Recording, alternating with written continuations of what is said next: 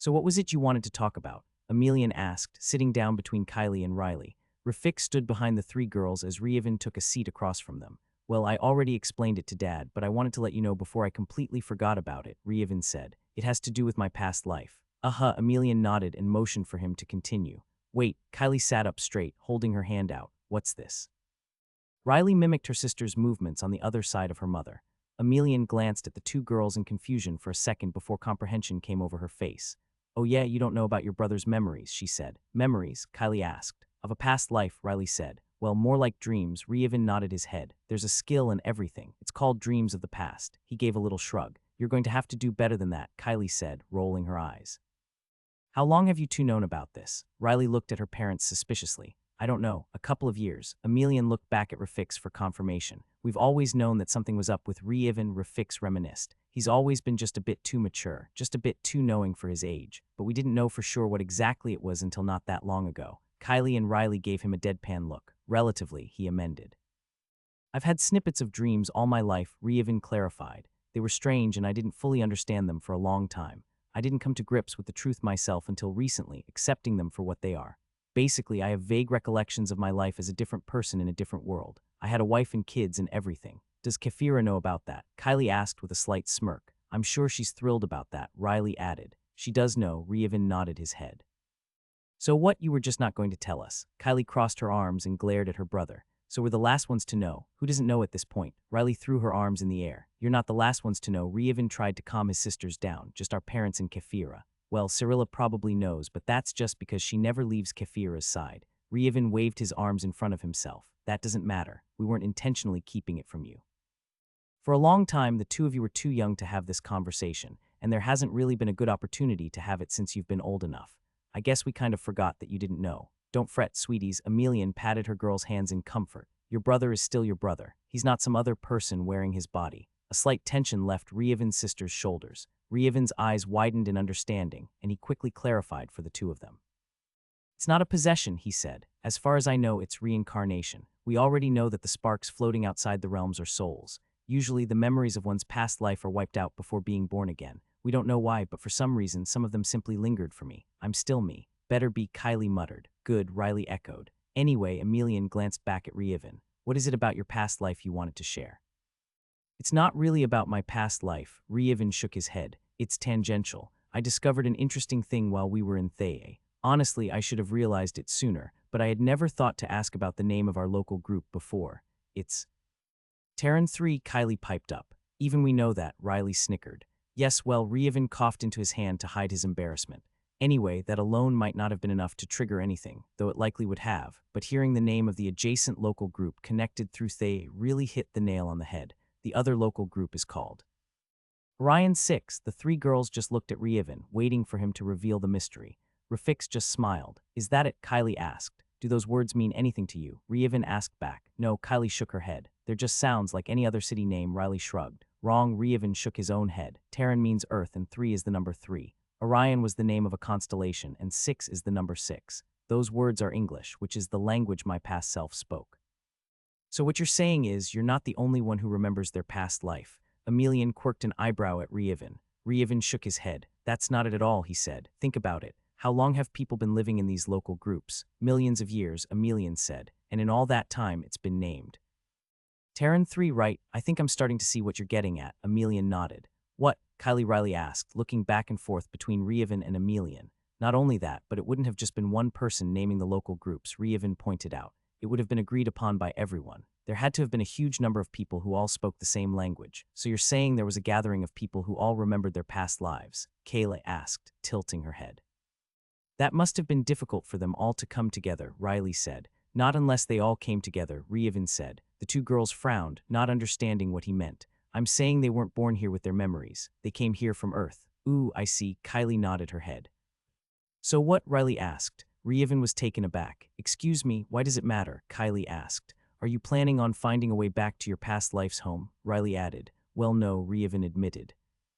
Does this information solve some sort of problem? Kylie continued. Is it important? Riley added. I just thought it was interesting. Rievin glanced back and forth between the two girls. He looked at his mother, but she just had an amused expression on her face. Rafix was openly grinning at him. Look, I just wanted to share the information with you all, Ryevin said in exasperation, and you needed to know about my past life for the context. It may or may not be important, I don't know. I'm not looking for a way back or anything, and even if I found one, I wouldn't go. There might not be an easy way to get back after all. It's just an interesting piece of information that might have a bearing on the truth of our past. I'm not sure the events of millions of years ago will have much bearing on today. Kylie was unimpressed. The war with the Abyss was only several 100,000 years ago, Ryevin pointed out. There might have been reasons from even earlier that were the cause. It might have relevance. Plus, the instigator of the Vin dungeon breaks told me straight up that he plans on starting another war between our realms. Kylie and Riley stared at Ryevin with wide eyes for several seconds. You go on and on about this connection to your past life's world, but you didn't think to inform us about this, Kylie asked. What are we doing? Don't we need to prepare for something like this? Riley asked. Have you told anyone else about this? That's one of the reasons I decided to start the mercenary company, Ryevin answered. And the reason I suggested Wispen involve themselves so heavily in the wars. In the short term, it will help prepare them in case the local enemies decide to invade. In the long term, it will prepare us for any future realm wars. I don't have the power or reputation to do more than that. Did it ever occur to you that's what the invaders are doing? Kylie asked. Ryevin opened his mouth and raised a finger to reply. He stopped and closed his mouth as the thought fully circulated in his mind. He looked up at Rafix, who had a surprised expression on his face. Wow, he exclaimed. I hadn't thought of that. It's possible, Ryevin nodded his head. Though considering their actions and some of the other things going on in the region, if they are doing that, it's only for themselves. They're not helping us build up our own strength. Still, Kylie shrugged. Something to consider, Riley ended. Yeah, it is, Ryevin agreed. I'll have to relay that idea to Kefira and her family. I'm not sure what else we can do at this point. Anyway, Ryevin sat back and looked at his family. I just wanted to share that little snippet of information with everyone. I'm not planning on going out, if that's what you mean, Ryevin said. Yay, Kylie jumped up. Time to play. Riley followed her sister. The two of them ran out of the house in short order. Ryevin chuckled. I still have a bit of thinking and meditating on my plan to consolidate my skills, but I think I'm getting close, Ryevin continued. I'll need Dad's help with some of it when I'm ready. I'm available whenever you need me, Rafix said. Okay. Well, we won't keep you. Emelian smiled at her son. Ryevin smiled as he stood up. He walked over and gave his mother a hug and a kiss on the cheek. He waved to his dad as he made his way to the stairs to go to his room. He still had a spot in one of the guest houses in Kefira's courtyard, but he was spending his time with his family. It had been a long time since his mother had as much influence over his life and schedule, but he had volunteered for it. He didn't feel suffocated or anything like that. He knew it was only temporary, and he would resume his post as the head of his mercenary company soon. In the meantime, he willingly shackled himself to just his identity as his mother's son and his sister's brother. He loved his family, and they deserved to have some of his uninterrupted time. Ryevin made his way to his room and sat on his bed. He entered a meditative state and once again contemplated his path to consolidating his skills. Ryevin stood across from his father in the training area of their courtyard. He was wearing his heavy armor with his shield, and he held his sword at the ready. Rafix held his own sword at the ready in front of him. Are you sure you need a sword for this? Rafix quirked an eyebrow at his son. If everything can be a weapon, why can't everything be a shield? Ryevin asked back. Parrying is a thing. Rafix shrugged his shoulders, conceding the point. Without further ado, he launched himself at his son. Ryevin sunk into the rhythm of the fight. He only focused on defending himself, though. The first step Ryevin had come up with was treating his heavy armor like it was medium or even light armor. His incredible physical stats were both a boon and a hindrance in this. He had long grown strong enough that the heavy armor didn't put any strain on his body, but that made it difficult to envision it as the different type of armor. To that end, he had borrowed a pair of the prisoner shackles to restrict his stats. Rafix was likewise shackled, and they too were focusing purely on their skills. Even with their stats and active skills restricted, their sparring match was a sight to behold. Their transcendence abilities with their weapons bled over to their entire being when they fought. It wasn't just how well they were able to use their weapons, but how they moved and anticipated the flow of the battle. Ryevin's meditation skill wasn't high enough that he could use it while fighting, but he had made enough strides in the skill, and being more active while using it, that he could sink into a quasi-state. He was able to focus his attention on a specific task and drown out everything else. Tunnel vision was often a bad thing, but in this specific circumstance, it was exactly what he wanted. Ryevin tried to incorporate his ideal that everything was a weapon into everything was armor. The function of his armor was to protect himself from harm. Likewise, dodging, evading, parrying, and blocking were all forms of protecting himself from harm. He sunk into a state where even his breathing was used in his dance to avoid his father's strikes. Rafix thrust forward with his sword, and Ryevin spun aside in his intricate movements. The sword brushed against his stomach as Ryuvan breathed in, bringing his chest up and stomach back as he took a deep breath, causing the sword to miss him by a hair's breadth.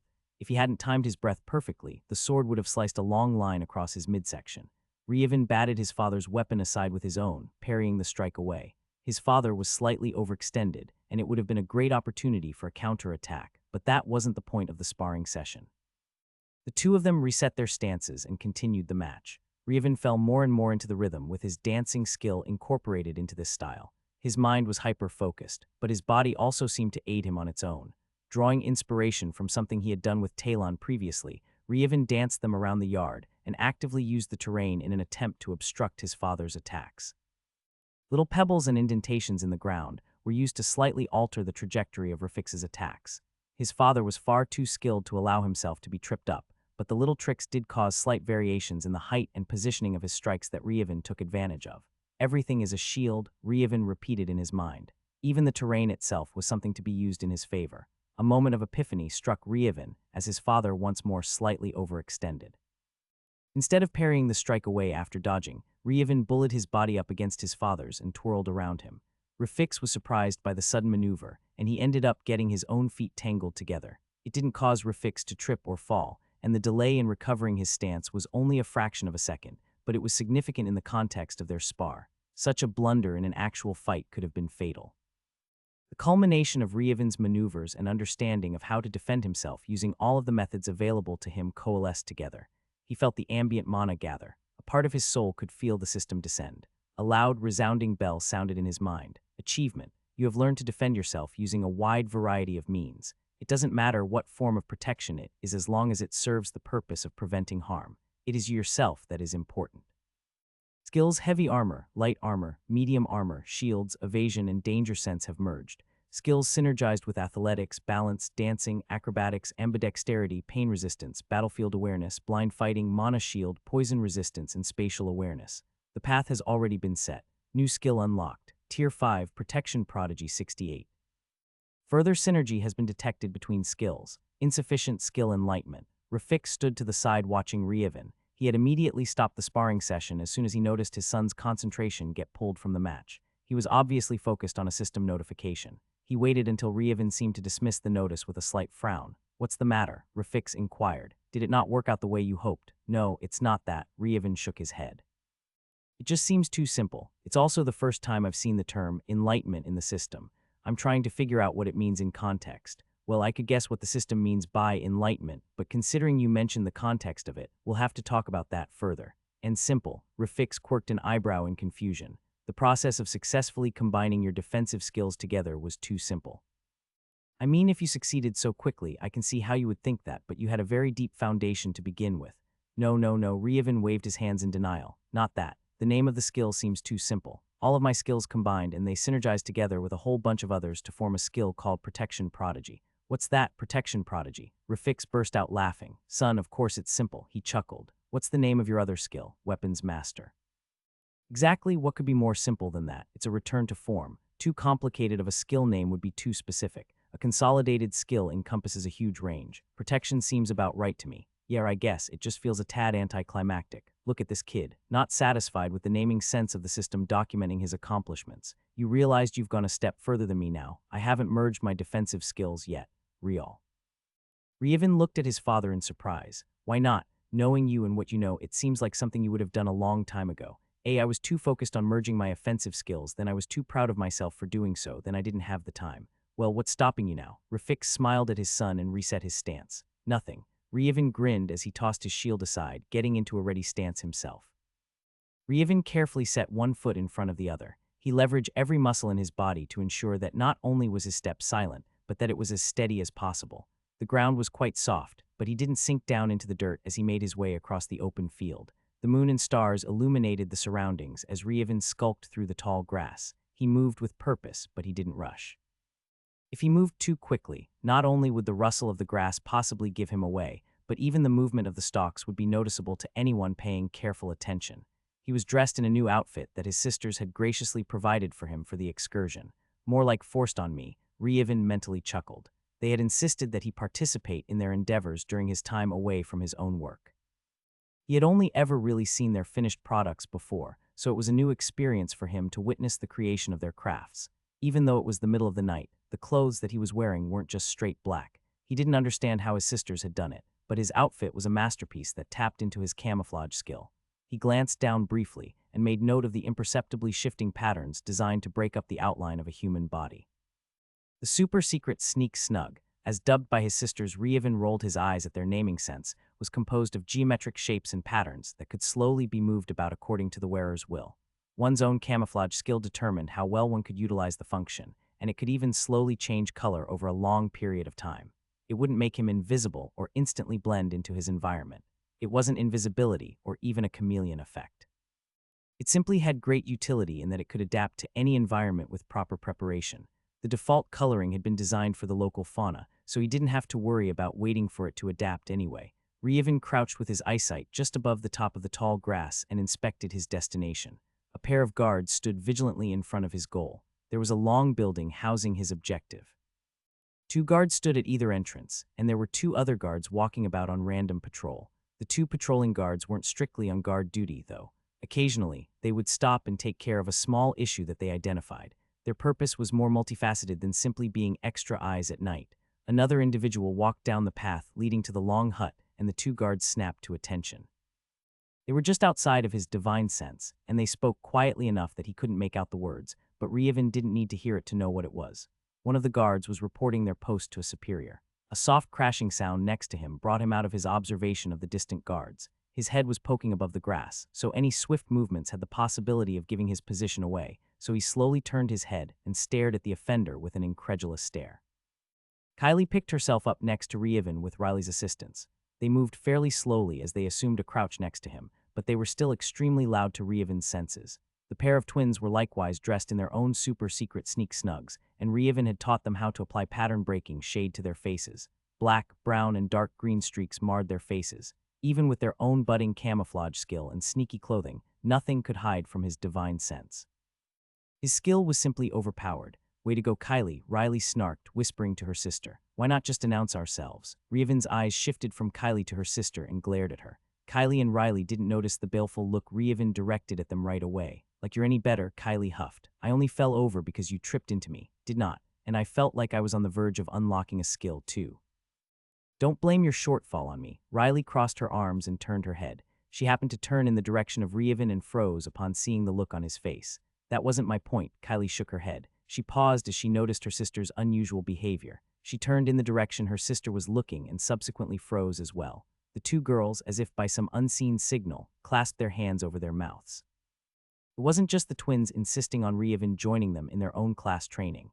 They demanded he bring them along on his exercise in trying to combine his stealth skills together. He was still on his vacation, after all. Reevan stared at his sisters for another couple of seconds before slowly turning his gaze back to the sentries. The supervising sergeant had moved on by that time, but it appeared their own conversation had prevented them from hearing the whispers of the girls.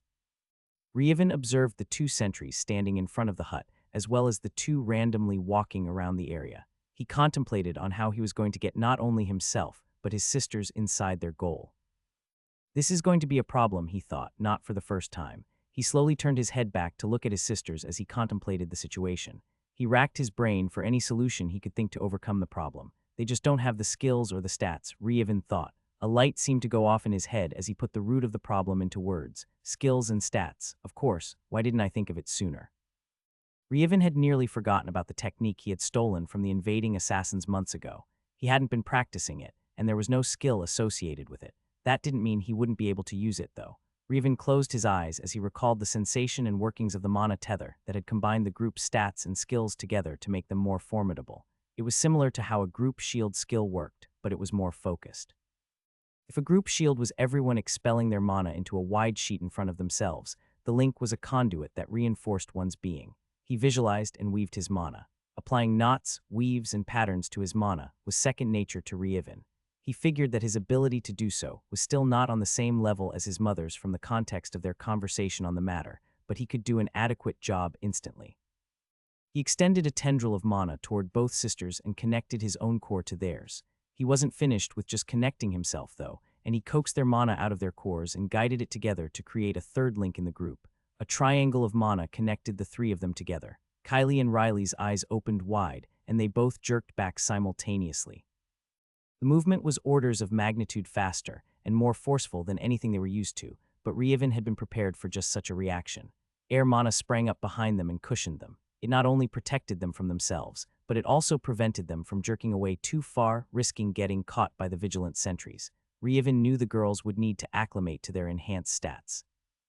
This was really something he should have thought of before they attempted to infiltrate a secure location, but there was nothing he could do about it now. He continued the air mana and created a small bubble around themselves. He didn't want to use too much mana in case someone in the hut, either the sentries or anyone else, had mana sight and could see the sudden outburst of mana. It had the intended effect, though, as it prevented sound from carrying. The ambient sounds they had grown used to quieted down until they were in their own little bubble of silence. The two girls had sensed mana at least. Ryevin wasn't sure if they had unlocked mana sight yet or not, but they still immediately noticed the bubble of air mana surrounding them. "What is this?" Kylie asked, eyes wide. "I feel like I could run 1,000 miles in a day," Riley echoed. The two girls went about inspecting themselves and moving their bodies around to feel the difference. "It's not your own strength," Ryevin quietly explained. "We've shared our stats and skill together to bring you up to a competent level, but you'll need time to get used to it. I've also never used this ability on anyone with such a drastic difference in stats before. I'm afraid it might have negative side effects on your bodies if you strain too much or for too long." Kylie and Riley stopped their movements and gave their brother a thoughtful look. "If we get spotted by the sentries, don't try to escape. Just give yourselves up like you were told at the beginning." "We understand," Kylie nodded. "We still have the same mission and rules," Riley echoed. "Good," Ryevin was satisfied. "Take a couple of minutes to get used to the feeling of your enhanced stats." Kylie said she felt like she was on the verge of unlocking a skill, so you can also take the time to feel it out and try to unlock it for yourselves as well. "I don't know how well sharing a skill you don't have will work for you, but it should provide at least some sort of change." The two girls nodded and got to work. They didn't want to hold their brother back too much despite insisting on coming when they knew they didn't have the prerequisite skill set to keep up with him. The rule that they weren't to try and escape, but simply give up if they were spotted had been set exactly because nobody expected them to succeed. The regular soldiers didn't know who they were, but the officers did. Ryevin didn't want to endanger his sisters with overzealous sentries if they tried to flee. If they were spotted, they were to simply wait for one of the higher-ranked soldiers to arrive on scene and identify them. The trio were trying to sneak into one of the field barracks of the mercenary trainees. Ryevin had informed Jekyll of his intentions, and the other officers and staff NCOs knew that Ryevin was going to be working on his stealth skills, but none of the NCOs or trainees knew about it. It would have defeated the purpose if they weren't acting exactly like they normally would. Ryevin waited as his sisters Duck walked around in circles and moved their arms and fingers about to get used to their increased physical stats. They moved about for about 10 minutes, and Ryevin was about to remind them they needed to get going when they both stopped and shared a grin between each other. They both looked at Ryevin. "I unlocked 2 new skills," Kylie exclaimed. "Silent Step and Sure Step," Riley confirmed. Ryevin smiled back at his sisters. "Great job," Ryevin nodded. "Now it's time to move ahead with the plan." Ryevin dispelled the air mana bubble and took another peek at the sentries. Nothing had changed with them, so he squatted back down below the grass line. The three of them slowly made their way toward the nearby hut. The location Ryevin had decided to infiltrate was one of the barracks the mercenaries and trainees used while performing field exercises. They didn't always camp out in tents while in the field. In fact, it was more likely than not that they would have some sort of permanent structure to base out of whenever they deployed. Setting up camps and bivouacs was still an important skill, but it wasn't stressed as heavily as the combat functions. There were 3 long huts, but there were only sentries assigned to one of them. The mercenary company wasn't large enough that they needed more. There was currently only 1 platoon of trainees practicing their field exercises at the moment. The platoon of trainees had completed their initial recruit training and assessment, but they didn't have any actual experience yet. Ryevin and the other officers had determined to refer to the mercenaries in each stage differently. Those performing their recruit training and assessment were called recruits. Graduates who hadn't deployed were called trainees. Only those that had a deployment under their belt were officially referred to as mercenaries. That included during the deployment, so as soon as a trainee left for their first deployment, they were considered an official mercenary in their company. The naming structure wasn't designed solely to separate each group. It had an actual function. When discussing the groups of soldiers under their command, one could identify the level of experience immediately upon their designation. All of the adventurers who had participated in the Drallo campaign were automatically deemed as mercenaries. They had already performed as a military unit. They had earned it. It was important to make that designation, as several of them had stayed behind to continue running the company and conduct training while the main company had been deployed to Vero. The three duck walked through the tall grass until they reached the dirt path leading to the front of the long hut. They were off to the side a little ways, and they would need to cross the short open ground where they were exposed. Rievin could have moved them further away where the chances of being spotted were negligible, but the entire purpose was to sneak around without getting caught. The process was the goal, not actually getting inside the hut. There was literally nothing for them to do inside the hut. They were simply trying to get past the sentries and gain entry before leaving the way they had come. Rievin was able to see the interior of the hut with his divine sense. The platoon was asleep except for the 6 standing watch. 2 sentries on either end plus the 2 roamers. It was referred to as fire watch, and they would take turns spending an hour at a time standing watch. There were enough trainees that not everyone had fire watch every night, so everyone had the chance for a full night's sleep every couple of days. Rievin didn't notice anything out of the ordinary within the hut as they crawled across the dirt path. Rievin led his sisters to the side of the hut, where they were out of line of sight of the sentries before standing back up. There were a couple of NCOs still awake inside the small office at the front of the hut, but other than that, nobody but the roaming fire watch moved inside the hut. Rievin and the twins leaned up against the wall of the hut as they made their way back to the front. The sentries were standing a few feet away from the actual hut, so there was room for them to maneuver behind them. They would have to make absolutely zero noise in order to not be caught, but Rievin was confident they could do it if they were careful. With his skills supplementing his sisters, they were able to move around with steady and silent steps. If they had been moving on loose gravel, Rievin wouldn't have been as confident, but it was simply dirt and grass. I'll need to talk to the officers about making sure any tall grass is trimmed around our bases in the future, Rievin idly thought. It's the same principle as cutting the trees around a city. We were able to sneak up way too close in waist-high grass. Rievin carefully moved his body around the corner of the hut, focusing on the 2 sentries who had their attention out in the surroundings. Kylie and Riley followed his example exactly. They placed their feet exactly where and how he placed his, and they maintained the same center of gravity.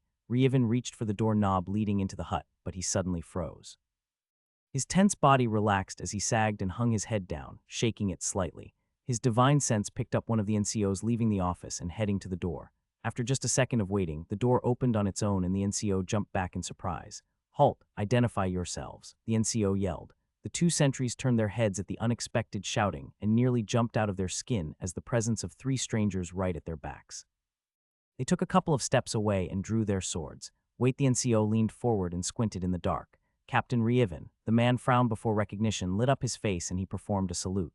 "Good evening, sir." The 2 sentries shared a confused look, but they maintained their ready stance. The NCO glanced at them. "Put your weapons away," he commanded. "This is Captain Rievin. I thought for sure we were going to succeed," Rievin muttered as he sighed. "What was that, sir?" the NCO asked. "Never mind," Rievin shook his head. "Good job, Sergeant. I was just making an impromptu inspection of the situation with trainees. You're running a tight outfit. Keep up the good work." Rievin turned to Kylie and Riley, who were frozen in place, eyes wide and shifting about. "Come on." Rievin simply turned and walked away down the dirt path. Kylie and Riley quickly followed. "That's it," Kylie asked. "We're done," Riley asked. "Yeah, we're done," Rievin said. "We accomplished as much of our goals as we could." "I think we did a pretty good job, honestly. We just got unlucky there at the end. If I had been by myself, I probably could have figured a way out, but you two don't have the skills or experience necessary." Rievin continued walking in silence as Kylie and Riley whispered to each other. They talked about how fun the experience had been and about their 2 new skills. Rievin evaluated his own skills, and he could feel a sort of pressure building. The entire time, he had been working on combining all of his skills together for every move and action he took, but it hadn't been quite enough. He could feel he was close, but there was still something missing. Rievin dismissed the mana tether holding them together. He immediately noticed the fluid movements of his sisters return to normal with his divine sense. Their bodies not only didn't move quite as quickly, but they also lost some of their coordination. The 2 girls slightly stumbled at first and glared daggers at Rievin's back, but he was too preoccupied thinking about what else he needed to do to combine his stealth skills. The exercise hadn't been a complete waste of time. He had been practicing combining his stealth skills at home with his family, but he felt he needed more practical application of the skills to push it further. He could tell he had taken a significant step, but there was one final step he needed to take. He had an idea, and he would try it out in the next few days.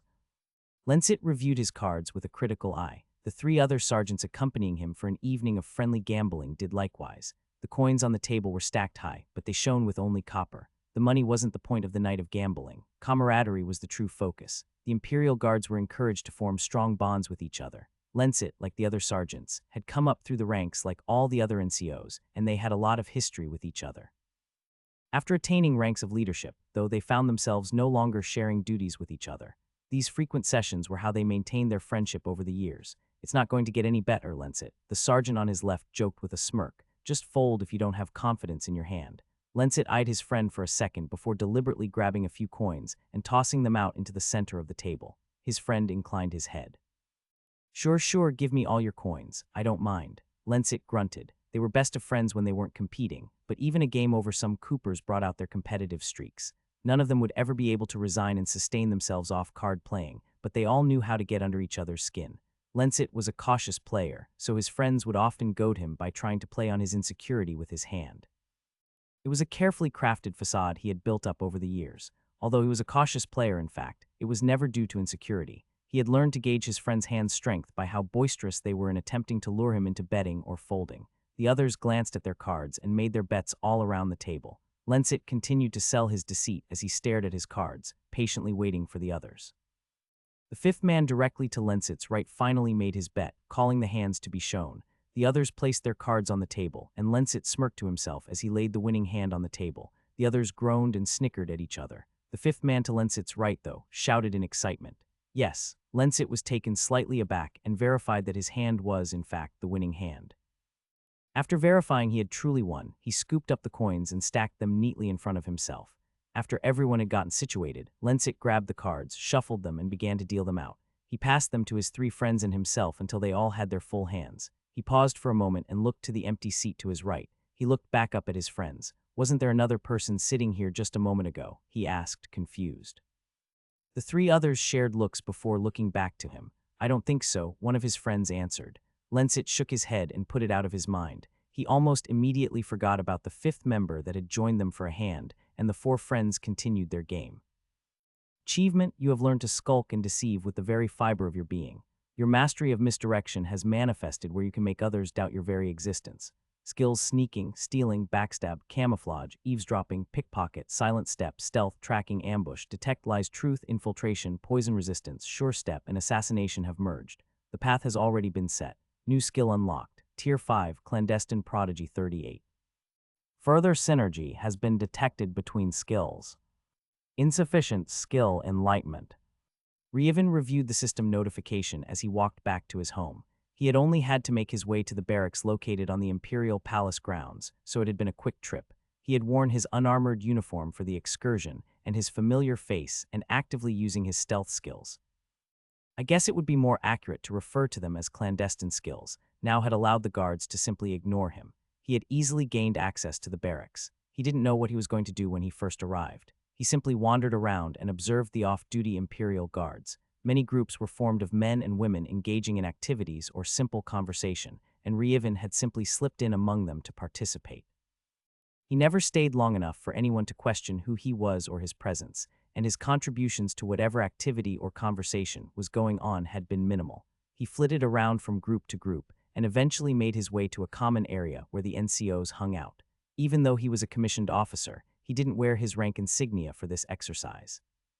He had spotted an acquaintance, Imperial Guard Sergeant Lensit, and knowing the man and his character had emboldened his decision to join their card game. The deck of cards had been set aside, forgotten, next to Lensit's elbow, and Revan had simply skimmed the top cards from the top and played them in one hand. He imagined it was the difficulty involved in pulling off his stunt successfully that had finally pushed him beyond his limits. He quickly left the table after being unable to contain his excitement when the notification popped up. He had spent a couple of days trying to figure out exactly what he needed to merge his clandestine skills together. He had been so focused on simply avoiding detection, he had forgotten the other aspect of being stealthy. In conversation with his father about the subject, Rafix had reminded him that the safest place to hide the envelope was on the mantle. He had an epiphany and realized that he didn't need to just completely avoid detection, but he needed to be able to blend in as well. That was how he came up with the idea of infiltrating the Imperial Guard barracks. With all of his skills active and at the forefront of his mind, he not only managed to convince everyone he came into contact with that he was supposed to be there, but from the comment from Lensit as he made his exit, he even managed to convince people he hadn't been there at all. He had no misgivings that he would have been able to walk into any situation and succeed in making others believe he belonged there.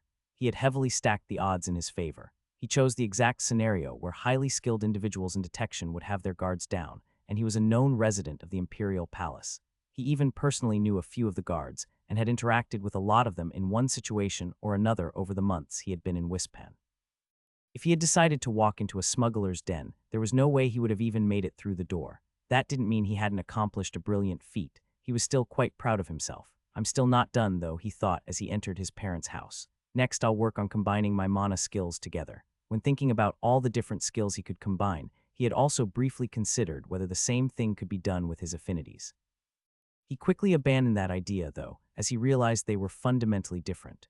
The four basic elements already made up 99% of reality, and if he did combine it together, what would it be? The obvious answer was veridical, but he already had that. There was strong evidence that it was impossible to combine affinities in the same way he combined his skills. Not just the fact that he simultaneously had veridical and the basic elements, but also because he had already combined affinities to form other affinities, but it wasn't nearly in the same way that combining his skills had worked. For one, they didn't permanently merge. Another aspect was that the new affinities weren't actual combinations of the other affinities, but they instead had their own, separate properties. He was further convinced of his idea, with the confirmation from his mother and Kefira that there wasn't higher-tier affinities that incorporated the lesser tiers in the same way his skills did. "Brother," Kylie yelled down at him from their room upstairs as he entered the house. "Come join us," Riley echoed. "You promised." Reevan shook his head and dismissed his thoughts about his mana skills. He had promised to spend some time with them today once he was done with his exercise in merging his clandestine skills. He had just accomplished his goal much quicker than he had anticipated. They were either waiting and listening for me, or I swear they have the divine sense skill, too, Reevan chuckled to himself. He made his way upstairs. He paused for a second as he sensed and saw all the mana his sisters were manipulating on the other side of the door. He was used to it by now, but it was still quite the sight.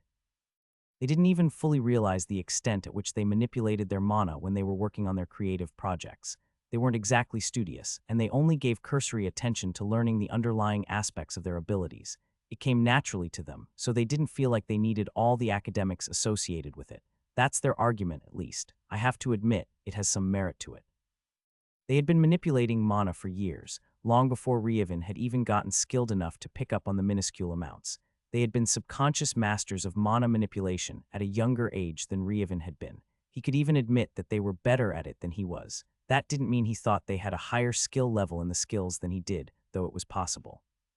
He didn't know what their skill levels were, and they didn't have a 3-year stint where they were unable to work on their skills. He had also been let into the loop that they had epic Tier 1 classes. That particular revelation had made Reevan question his entire time as a conscript.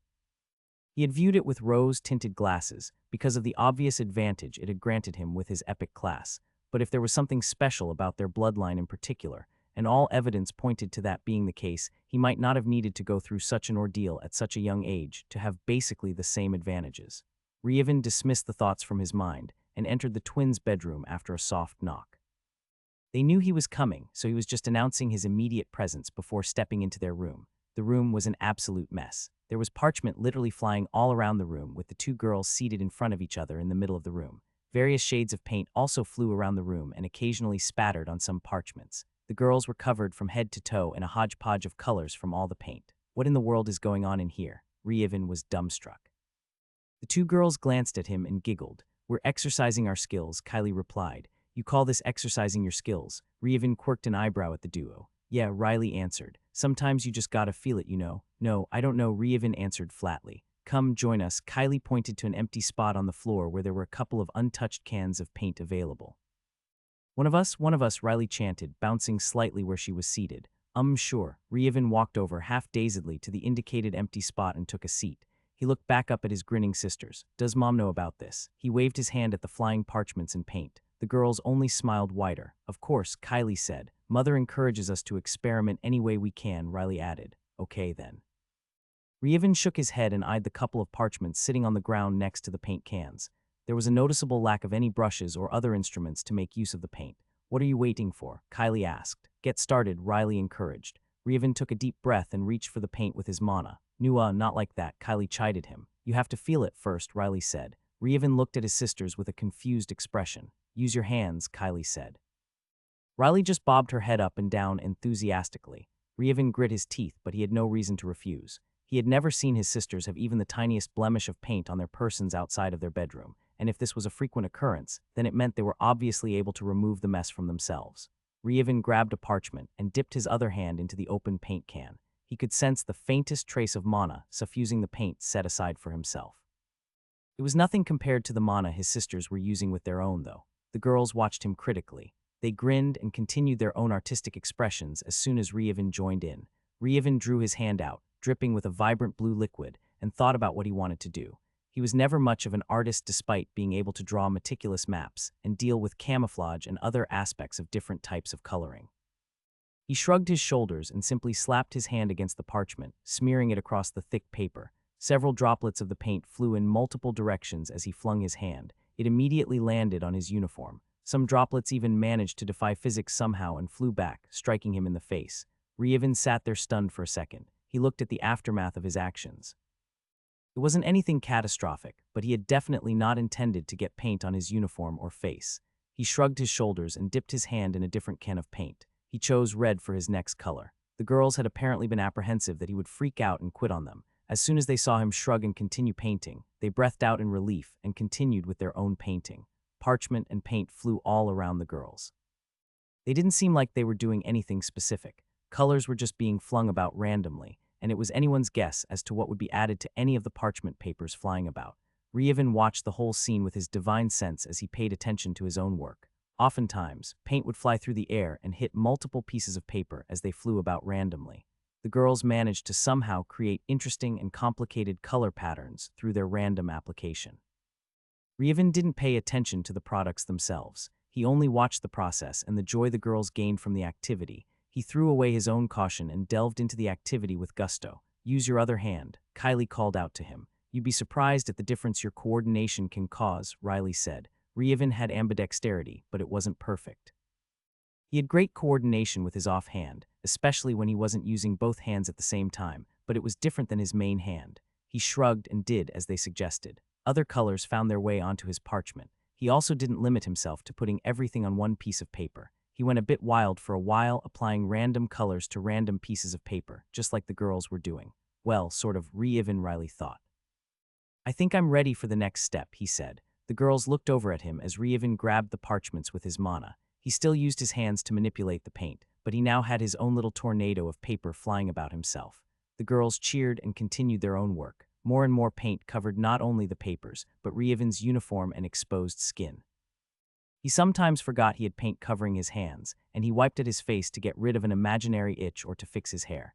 He was a complete mess, and there was almost no spot on him that didn't have at least a little bit of paint on him. He looked just like his sisters. They had zero care in the world for where the paint flew, whether it was on the paper, their bodies, or simply flung across the room. There was even paint on their bed covers and sheets. Reevan let all of his worries go and just enjoyed the craziness with his sisters. None of his papers were going to turn out as any kind of exquisite work, much less a masterpiece, but that wasn't the point. His sisters didn't seem to care what they were making either, and they were obviously having a blast. The longer the session went on, the more joy his sisters seemed to get from the silly activity. They were practically falling over each other with laughter. Okay, Kylie said, catching her breath. "I think we're done," Riley said, equally out of breath. They stood and assumed a pose. They stood shoulder to shoulder, hands outstretched in front of themselves. Combined, they shouted together. Reevan thought the verbal command was wholly unnecessary, but he wasn't going to say anything. They were having fun. The flying parchment papers accelerated and began truly spinning as a paper tornado around the girls. Reevan watched with his eyes and his sensed. The mana in the room coalesced and seemed to mimic the random patterns of paint the girls had created, but there was some sort of order to the chaos. The papers spun so fast that it appeared to become a solid cone around the girls. A flash of power blinded Reevan's eyes, but it didn't stop him from witnessing the entire ordeal with his divine sense. The papers literally combined into a large tapestry. Painted upon it was the exact scene of the three of them in the room performing the exact exercise that led to the tapestry.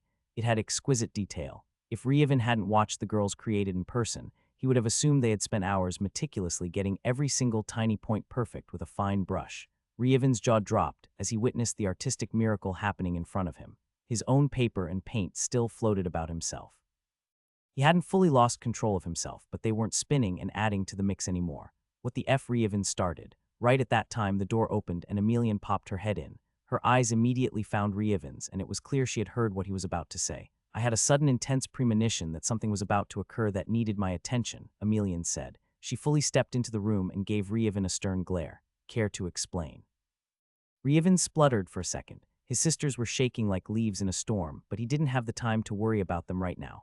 I'm sorry, mother, I was just so surprised, Ryevin said. I shouldn't have lost control of my tongue like that. He lowered his head in shame. Ryevin never used bad language, and he especially didn't do so in front of his sisters. They were in their teens now and growing into adulthood. They were only 3 years younger than him, and he had fully matured a long time ago. They still acted a bit immature, but it was mainly their love of pranks. If Ryevin looked at them with an objective eye, he could see that they were turning into little women in front of his eyes. He didn't know how he felt about that. The loss of 3 years still messed with his expectations sometimes. You're an adult, Ryevin, Emelian said. And your sisters are old enough that it's not like they haven't heard worse before. I'm not talking about you almost using colorful language. I'm talking about your other colorful presentation. She gestured at Ryevin. Ryevin looked down at himself and took in his appearance. He had been so caught up in the painting session that he had forgotten all about his own appearance. He frowned, though, and looked back up at Emelian. He was confused as to why she would point it out when she apparently let the girls do this all the time. Suddenly, an incongruence made its way to the forefront of his mind. He had been so shocked by the appearance of the wonderful painting appearing out of such chaos, and then distracted by his mother's intrusion, that he had failed to notice a very significant detail. Ryevin practically sat in a puddle of paint. He was colored from head to toe, and even had paint dripping from his hair like sweat. That wasn't the incongruence, though. That was as he expected. He looked around with his own eyes at the room, the pristine, spotless room. There was not so much as a smudge of paint on anything outside of his little circle other than the twins' painting. They had absolutely zero's paint on themselves, too. He also noticed the lack of mana suffusing the entire room. He looked at the girls' eyes in turn, and he saw the mischief dancing in them. Ryevin started. The girls bolted from the room, laughing hysterically. Emelian was confused and simply let them run past her. They could hear them laughing as they ran out of the house and down the path leading toward Kefira's residence. They hadn't been shaking out of fear or nervousness, Ryevin realized. They were holding in their laughter. What was that about? Emelian asked. Ryevin's mouth formed a thin line as he looked at his mother. I've been tricked, Ryevin said. Oh, how so? Emelian asked. She seemed incredibly interested in the topic of the girls getting one over on him. She walked over and took a seat on the bottom mattress of the bunk bed. Ryevin gestured to himself. The way I look now is how the girls looked to me when I first arrived, Ryevin explained. They told me it was fine and that they did it all the time with your permission. They convinced me to participate, one step at a time. First it was convincing me it was fine, then they got me to use one hand to directly paint with, then my other hand. It escalated after that, slowly but surely, until you see the result before you. I had gotten so used to them expertly using mana in everything that they did with their artistry that I dismissed it out of hand.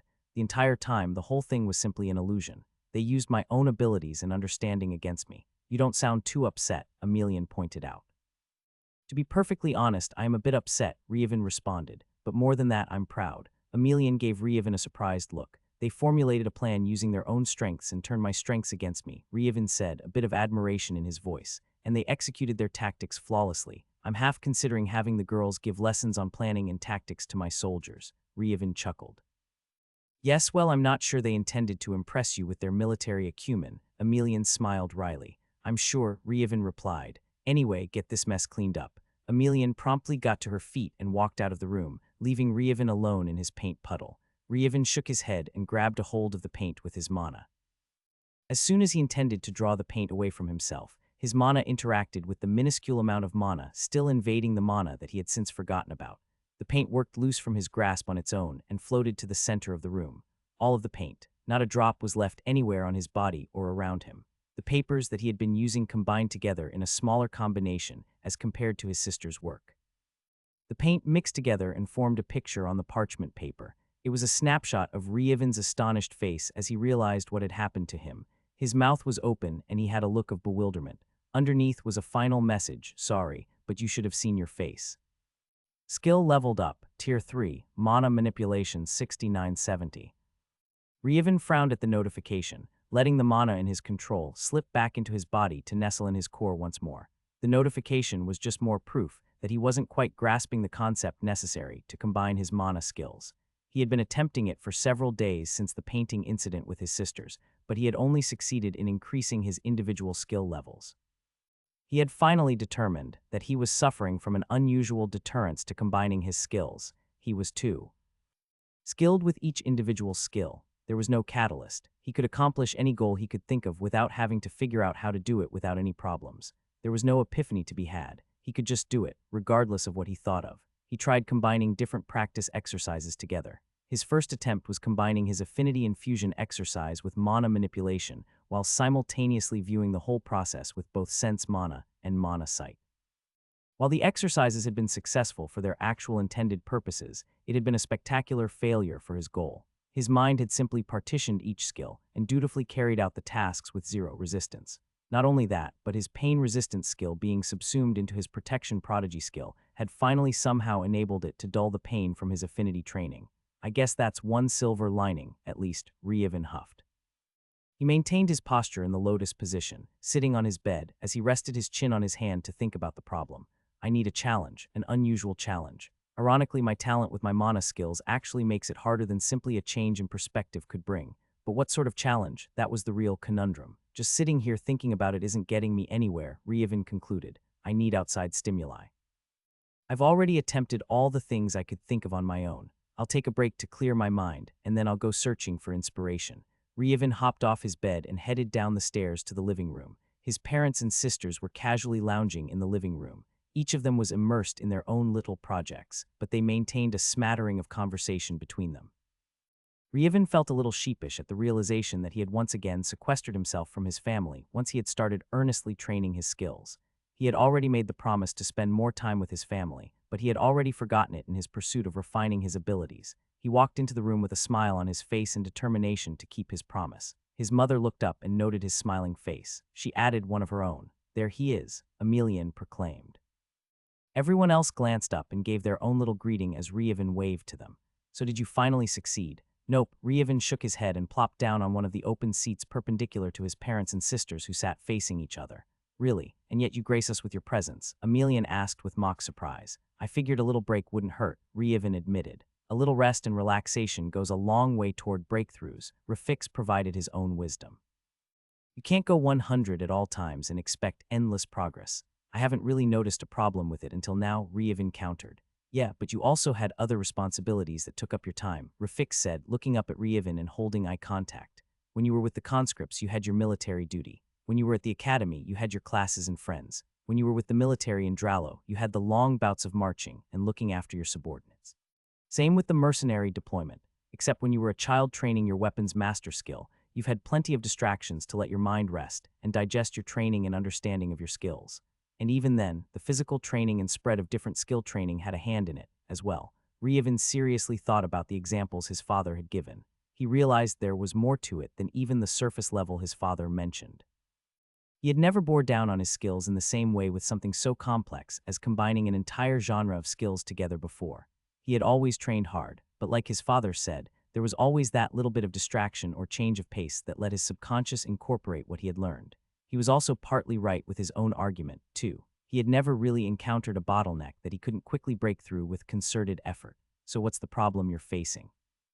Emelian asked out of curiosity. "Maybe some outside perspective can help." "That's actually exactly what I was thinking," Ryevin answered. "Everything I've thought of on my own hasn't worked." "Well, it's worked, just not the way I want it to. The problem is that I'm too good." Emelian and Rafix watched Ryevin, waiting for him to elaborate. After a couple of seconds of just staring at each other, Emelian finally rolled her eyes. "Well, don't brag too much in front of us lowly mortals." "I'm not bragging," Ryevin shook his head. "That's really the issue. There's no challenge for me to overcome. Everything I've thought of, I'm able to accomplish with how my skills are set now. My foundations are also pretty deep when it comes to magical theory after the tutoring I've received from you and Kefira. My individual skills can handle any task I can think of, even when I'm using 4 or more at a time." A flash of subtle mana distracted Ryevin. He glanced over at his sisters as they clapped and laughed in glee. They had apparently finished a small personal project they had been working on. Emelian looked over with a smile and love in her eyes as the girls celebrated. Ryevin frowned as something pulled at his consciousness, but it was gone before he could grasp what it was. He simply smiled at his sisters. There was a little clay figure sitting on the coffee table in front of them. It was of a man and woman dancing. The figure was intricately carved, and the colors blended perfectly. If Ryevin didn't know better, he would assume it was a little statue crafter by a master, but the fading wisps of mana dispersing into the ambient mana all around reminded him it was anything but ordinary. "Watch," Kylie and Riley said at the same time, gesturing together at their little figurine. Without any noticeable activation from the twins, the pair of dancers started to dance around the table. The male dancer twirled the female, and her dress even flared out as if it was truly made of cloth.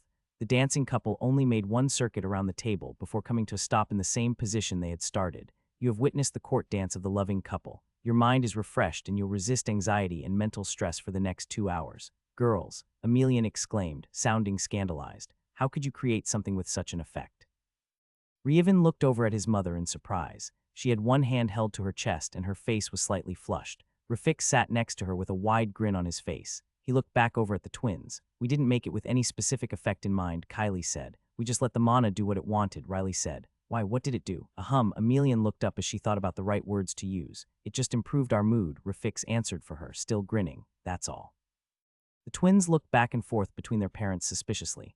Anyway, I think it's time for you to take a break, Emelian said, standing up. Go out and play now. You too, Reevan. Go find your little girlfriend. She paused and gave Reevan an appraising look. On second thought, don't go see her just yet. Reevan gave his parents a smirk. Rafik just winked back. All it did was refresh my mind and prevent mental stress, Reevan said. In that case, go see Kefira. Shoo, shoo. Emelian stepped around the coffee table and rushed the two girls who weren't moving nearly as fast as she wanted them to. Rafik slowly stood up and stretched his arms over his head. Reevan got up and headed to the door ahead of the twins. He turned his head back on his way out. Have fun relaxing. Oh, you know it, Rafik agreed. Emelian swatted him in the shoulder as she rounded the coffee table to stand next to her husband. Rafik was undeterred and kept grinning. It's one of my favorite pastimes. Kylie and Riley followed Reevan out the door. Reevan saw Emelian grab Rafik's hand and lead him to the back of the house with his divine sense. He picked up his pace to get out of range with his skill. Since when has relaxing been one of Dad's favorite things? Kylie asked. I thought he only loved everything that didn't involve relaxing, Riley added. I've never seen him happy about something that wasn't physical exercise.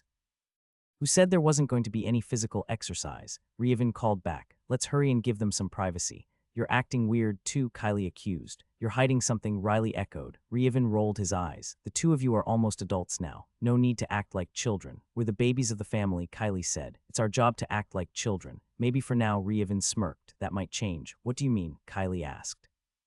Has Mom and Dad seriously not told you about what married couples do and where babies come from? Reevan stopped and looked at the twin girls incredulously. Of course they have, Kylie defended herself. We know all about it, Riley said. Reevan gave them a meaningful look. Their eyes widened in comprehension. Ooh, they said together. Yuwa. Reevan laughed and shook his head. Come on, let's give them some alone time. Reevan watched the tea as it poured into his cup. The young maid who saw to the needs of the guests was familiar to Reevan in so much as he could recall her face among those that had trained under his father. He didn't know her name or anything else about her, though. She wasn't his maid, so he didn't feel the need to learn, either. An unusual interest, even one of pure curiosity, might send the wrong signals to another party. Kefira's never shown any inclinations towards jealousy, but that doesn't mean I should give her a reason to, Reevan internally chuckled. After his tea was poured, the maid continued to pour 2 more cups. Reevan stifled a sigh as he looked up at the other guests sitting with him in the room. Isn't it obvious? Kylie asked back. It's obvious, Riley stated. And what's obvious? Reevan asked, quirking an eyebrow. Kylie and Riley shared a look where they rolled their eyes. You need a chaperone, Kylie said. Mom was quite clear about what watching our little dancers did, Riley added. We must protect Kefira from your beastly claws. And didn't I say that all it did was refresh my mind? Reevan also rolled his eyes. Who can trust the words of a beast? Kylie shot back. You can't be trusted, Riley said. When have I ever lied to either of you? Kylie and Riley stopped and thought about the question before looking at each other again. They appeared to conduct some sort of silent communication that Reevan couldn't pick up, but they quickly turned back to him. That's exactly what a deceitful beast would say, Kylie claimed. There's a first time for everything, Riley continued. Wouldn't this be the perfect opportunity? Building trust over years with petty truths only to spring the lie when it actually mattered. You do know that Kefira and I are to be engaged, right? Reevan said. To be, Kylie said. Hasn't happened yet, Riley said. And an engagement isn't a marriage. Double hasn't happened yet. The door opened and Kefira strode into the room with a wide smile on her face. Cyrilla trailed in behind her with her usual stoic look. Sister-in-law, Kylie and Riley exclaimed excitedly. The twins leaped from their seats and practically lunged across the room to embrace Kefira in a hug from either side. Kefira was stunned for a second, her smile frozen on her face, before she hugged the 2 girls back. Wait a second, Reevan protested. Didn't you just say hasn't happened yet? And here you're calling her your sister-in-law. Those rules don't apply to us, Kylie said, sticking her tongue out at her brother. We're not the beasts trying to dig his dastardly claws into our pure, innocent sister-in-law, Riley added. Kefira was smiling at the banter between the siblings until a snort from behind her caused her expression to stiffen. She carefully turned her head to glare at Cyrilla. Cyrilla looked straight ahead as if she had never made a sound. If Ryevin hadn't seen the woman snort at the statement, he would have sworn the sound obviously couldn't have come from her. Kefira turned her attention to the sisters and squeezed them each with an arm before extricating herself. She indicated for the two girls to sit back down, and she followed suit and sat in her own seat. Her tea had already been poured from her, and all four of those seated at the table took a sip. To what do I owe the honor of this rare visit? Kefira asked, narrowing her eyes at Ryevin. She sounded suspiciously like Emelian. Ryevin rolled his entire head around his neck. He lifted his arms up in a helpless shrug. It's only been a couple of days, he said. I've made time to visit your courtyard every day, Kefira said. And your sisters visit me every day, too. Ryevin glanced at the twins in surprise. Really? It's true. Well, Ryevin set his teacup down and sat back. You're right. I should make more time to visit every day. I apologize. It was Kefira's turn to be taken aback. She sat back and shared a look with the twins. That easy, she asked. I was only half joking. Doesn't matter, Ryevin said. I've already accepted fault and determined to do better. There's no reason for me not to acknowledge when I've been wrong. I get too caught up in my training and experimentation with my skills. Don't take it so seriously, Kefira mollified. I know this is important to you. I'm mature enough to recognize that you're busy and focused on a goal. Besides, I'm going to make you help me achieve the same thing just like you did with your father. Absolutely, Ryevin nodded, smiling. There was never any question. I'm just taking a break before I seek inspiration. The things I've been thinking up on my own haven't been what I need. So that's why you're here, Kefira raised an eyebrow. And here I thought you came to see me because you loved me, Ryevin snorted. I'm here right now because my parents. La la la la la, Kylie closed her eyes and covered her ears. I don't want to think about it. Riley covered her eyes with her hands. Ryevin gestured to his sisters. You get the idea, Ryevin smirked. Kefira observed the two girls and nodded sagely. But that's only the reason I'm here at this time. Neither is the reason I came to see you. I just wanted to see you. I know, I was just teasing, Kefira smiled. I'm also not sure I'd be able to give you the inspiration you need. I've already taught you everything I know that you didn't already. There's not much more to dig out that could help you. You should paint with us, Kylie said, lowering her hands. I'm sure we could give you a challenge, Riley said, opening her eyes. Ryevin gave the two a weary look. Like last time, I'm not sure that's the type of challenge I'm looking for. Nope. Last time was a prank. This time we're being serious. The two girls nodded. Ryevin shared a look with Kefira. Kefira looked over her shoulder to the maid who had retreated to the back of the room. Would you go grab the supplies they left here? Kefira inquired. The maid bobbed a quick curtsy and left the room. In only a few moments, she returned with another couple of maids. They were all carrying various art supplies and paints. A couple of easels were set up and all the maids except the one who had originally stayed behind left. Perfect. Kylie clapped excitedly. Let's paint. Riley jumped up from her seat and rushed to an open easel. The two girls gathered their mana together and began infusing the paint and tools. Ryevin just shook his head as he slowly got up from his seat. That same feeling that had momentarily arrested his attention earlier came back in full force. It didn't go away immediately this time, though, and he searched for the cause of the interference. He looked all around until his gaze settled on the mana being manipulated by the girls. He walked over and reached out to the mana coursing along as a thick braid into the paint. He lifted it with his hand and observed it. He was able to manipulate the weave in a non-intrusive manner by lifting it up. He could wrest control away from the girls if he wanted to with his superior skills and stats, but that's not what he was trying to do. He didn't really need to bring it closer for his inspection with his ability to perceive it with his divine sense, but he wasn't getting a clear picture of what he was looking at. He brought it up to inspect visually while digging into it with his divine sense. He looked back up at the two girls with a confused expression on his face, still holding the weave in his outstretched hand. What is this? Ryevin asked. What do you mean? Kylie asked. It's our mana, Riley replied. I'm talking about the affinity, Ryevin clarified. 1 second it's air, then it's fire, then it's some other higher tier affinity I'm not familiar with, but then it's none of them and all of them all at once. Well, yeah, Kylie said. We put our affinities into the weave, Riley added. All of your affinities, Ryevin continued to ask. Of course, what else would we do? Kefira walked over with an equally confused expression. She peered down at the weave held in Ryevin's hands and carefully inspected it. Fascinating, she whispered. I don't understand, Kylie said. Isn't infusing your affinities into your weaves basic? Riley asked. Not like this, Ryevin exclaimed. I infuse one affinity into each thread. I weave multiple threads with their own individual affinity together for the weaves. You guys have managed to infuse each thread with all of your affinities at once, Kefira pointed out. Not only that, but it can be any combination of them at any time, or none of them at all as pure mana. How do you do that? Ryevin asked. The two girls shared a look before looking back at Ryevin with smiles. Looks like you found your challenge, Kylie said. This is so frustrating. Ryevin threw his head back inside. I don't get it. Ryevin leaned back and threw his forearm over his face, covering his eyes. The twins were working enthusiastically on their own easel nearby, and Kefira was watching them with interest. The three girls turned to appraise Rievin. "What don't you get?" Kylie asked. "It's not hard," Riley said. "I don't get how you maintain control," Rievin said, sitting back up straight. "Every time I try to infuse an additional affinity into a single thread, the other affinity disappears.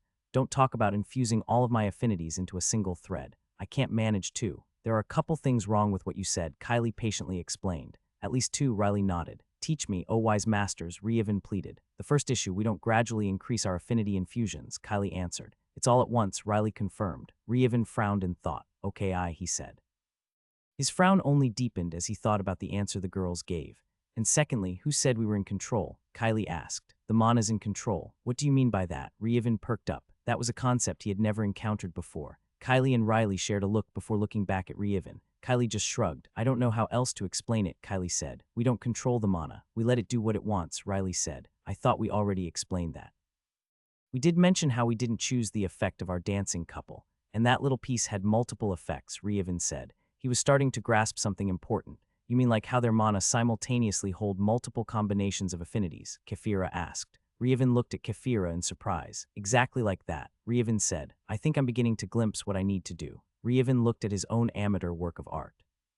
The painting wasn't the important part of the exercise. At least that's what Rievin told himself. He tapped his chin in thought as he considered the medium his sisters chose to teach their unique take on using Mana affinities. "By the way, I've never heard of such a technique before," Kefira asked the two girls. "How did you come by it?" Kylie flipped her hair around. "It's what we've always done," she said. Riley mirrored her sister's actions on the opposite side. "It comes naturally."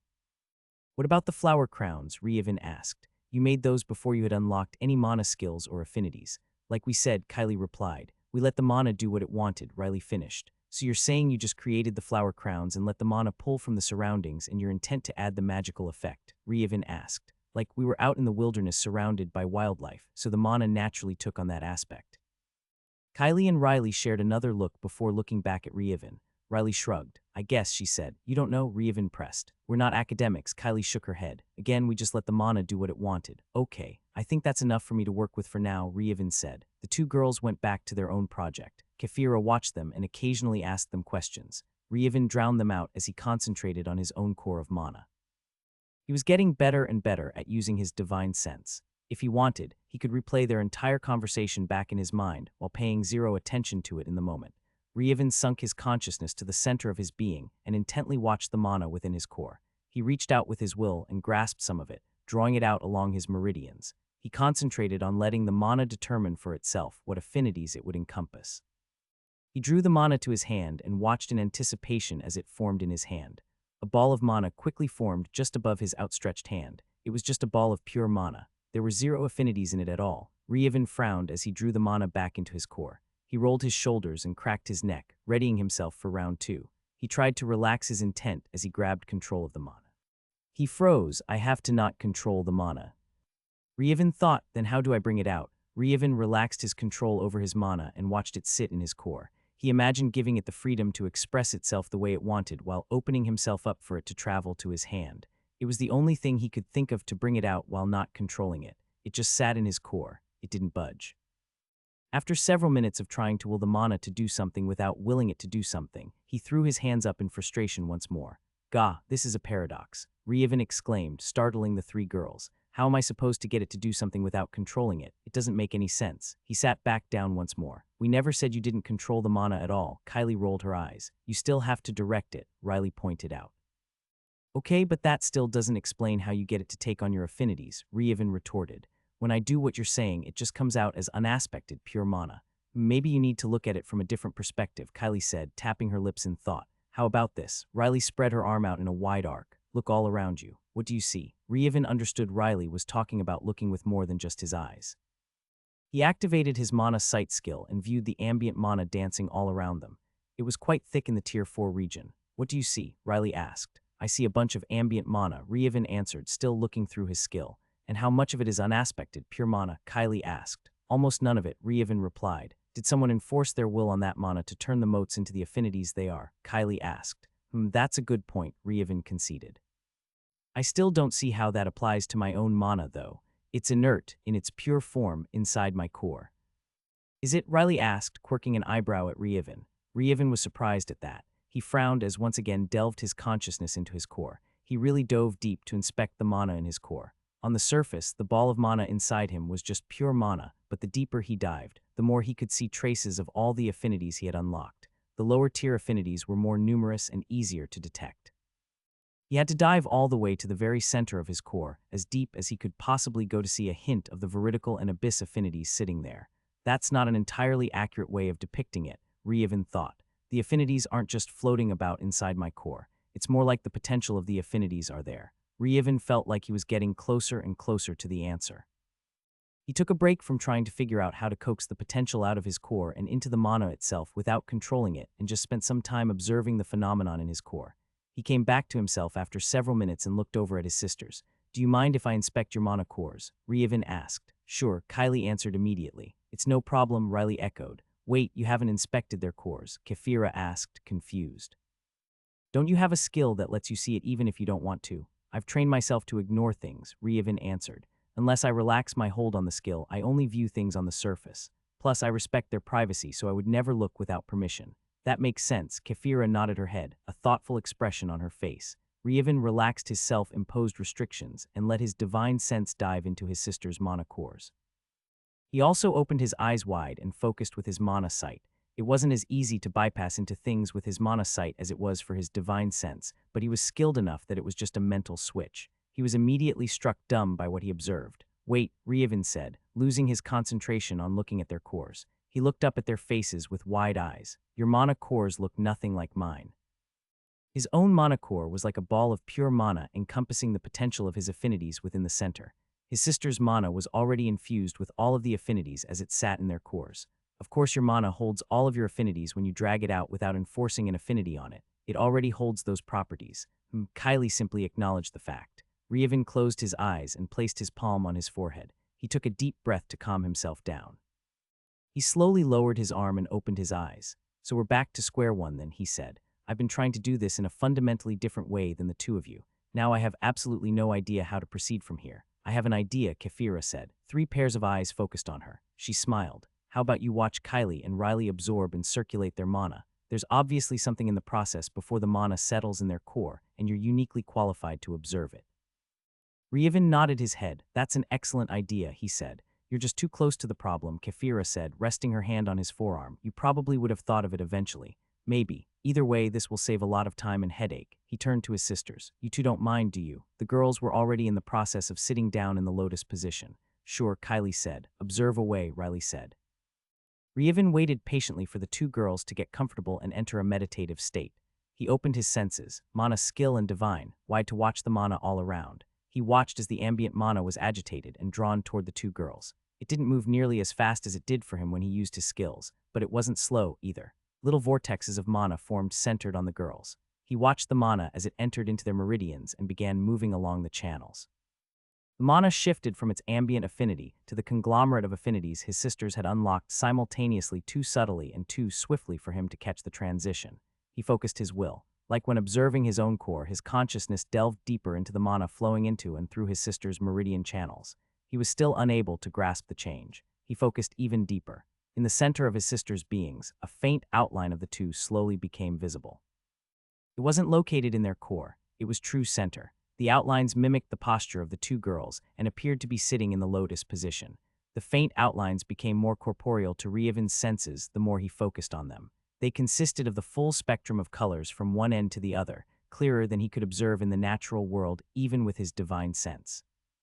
He could tell that there was more to discover deeper within the little outlines, but he realized he didn't need to search deeper for his purposes. He wasn't trying to figure out the outlines, but he had a guess as to what they were. Those are their souls, Ryevin thought, and they themselves hold all of their affinities within them. He observed further as the different functions Ryevin recognized as mana skills connected to the soul apparitions. The girls' souls didn't just connect all the processes together. They combined them. The different aspects of the mana skills were brought together, blended into one, and dispersed throughout their bodies. Without realizing it, Ryevin also assumed the lotus position. His eyes closed, but he was still focused on the 2 girls with his divine sense. He didn't even know that he was doing anything. Slowly, he began to attempt to mimic the 2 girls. The first thing he had to do, though, was disperse all of the mana from his core. He took control of the entire core and willed the mana out of his body. Wow, he faintly heard someone whisper. he didn't lose control of his mana. He simply sent it outside of his body. It formed a sphere around himself, waiting for him to direct it back into his being. He subconsciously focused on his affinities, his mana skills, and his own soul. He tied all of his mana skills more tightly together within his soul and infused the entire thing with all of his affinities. He wasn't just dealing with the potential of the affinities like they had sat within his mana core. They were all there together, all at once in their true form. He slowly started pulling his mana back into himself, running it through the different processes like the girls, but many of the functions of each process were now shared with each other. At first, he kept the mana completely away from his core. He brought it into his body in a trickle and ran it through his meridian channels. Slowly but surely, the mana in his channels took on the same multicolored aspect of his affinities the same way his sisters did. Once he was sure the mana was saturated, he ran it through one more full cycle before depositing it in his core. It was a slow process at first, but it gradually picked up speed. Rievin was completely unaware of the passage of time. At some point, his divine sense had quit observing his sisters, and he was fully focused on his own task. He didn't even know when that had happened, but he was so engrossed in the task, he didn't even realize he didn't know. Eventually, the last of his mana ray entered his body and cycled through the process of taking on all of his affinities. Once the last drop was nestled within his core, he reached for more and was surprised to find there wasn't any. The lack of more mana to filter brought him out of his epiphany. He channeled his mana into his hand, and a wide grin split his face as he observed the multicolored mana sitting in his hand. He brought it back within himself. He intuitively applied an internal filter, and a weave of pure fire affinity formed in his hand. The process reminded him of running light through a prism. He could still dictate which affinity he used, but he could now mix and match them at will within individual threads. He pulled the mana back into his core again and looked up with a grin still on his face. His grin faltered as he saw that his sisters were no longer present. Only Kefira and Cyrilla, plus a different maid, were still in the room. They were seated at the table and engaged in a hushed conversation. Rievin looked out the window and saw that the sun had long since set beyond the horizon. The sudden lack of mana fluctuations finally caught the attention of the two girls, and Kefira rose from her seat to approach Rievin with a smile on her face. "Finally done?" she asked. Rievin smiled and nodded. Yup, he once more displayed his mana within his hand. Kefira gave an appreciative murmur of excitement at the sight of all the different affinities represented in the mana. Rievin noticed the blinking notification in the corner of his vision as he let go of the mana once more. "Give me 1 second," Rievin said, focusing on the notification. I think that's all it took. He opened the notification window. Achievement. You have become the embodiment of mana itself. The secrets of the realm open up to you. Skills: mana absorption, mana circulation, sense mana, mana conjuration, mana manipulation, mana shield, mana sight, dual casting, mana weapon, mana drain, mana healing, mana reinforcement, and multicasting have merged. The path has already been set. New skill unlocked. Bonus for merging multiple Tier 5 skills. Tier 5 Magic Prodigy 88. Veridical Affinity +1. Further synergy has been detected between skills. Insufficient skill enlightenment. Rievin pumped his fist in excitement. "Yes," he shouted, "so I take it you succeeded." Kefira quirked an eyebrow. "Yep, it was as simple as that. You call what you did simple." Kefira reeled back, eyes opening wide. "That was anything but simple. The things you say sometimes, I swear." Kefira shook her head. "What?" Rievin asked, frowning in confusion. "After seeing how it worked, it was simpler than I thought." Rievin, "Nobody, but you can see it." Kefira rolled her eyes. "Well, lucky for you, I can just show you," Rievin said with a smug expression. "And then I'll have to figure out how to do it. The things I sensed going on with my sense mana were pretty intense. I'm not sure I could even maintain control of all of my mana outside of my body, much less while doing whatever it is you did. Don't worry, we'll figure it out together." Rievin grasped one of her hands and smiled. The door opened and the twins walked into the room. Rievin had expected them to enter sooner, having spied them with his divine sense, but they had apparently been waiting for a lull in the conversation to make their entrance. Rievin frowned as he focused on the two girls. "What I don't understand is how the two of you haven't combined your mana skills together already," he said. "Who said we haven't?" Kylie shot back. "We merged our skills forever ago," Riley added. It was Rievin's turn to reel back in surprise. "You have Magic Prodigy unlocked?" he asked. "Nope," Kylie shook her head. "We did it before advancing to our Tier 1 classes," Riley explained. "We have Magic Master." Rievin slowly sat back down. His thoughts were a jumbled mess at the revelation. His gaze once more sharpened as he narrowed his eyes. "And you didn't think to tell anyone?" he asked. "Of course not," Kylie denied. "We told Mom," Riley said. "What? Mom's known this whole time?" Rievin sat back in consternation. "And where was I when all this happened?" "You were gone," Kylie shrugged. "And then you were busy," Riley added. "And then we didn't want to interfere in your experiments. Plus, we didn't really remember how we did it. Like we said, it just came naturally." The two girls flipped their hair at the same time in opposite directions, smug grins on their faces. Ryevin rolled his eyes and shook his head as Kefira laughed. Status name, Ryevin class, hero LVL 17. Grand Arcanist. Fighter age 1621 health, 14,530, 14,530, plus 310 stamina, 28,670, 28,670, plus 410 mana, 15,985, 15,985 plus 50 chi, 1,000 T4 Li physical stats, mental stats STR, 1,514 plus 10 INT. 1,549 plus 4 VIT, 1,453 plus 31 MAG, 1,848 plus 6 Dex, 1,513 plus 10 CLA, 1,386 plus 1 CHA, 414 plus 1 PER, 1,300 plus 1 LUK, 342 plus 1 Bloodline. LVL 1 unknown 236,443 10 billion experience, 4,486, 20,100. Skills. Tier 1, Aim 49, Athleticism 75, Balance 61, Dancing 35, Drawing 23, Drill 24, Drive 7, Hammond 20 Max, Hiding 35, Horsemanship 24, Map Making 30, Map Reading 26, Mathematics 18, Marching 41, Memorization Social 22, Mining 22, Observation 64, Penmanship 37, Piano 16, Ride 25, Running 62, Rhythm 32, Shading 7. Swimming 30, Tracing 7, Tutor 27, Woodworking 17. Tier 2, Acrobatics 33, Alcohol Tolerance 11, Ambidexterity 27, Color Correction 1, Forced March 25, Gab 24, Linguistics 11, Meditation 53, Numbers Concepts 10, Pain Resistance 67, Strategy 40, Tactics 49, Teach 26. Tier 3, Battlefield Awareness 52, Blind Fighting 40, Breath Control 25, Command 58, Commanding Shout 43, Decipher 1, Eagle Eye 14, Identify All 25, Inspire 65, Mental Fortitude 59, Night Vision 50, Sense Threat 24, Silver Tongue 16. Tier 4, Charm 4, Dreams of the Past 24, Iron Will 34, Psionic 16 Runes 1, Spatial Awareness 73. Tier 5, Aura Bloodlust, Heroism 21, Clandestine Prodigy 38, Heroic Bearing 40, Magic Prodigy 88, Protection Prodigy 68. Tier 6, Akashic Record 1, Weapons Master 103, Regeneration 20. Tier 6.5. Divine Sense 19, Perfect Domain 14. Transcendent Ability True Strike, Weapons Master. Cannot be blocked, dodged, or parried. Ryevin perused his status after successfully merging his mana skills. There are still a lot of skills cluttering up my status, Ryevin noted. Most of these aren't something I can easily merge into another one, though. It would probably take years to gain enough additional skills and levels in those skills, much less the effort to combine them with something like painting and other arts. It's just not my wheelhouse. There are also some other skills here that the system mentioned had synergy with the merged skills, but it also mentioned I lacked skill and/or enlightenment for further merging. This leads me to believe a couple of things. One, multiple individual skills can be used to merge multiple different combined skills. The system pretty heavily implied this was the case, and it makes a lot of sense. 2, there's a threshold above Tier 6, the Master Tier. Tier 7 is Divine, and Tier 6.5 skills are Divine skills not fueled by Divine Mana.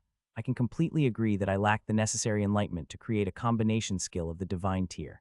It took an extraordinary set of circumstances, including almost dying, to unlock my Divine Sense and Perfect Domain skills, and those are individual skills, not merged skills. It looks like this is as much as I can clean up my skills page for the moment. But speaking of Divine, what's going on with this Divine Spark? Ryevin hadn't seen the Divine Spark since it had been created and submerged into his being. He didn't know what it did, though he did notice he gained an additional free stat point per level up after acquiring it. He had delved his consciousness into his body multiple times since gaining it, but he had never seen it. He didn't know where it was, and he didn't find it when he delved as deep as he could into his mana core, either. Seeing his sister's soul apparition, though, had given him an idea. He had concentrated his focus the same way upon his own being with his divine sense until he could slowly make out his own soul apparition. He couldn't see the strength of his soul, but like with his sister's, he felt he could if he explored deeper. He could sense a tiny orb centered within the soul apparition in the exact same manner that the soul apparition was centered within his own being. He would definitely dedicate some time to exploring the situation soon, but finally finding the divine spark halted any thoughts of exploring any further. On the forehead of his soul apparition, A little golden gem glowed with divine light.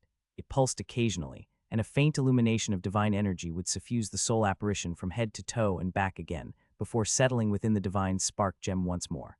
The pulse happened at regular intervals at once per minute. There was no obvious change or benefit to his soul apparition, but after watching it happen a couple dozen times, Revan spotted an infinitesimally small increase in the luster of the divine spark's brilliance. It reminds me of mana circulation, though it doesn't follow any meridian channels. It just passes through the whole body and back.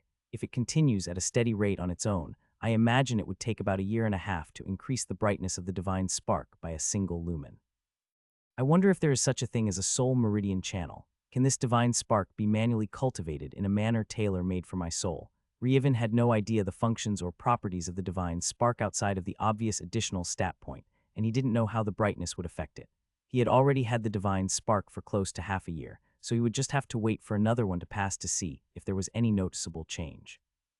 Revan briefly attempted to interact with the divine spark as gently as he could, but he had no idea how to interact with his own soul, much less the divine spark.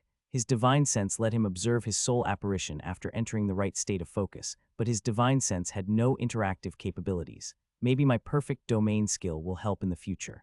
Right now, I don't have an actual domain for the skill to power. It just takes subconscious control of my body in certain circumstances. Despite not figuring out anything concrete about his divine spark other than its location and the pulse, Revan was quite pleased with his progress. He had set the goal to merge several of his skill sets into more powerful individual skills, and he had accomplished it with 3 different types. The fact that his new skills were the same prodigy designation as his father's weapons prodigy, and the hint from the system that his path had already been set pretty much, confirmed their speculation that unlocking the master tier of the skills had to be done prior to attaining a Tier 1 class. His sisters having Magic Master also reinforced the idea. At first, Revan was a bit jealous of his sisters. He wasn't jealous that they had unlocked Magic Master while he had to settle for Magic Prodigy. He was confounded that they seemed to have done so with little or no effort. He brought up his confusion on the topic to Kefira after the twins had left, but she had pointed out something he hadn't considered. "How do you know they're not putting in any effort?" Kefira asked, quirking an eyebrow. "They have their entire lives they live outside of your supervision. What is it they do all day?" "Well, I know that they have their training sessions with various crafter classes that both our mothers have set up for them, but when they were younger, they just fooled around with their arts and crafts all day," Revan replied. "The same arts and crafts that they manipulate and infuse with their mana?" Kefira asked. "The same arts and crafts that have unusual, random magical properties. The ones they've been making before they had even fully unlocked the relevant mana skills for. Those arts and crafts." "Yeah," Revan dragged the word out. "And they did so all day, every day." "Yes, and they merged their mana skills after you had disappeared in the dungeon. I think I see where you're going with this." "It's not that it actually came naturally to them," Kefira declared. "They had just been using their skills in unique ways for hours a day, every day, for years. It makes sense that all that effort you so casually dismiss as fooling around would eventually cascade into a merging of their skills." "You're right," Revan nodded his head. "I've been so focused on my own training that I dismissed what they were doing as simply playing around. It's completely different from what I do, but then again, so are their skills. They're not combat skills at all. It would be strange if they had to swing a sword around to advance their painting skills. Though now that I think about it, all it would need is some paint for it to work. This deserves further consideration." "I recognize that gleam in your eyes," Kefira said, sitting back and grinning at Revan. "What sort of scheme are you cooking up?" "I was just thinking, my sisters have 0 combat skills that I'm aware of, or at least, none that are high enough skill levels to actually count for anything.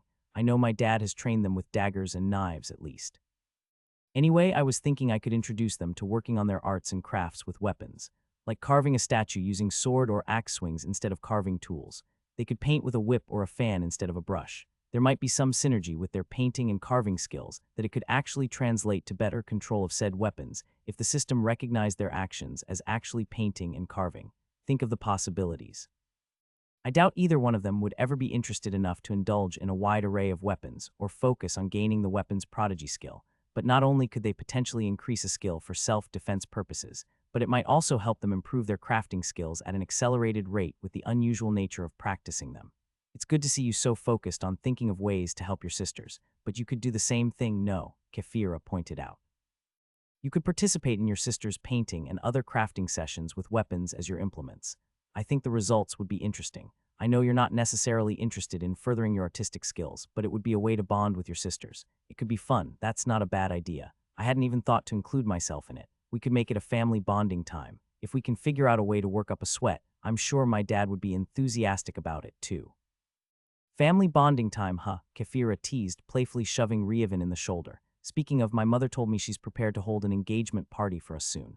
Finally, Rievin sighed. How long do engagements usually last in Wispen? It depends, Kefira shrugged. My oldest brother, Garrett, has been engaged to his fiancée for a decade. A decade. Kefira giggled at Rievin's outburst. It's a special circumstance, though, she quickly clarified. She's a princess of another allied empire. She's focusing on building a proper foundation for her future role as empress. That means a lot of political training and scheming specifically set up to further her skills. Garrett meets with her in her empire for a few days a year, and she visits us for a few days a year. Just a few days a year. I'm not sure I could handle such an arrangement. Yeah, well, they're training to be the rulers of an empire, not just part of the imperial family.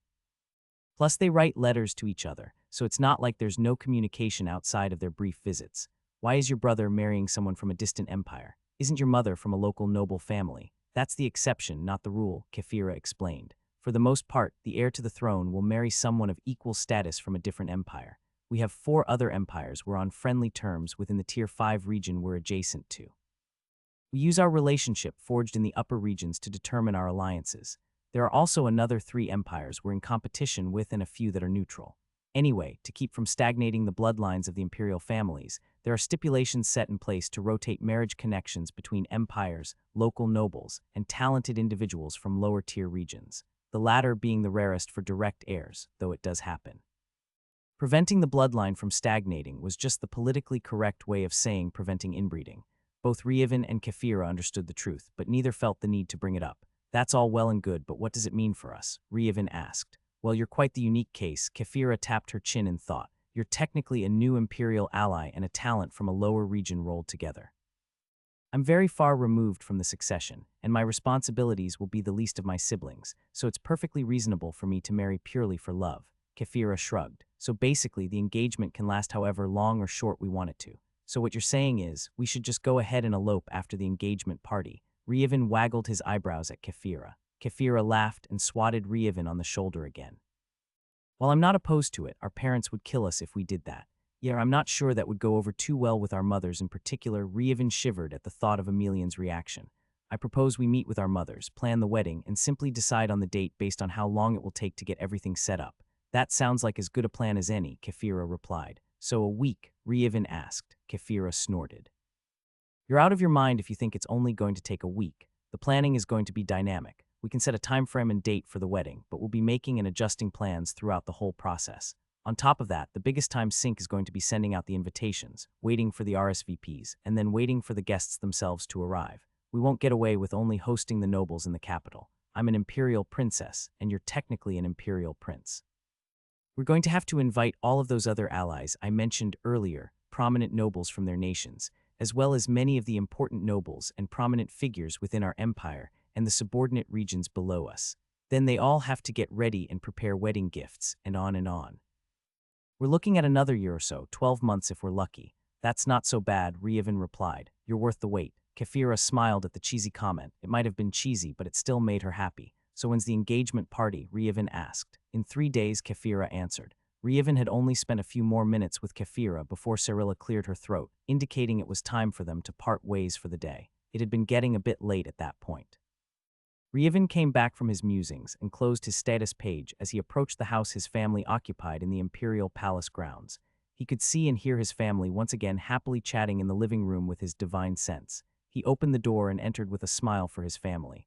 Ah, there he is. Emelian immediately spotted her son. Your sister's already told us you finally merged your skills. Congratulations.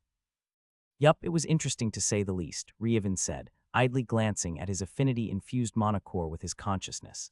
He sat down in his preferred seat. How come you and the girls never told me they had already merged their mana skills? Rievin inquired. Emelian shared a look with Rafix and the girls in question before once more facing Rievin. The main reason is that we didn't have a comprehensive plan devised from their experience, Emelian answered. We didn't know how to translate their accomplishment to any kind of practice that would help you. The other reason is we didn't want to distract you. If you knew that your sisters had already accomplished it but didn't know how to help you, you would have wasted a lot of time trying to figure out how they did it without much success. Believe me, I already grilled them enough to try and figure it out for myself, Emelian sighed. Instead, we let you just jump into it in your own way, Emelian shrugged. It seems like you managed to figure it out with their help anyway, but that was born out of your and Kefira's own inquiries. You might have been too hung up on a particular thing to figure it out if you knew ahead of time. That makes sense, Rievin replied. I'm still annoyed, but I understand. Well, get used to it. That's life, Emelian chuckled. Yeah, you don't have to remind me. So have either Kefira or Silva informed you of the engagement party in 3 days? I've known for a week, Emelian replied. She giggled as Rievin rolled his eyes at his mother. I didn't want to spoil the surprise. It was Kefira's news to tell you. Emelian clapped her hands together excitedly. I have just the cutest outfits for Kylie and Riley. The two girls looked up from their own private conversation at the mention of their names. Wait, what? Kylie asked. We have to go, Riley pouted. Girls, how could you say something like that? Emelian frowned. It's your brother's engagement party. Of course you have to go. Besides, don't you want to dress up all cute? It's not that we don't want to go, Kylie quickly explained. And we definitely like dressing up, Riley added. Emelian folded her arms and tapped one of her fingers on her forearm as she waited for the girls to explain their reason for their trepidation. Well, she finally asked when they dragged on too long. Kylie and Riley shared a look before facing their mother again. We're going to have to, Kylie began. Riley took a deep breath and sighed. Act our age, she finished. The other 3 members of the family stared at the 2 youngest for several seconds. They finally broke into laughter as the 2 girls pouted. Sweat dripped down the side of his face as Rievin pondered over the wooden stump in front of him. The sounds of others practicing and sparring with each other was flung to the back of his mind. He held a sword in the ready position, trying to visualize exactly what he wanted to accomplish. He delved deep into his transcendent ability, overlapping the lines of attack he could perceive with his goal. He slashed out with his sword. Huge swathes of wood carved away, revealing the lighter color beneath the bark as wood shavings flew through the air. Rievin concentrated on his task, whittling away the exterior of the wood to reveal his idea underneath. The shape of a person started to form, but it was just a clumsy lump. His sword was wielded perfectly. It sliced through the wood regardless of the grain exactly as he intended. Despite his sword striking exactly where he wanted, and only where he wanted, his visualization of his goal wasn't perfect. Before he could start to improve on the lump, huge chunks of the wood caught with the others and tore away, marring the aesthetic. Rievin frowned as he paused in his endeavor. He inspected his work, but he quickly shrugged and continued. This is my first attempt, and nobody expects me to be any kind of artist, Rievin thought to himself. It's better to finish my first attempt all the way and reflect on what caused the problem than to quit halfway. He continued carving the piece of wood with his sword, all other thoughts relegated to the back of his mind. After about 20 minutes, a little statue, much smaller than he had originally intended, was beginning to take shape. It was rough, without any actual features, but it was indisputably the image of a person. It wasn't striking any kind of heroic pose. It didn't have a legendary weapon in its grasp. It was just the shape of a man standing with his hands by his sides. It was about as simple as it could be. The little statue also suffered from many nicks and chunks tore out of it in many places. One arm was shorter than the other, and it stood at an angle instead of perfectly vertically. Rievin stroked his chin as inspected his work. What is that? A discordant voice intruded on Rievin's concentration. Is it supposed to be a troll?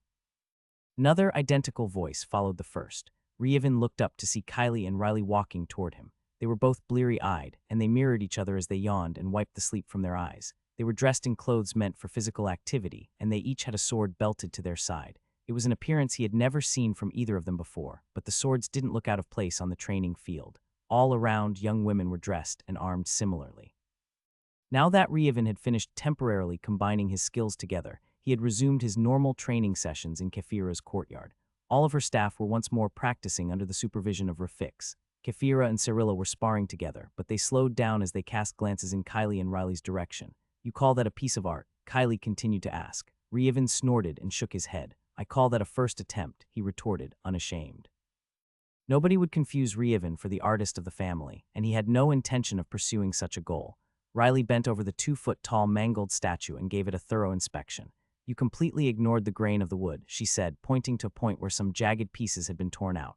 If you don't want the wood to splinter like this, you have to work with what you have, Kylie continued. You can't force it. Don't work against the wood. Work with it. Yes, I can see what you mean, Rievin replied, looking closely at the position indicated. I was concentrated more on the visualization of my own slashes than on how those slashes would affect the wood. This is also a piece of Tier 4 wood, Kylie said. She pointed at some of the nicks and cuts that were out of place. Like the physical grain, these higher tier pieces also have mana grains, Riley supplied. These nicks and cuts are formed out of the stump's mana interacting with your own. Little pieces of mana were supercharged and melded with the mana from your sword, and caused these additional cuts as they escaped the confines of the mana grains. Ryevin frowned. So even these trees have their own mana channels. It wasn't something he had ever considered before, but upon hearing it, it made perfect sense. You can think of it that way, Kylie nodded. Though as far as we know, plants and other inanimate materials don't actively channel their mana. It's more like a road that's inherently built within the wood than a person's meridian. It's just there but facilitates third-party traffic. That makes sense, Ryevin nodded his head. He looked up at the two girls. But we're not here to inspect my work. I was just trying out the training method I have planned for you two. Ryevin gestured to two wooden stumps sitting on the ground next to his statue. Show me what you got. The two girls smirked as they drew their swords in front of a wooden stump each. They wasted no time in slashing out with their carving tools. Ryevin stood to the side with his arms crossed as he watched over them. He had to fight to maintain his bearing and not put his face in his hands. Kylie's first sword slash simply bounced off the wood, having struck with the blade at an angle. Riley's sword sunk 2 inches into the wood, but she had put her foot against it to yank the metal away from the wood. The two girls simultaneously glanced at Ryevin with a sheepish expression. Ryevin simply quirked an eyebrow, but he didn't say anything else. He nodded toward the wooden stumps, indicating for them to continue. The two girls spent the next 30 minutes hacking away at the wood. With his divine sense, Ryevin could pinpoint the exact positions they were attempting to carve the wood, but their skill with the sword wasn't enough for them to hit their intended target in the way they wanted. When they did succeed in hitting the proper mark, they often had to pull their sword out of the wood like Riley had on her first attempt. Their strength and skill wasn't high enough to slice through the Tier 4 wood effortlessly. Part of the problem was they were using mundane swords that could barely even be considered Tier 1. They had also been forbidden from using their mana in any capacity. The purpose of the training was to improve their weapon skills. Once they were able to properly carve through the wood, they would begin to train their actual carving skills simultaneously. Their art skills, though, vastly outstripped their weapon skills at the moment, so they were going to have to narrow that imbalance first. Finally, the two girls stopped. They wiped the sweat from their brow as they rested with their swords on the ground. Ryevin was of a mind to scold them for treating their swords so poorly, but these weapons were specifically designed to be used in a punishing manner. Could also unintentionally contribute to the girls' weapon skills if they had to fight through a dull edge to achieve their goals. Not as easy as it looks, is it? Ryevin finally taunted. Kylie huffed, blowing some hair out of her face. I don't understand, she said. We could easily cut through this wood with a carving knife, Riley said. Even if it wasn't as sharp as these swords. Ryevin shrugged. But you're not carving the wood, he pointed out. You both do have the sword skill, right?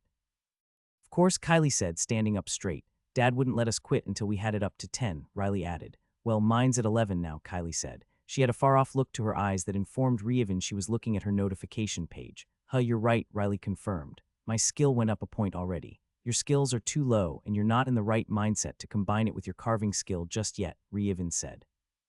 That being said, I'm sure the system recognizes what you're attempting to do, which is probably one reason you gained a level in the skill so quickly. That makes sense, Kylie replied. We're not fighters. It took us months to raise our skill to 10 the traditional way. We're artists, Riley continued, so it makes sense that using the weapon for art, aligning with our talents, would increase our skill. And that skill will translate to fighting once you're good enough, Ryevin ended, nodding his head. Now that the introduction is done, let's get on with the actual exercise. Two girls frowned at his back as Ryevin walked off to a large pile of wooden logs set aside. He inspected the concentration of mana in each of the logs until he found what he was looking for and retrieved 2 pieces. He carried them back over to the two girls and set one down next to each of the Tier 4 stumps they had been working on. The two girls' jaws dropped as they looked back and forth between Ryevin and the new pieces of wood. Kylie raised an accusatory finger and pointed it at Ryevin.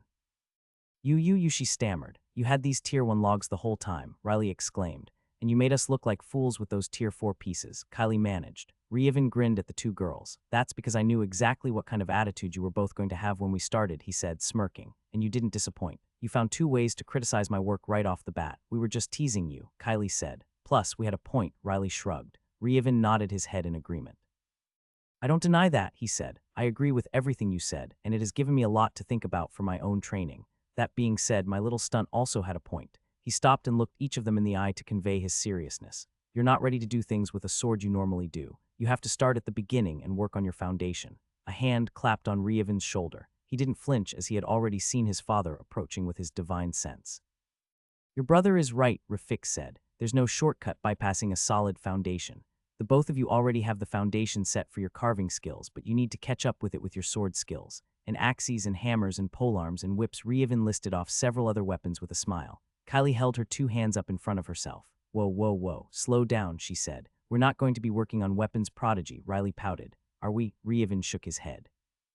No, but it does make sense to have you work on the weapon you're most suited to, he said.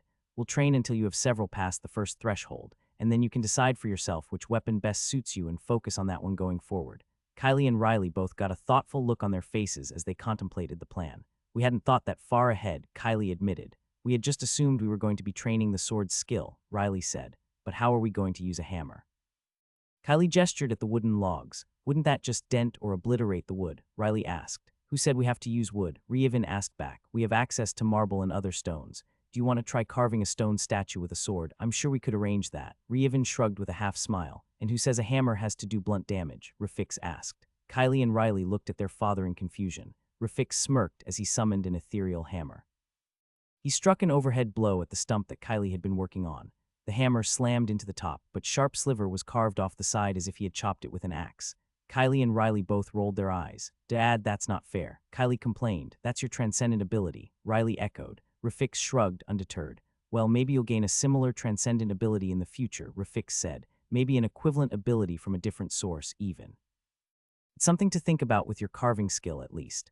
The utility of being able to achieve any kind of effect regardless of the tool you use would be a powerful ability for your craft. Anyway, enough stalling, Reevin said, pointing at the Tier 1 logs. It should be a lot easier this time around. Just focus on striking where and how you actually want to strike. Don't worry about the final product, even if we can't hit where we want. Kylie started. I'm sure whatever we make will be better than yours. Riley stuck her tongue out. Reevin shrugged. I'm looking forward to it.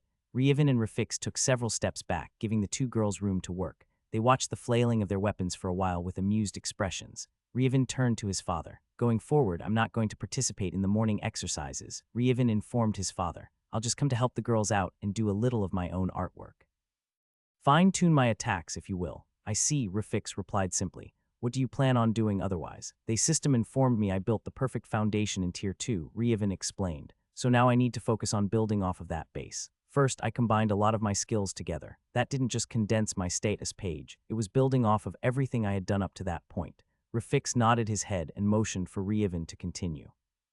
Further building off of my base entails 3 more things in preparation for advancing to Tier 4, my affinities, actual combat and life experience, and chi. Zudrid mentioned combining chi and affinities the same way one does with mana isn't possible, but my most recent acquisition of a combined skill has made me think, what if my chi was combined with my mana that inherently has my affinities imbued in it instead of pure mana? I highly doubt any of the cultivators have spent their time building up mana skills to combine before creating their own chi. That means their chi is built from pure mana. It makes sense they can't infuse their affinities directly into their chi. But what if their chi already has the affinities in it when it's formed? I would just need to parse out the affinities I want to use instead of trying to infuse something from the outside. It's a completely different take on the exercise that pure cultivators simply aren't capable of trying. That makes a lot of sense. Rafix nodded along with Reevin's thoughts. What are you going to do about the chi you already have, though? I'm going to have to disperse it, Reevin shrugged. I've thought about it, though. I don't have my chi core formed yet. If I introduce new chi at the same rate I disperse the old chi, there shouldn't be any problems. It'll just take extra time, but I would have had to spend that time anyway. I'm going to be focusing on substituting and forming a chi core for the foreseeable future, and I think that will go hand in hand with my affinities, too. If I'm right and this works, I think it will also allow me to introduce new affinities I gain directly into my chi if I'm able to form a perfect core, 100 mana conversion. Rafix glanced at Reevin out of the corner of his eye. I know you don't ever do things by half measures, and I've always expected your goal to be a perfect core as soon as we learned about it, but don't do anything dangerous without first telling us and getting everything set up properly. There's no reason you should try something without the proper failsafes in place. Your mother and I, and Kefira's family as well, can scour the realm for natural treasures to protect you through the process. I'm sure the cultivators know what natural treasures will be needed. Zudrid and Viria left us a way to contact them, so be sure to do so before it gets too far along. You're right, Reevin replied. I've also thought about that too. I plan on making a trek through the wilderness and into the Tier 5 region for my combat and life experience. I'm not sure I'll be able to find a proper challenge, other than fighting the invaders under Tier 5. We still have the dungeon key, Rafix pointed out. I can take you in there before you head off to augment your combat experience. Going through the wilderness and exploring the Tier 5 region will be good life experience regardless. I know you probably want to go into the dungeon in a party with Talon and your other friends, and I encourage you to do so, but you and I should go in there just the two of us too. Maybe we'll bring your mother along if she wants, too. She started adventuring with me again now that the girls don't need as much supervision. That sounds like a plan. After informing his father of his plans for the future, Ryevin turned his attention back to his sisters. Rafix walked off to continue supervising the others training in the courtyard as well. Ryevin let his sisters do their own thing without any input for their first wooden statue. Their swords actually carved through the wood when they managed to strike properly, though they still needed to focus more on the execution of their swings than the little statues they were trying to make. Ryevin had to admit that the nascent form of their statues was definitely better than his own, despite their handicap of not being able to strike with perfect efficiency. They knew their way around carving wood, and they didn't make the mistake of ignoring the wood and mana grains of their logs. After inspecting their handiwork and praising their statues, Ryevin retrieved another set of logs and set about properly instructing them on their sword skills. Despite the disparity in skill levels, Ryevin found that he was able to work on his own transcendent ability through the strikes of his sisters. He could see exactly where they intended to strike even when they failed miserably. Continuing to watch their training, Ryevin was able to condense a picture in his mind of what they were attempting to do and extrapolate what their statues would look like in advance. At first, he was only able to see bits and pieces of what they were trying to do. As he continued to instruct and correct them on their stances and swings, he was also able to fine-tune his own ability and extrapolation of the final result. Using his transcendent ability coupled with his divine sense, he could see the forms his sisters were trying to bring out from the logs. With his ability to penetrate the logs and see deeper inside, he began to offer advice on where to strike for the desired result for his sisters. They were skeptical at first, but after seeing the results with their own eyes, they began to trust his judgment. The three of them coordinated together throughout the morning, lost to time in their own worlds. By the time Kylie and Riley had a dozen little statues carved out of their logs, the three siblings were the only ones still in the courtyard. The others had finished their training and left to attend to their own duties. Kefira and Cyrilla were waiting for the trio to finish, but they didn't intrude. They simply found something to do to pass the time. Ryevin stood with his sisters as they looked over the yard littered with the starting forms of statues and wood shavings. "That's a good start," Ryevin finally said. "I don't expect you to be able to add proper details to the statues with your sword skills anytime soon. That being said, you have a choice moving forward. You can leave them as is, and we put them away in temporary storage until your skills level up, or you can switch to a dagger and try to lean into your carving skill more, but wielding the dagger as a weapon instead of a tool." The two girls shared a look. They held a silent conversation with each other before turning back to face Ryevin. "We might as well split the difference," Kylie answered. "We'll pick up tomorrow with a dagger and try to add some details with half of them," Riley added. "And we'll save the rest for later." "Okay," Ryevin nodded his head. "Let's get this courtyard cleaned up and then you two can go wash up. I know Kefira has maids that can take care of this, but this is our training mess, so we should be responsible for it. I'll carry the statues back to their place. You two sweep up these wood shavings." Kylie and Riley nodded their heads. Even though they were living in the Imperial Palace and interacted with the maids on a daily basis, they were still used to taking care of their own messes. They happily skipped to a utility shed to retrieve the brooms and get to work. Kefira stepped out of her house now that the sounds of training had ceased and approached Ryevin carrying the little statues off to the side. "After you get washed up, my parents want to talk to us," she said with a smile. "Oh yeah, what about?" Ryevin asked. He continued to move the statues as they conversed. "I think my mother wants to start the wedding planning," Kefira said. "I'm sure your mother will be there too, so don't take too long." Ryevin bent over and kissed Kefira on the cheek. "Sure, I'll be done with this quickly. Go ahead and wait for me over there." Kefira acted like she was going to give Ryevin a hug, but after wrinkling her nose at his sweat-soaked clothes, she settled on squeezing his hand before walking away. Ryevin chuckled to himself as he continued to tidy up the courtyard. Ryevin stepped through the open doors into the waiting room. The room was well lit from the natural sunlight streaming in through the tall windows. The drapes were tied back to provide a view to the gardens below. Emelian and Silpha were conversing with each other on one end of the couches centered in the room. Their conversation was sprinkled with chuckles and light laughter. Ryevin could have eavesdropped on the conversation, but ironically, he had gotten better at tuning things out with his divine sense after obtaining his clandestine prodigy skill. Eavesdropping was one of the skills incorporated in the Union, and he found he was better at turning it on and off. Kefira sat and listened politely for the most part across from Emelian, with Silpha sitting at the end of a long coffee table. Cyrilla was ever present, standing behind her chair. "I've never thought about it before, but why is Kefira the only family member that has a permanent guard wherever she goes?" Ryevin idly thought as he strode into the room. "I've never seen any of her siblings with a bodyguard following them outside, much less within the grounds of the Imperial Palace. It's probably something simple like friendship, but I'll just ask her later." Ryevin nodded to those present as they looked up at his appearance. Ryevin didn't spot any of the male members of their families, but he didn't really think anything of it. A couple of maids stood at attention near the windows, but they didn't block the light filtering in. I didn't think you would be interested in this, Emelian said as Ryevin sat next to Kefira. Kefira reached her hand out, and Ryevin grasped it in his own before looking up to his mother. What do you mean? Ryevin asked. The topic of conversation isn't something a young man like you is usually interested in, as far as I know, Emelian continued. At least with your father, he made it pretty clear that he would just do whatever I wanted, even if none of it ended up coming to pass. Ryevin raised an eyebrow in confusion. I was just told that you and Silpha wanted to talk to us, Ryevin replied. I don't even know what it's supposed to be about. Ah, I see, Emelian nodded her head. Well, we're talking about wedding and engagement party preparations. Oh, I see. Well, I can sit and add some input. Emelian gave him a knowing look before turning back to Silpha. Ryevin quickly understood the look his mother gave him. The two mothers were engrossed in their planning, so much so that they had to remind themselves to include Kefira in the conversation. Kefira didn't seem to mind. She just looked at Ryevin and rolled her eyes. Ryevin leaned close to whisper in her ear. Are you not more interested in your own wedding? He asked. It's going to be a state wedding, so there's really not much I can do about it, Kefira replied.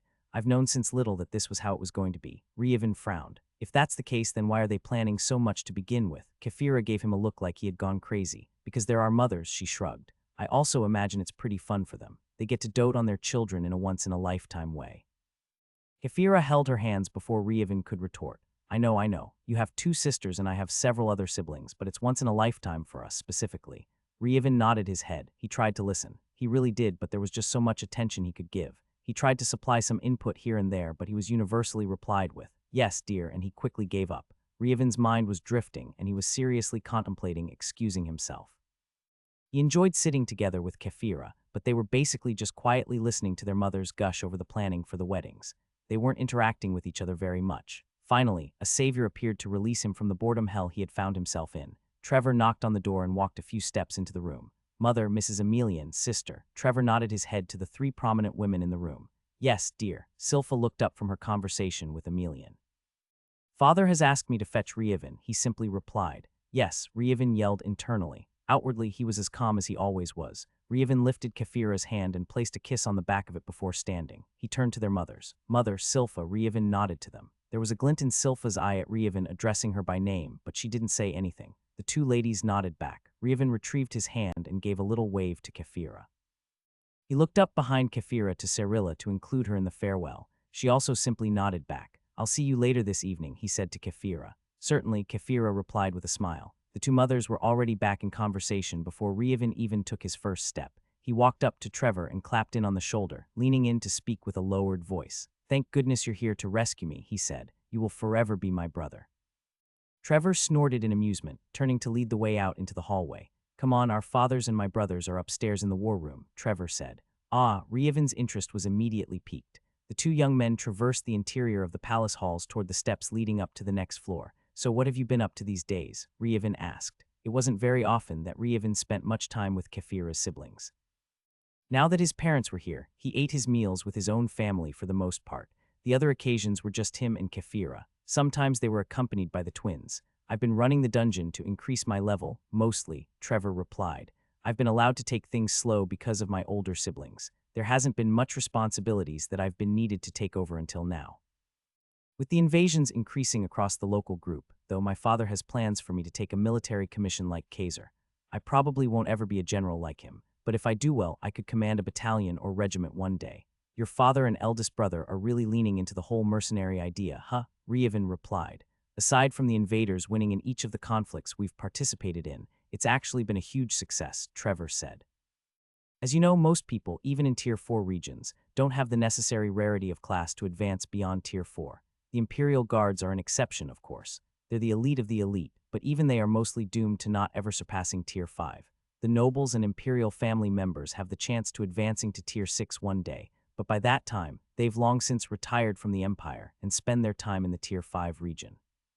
With the advent of the invasions, our soldiers have seen a universal upgrade in their class rarity options. The vast majority of those that deploy before Tier 4 have all risen in rarity and will have the option of reaching Tier 5 now. That's not all either. Many crafter, even those that haven't gone with the military deployments, are seeing an increase in their prospects. With the need to outfit our army better, we've increased our acquisition and distribution of higher-tier materials. Their profits, in turn, allow them to spend their money on other luxuries. This whole business has been good for the strength of the empire as a whole. It will still be some time before we see the tangible benefits, but the road is being paved. Ryevin thought back to his speculation on the tactics of the invaders in Vero. If we're seeing such an increase in potential with our conservative methods, I wonder just how powerful the invaders are going to become in the future. They've already demonstrated that they don't need numbers to overwhelm us, what with those cloaked monsters. Ryevin was happy for the potential of Willowen, but that didn't abate his worry over the invaders. He didn't know the methods for targeting the regions they invaded, but it was going to be a race to see who could grow the fastest if they ever set their sights on Willowen. The two young men quickly made their way to the war room. It was a destination Ryevin had never been to in the Imperial Palace.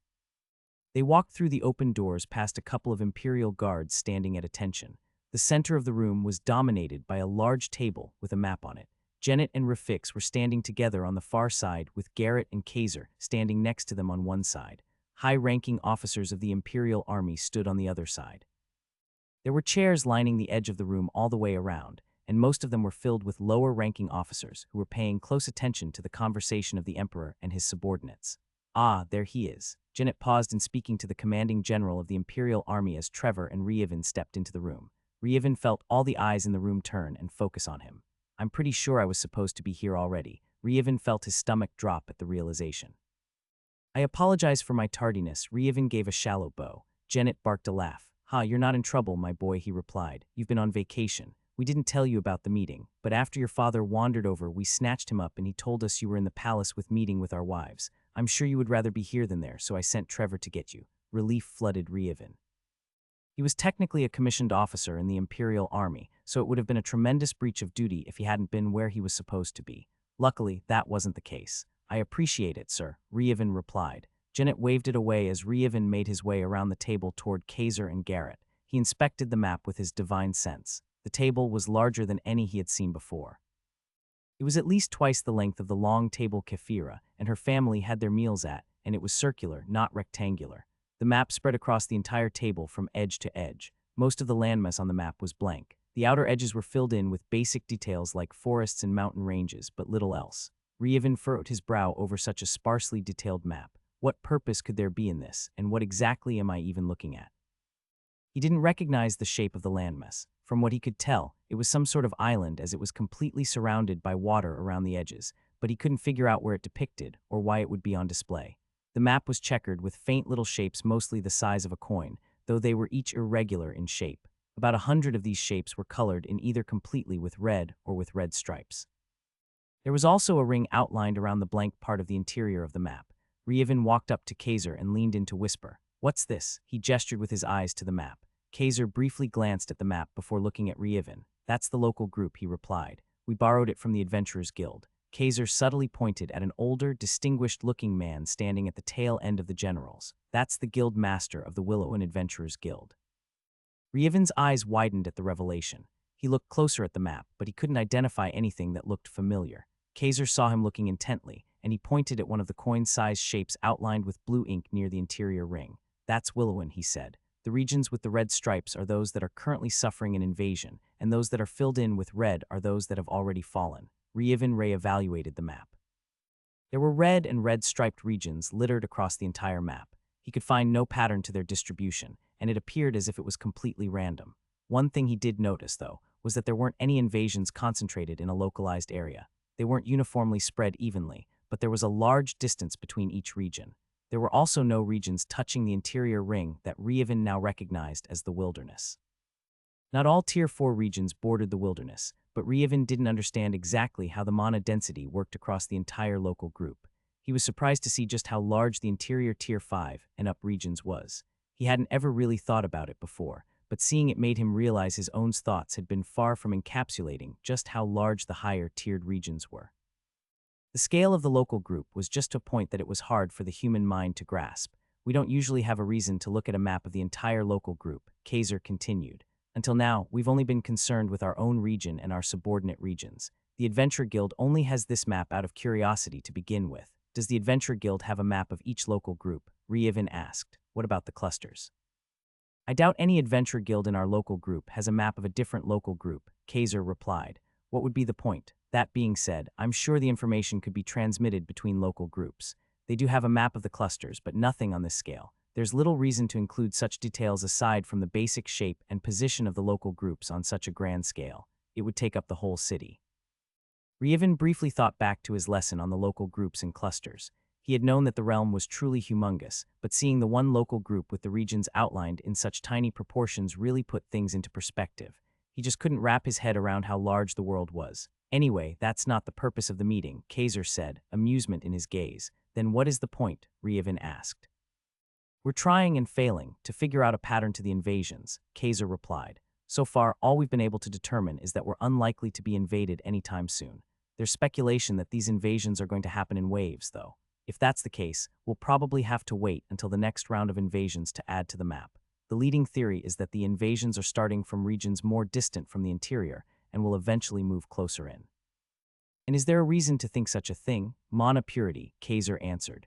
The regions closer to the wilderness have a purer ambient mana than those further out. It's not just a difference in density. For the most part, regions closer to the interior have a higher density, but there are pockets of higher-tier regions that don't follow that trend. So far, the invasions have been exclusively to the more distant pockets, but that's the only pattern we've been able to figure out, and we wouldn't have realized it without the help of the Adventurers Guild. We just don't have the information, nor the reason to have it, about the different regions scattered across the local group. That makes sense, Ryevin said. There was that phenomenon where all the ambient mana went crazy and started getting dragged toward the enemy lines when we were in Vero. Have any of the other expeditions reported something similar? Every one of them, Kaiser confirmed. A throat-clearing interrupted Ryevin's whispered conversation with Kaiser. He looked up to see Janet and the generals looking at him. So, Ryevin, what do you think? Janet gestured to the map. I think Ryevin drugged the word out as he inspected the map again, that we need more information. He shrugged. The hypothesis that the invaders will send out more invasions in waves has some merit to it, considering the fact they seem to be doing something with the local mana. Whether or not our region is going to be targeted in the future isn't something we can know with what little information we have right now. That doesn't mean we can't prepare, of course, but I think we're already doing that. Go on, Janet encouraged. Yes, sir. Trevor informed me that the soldiers and crafters are increasing their potential with the efforts we've been making with sending military aid to those being invaded. Ryevin nodded toward Trevor. Has my father explained to you our thoughts on the enemy tactics? Janet shared a look with Rafix and nodded his head in confirmation. They're far more brutal than we are, and they're more willing to sacrifice the lives of their troops. Not only that, but from what we've seen, they can afford to. Whipping the civilian population into a frenzy now wouldn't be the right move. People would panic, and even if we're targeted in the future, it might not be for a long, long time. People will grow complacent and forget our warning by the time something does happen. However, I think we need to increase our deployments. We don't have to adjust our tactics for more radical, dangerous means, but we need to get as many bodies the necessary combat and life experience for higher tier class options. Dungeon runs to increase experience to capitalize on the increased potential should also be expanded. We can't have the army burnout, though. Instead of sending the same soldiers on endless deployments in dungeon delves, we'll probably need to dramatically increase the size of the military. The mercenary deployments will be able to help out with the finances, but it won't cover everything. Raising a military is expensive. Have you thought about recruiting more adventurers from the vassal kingdoms? Janet gestured to the guild master. That's one of the other reasons Master Huildare is here. The guild master, Master Huildare, nodded to Ryevin. He was aware of the mercenary company Ryevin had put together, and Ryevin was sure he had seen reports of the adventurers returning from Vero that chose to leave the mercenary company after the one deployment. That was another thing I was going to discuss with you after your vacation, Janet said, a gleam in his eye. We already have the organization set up, so Princess Kefira will nominally remain in charge of the adventurer mercenaries with you in actual command. We've already started, but we're expanding the program to increase the size from a company to a regiment. I'm promoting you to the rank of major, and General Kaiser is going to be in charge of the domestic administration. Trevor is going to be training for another year or two as a lieutenant, but he'll eventually be Kaiser's aide with the idea of having him take over one day. Many thoughts and implications raced through Ryevin's mind at this news. What is the chain of command going to look like? He asked. It was the most important, immediate question he had. Princess Kefira is in charge overall, on paper at least. General Kaiser is in charge of the training and administration. You, Ryevin, are the field commander.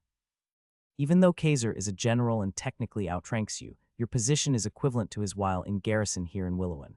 In the field, you are the absolute commander. What about my own officers? Ryevin continued to ask. The officers you choose will be given commissions in the Imperial Army, Janet asked. It will work the same way your own commission works. You will all technically be officers in the Imperial Army, but your chain of command is parallel up to me through Kefira.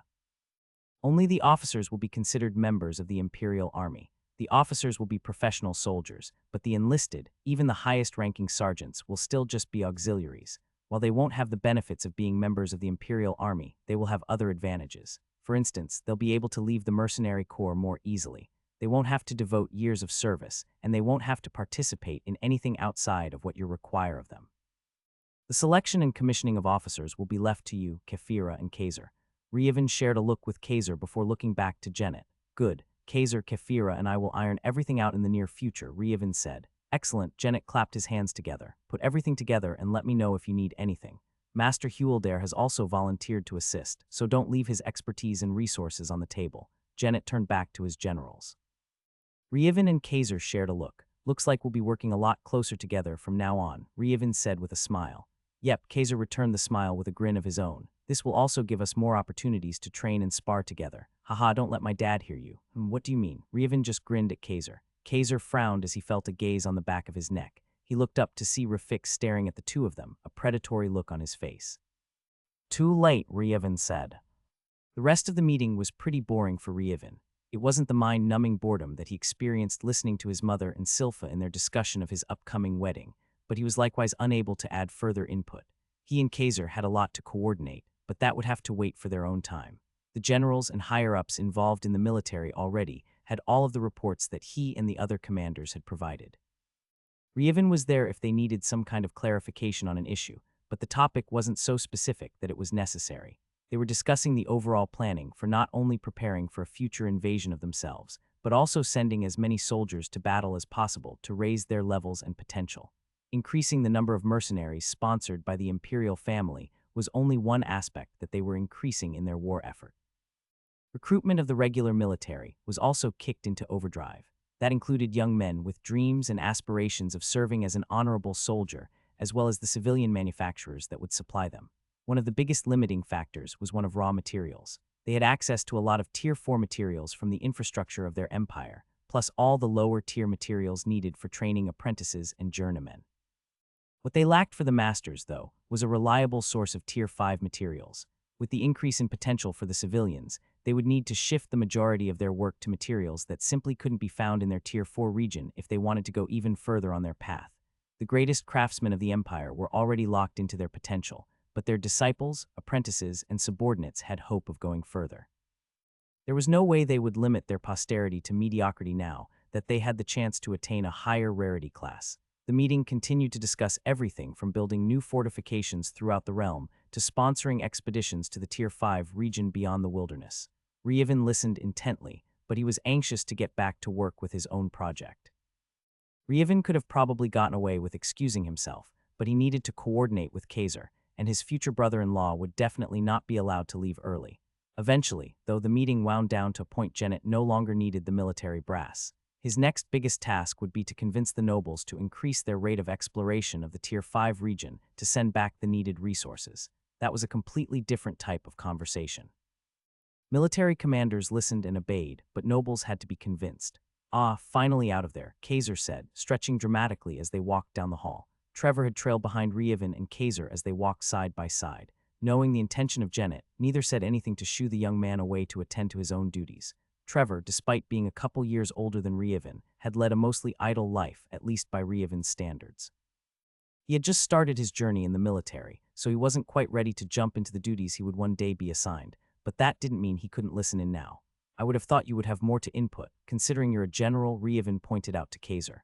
Nah, I might be a general, but I'm at the lowest rung, Kaiser dismissed. Anything I would have to add would have already been accounted for by the older guys, and I'm not in the chain of command that has the deployed units.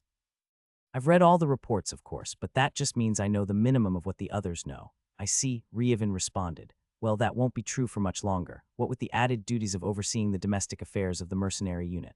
Are you being completely transferred over, or are you just adding to your plate? Just adding to my plate, Kaiser answered. It's not much of a burden, though. Most everything on my end can be run by my subordinates without much input from me. I'm also not foolish enough to try and do everything myself, either. I'll definitely be roping in those that are already running the show. No need to reinvent the wheel. You don't mind, do you? I'm not trying to poach your men, but they're already there. Of course, Ryevin nodded his head. If you hadn't brought it up, I was going to suggest it. It just makes sense. Many of them are going to want to go on the next deployment, of course, but there are some that I'm sure enjoy their position as trainers, and some of the veterans of the last expedition are going to want to stay behind. I hadn't fully considered what I was going to do with the veterans, but now that your father wants to expand the mercenary company to an entire regiment, I think the best thing would be to split the 4 platoons up to form the backbone of 4 new companies. Have you already had a chance to look at what's been going on with the recruitment since I've been gone? A little, Kaiser said. My father only told me of his plans a couple days ago, probably because he only decided a couple days ago. That being said, as far as I know, there are already enough recruits to form 2 more companies. I haven't looked into it in further detail, Ryevin replied. My family wanted my full attention, so I gave it to them. It's about time to get back to work, though. First things first, we'll need to promote my current officers, commission new ones, and fill in enlisted leadership roles. We'll get the infrastructure worked out first before we start sliding whole platoons around. I already know who I want as the new company commanders, but for the new officers, you can decide based on Imperial Army standards. We'll have to give them additional training, of course, but we already have enough veteran officers to form at least one fully functional company, regardless of how we split things up. As the two walked toward the exit of the Imperial Palace, Master Heweldair caught up to them. Ryevin and Kaiser paused to wait for him, and Trevor gave a little wave as he finally peeled off to go see about his own duties as a junior officer. General Kaiser, Major Ryevin, Guildmaster Heweldair nodded to the 2 men. Ryevin and Kaiser nodded back. The Adventurers Guild maintains information on every adventurer within the Empire. I know that a lot of adventurers have journeyed from other Tier 4 regions, though, and we've already begun working to gather their information. I'll have my secretary compile a list. Ryevin gave the Guildmaster a puzzled look. Don't the guild tokens contain all of the information? He asked. Those are like cliff notes, Heweldair responded. It records notable achievements and activity, but it doesn't include things like personality or background information.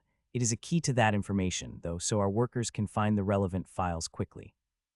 That being said, the Adventurers Guild maintains more complete records than can be accessed directly through the token. I overheard you talking about appointing new officers. Normally, a guild token would be enough for you to screen regular recruits, but for officers and others being placed in more delicate positions, I imagine you would want the full record. That would be a big help. Ryevin nodded his head. I appreciate the help. Heweldair waved the appreciation aside. No need, he said. It's the least we could do for you. The fact you've created such a successful mercenary group has brought in a lot of adventurers to our region. Sure, it's increased our workload, but that's nothing a few new hires can't compensate for. The new adventurers who don't make it through the recruitment process, though, end up adventuring and dungeon delving around here, and that's really brought in a lot more revenue and prestige. It's a win-win. Oh, I didn't realize there was such a thing, Ryevin said. Do the Adventure Guild branches compete with each other? Sort of. Guildmaster Heweldair rubbed the back of his neck with a sheepish expression. It's really just us old fogies bragging to each other. You know, there's no centralization of the guild, and Tier 4 regions are as high as we go. There's not much else to do than to brag to each other after a certain point. You guys don't have a presence in the Tier 5 regions, Ryevin asked, genuinely curious. You have to understand, most adventurers don't come from a privileged place. The vast majority will never exceed Tier 4, much less Tier 5, and those that do attach themselves to the noble families directly. The Adventurers Guild acts mostly as a merchant enterprise in Tier 5 regions, what with our most powerful members having split off from us. The Guildmaster leaned in to whisper to Ryevin. As an adventurer yourself, I don't mind sharing this news. It's not just the military and craftsmen that are getting a boost to their potential. The adventurers who join your unit are seeing the biggest boost, but even some that don't are improving as well. One day soon, we might be able to establish a true presence in the Tier 5 regions. And let me guess, your branch is likely going to be one of, if not the first. Guildmaster Heweldair winked at Ryevin. Ryevin just laughed. Well, good luck. You too, the Guildmaster nodded once again to the 2 men and continued on his way back to the headquarters of the Adventurers Guild. Ryevin and Kaiser shared a look, Kaiser rolling his eyes. The two followed in Heweldair's footsteps for a minute before turning and heading toward the drill grounds the mercenaries were housed in. They had been provided space from the Imperial Army. It didn't make sense to have Ryevin find accommodations away from the seat of military power in the city, especially since they were officially sponsored by the Imperial family, anyway. Upon arriving at the barracks, Ryevin noted new construction in the empty lots nearby. It seemed Janet had planned from the beginning to expand the mercenary company, though he probably waited to make the final decision until he received the positive reports. Soldiers in simple attire were marching about in formation all around. Other groups were formed and practicing their spear and shield skills. Nobody was doing any individual training at the moment, but that was to be expected. None of the recruits were anything like the Tier 2 conscripts who had never held a weapon before. They were all experienced combatants already. They just needed to learn to work together in an organized unit. I've been meaning to ask, but why do you have the mercenaries devote so much time to simple drill? Kaiser asked as they made their way to the headquarters building. I understand having them train marching, but they're never going to have to do any kind of parades or ceremonies. The simple reason is discipline, Ryevin answered. A more nuanced explanation would be it instills a habit of obeying orders. For those conducting the drills, it gives them experience in giving orders. Drill is about as simple as you can get. Even so, it will translate in the field to instant obedience to orders, which is crucial in the middle of a fight. Ryevin gave Kaiser a sideways glance. Come on now, you're a general. Don't tell me you don't understand this. Ha, Kaiser chuckled. We have to train drill for so many other reasons other than combat that I've never really thought too deeply about it. It makes sense, though. The two made their way to the central building and stepped through the doors. The interior was the same as all the other military headquarters buildings Ryevin had been in. A young lady wearing the mercenaries' non-combat uniform with sergeant's stripes was sitting behind a desk as they entered. She stood at the appearance of the two non-uniformed men. Can I help you, gentlemen? She asked. She was polite, but Ryevin could tell she didn't know who either of them was. Ryevin couldn't hold that against her, though. As the overall commander, he didn't recognize her either. Major Ryevin, and this is General Kaiser, Ryevin introduced. The young sergeant's eyes went wide in alarm and her body stiffened to attention. Ryevin waved her concerns aside with a smile. Don't worry about it. You didn't do anything wrong. Anyway, can you direct me to Lieutenant Jekyll's office? Yes, sir. The sergeant hurriedly walked around the desk toward the hall on the right side of the building. Right this way, gentlemen. Ryevin could have used his divine sense to find his way to Jekyll's office. In fact, he could already see the man busy at reading through some reports down the hall. He decided to follow normal protocol, though. It would appear strange if he could find his way unerringly the first time he ever stepped foot in the building. Ryevin and Kaiser followed the sergeant down the hall. She led them to the third door on the left and knocked. A voice called out for them to enter, and the sergeant opened the door. Sir, Major Ryevin and General Kaiser are here to see you, the sergeant announced, stepping aside to let Ryevin and Kaiser enter the office. Jekyll leapt to his feet from where he had been going over some paperwork and stood at attention. At ease, Ryevin commanded. Jekyll sat back down, glancing back and forth between Ryevin and Kaiser. That will be all, Sergeant, Jekyll called to the young woman. She closed the door behind her. Ryevin and Kaiser took a seat across from Jekyll. Jekyll, how do you like your time in the mercenary company so far? Ryevin asked. Honestly, I love it, Jekyll responded. I've always enjoyed leading a party, but this has opened my eyes to a whole new world. If I hadn't volunteered all that time ago in Drallo, I don't know what I'd be doing with myself now. And that leads me to my next question. You're officially a citizen of Drallo, but how would you feel about changing citizenship directly to Willowin and receiving an official commission? Jekyll frowned as he thought about the question. You want me to leave the mercenary company and join the official Imperial Army? He asked. Ryevin shook his head. No, he answered. From now on, all commissioned officers in the mercenary company will receive official commissions in the Imperial Army, but we're going to be in a parallel chain of command through Kefira. Commissioned officers have to be citizens of Willowin, though. I see. Jekyll trailed off for a short moment. That's fine with me. It's actually well known that many people always aspire for better, and becoming a citizen of Willowin was always a goal I've had anyway. I was just thinking of doing it as an adventure before now. Excellent, Ryevin exclaimed. Ryevin looked over to Kaiser. This man has been my right hand, and he'll make an excellent company commander. What do you think? Jekyll had perked up as soon as he heard company commander. Kaiser gave him an appraising look. I've read your reports, he finally said. I understand what you meant when you said you already had an idea for the new company commanders. I agree. You'll have to have some additional training, Kaiser said to Jekyll. Even though you'll be in a parallel chain of command, you're still going to have to know how to do all the other things all the other commissioned officers know. That won't be a problem, Jekyll quickly replied. Good, then let me congratulate you, Captain Jekyll. I'll have the new rank insignia sent over shortly. Even I don't know all the ins and outs of being an official officer in the Imperial family, Ryevin spoke up. Do I need to attend this special training? Kaiser rolled his eyes. You're a special case. As a liaison and future-in-law of the Imperial family, you're afforded certain privileges. Hooray, nepotism. Ryevin raised an imaginary toast. The three men chuckled. All right, Kaiser's going to be in charge here at home, so he'll need to meet with the rest of the staff and officers. Ryevin turned serious again. Go ahead and get someone on coordinating a meeting with him and his people. Yes, sir, Jekyll said. Sir, some of the other lieutenants have already expressed an interest in resigning their commissions. I thought I should go ahead and inform you in case you had planned on retaining and promoting each of them. Ryevin frowned.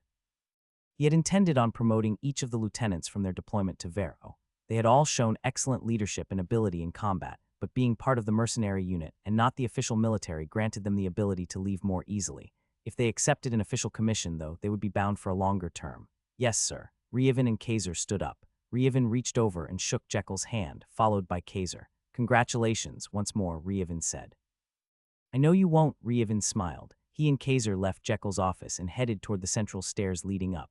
The sergeant stood at attention once more as the two men walked by. Rehaven waved for her to sit back down and ignore them. I've never actually been to my official office before, Rehaven chuckled. Let's hope it's not full of unread reports. I'm sure said reports are sitting in someone else's office, Kaiser replied with a grin. But don't worry, they'll find their way to your desk soon enough. Lucky me, Rehaven rolled his eyes. Rehaven used his divine sense to find his name placard next to an office. He should have known it wouldn't be necessary, though, as it was the first office on the left-hand side after ascending the stairs. He spied General Kaiser already pinned to the office on the right-hand side. Your office is already set up over there, in case you didn't know, Rehaven pointed as he headed to his own office. But let's go ahead and get started sorting through what we have already. No time like the present. The sunlight glinted off the armor of the arranged mercenaries as they marched in neat rows through the open drill field. The recruits had finished their training, and the veterans who stayed on had dispersed through the much larger organization to make up the backbone of the newly formed battalion. Not all of the veterans were elevated to a leadership role. There just weren't enough of them to go around, and not all of the previous leaders had decided to leave after the one tour. Even so, the newly integrated recruits still held a certain reverence for the ones who had seen actual combat in the previous deployment. The many platoons marched in lockstep. They had been training long enough that their marching skill could ensure they were in step at all times, but this was a ceremonial occasion. As such, there was an added squad of soldiers who had specialized in acoustic affinities or skills in the center of the entire outfight, beating out a rhythm on drums with an accompanying instrumental tune. The left foot of each troop fell on the beat of the bass as they marched into position. It was quite the sight to behold. They weren't professional soldiers like the Imperial Army. They didn't have fancy gilding on their armor, but they were at least wearing matching sets. The uniformity and precision lent its own grandeur that was aesthetically pleasing. The first deployment had seen the mercenaries equip themselves for the most part. The logistics department had included spare weapons and armor in the supplies, but they were mostly generic and inferior goods compared to what the adventurers had been able to procure for themselves over the years. That had changed after the company had returned. The payout they had received after all expenses were taken care of had been enough for the commanders to consider it beneficial to supply uniform armor to the entire contingent. While the new recruits were training, they had not received anything special, but once they had graduated and been incorporated into the battalion, that had changed.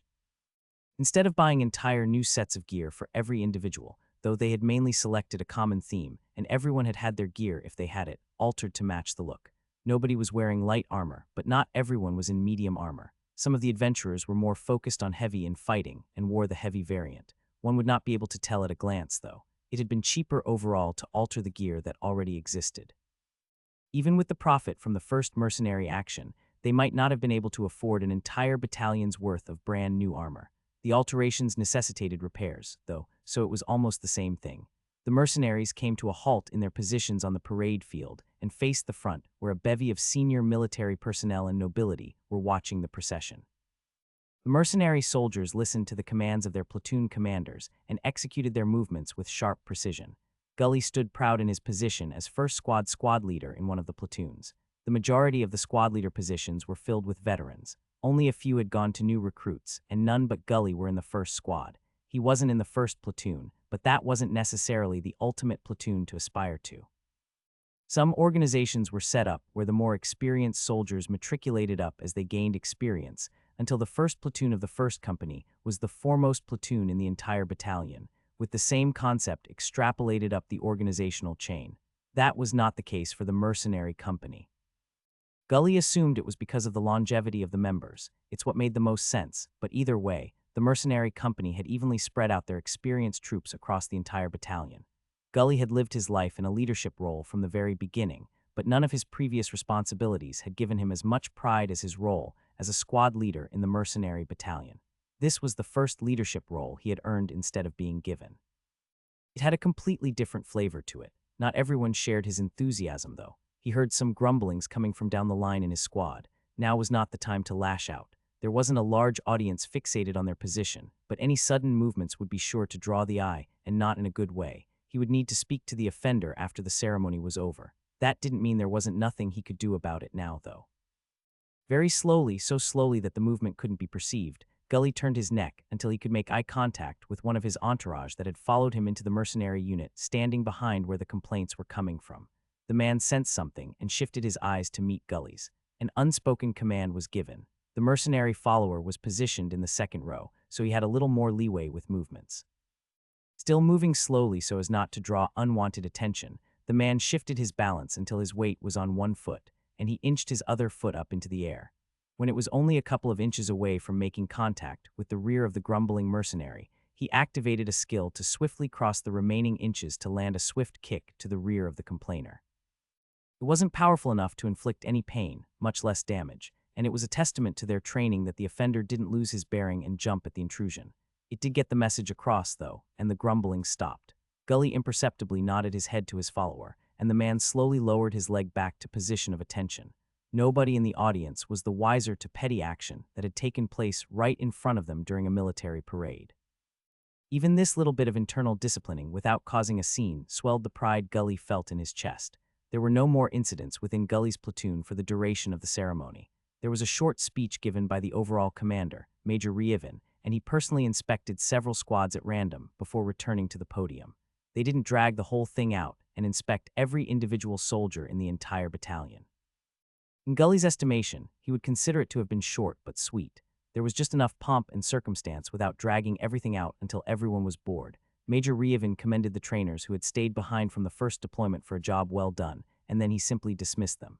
He didn't walk off like some of the other senior military members and nobility, though. He stood at attention and watched the entire procession as they marched past. The platoons looped around so they marched across the podium's field of view one last time on their way out to the beat of the drums once more. Eyes, right, Gully and everyone else in his platoon snapped their heads to the right as they marched directly in front of the podium. The platoon commander performed a salute with his sword, which Major Reborn returned. Once the last member of the platoon marched past the podium, the platoon commander's perfectly timed command came through once more. Ready, front, and with that, the platoon followed the rest of their company off of the parade grounds, where they could be dismissed out of line of sight from the formal ceremony. First squad, stay behind, Gully immediately commanded after the platoon commander dismissed the platoon. There were a few snickers directed toward one of the mercenaries who had attempted to bolt away as soon as the command had been issued, but Gully's aura of authority covered him and froze him in his tracks. Glances from other squad's members were thrown his way, but nobody was surprised. Gully stood with his hands behind his back and waited for the rest of the platoon to disperse. His squad members formed a half-circle facing him and waited in silence with him. The mercenary follower of his in the second squad didn't wait with them. He had encouraged his followers to disperse among the various companies and platoons to truly integrate. He wouldn't have leveraged his status if it hadn't been an anomalous situation to begin with, instead choosing to command one of his new squad members. As such, there was only one other person from his group in his squad, the girl who had been present when he had tracked down Talon to initiate a rapport to guarantee a chance at recruitment. She wasn't anything special in her performance, and she wasn't his assistant squad leader. She kept to herself for the most part, but he was secretly glad to have her in his squad. The chances had been quite slim for her to be placed where she had been, and as far as he knew, there had been no favoritism or machinations at play in her placement. Even though Gully was glad to have her in his squad, he didn't play favorites or pay her any special attention. He didn't even nod to her in a familiar way when their eyes briefly met. He stoically waited in silence for the other mercenaries to clear some distance between them. Once Gully deemed there was enough space between his squad and the other mercenaries, he finally turned his gaze on the grumbling offender. The mercenary winced slightly under the steely gaze. "Vurek, what in the hell was that?" Gully barked. "Corporal, we were specifically promised not to have to participate in military parades," he stated with vehemence. "If I had wanted to march around and look all pretty all the time, I would have enlisted in the Imperial Army. I thought we were here to fight, not." He gestured back towards the parade grounds, prance around to make the higher-ups feel good about themselves. Gully felt the urge to pinch the bridge of his nose, but he maintained his bearing and simply stared at Vurek for a few seconds. The man wilted a little under the stare, but he didn't back down from his position. Gully broke eye contact with the man and glanced at the other squad members. "Does anyone else want to explain the obvious to him?" he asked. The man standing next to Vurek smacked the man in the back of the head before opening his mouth. "This wasn't a military parade," he growled. "Sure, it looked like one, but it wasn't. We had no audience other than our chain of command and a few of their friends who were interested. This was an internal graduation ceremony, and it was to make us feel good about ourselves." It was a significant experience, elevating us from mere recruits to mercenaries. The man looked at Gully to see if he had gotten it right. Gully nodded his head slightly. Mostly, Gully answered. It was more than that, though. Let me ask you a question, Vurek. Have you ever seen or heard from Major Rievin? Have you ever thought about the makeup of the other platoons or companies since you were assigned your position? No, Vurek answered back hesitantly. No, to which question, Gully pressed. No, Corporal, I had not seen or heard from Major Rievin. I had not considered the other companies or platoons. At this point, I'm not singling you out, Vurek. I imagine 99 of the mercenaries haven't really considered these two things. Before this ceremony, Major Rievin was just a faceless name placed at the top of an organizational chart. Until this ceremony, you were just a name placed in a slot in that same chart. Now, though, we've all seen and heard from the commander. We've all participated as an entire organization. You might not know where every single person is located in the machine, but you've seen them. You've marched beside them. You're no longer just a name in a slot. You're no longer even just a member of our squad and platoon. We're all finally, fully members of the mercenary battalion. It's no longer just on paper. It's a reality. It might have seemed like a simple parade to make the higher-ups feel good about themselves to you, but it was so much more. Do you understand? I think so, Vurek answered, glancing down at the ground. That's good enough, Gully nodded. A short silence fell over the squad. Vurek looked back up at Gully. Is that all, Corporal? He asked. Gully arched an eyebrow at him. Are you out of your mind? That was just an explanation for why you were wrong about the parade. I haven't addressed your gross breach of discipline yet. Gully stifled a smirk to maintain his bearing. Form up, he commanded. The members of the squad immediately rushed to form up, the assistant squad leader taking their position in the front. Vurek's breach of discipline isn't just a personal matter, Gully said. It was a failing of first squad. It was a failing of the first squad leader. As such, instead of enjoying liberty for the rest of the day, we're going to train. We're going to sweat. Right, face. The squad sharply turned to the right. Forward, march, double, time. Gully immediately set the squad to jogging across the field. Double time was technically a jog, but it was also a run. It was technically double the pace of regular marching, but it was also the command given when a unit ran for exercise. As such, Gully jogged his way to the front position once more, and then he picked up the pace. Rievin held his salute as the last mercenary passed by in front of him. He held it for just a moment longer before lowering his hand. He wasn't technically in a formation or anything himself, and there were no lower-ranked soldiers from the battalion present any longer, but he still maintained his professional bearing. He turned about with a sharp movement, but he let himself give Kaiser a knowing look before he marched forward to take a seat. And with that, I'm officially done, he thought.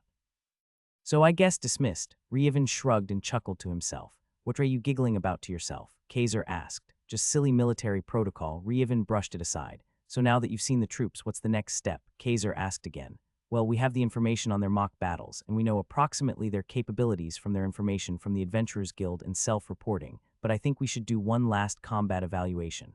A real one. Okay, and where are you going to have them engage in actual combat? The dungeon, Rievin answered. We have an agreement with your family to allow us preferred access, and we haven't really had a chance to take advantage of it yet. I also missed my appointment with Zudrid and Viria, the two cultivators I told you about, because of that stupid legal situation. So what? You're going to personally go in with the teams. That would tie everyone you party with to your instance of the dungeon, and it would take forever. I was thinking more along the lines of officers as evaluators, not just ours either. I would need to borrow some commissioned officers from the Imperial Army if you're amenable to helping me out with that. Yeah, 1 week of losing an instance shouldn't be too bad, plus they don't go in every week anyway. How are you thinking of organizing it? By squad, Rievin said. Each squad will be a party, and they'll have to advance in the dungeon as in formation. This will also allow us to see who's able to break their habits of adventuring in a looser party formation. All right, it'll take a couple of days to get everything set up with the additional officers to act as invigilators, but it should be doable within the week. Whoa, hold on there, buddy, Kaiser said, grabbing Rievin's sleeve. Don't you know it's bad luck to see your fiancé before the party? Rievin quirked an eyebrow before rolling his eyes. I think you're confused, he chuckled. That only applies to seeing the bride in her wedding dress before the ceremony. I don't think Kefira even has a dress yet. You'd be surprised, Kaiser chuckled in turn, especially with my mother and her older sisters. She at least has options already. I don't doubt it. The two stepped off the raised platform. Rievin gave one last wave as he turned to head in a different direction than his future brother-in-law. See you tonight at the shindig. Rievin turned and walked off. Kaiser was slightly taken aback for a moment before also walking off to start on finding spare officers for the final evaluation. Shindig, he shook his head. Rievin stood next to Kefira in the same hall they had held her ball in almost a year ago. It was a subtle difference, but many of the guests in attendance made note that Rievin was standing next to Kefira. Previously, Reevan had been positioned such that it could be construed that he was just nearby. There was no confusing the two with their proximity this evening. "So glad of you to join us," Kefira smiled and held her hand out to another young nobleman. Reevan offered his own hand and shook the other man's with a smile on his face. The young man had a look of consideration on his face as he walked by to make room for the next guest. They had not told anyone in advance that this was an engagement party. All anyone knew was that Kefira was holding yet another ball. Enough time had passed since the last one that it wasn't too unusual, but Kefira had never been one to be known for the parties she threw. Reevan and Kefira basked in the gazes of confusion and speculation. Reevan could tell that Kefira was having a lot of fun with the suspense. The adult chaperones, like previously, made their way to the upper floor so as to be out of the way. Reevan caught more than a few glances from the noble wives, with an expectation of snagging another dance with him later. Even Lady Cilia gave him an expectant glance. Looks like her son's animosity and ambition to get with Kefira isn't enough for her, Reevan chuckled to himself. It would be a good idea to give a little bit of attention to the matrons in attendance, but I'll have to balance that with the time I spend with Kefira. I'll have to ask her opinion on the matter, though. She's not one to get jealous, but this is a special day for both of us. Her Imperial Highness, Sovereign Emelian of Vin, the majordomo called. The room went silent, and everyone turned to witness the person called by the majordomo. It wasn't every day that someone was introduced as an imperial sovereign. Reevan looked up in surprise as his mother glided into the room. All eyes were on her, and she accepted the attention with grace. Almost everyone in attendance, even the older adults on the second floor, didn't know who Emelian was. Their interest was piqued at her introduction, and everyone strained to hear what she would have to say while greeting Kefira. Everyone was shocked, however, when Reevan was the one to step forward and utter an unbelievable sentence. "Good evening, mother," Reevan said. He bowed slightly and kissed the back of Emelian's hand in a familial way. A pin drop could be heard, and Reevan could have sworn he heard a collective gasp reverberate through the hall. Reevan was a well-known individual at this point. Everyone had done their research on him and how he had come into the employ of Kefira. The fact that he was an adventurer turned soldier turned liaison was a well-known fact. To discover he was an imperial prince of all things was almost too much for some people to handle. Rumfort, the ringleader of many of the young nobles who tried to get between Reevan and Kefira, leapt to his feet. His jaw stayed on the table, however, and he stammered as he pointed at Reevan with astonishment written across his face. At a different table, Petter likewise lost his composure. His astonishment was of a different sort, though, as he was on friendly terms with Reevan. To learn that the young man he had befriended, despite his upbringing, was, in fact, of higher peerage than him momentarily stunned him, however. He took it in a different light than Rumfort and his coterie. After a brief moment of silence, a wide grin split his face and he turned to the others seated next to him. See, he exclaimed. "That's my friend." The others at the table were of the same basic faction as Petter's family, though, so they weren't as impressed. They were on friendly terms with Reevan, too, through their relationship with Kefira. "Well, it looks like I stole a bit of your thunder, son," Emelian said with a slight smile. "Sorry about that." "Haha, I don't think you did, actually," Reevan replied. "I'll see you in a bit, hun. Sure thing, Mom." Emelian turned and headed to the steps to join the rest of the adults on the second floor. Silpha welcomed her with open arms. She and her husband had been there since the beginning to entertain the older guests as they arrived. Rafix had stood back to allow his wife to garner all of the attention, a habit formed from their time as teenagers, but he stepped forward and followed his wife up the stairs. Riley and Kylie entered the ballroom after their parents and skipped over to Reevan and Kefira. The imperial princesses of Vin, Riley and Kylie, the majordomo intoned. They had gone a little off script by bouncing over to their brother and future sister-in-law so quickly, but nobody had anything to say about it. They were still stunned by the continuous revelations of status. Reevan turned to survey the crowd to catch their reactions. He frowned when he noticed a thoughtful expression take over Rumfort's face. "That little weasel," Reevan gripped his fist. He quickly relaxed his involuntary reaction, though. Like he's got a chance with either of them. I'll just keep an eye out to make sure he and his goons don't do anything inappropriate. Heaven help him survive the wrath of our mother if he does, though. He knew that his sisters weren't combat classers, but that wouldn't stop them running circles around anyone trying to accost them. They were able to implement their skills in unique ways that even he had a hard time guarding against. "It's probably the fact that they aren't combat skills that they work so well on me," Reevan mused. "That begs an interesting question, but I should think about it later." Reevan returned his focus to the guests continuing to stream in through the doors. Riley and Kylie had skipped away after their brief greeting to sit at the main table, where a place was set for them. Reevan noted that Petter and his friends engaged them in friendly conversation immediately. He had never seen his sisters in a social interaction before, so he didn't know if they were going to be shy or anything, but they seemed to be adapting like ducks in water from what he could observe. Eventually, the trickle of guests dwindled. Almost all of the nobility, or at least their younger generation, from the capital and a few closer cities were represented in the crowd. There were also the well-to-do families, wealthy merchants, high-end crafters, and powerful adventuring clans. They didn't open the doors for foreign dignitaries for the engagement party, though. That would have taken way too long and too much coordination simply for the announcement. They would send out the invitations for the wedding ceremony, only. That also included the lesser lords and ladies from further duchies and counties within the Tier 4 region, and their subordinate nobles from the lower-tiered regions that were part of the Willowan Empire. The guests were introduced and seated, and the room was filled with the low buzz of conversation. It halted in turn as Rievin and Kefira made their way to their seats, arm in arm. For those that hadn't had a clue up until now, what with the revelation of Rievin's true status and the way he escorted Kefira and sat next to her, everyone was finally aware of their relationship. The crowd was allowed to simmer and converse among each other for several minutes before Janet finally made his way down the steps from the second floor to the main event. He walked to a podium conspicuously placed behind the table where Rievin and Kefira were seated. Janet held up his wine glass and tapped it with his spoon. The hall was large enough that one would expect the sound wouldn't reach, however. Janet must have employed some sort of skill. Probably a social skill of some sort, Rievin thought. The sound was clear and sonorous throughout the entire venue. Everyone heard it as if they were sitting next to Janet. The conversation quickly dwindled away until there was once more silence. I know many of you are wondering as to the purpose of this gathering, as we have not announced ahead of time what it is. I will quickly dispel any doubts anyone has. Janet held out his hand to Kefira with a smile. Dear, come join me. He waited patiently as Kefira gathered herself and mounted the short podium to stand beside her father. The two of them faced the crowd. As everyone is aware, we had announced nearly a year ago that our lovely daughter was seeking suitors. We have watched as many of you have jockeyed for position and employed various tactics to gain my daughter's attention. For this, I must apologize. Janet stopped and bowed his head to the young crowd for a couple of seconds. He didn't drag it out, though, and he quickly lifted his head to continue. What we didn't tell you is that she had already found her suitor. Janet was used to giving speeches, and it showed in his perfect timing for a short breath of air to allow those in the crowd to erupt in muted conversation. Everyone wasn't stupid. They had seen that some things just weren't right, but they also had their own ingrained biases. Nobody until this very evening had ever considered Rievin to be a true contender for Kefira's affections. He was just a subordinate, after all. Now all eyes swiveled to him. He remained calm under the scrutiny and simply looked up to Kefira and her father standing on the podium. I see that most of you have put two and two together, Janet chuckled. Yes, young Rievin, Prince of Vin, is the very suitor I mentioned.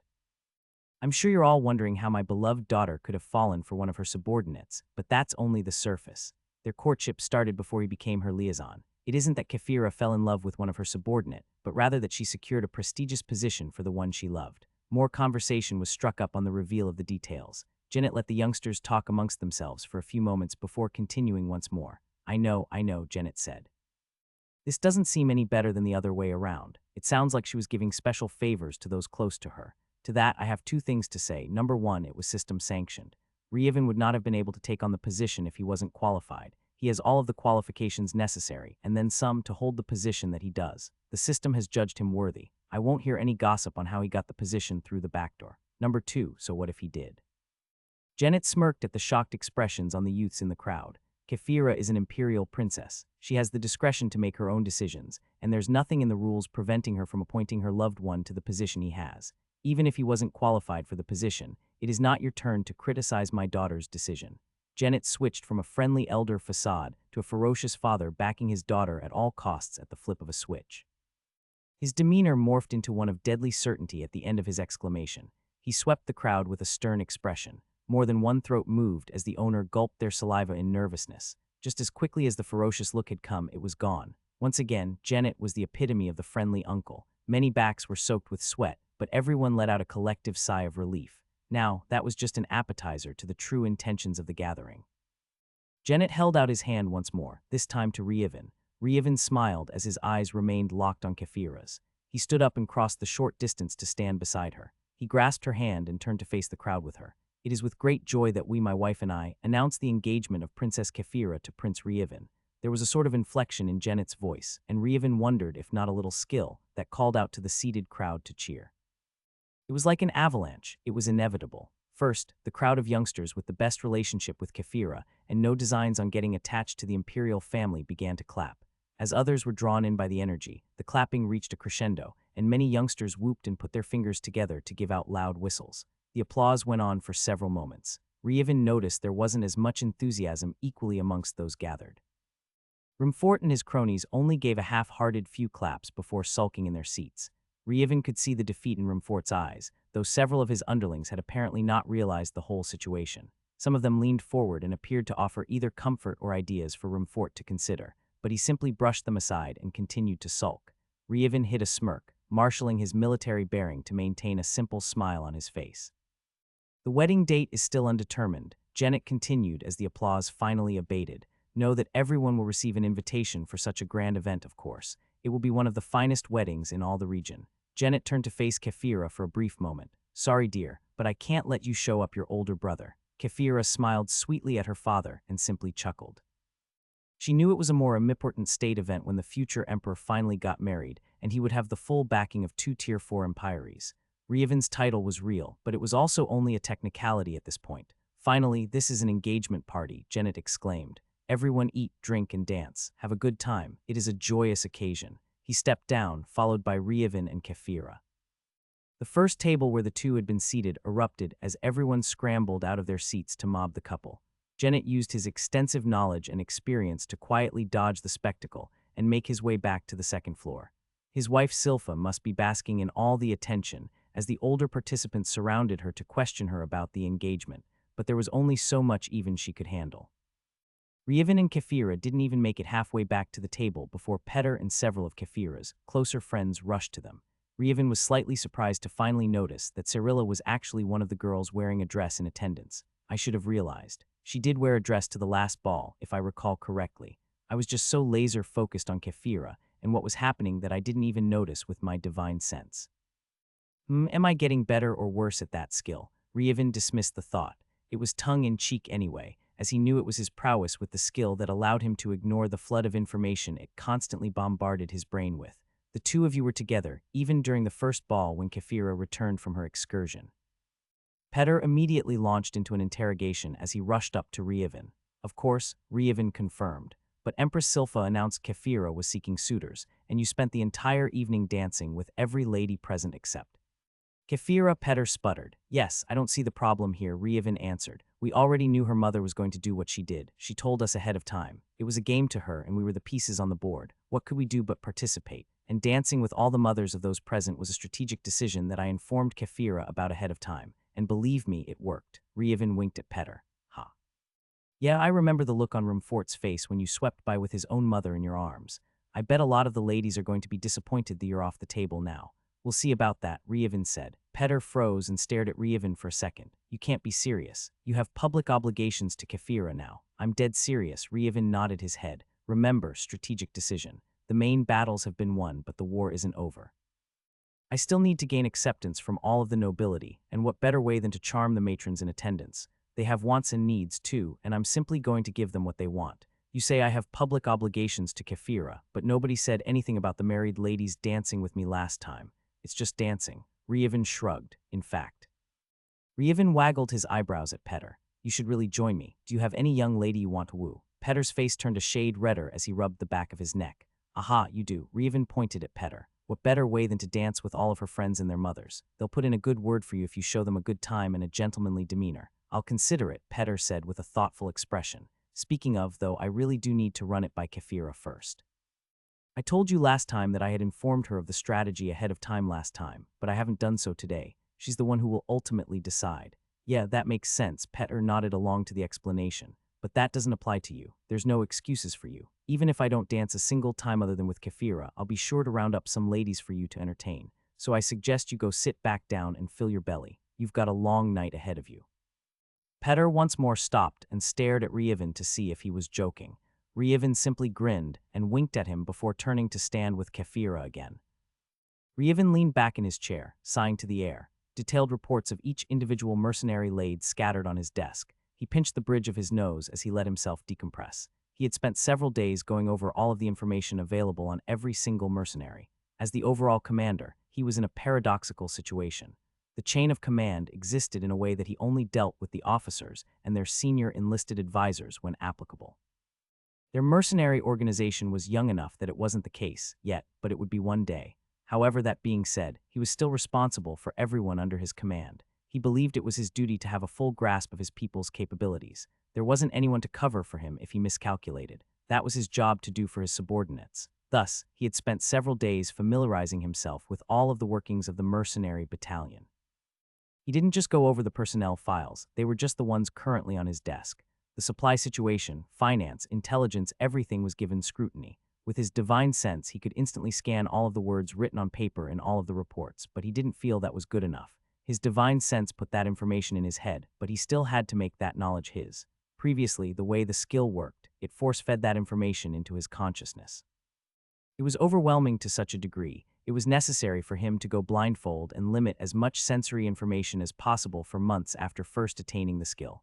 Now, with being more proficient in the skill, it worked in a fundamentally different way. It put the information in his brain, but he had to focus on it and summon it to the forefront of his consciousness to make it his.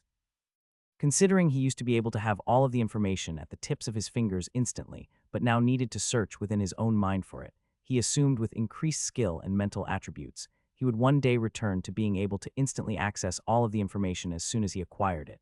Skill evolved over time. It seemed his divine sense skill had devolved in order to protect his psyche, but that was just how things worked. There was always an opportunity cost, and frankly, Ryevin had attained the skill way before he was ready. The skill was pseudo-divine, so it made perfect sense to him that it would progress in a way that appeared on its face to be a backtrack, one day. Until that day, though, he would need to focus on the information to use it properly. The papers strewn about his desk weren't strictly necessary. He had them there for two reasons. First, almost nobody knew about his skill, so he was hiding it. He had no real reason to believe there were spies among his mercenaries or the Imperial Army, but there was no reason to expose his cards if he didn't have to. It was a simple thing to put up a facade with the paperwork. Second, it acted as a focus to keep his mind from wandering. His divine sense skill didn't just plant information in his brain periodically and then lie dormant. It was on at all times. He constantly had more information passing through his mind. He just let his subconscious handle it like the rest of his sensory input. Most of it was discarded, but sometimes things slipped through to the front of his mind without him being aware of it. Not only the overload of information from the skill sometimes leaking, but he was always considering new ways to advance his skills and affinities. There was no telling when a stray thought that intrigued him would pop into his brain, but there was a time and place. Once he thought it, he could relegate it to the back of his mind until he was ready to consider it, but without the focus, his mind didn't always listen, and he would find himself daydreaming about some little experiment he could run.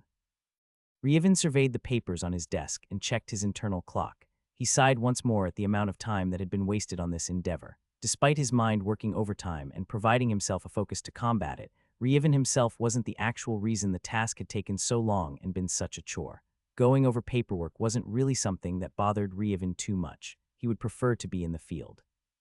He was a man of action and always had been, but the little details involved in the administrative work wasn't a tall hurdle for him to clear. That wasn't true of everyone, though. "Are you not done yet?" Kaiser cried for the 30th time in the past 30 minutes. Ryevin sat at his desk, but he wasn't alone in his office. Kaiser was lying across one of the plush chairs in front of Ryevin's desk with a total lack of any kind of military bearing. At first, Kaiser had always been as professional as possible in front of Ryevin, but his true personality slowly bled into his actions as they became closer over time. Not only did Kaiser get closer as a natural consequence of occasionally dining with Ryevin during a family meal with Kefira, but they had become genuine friends on their own through their mutual love of sparring and their positions in the military. "You know, you don't have to wait for me," Ryevin rolled his eyes. "I'm sure there's plenty of things you can find to do all on your own, but it's so boring," Kaiser complained. "I don't know how you can sit behind a desk for hours on end with nothing but paper and ink in front of you. A man needs steel in his hands, not quills. It wouldn't make any sense to say a man needs steel when the pen we use is also made of steel," Kaiser admitted. "It was the only thing I could think of to not sound like a complete fool. Just an incomplete one then," Ryevin chuckled. "Ha, kick me while I'm down, why don't you?" Kaiser sighed dramatically once more. "But come on, are you not done yet?" "I've been done for 10 minutes, Ryevin said, sitting straight in his chair and looking intently at his future brother-in-law. Kaiser's body froze for a moment before he slowly sat up and glared at Ryevin. "You mean to tell me you've just been sitting there doing nothing for 10 minutes, while I've been asking you every minute whether you're finished or not?"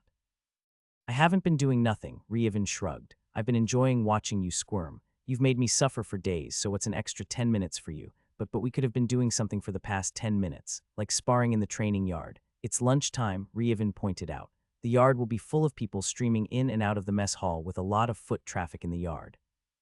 All right, but then we could have been eating for the past 10 minutes, Kaiser argued. No, the mess hall opened just now. It's just now lunchtime. 10 minutes wouldn't have been enough to get any kind of serious sparring in, and then we would have been interrupted. Then you would have been frustrated at being interrupted and lost your appetite, storming off to who knows where. So you've really just been waiting out the time before lunch was ready. Kaiser narrowed his eyes. Then what was all this nonsense about watching me squirm? Reevin laughed. You're fun to tease, he answered. Come on, let's go get some lunch. Then once the yard clear out, we can have that spar, and then you can go do whatever it is you do in the afternoon. All right, Kaiser said, leaping to his feet. I was getting hungry anyway. The two officers made their way to the mess hall. There was a long line for the enlisted mercenaries on one end of the hall. Reevin and Kaiser didn't go to that line. They circled around to another entrance reserved for the commissioned officers. Even though the kitchen was on place, there were 3 separate places for the troops to get their meals. The regular enlisted had the longest line. The next spot over was for the NCOs and staff NCOs. Finally, on the other end of the room was for the officers. The mess hall itself was also cordoned off in a similar fashion. The officers ate together, the SNCOs and NCOs ate together, and the regular enlisted ate together. There was no mixing. It wasn't just Reevin's sensibilities of eliminating fraternization, either. It was common practice in the Imperial Army, and Reevin assumed Willowin wasn't the only one. Reevin remembered the story of Kefira disciplining his former captain with a whipping for fraternizing with the soldiers, so he assumed it was a common practice in the more diligent military organizations across the realm. No sooner had Reevin and Kaiser placed their own trays down on their secluded table than a third on joined them. Reevin had already noticed his friend approaching with his divine sense, but Kaiser looked up in surprise at the intrusion. Well. Look who's finally shown up. Reevin leaned back in his seat and looked up at the interloper. What do you mean, look who's finally shown up? Talon rolled his eyes as he took a seat. You told me to do my own thing until you called, and you just called. It can be argued that I'm early. I did come right away. Kaiser raised an eyebrow at Talon's words and turned an inquisitive gaze toward Reevin. Ah, you two haven't been introduced yet, Reevin said, smacking his fist into his open palm. Kaiser, this is Talon, my best friend from my hometown. Talon, this is Kaiser, general of the Imperial Army and older brother of Kefira. I've heard so much about you, Talon and Kaiser said to each other at the same time. Reevin suppressed a chuckle. The first time Talon and Kimberly had arrived in Willowin, they had spent most of their time out and about in the city. They mostly interacted with their own band that was part of Rafix's crew, but they also occasionally interacted with the mercenaries. They had been introduced to Kefira through Emelian, but they hadn't interacted at all with Kefira's family members. Their social circle was just different at the time. That didn't mean they hadn't learned about Kefira's family. Of course, Emelian talked about her future in-laws, and Kefira definitely had a thing or two to tell them about her family. The same thing could be said in the other direction as well. Reevin had spoken of his friends from time to time at family dinners with Kefira before he had deployed, but Kaiser and the others had truly learned what little they knew of Reevin's friends from Kefira talking about them after having met them herself. Kaiser knew that Talon was a bit of a rascal, but he was also a reliable man who had spent time in the military. He ran an adventuring crew with discipline learned from Rafix, too. He had respect for the younger man. Talon knew that Reevin was friends with Kaiser independent of his relationship with Kefira, and that was good enough for him. A pleasure, Kaiser extended a hand. Talon grasped it firmly and the two shook with smiles. Likewise, Reevin nodded his head as the two looked to him. Kaiser, Talon is going to be in charge of intelligence, he explained. It's a secondary role, though, and not a public one. On paper, he's a morale officer. This will give him cover for his subordinate to run counterintelligence among our own people, too. I've heard of a unique skill set in infiltration, Kaiser said to Talon. I would definitely like to see that in action sometime. Maybe we could even have a spar in a setting where you have access to it, like in a building of some sort. Sure, that sounds like a plan, Talon nodded along. I'll be upfront, though. It is a huge advantage in the right circumstances. The quality of the material I can phase through isn't nearly as restricted as it is in proportion to how much you'll be able to plow through it with your martial skills and abilities. It'll be a good learning experience, either way for both of us, Kaiser grinned. Talon leveled a suspicious gaze at Kaiser before looking to Reevin. He indicated Kaiser with his thumb. Is this another training lunatic like your father? He asked. Reevin shook his head with a smile. No, he's just a battle maniac, Reevin explained. Hey, I'm not a maniac. Kaiser held his hand to his chest like he had been offended. Ha, says the man who wanted to squeeze in a serious spar 10 minutes before the chow hall opened, Reevin retorted. Kaiser just shrugged. Talon, I called you at this time as I figured you would make a good observer for the dungeon runs we're going to be conducting, Reevin explained. Are you going to have me test out potential members of the morale office? Talon asked, tucking into his food. Not this time, Reevin shook his head. I'll let you come up with the tests for that. This is just going to be a regular inspection. Even though your forte is infiltration and intelligence, you have the necessary background and experience to judge the fledglings. Sure, sure. Do you have a squad in mind, or can I choose my own? Up to you, Rievin shrugged. I can randomly assign you one, or you can pick your own. I don't mind either way. All right, I have a squad in mind already, Talon replied. Rievin was taken aback a bit. He quirked an eyebrow at his friend. I thought you were staying away from the battalion this entire time, Rievin said. Have you been secretly keeping abreast of the mercenaries? Talon shook his head with his fork still in his mouth. Nah, nothing as responsible as that, he replied after swallowing his bite. I just met some people a while back who helped me out at the cost of a recommendation to getting into the mercenary training. I heard he made squad leader as a newbie, so I wanted to see for myself if he's the real deal or not. Yeah, I'd heard that you'd done something like that, Rievin said. You did? Talon glanced at Rievin in surprise. From who? Kefira told me. Talon rolled his eyes in exasperation. And how did she know? Kimberly. Ah, of course. You're not mad, are you? Talon asked. Nah, it's fine. We still conducted a background check on every applicant regardless of where they came from or who they were recommended by. It just goes to show that this guy was lucky and resourceful to get what he wanted. I doubt there are any nefarious actors within our organization. You don't think some of these empires have sent out people with fake stories to infiltrate the ranks of the various militaries they'll be facing across the realm? Kaiser chimed in. That's not what I said. Rievin shook his head. I said I doubt there are any nefarious actors. I don't doubt there are people from some of the enemy regions, or even the empire in charge where Ariel is from amongst us. That doesn't mean they're necessarily here to sabotage us or feed information to our enemies. What other possible reason could they have? Kaiser asked. I don't know, Rievin shrugged. You don't really seem to be taking the potential threat too seriously. Kaiser pointed at Rievin accusingly with his fork. Rievin shrugged. We've done what we can up front. We'll just have to keep an eye on anyone and everyone to make sure while moving forward. Plus, we have some advantages against them, like Talon and his morale office, among other things. All right, if you say so. Kaiser returned his focus to his meal. Wait a minute, Talon said, placing his own fork down. His plate had already been cleared. Am I missing something? Who's Ariella? Kaiser gave Talon a serious look. A crazy person, he replied. One who's apparently from a tier 6 empire and obsessed with our boy, Rievin here. Obsessed with Rievin, like she has it out for him or something. Wait, why? Where could you have possibly run into someone from the empire in charge, and how did you manage to piss her off? Kaiser threw his head back and laughed. Rievin gave Talon an incredulous look. We've explained this to you. Rievin shook his head. Have you not been paying attention? Am I making a mistake in placing you in charge of intelligence? Talon looked back and forth between Rievin and Kaiser. Kaiser finally stopped laughing and addressed Talon again. She's not trying to kill Rievin, he said. She wants to force him into marriage or something. Ooh, are you talking about that girl Kefira calls Jezebel? Talon's expression brightened as he finally put it together. Sorry. Kefira always interrupts and calls her Jezebel whenever she's mentioned. In my head, they weren't the same person. It didn't click right away. I'll go ahead figure out which squad this gully character was assigned to and let you know. Talon scooped up his tray and made a beeline to the exit. Rievin just rolled his eyes and chuckled. Gully stood in front of the entrance to the dungeon with his squad lined up behind him. The dungeon runs were going to take all morning just to get all of the squads through the entrance, so they were patiently waiting their turn. He had been only a little surprised to find that Talon was the one who had been assigned to inspect their performance inside the dungeon. They weren't in an official formation, so Gully let his gaze roam. He looked over the edge of the cliff to the city sprawled below.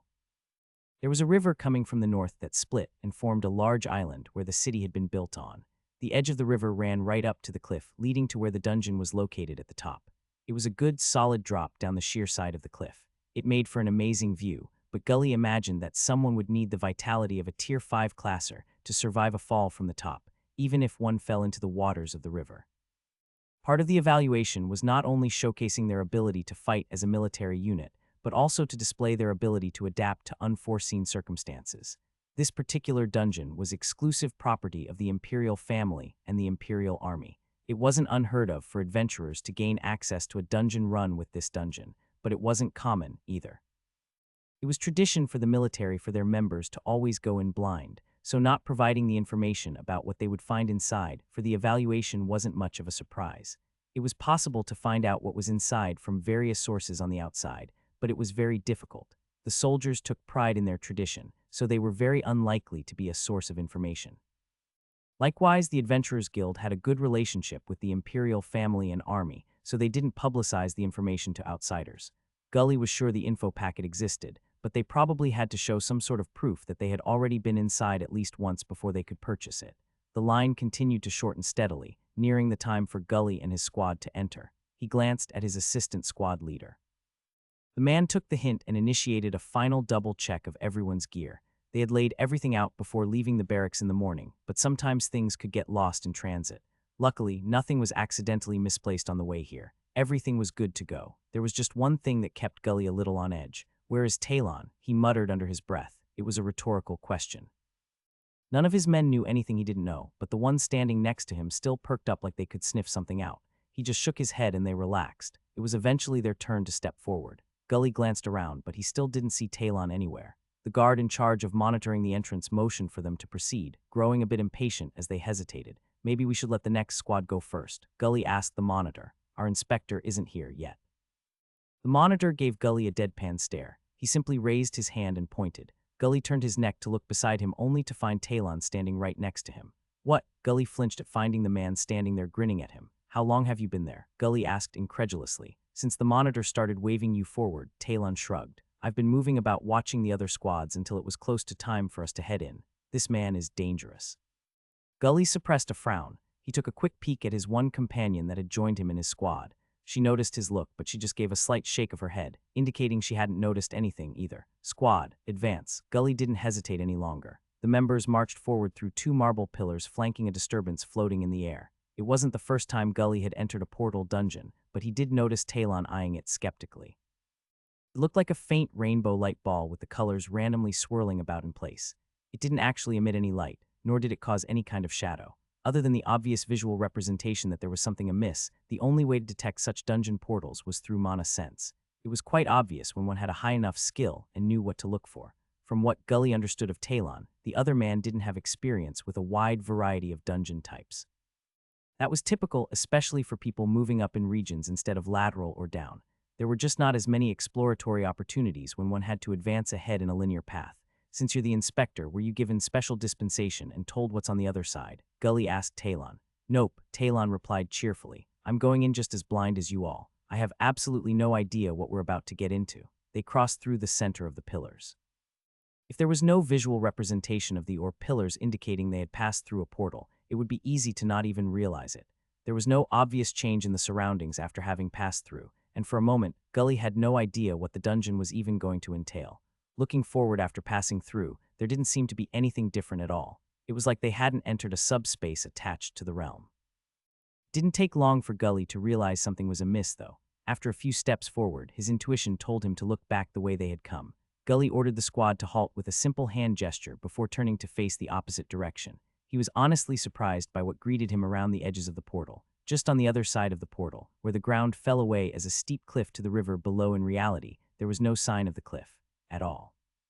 Instead, Gully intuitively understood they were atop a grand plateau. It stretched for miles in the distance. That wasn't the thing that surprised Gully, though. Their squad wasn't alone. Atop the grand plateau, a huge army of tens of thousands of soldiers was arrayed in front of them. They were facing the opposite direction, though, and the few shadow people who spotted the squad didn't raise any kind of alarm. Gully's intuition told him they weren't a hostile force. A heavily armed and armored man strode up to Gully with purposeful steps. "What are you doing out of formation?" he exclaimed with clear exasperation in his voice and face. Gully was intrigued by the level of emotion displayed by the shadow person. It wasn't something that was normally seen inside a dungeon. For the most part, shadow people were just pale representations of long-forgotten people who had actually once existed. It wasn't unheard of for them to have personality, and it was common knowledge that the higher-tier dungeons could represent the shadow people's original personality better. It was unusual for such an expressive, interactive shadow person to exist in a Tier 4 dungeon, though. Technically, Tier 4 was still in the bottom half of the power scale. When one took into consideration the exponential nature of mana density and class tier power, though Tier 4 didn't even breach 10 of the power possible found just 2 tiers higher, much less the absolute power that could be found in a Tier 8 region or dungeon. "Hurry, the battle could start any moment," the shadow person said. He grunted in disgust before turning and storming off somewhere else.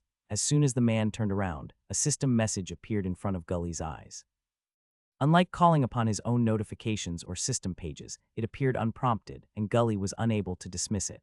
It had a simple message, though the implications were anything but. Gully quickly scanned the system message. "Spectator mode, fall into formation with the hero's companions. There are no rewards. Easy mode, fall into formation among the general's entourage. Rewards are reduced to 25 of standard. Standard mode, fall into formation in the center of the army."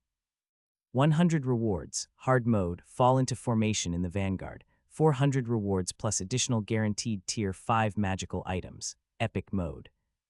Rewards, epic mode. Gully heard Talon whisper to himself. Gully was also surprised by the content of the system message. Even he had never heard of an epic mode before. He thought hard mode was as difficult as it could get, and there were some dungeons he knew of where the hard mode was downright impossible to survive. If impossible odds are still hard mode, then what does this epic mode mean? Gully idly thought. He quickly dismissed his musings and made a decision based on the context of what he knew about the dungeon, even though it was almost nothing. He selected standard mode before ordering the rest of the squad to do the same. This is simple enough and quite convenient for me, Talon said with a chuckle. I wasn't going to get any rewards due to not participating anyway, so looks like I'll be heading over to this hero's party, wherever that. Talon stopped and looked about in surprise for a second. Never mind, it's double easy. Gully instantly understood what he meant. There were ethereal lines directing Gully where he needed to go in order to join the center of the army. There were no indications from any of his skills, so he understood it was tied to the system message on a fundamental level. No amount of poking or prodding would allow him to meddle or alter the glowing lines in any way. All right, Talon, we'll see you when this is over, Gully said. Sure, good luck. Talon sauntered off to the back of the army. Gully spied the direction he was headed and saw a group of individuals in clearly different attire than the rest of the army.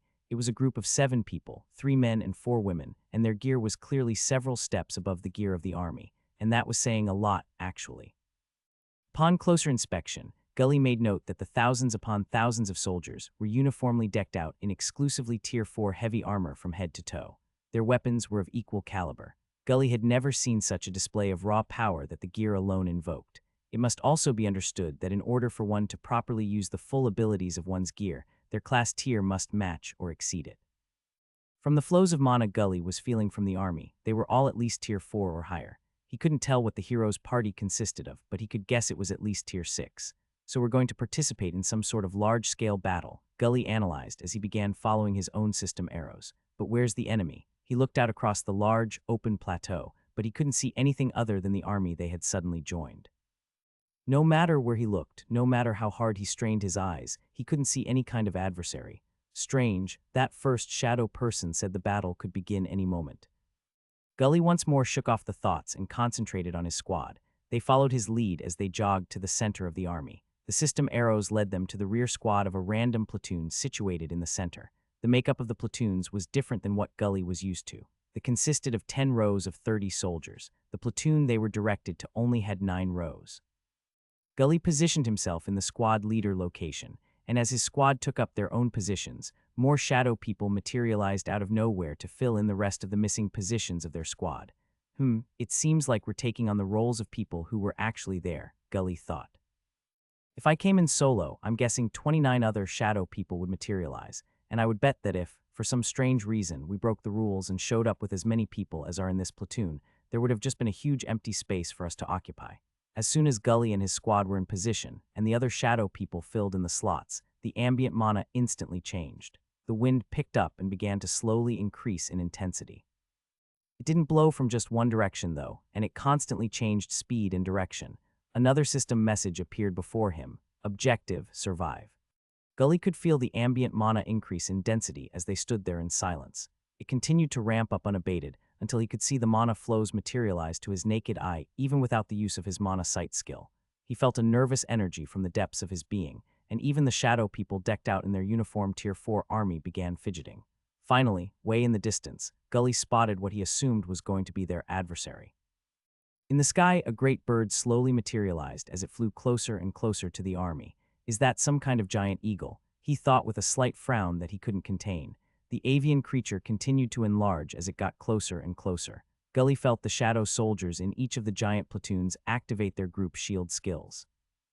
It was slightly different than any group shield skill he had ever experienced, but it wasn't so different that he couldn't mimic it with his own and join with his squad and shadow platoon. Group shield skills weren't omnipotent. There was a hard limit to how many people could join one.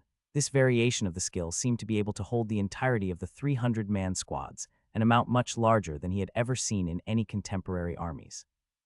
Typically, a powerful group shield skill could hold 60 people before it simply refused to allow any more people to join. These shields were holding 5 times that amount. It wasn't just that the group's shield skills were clearly superior to any he had ever seen, either. The platoons ahead of his location were even more potent. He surmised that the vanguard was made up of the grizzled veterans, even relative to the army he was witnessing. The avian creature continued to grow larger.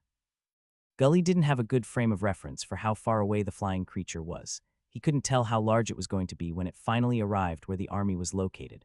Upon closer look, though, he noticed that the features of the flying creature were more reptilian than giant bird. Is it some sort of great wyvern? He still didn't know what they were going to be facing. The creature continued to get larger and larger. No, wyverns have 2 legs, that thing has 4.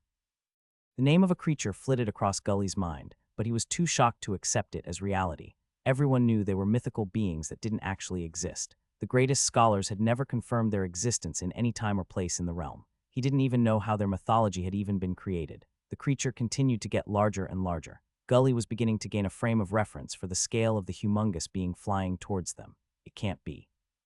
The creature was now large enough that Gully could clearly make out what it was, though it was still incredibly far away. It was just so large that even miles away, it took up a huge portion of the sky. There was no denying what was in front of his eyes. A dragon. The mighty beast opened its maw and huge bellow escaped from its lungs. Gully could see the shockwave of the roar race towards the waiting army. It was much faster than any sound had a right to be.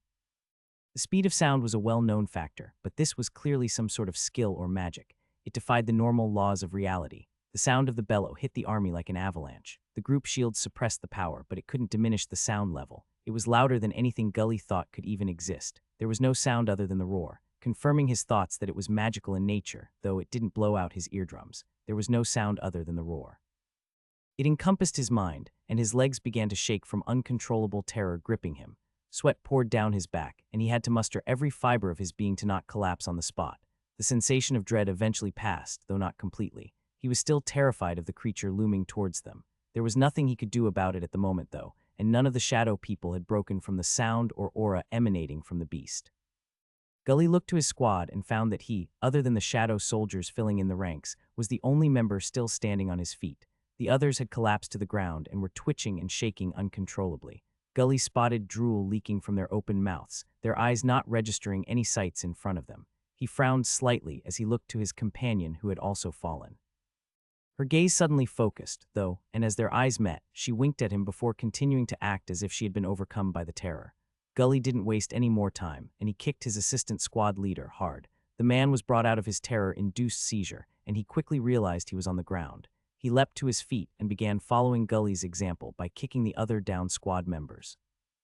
A little bit of pain, a shock to their system, was enough to bring them out of their stupor now that they weren't actively being assaulted by the dragon's aura and roar. They climbed to their feet and once more contributed to the group's shield skill. The dragon continued to get larger and larger as it got closer. All Gully could see in the sky in front of him now was the dragon. The roar had been timed impeccably to its speed. At the end of the tremendous roar, a terrifying energy appeared and quickly breached any threshold of power Gully had ever experienced. A tremendous bout of flame escaped from its mouth and inundated the first 3 rows of platoons across the entire width of the army. Screams of agony rose from the shadow people caught in the inferno before quickly going silent once more. Flesh and metal alike melted into pools of plasma within seconds. There were still another 2 rows of platoons in front of the platoon his squad had joined. Gully could feel the heat of the flames even through the distance and the group's shield skill. Like that, almost a quarter of the tens of thousands of soldiers in the army were instantly incinerated. So much for hard mode, Gully thought, his eyes nearly bugging out of his head. More like suicide mode. Protect the hero. A defiant cry emerged from somewhere in the army. Gully recognized the voice of the shadow man who had addressed him and his squad. A mighty roar emerged from the army as they struck out with their spears. Ethereal images of their weapons materialized and shot forward. It looked like an arrow rain made of spears as the projectiles arced through the air toward the dragon that was almost now upon them. Gully and his squad members weren't able to duplicate the action, so they had to simply stand and watch. He had never felt so utterly powerless in his life. He had some magical skills he could employ if he needed to, but there was nothing he could personally do to affect the battle against the dragon at all. There was no reason to expose the cards in his hand in this situation, so he and his squad members simply stood there and watched. The ethereal spears seemed less than tiny toothpicks against the dragon, and Gully winced slightly as they all simply bounced off the scales of the dragon. He quickly schooled his features, though, as he noticed that the barrage hadn't been completely ineffectual. Hundreds of scales followed the ethereal spears to the ground, though they had a shape and size that didn't really make sense to Gully considering the size of the massive dragon. A pulse of energy distracted Gully from observing the falling scales and spears, though. A ripple of golden power rushed ahead toward the dragon from somewhere in the rear of the army formation. It was equally as powerful as the aura of the dragon, and Gully felt the last vestiges of terror escape him.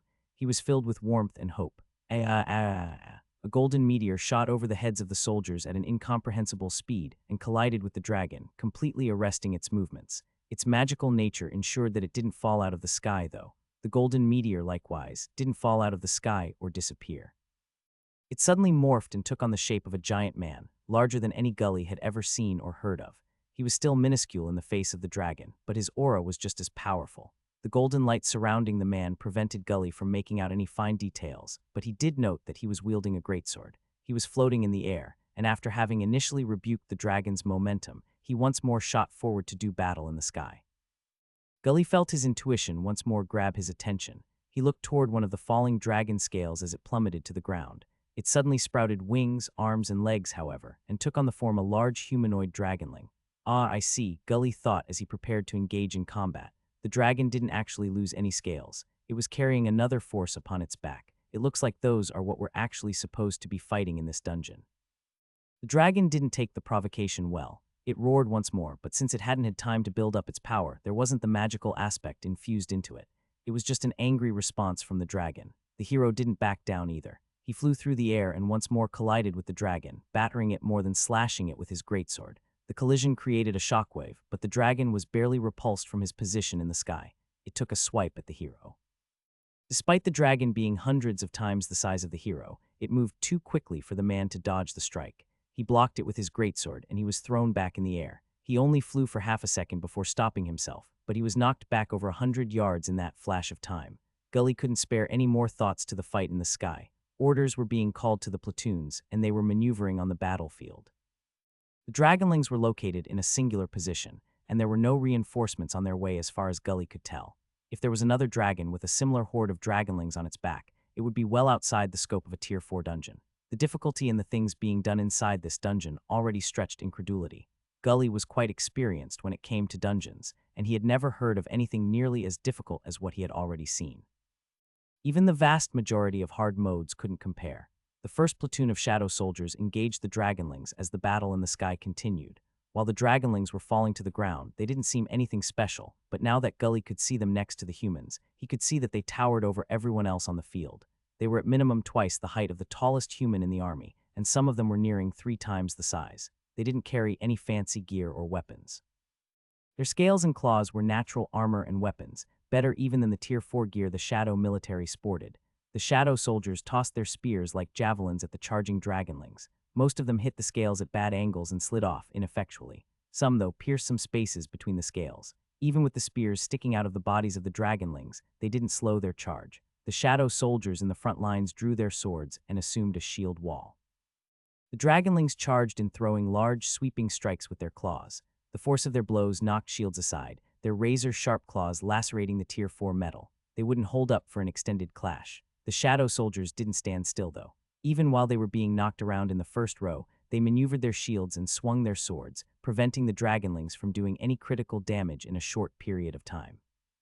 The back rows, like most modern military organizations, used their spears to stab forward through the gaps between the front row soldiers. I wonder if the originals of these remnants developed this tactic, or if they adapted it from even further back in history, Gully idly thought as he followed his own platoon as they flanked around the enemy. There's no telling how far back in history this event took place. As far as I know, though I'm no expert, the capital city of Wispen was founded when the cliff and river already ran through this area. Gully and his squad steadily marched with their shadow platoon around the dragonlings. The platoon that had stood in front of them between the new vanguard and the dragonlings marched ahead to completely circle the monsters, while the platoons behind them stayed in place to act as reserve troops. The hero and the dragon continued to fly about in the air all over the place, exchanging blows and magical attacks. The dragon could cast spells, strike with its claws, swipe with its tail, and spew dragon breath all at the same time while also actively dodging and parrying the attacks from the hero. Despite how dangerous the dragon appeared in the sky, it actually only served to amplify just how amazing the hero was. With all of that going on, the hero was completely unfazed, while simultaneously covering any stray magic or breath attacks toward the army below. There wasn't even a hint of wind from the shockwaves reaching the troops below. Gully made note of the fact but didn't dwell on it for too long. His platoon was in position to engage the dragonlings on the flank. They were in the back row, so it would be some time before his squad would make its way up to the front to personally participate, but there could always be an anomaly with the situation. Things tended to get out of control in the heat of fierce battle. The dragonlings were vastly outnumbered, yet they were holding their own. Gully tried to imagine the scenario being set up here for the dungeon party. It wouldn't make any sense to have them go through all of this just for the shadow soldiers to slay all the dragonlings, and by the looks of it, the shadow soldiers were slightly more superior individually than his average subordinate. What's the trick here? Gully thought. No matter how he analyzed the situation, he just wasn't figuring out what was going on exactly. Sure, he understood the core concept. It was right in front of his face. A giant dragon with their brood was fighting an army of humans. None of that mattered. They weren't fighting a giant dragon with their brood. They were just standing around watching. Gully was pretty sure he hadn't selected the spectator mode at the beginning. He focused his attention further on the action. There was something strange about it. It took him an embarrassingly long amount of time, a full 3 minutes, to spot what was wrong. Aside from the occasional scale getting shorn off, spear stabbed into a crevasse, and slash marks on the shields and armor, there was no damage being done to either side. It looked like a pantomime of a battle. Gully furrowed his brow as he got more and more confused. The auras and mana were all real. His senses weren't lying to him, and he could tell that they weren't an illusion. Just what is going on? Suddenly, everything seemed to freeze for just a moment. It was like there was a hiccup in reality. It was so quick that if Gully didn't have over 1,000 intelligence, his mind wouldn't have been able to process it. Gully realized that the blip perfectly aligned with the last shadow soldier reaching their destination on the battlefield. The flankers hadn't yet engaged in combat, and Gully had been anticipating some sort of assault command any second now. I know I would have given the command ages ago, but the shift spoke of something different happening. The dragon let out another ferocious roar. Its wings spread out, and reality-defying amounts of mana swirled around the dragon and helped propel it thousands of meters into the atmosphere in a matter of seconds. It hung in the air for a brief moment, gathering even more mana to itself. It gazed down at the battlefield, pure hatred in its reptilian eyes. Its maw opened and another breath attack was overcharged. It suddenly flipped upside down, tucking its wings as close into its body as it could, as it made a nose dive to the ground. The overcharging breath accumulated like an energy ball in front of its mouth, and the mana it gathered coalesced into intricate high-tier magic spells. It summoned over a dozen spells on either side. The spells weren't just attack magic, either. They were tied together in an intricate web of mana threads and weaves. It further empowered not only the overcharging breath attack, but it somehow empowered itself and the body of the dragon all at once. The breath attack was the first assault to be released. It lashed out like a light beam across the plateau. It hadn't aimed at any of the soldiers. Instead, a long line of plasma now stretched from one end of visibility to the other. The shape of the line caused a foreboding within Gully that he didn't understand right away. There was no time to analyze it. The dragon hadn't stopped its plummet. The spells surrounding it exploded outward, giving more thrust and shock to the inherent power of the dragon's body. Time once more seemed to freeze for a moment of eternity. This time it wasn't an external source, but Gully's mind putting all the pieces of the puzzle together. The hero was still chasing after the dragon, but Gully's mind seemed to pierce the golden halo of light surrounding him, and he glimpsed the grim expression of the hero. It was an expression of grief, rage, sorrow, and determination, all rolled into one. Gully had never seen such an expressive statement on someone's face before, and he had a hunch it was more system shenanigans for those who had the perception and intelligence to notice. The hero had been silently accumulating some sort of power that Gully didn't recognize since even before the arrival of the dragon, and the look on the man's face told him he wasn't going to complete the build-up before whatever the dragon planned on doing was done. The characteristics of the hero was only one thing his mind roped into the pattern. The line of plasma created by the dragon, the explosion of the spells, the speed and trajectory of the dragon, and the obvious intent of the dragon all composed the clues necessary to figure it out. Gully remembered too late that the battle was taking place on a plateau peak that didn't exist in the modern world. The dragon crashed into the ground, and it shattered. More than half of the plateau disintegrated upon impact, and the melted ground acted as the fault line. The ground beneath Gully's feet was no more, and he felt himself falling.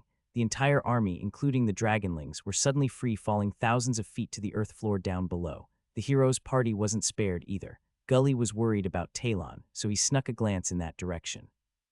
He saw despair on the faces of the hero's companions, however. It was coupled with determination and hope. It was a strange thing. They were clearly aware that they were likely not going to survive the fall, yet they seemed to still be anticipating victory somehow. The answer came another fraction of a second after the dragon forever altered the landscape of the plateau. a bellow of defiance, empowered by the strange golden halo surrounding the hero, shocked the people falling through the sky. He executed a skill that resembled a cross-slash, though there was so much more to it than any kind of cross-slash Gully had witnessed before. The attack used the power the hero had been accumulating, and the lashing out with his greatsword created huge sword beams that chased after the dragon. The dragon had let its guard down for just a moment with the success of its plan. The greatsword beams composed of the unfamiliar energy sliced right through the wings of the dragon. Even though dragons are able to fly via magical means, that magic apparently resides within their wings. It might be a system-imposed limitation. It would look very strange to see a dragon lose its wings and still dart about in the sky as if nothing had happened. If nothing else, the wings gave it improved maneuverability in the sky. The dragon screamed in pain as the severed wings fell from its body. They disintegrated in mid-air as they fell, leaving nothing behind but a smattering of dust. That was the last clear image Gully had of the scene, as the dust that used to be the wings met a rising dust cloud from the ground. Gully and the others were quickly enveloped in the cloud, and their visibility was reduced to almost nothing immediately. Suddenly, their bodies jolted as they impacted the surface. The force of the impact was not nearly as heavy as Gully had expected. He didn't take any damage from the fall, even though he had already fallen long and far enough that it should have taken a decent toll on his health pool. He scrambled to his feet and looked around. He couldn't really see anything in the low visibility, but the rising dust cloud quickly began to dissipate. The first thing Gully noticed as the dust cleared away was his entire squad equally unharmed. Their training had kicked in too, and they had actively sought each other out in order to watch each other's backs. There was no sign of any of the shadow soldiers, though. They had completely disappeared. Gully wasn't entirely surprised, though. The system had already shown that it was unusually invested in this dungeon, with a lot of strange occurrences already taking place at every corner. "Form up," Gully commanded the squad. "We don't know what's going to emerge out of this dust." The squad quickly obeyed, assuming their individual positions. Gully took his position at the head of the squad and examined the lingering dust in all directions. He used all of his sense and his skills and mana to investigate. A trio of shadows slowly emerged from the dust cloud. They moved at a slow pace, but they were undeniably getting closer to their position. The height and width of the shadows gave away that they were anything but human. High-pitched screeches inundated Gully's ears in response to his spoken command, and the three dragonlings finally stopped waddling and broke into a charge towards their squad. Gully empowered himself with his mana and launched his spear as hard as he could. The dragonlings either had contempt for the puny spears, or they were overconfident in their own natural scale armor. Either way, it was a fatal first mistake. Gully's spear flew true and pierced into the right side dragonling's hip. It was right at the intersection where the creature's leg met its torso, but it was far enough on the outside not to be considered the groin. His position in the squad placed him on the extreme right, so there was no reason for him to target either of the other dragonlings. The other squad members had it covered. Only a single spear, including Gully's, pierced each individual dragonling. The other two spears weren't in as favorable a position, though. One was in the left shoulder, and the other was in the upper chest. Gully's spear would at least affect the speed and maneuverability of one of the dragonlings, but that would be enough to give them a significant advantage. They would hopefully be able to overpower one of them much quicker than the others, and that would free up more squad members to engage the other two. Without instruction from Gully, the squad naturally split up into 4 mercenaries fighting against a single dragonling each. Every squad had 12 members, but the squad leader made for a 13th. Gully joined the group of 4 handling the rightmost dragonling. The creatures finally reached striking distance, and they were much more intimidating up close. Gully was unable to focus on the fights of the other 8 squad members, as the dragonling he had injured was still capable enough to put pressure on all 5 of the mercenaries. It charged forward, attempting to ignore the pain and obstacle of the spear sticking out of its hip, and slashed across the front of the 5 mercenaries with its huge arms. The being towered over the humans, and Gully could see powerful muscles expanding and contracting beneath the heavy dragon scales protecting it. Just like he had seen with the shadow army above, the dragonlings' attacks managed to knock shields aside and rend the metal itself. Their shields were good enough quality that they wouldn't be destroyed right away, though. They would be able to use them to defend themselves for several minutes, but that was all. A protracted engagement was not a viable option. Gully suspected the dragonlings could use powerful magic, but it seemed all of their mana was contained within their bodies. It's some sort of extreme physical enhancement magic, probably, Gully idly thought. It won't be enough to protect you. Gully actively engaged with the monster, but he held back just a bit to let the other 4 mercenaries take the lead. They were doing an outstanding job of working together to keep the attention of the beast and whittle it down. Gully bided his time until an opportunity finally was exposed. The dragonling, a creature that was obviously obsessed with close quarters fighting, overextended itself. Several targets of opportunity presented themselves to Gully, and he decisively struck with his sword at the most fatal one. The blade of his sword bit deep into the neck of the dragonling, slashing straight through the tiny gap between scales. The feat of precision spoke of an extremely high sword skill. Gully put his entire body into the blow, and when he sensed resistance, he pumped his blade full of mana. He wasn't an expert in infusing his weapons with mana, so he just did it in the crudest way possible: brute force. The resistance gave way before his blade, and the dragonling's spine was severed. The body collapsed like a ragdoll, all four limbs incapable of movement. It continued to screech at them with hatred, but the other four mercenaries quickly leapt forward and drove their swords into vital points of the dragonling, killing it. Finishing off the other two happened quickly after they were able to completely surround them. The dragonlings never faltered or changed tactics to the new threat, which made it much easier to deal with them. They seemed to be under some sort of compulsion that only allowed them to advance and strike at what was directly in front of them in a frenzy. Their unprotected flanks and sides spelled their doom. After the fight was over and the squad members heaved for breath, Gully finally looked around to more closely inspect their surroundings. They were near the top of a pile of rubble. The shape of the rubble closely matched what Gully knew of the layout of the island the capital city of Wispen was located on. In the distance, the sword beams had dug deep channels into earth, reminiscent of where the modern-day rivers flowed. Gully could imagine the sword beams had been so powerful that they had created grooves long enough to connect to some sort of water source far into the distance. He looked around more and noticed a grisly sight. Among the rubble, broken bodies of shadow soldiers and dragonlings covered a huge swathe of the land. It seemed that Gully and his squad were the only survivors. Off in the distance, he spied the corpse of the giant dragon. He had mistaken it for a large hill at first, but upon closer inspection, the features of the dragon became obvious. Not only that, but there was subtle movement that drew his eye. The hero, no longer clad in a golden halo, stood next to his greatsword that was pierced into the eye of the beast. Although the difference in size between the greatsword and the dragon was akin to a tiny splinter, the hero's abilities would have allowed for the killing blow to cause far more damage than appeared on the surface. The hero stood with his hands on the pommel, his head bowed. The movement had been cloth pieces of his attire and his long hair flapping in the wind. The corpses of the hero's companions were among those strewn about the battlefield nearby. Of his party, only the hero himself had survived. A nagging feeling poked at Gully's subconscious, and he quickly glanced all around him. Finally, he spotted Talon sitting on top of a small boulder in the distance, watching them. As soon as Gully made eye contact with the other man, Talon gave him a thumbs up with a grin. Gully started to make his way over to Talon, but after only a dozen steps, he ran into an invisible wall that indicated the edge of the dungeon. He looked up at Talon with a sharp, confused expression only to see the other man just shrug it away. They were apparently in separate zones they couldn't access from their side. When no other threats made themselves apparent, Gully turned to face his squad. "I guess that's it," he said. Apparently, the actual encounter of this dungeon was just those three dragonlings.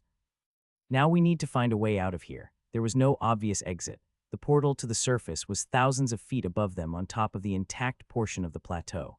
As Gully continued to scan the environment for some way to get back to the portal, another system message intruded into his vision. 321.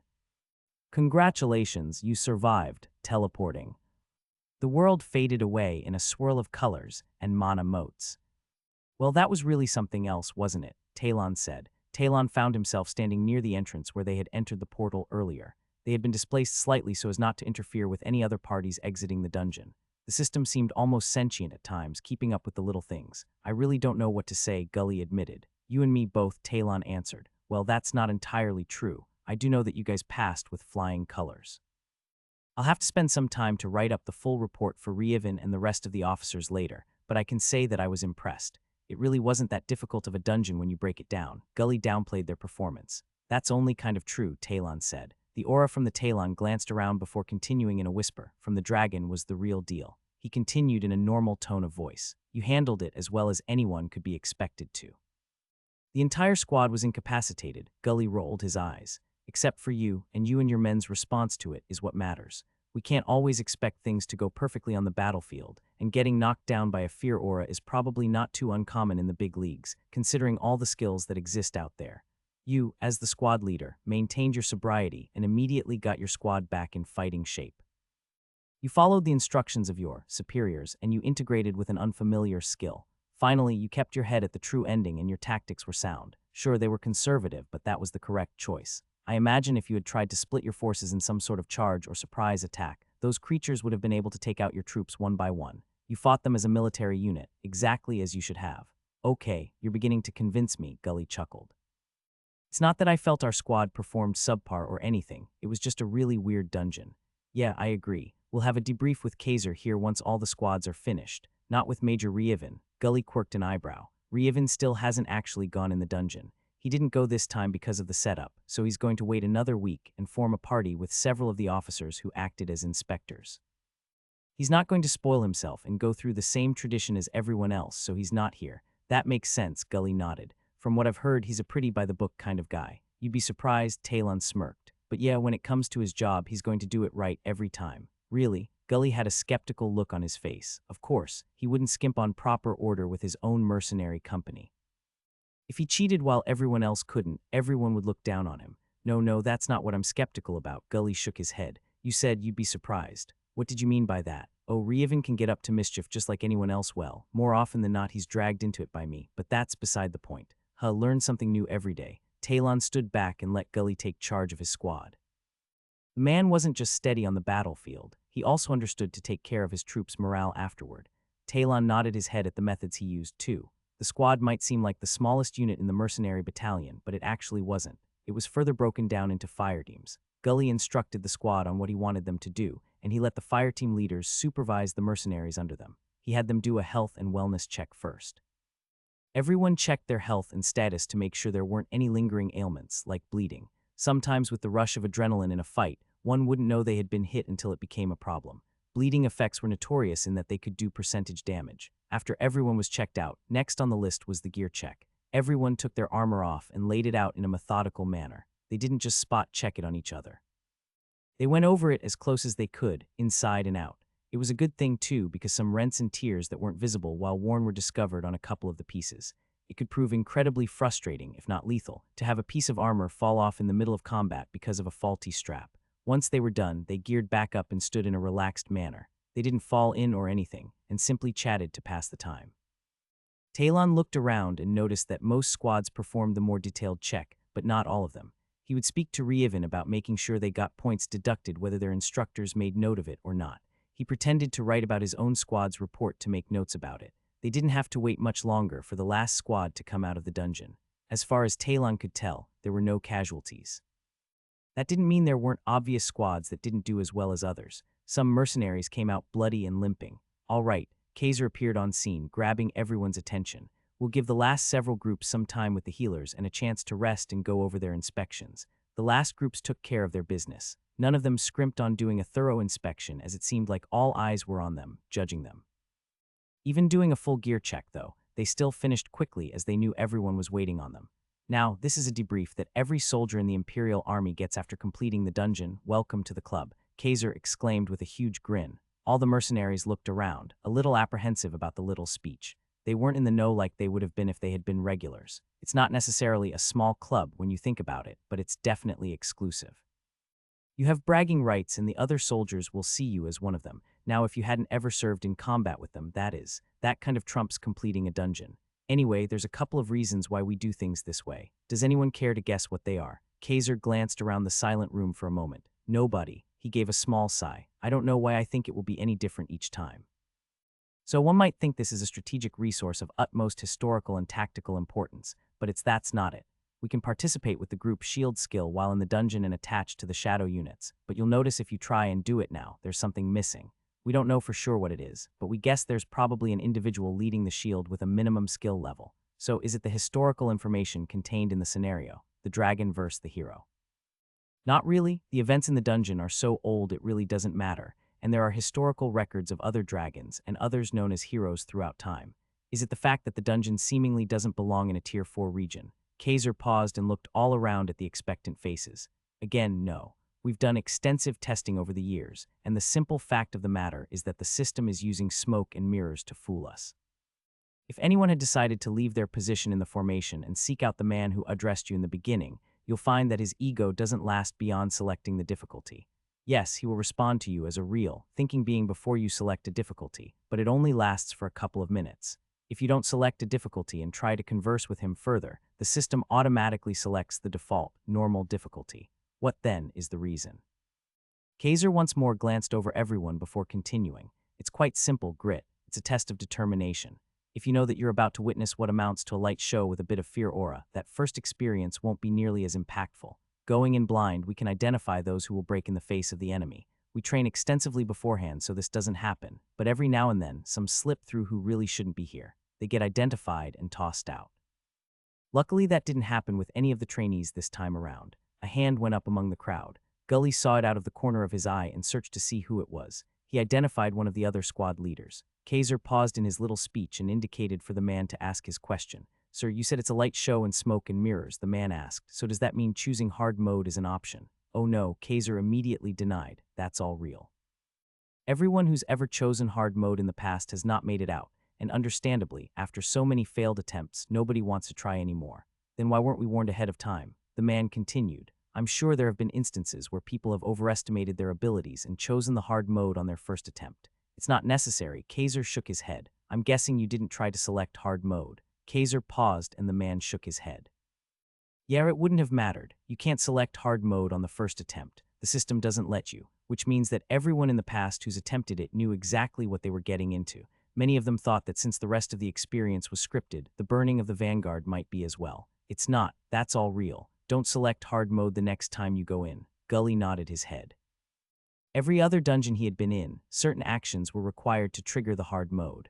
For the most part, it was highly unlikely one would know what actions were required to do so on their first attempt, so that kept those who weren't ready from challenging something they couldn't beat. For those that were good enough to figure it out on their first trip, they were usually good enough to win. Guides sold by the Adventurers Guild negated some of the guesswork, but for the most part, adventurers weren't foolhardy. They did it for a living, and they weren't interested in throwing their lives away. There were warnings in the guides that told how to activate hard mode, and even then, most competent adventurers, even those overpowered for a particular dungeon, wanted to experience the normal dungeon on their first delve. That didn't always apply, of course. There were plenty of memorials for those who thought too highly of themselves or too little of the danger of a hard mode. It made sense to Gully that a dungeon that just asked what difficulty one wanted would require a completion on normal mode. There was a short lull in the speech, and Gully found himself raising his hand. Kaiser motioned for him to speak. "What was the epic difficulty?" "I've never seen or heard of that before," he said. Kaiser simply shrugged. "It's gated just like hard mode," Kaiser answered. "You would have to complete the dungeon on hard mode to be able to select it. There are hypotheses of what it entails, and we're about 99 sure it's accurate, but we've pretty much given up on ever finding out. Nobody has ever survived the dragon's breath at the beginning of the dungeon. I'll let all of you speculate on what it would be. I'm sure you'll come to the same conclusion with just a little thought." It's not really an important question at this point other than the existence of epic difficulty being a thing, considering we'd probably need to invite a high tier 6 or even a tier 7 to try it out. People old enough to be that strong aren't really interested in attempting certain death scenarios, though. That last comment elicited a chuckle from the crowd. "I'm sure I already have an idea, but like he said, only an old ancestor would likely ever have the chance of finding out," Gully mused. "I can think of a couple who might be interested, but there are other complications associated with that." Gully put it out of his mind. Maybe one day someone would brave the dangers of the dragon's fire again, but he wasn't going to get hung up on the idea. "The fight at the end against the dragonlings is the only real combat challenge in this dungeon," Kaiser continued. "The number you face is also dependent on the size of the party, though never less than 2. This dungeon is unique in one last way in that the normal rules of party size don't apply. We've sent an entire company in before, and they simply form up with a shadow officer and then fight a larger force of dragonlings at the bottom of the cliff. So that's the gist of it. Quite simple, really. It's not some big state secret, so there won't be anyone coming after you if you leak the details. You'll just be compromising a personal test for those that come after you. There are already leaks out there, too, for those that want to find it. Mostly, those that enter the military don't seek them out, though. It's a point of pride. I understand you all are mercenaries, but you've still joined our brotherhood with this small test, and I know that Major Reevan isn't going to run you any different than if you were. Imperial regulars, are there any more questions for me before I turn you over to your platoon commanders?" Kaiser scanned the crowd for a final time. There were no more hands going up. The explanation for the dungeon cleared most of the relevant mysteries, and this wouldn't be the last time they would delve into this dungeon. Dismissed, Kaiser gave the simple command. Gully turned to his squad members and jerked his head toward where his platoon commander was waiting. The other squads in his platoon began migrating toward their commander as well. Their lieutenant waited with a stoic, yet confident expression on his face. All of the officers were veterans of either the campaign in Drallo or Vero, and Gully could see the satisfaction on the man's face. As far as Gully knew, All of the officers except for Rievin and his friend Talon had already been through the dungeon prior to their test, so they knew exactly what they had been through. "I'm glad to see that all of you performed adequately," the lieutenant said. "I've already seen some of the reports of the other inspectors. Obviously, none of us monitored any of our own troops, but I've only seen and heard good things so far. The staff sergeant and I will go through a comprehensive breakdown of the performance over the next couple of days, and then we'll come up with a training plan based on the results. Until then, you have liberty within the city. You still have to be present for roll call in the mornings and the evenings, though.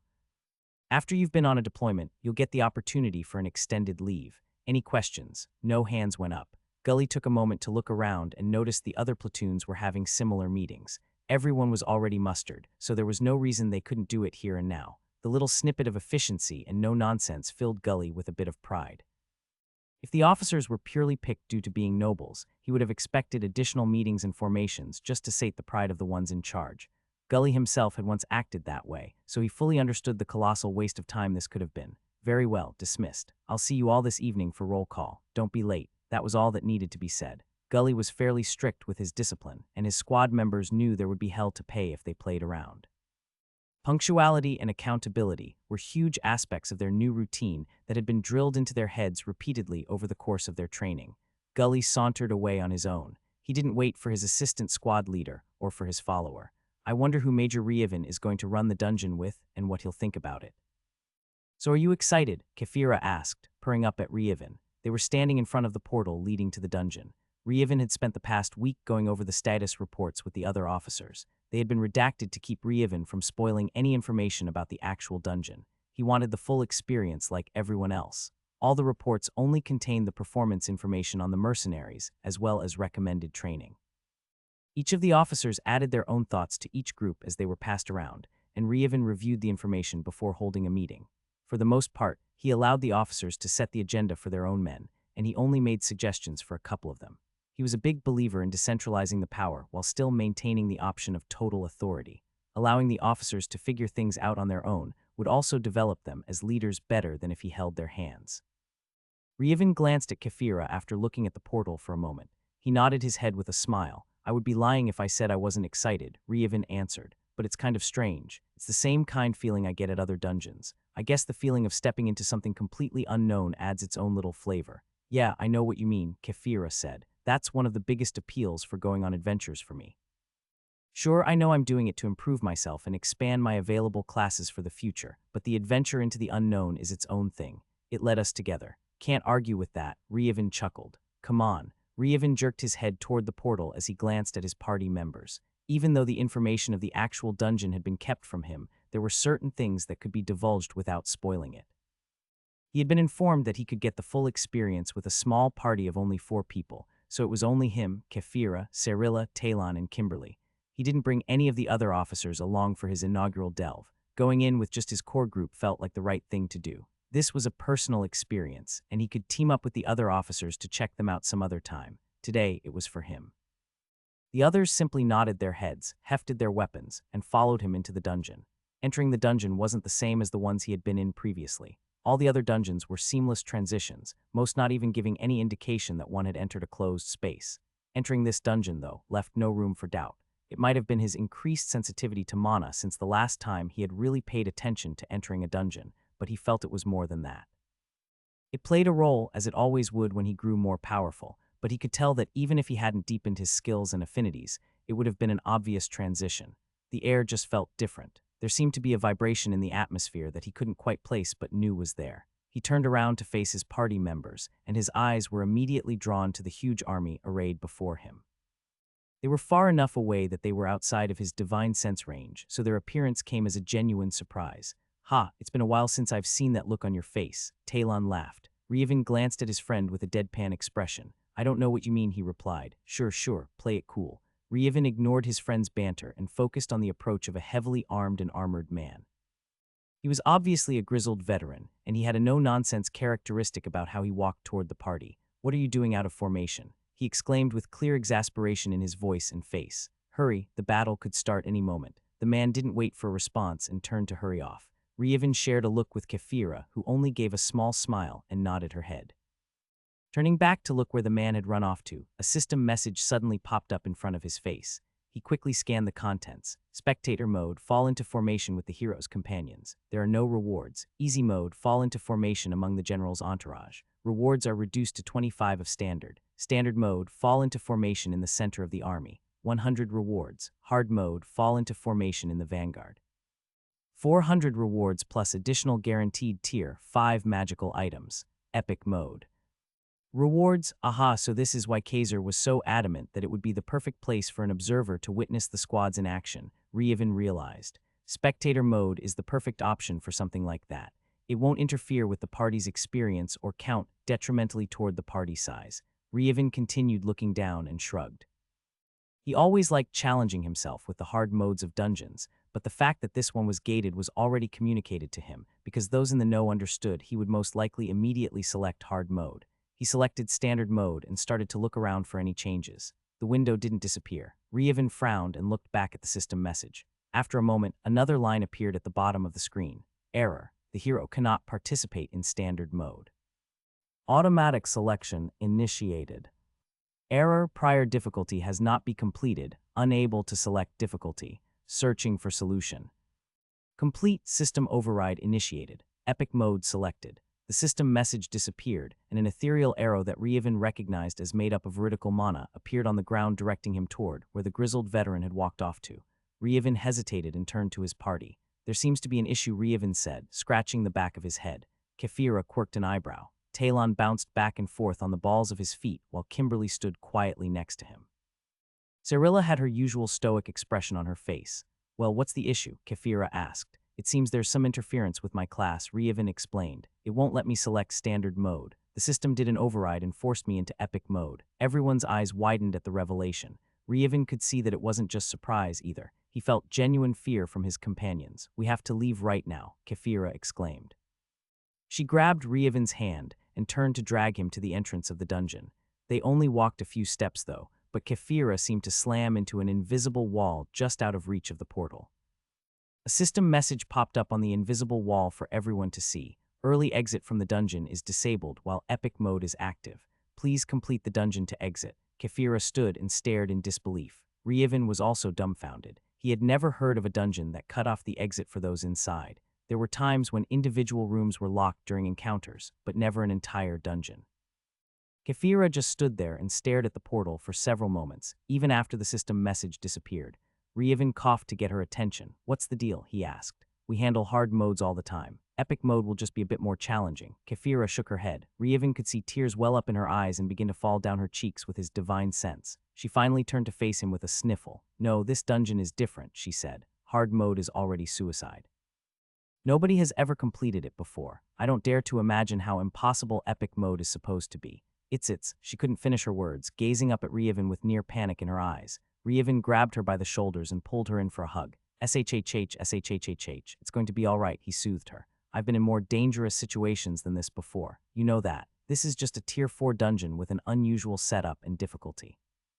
We'll clear this out in no time. Kefira pulled away and gazed into his eyes. I want to believe that, she said, wiping her eyes. And I believe in your abilities, but I've seen what hard mode is like. Everyone who's been in the dungeon knows exactly what it entails, but you're supposedly going to have to skip right past that to an even harder difficulty. I think in light of the circumstances, we should go ahead and tell him what the dungeon is, Cyrilla spoke up. Reevan glanced at her in surprise. He wasn't expecting Cyrilla to be the one to speak up at this point. Kefira looked at her friend and nodded her head. Yeah, it's too irresponsible not to, she said. So this dungeon is usually a lot of smoke and mirrors. That being said, the smoke is quite real. The main antagonist is a giant black dragon. On standard mode, we only have to fight off his reinforcements while somebody else defends us from the dragon. Hard mode is to participate in the vanguard, but the vanguard gets wiped out by dragon fire immediately. Nobody who's ever attempted it has been able to survive the flames. We say it's smoke and mirrors because each portion of the battlefield is compartmentalized. Those in spectator mode hang out with the hero party. Easy mode are in the back and don't have to do much at all. Standard mode has us confront the reinforcements up here as well as down below after the plateau is destroyed by the dragon, and none of the different difficulty groups can interact with each other. That also means you're the only one who will be participating in epic mode, and we'll all have to continue with standard mode. I see, Reevan replied after a moment. I heard you say something about a hero party, right? The person who defends us from the dragon is referred to by the shadow soldiers as the hero. Everyone's speculation has been that epic mode would see you take on the role of the hero and fight the dragon directly, which is insane because we also speculate that the hero and the dragon are both high tier 7. You wouldn't stand a chance. There must be more to it than that, Reevan said. This is, after all, only a tier 4 dungeon. I highly doubt there's enough mana powering the dungeon to even create a tier 7 dragon. Is there anything else you can think of?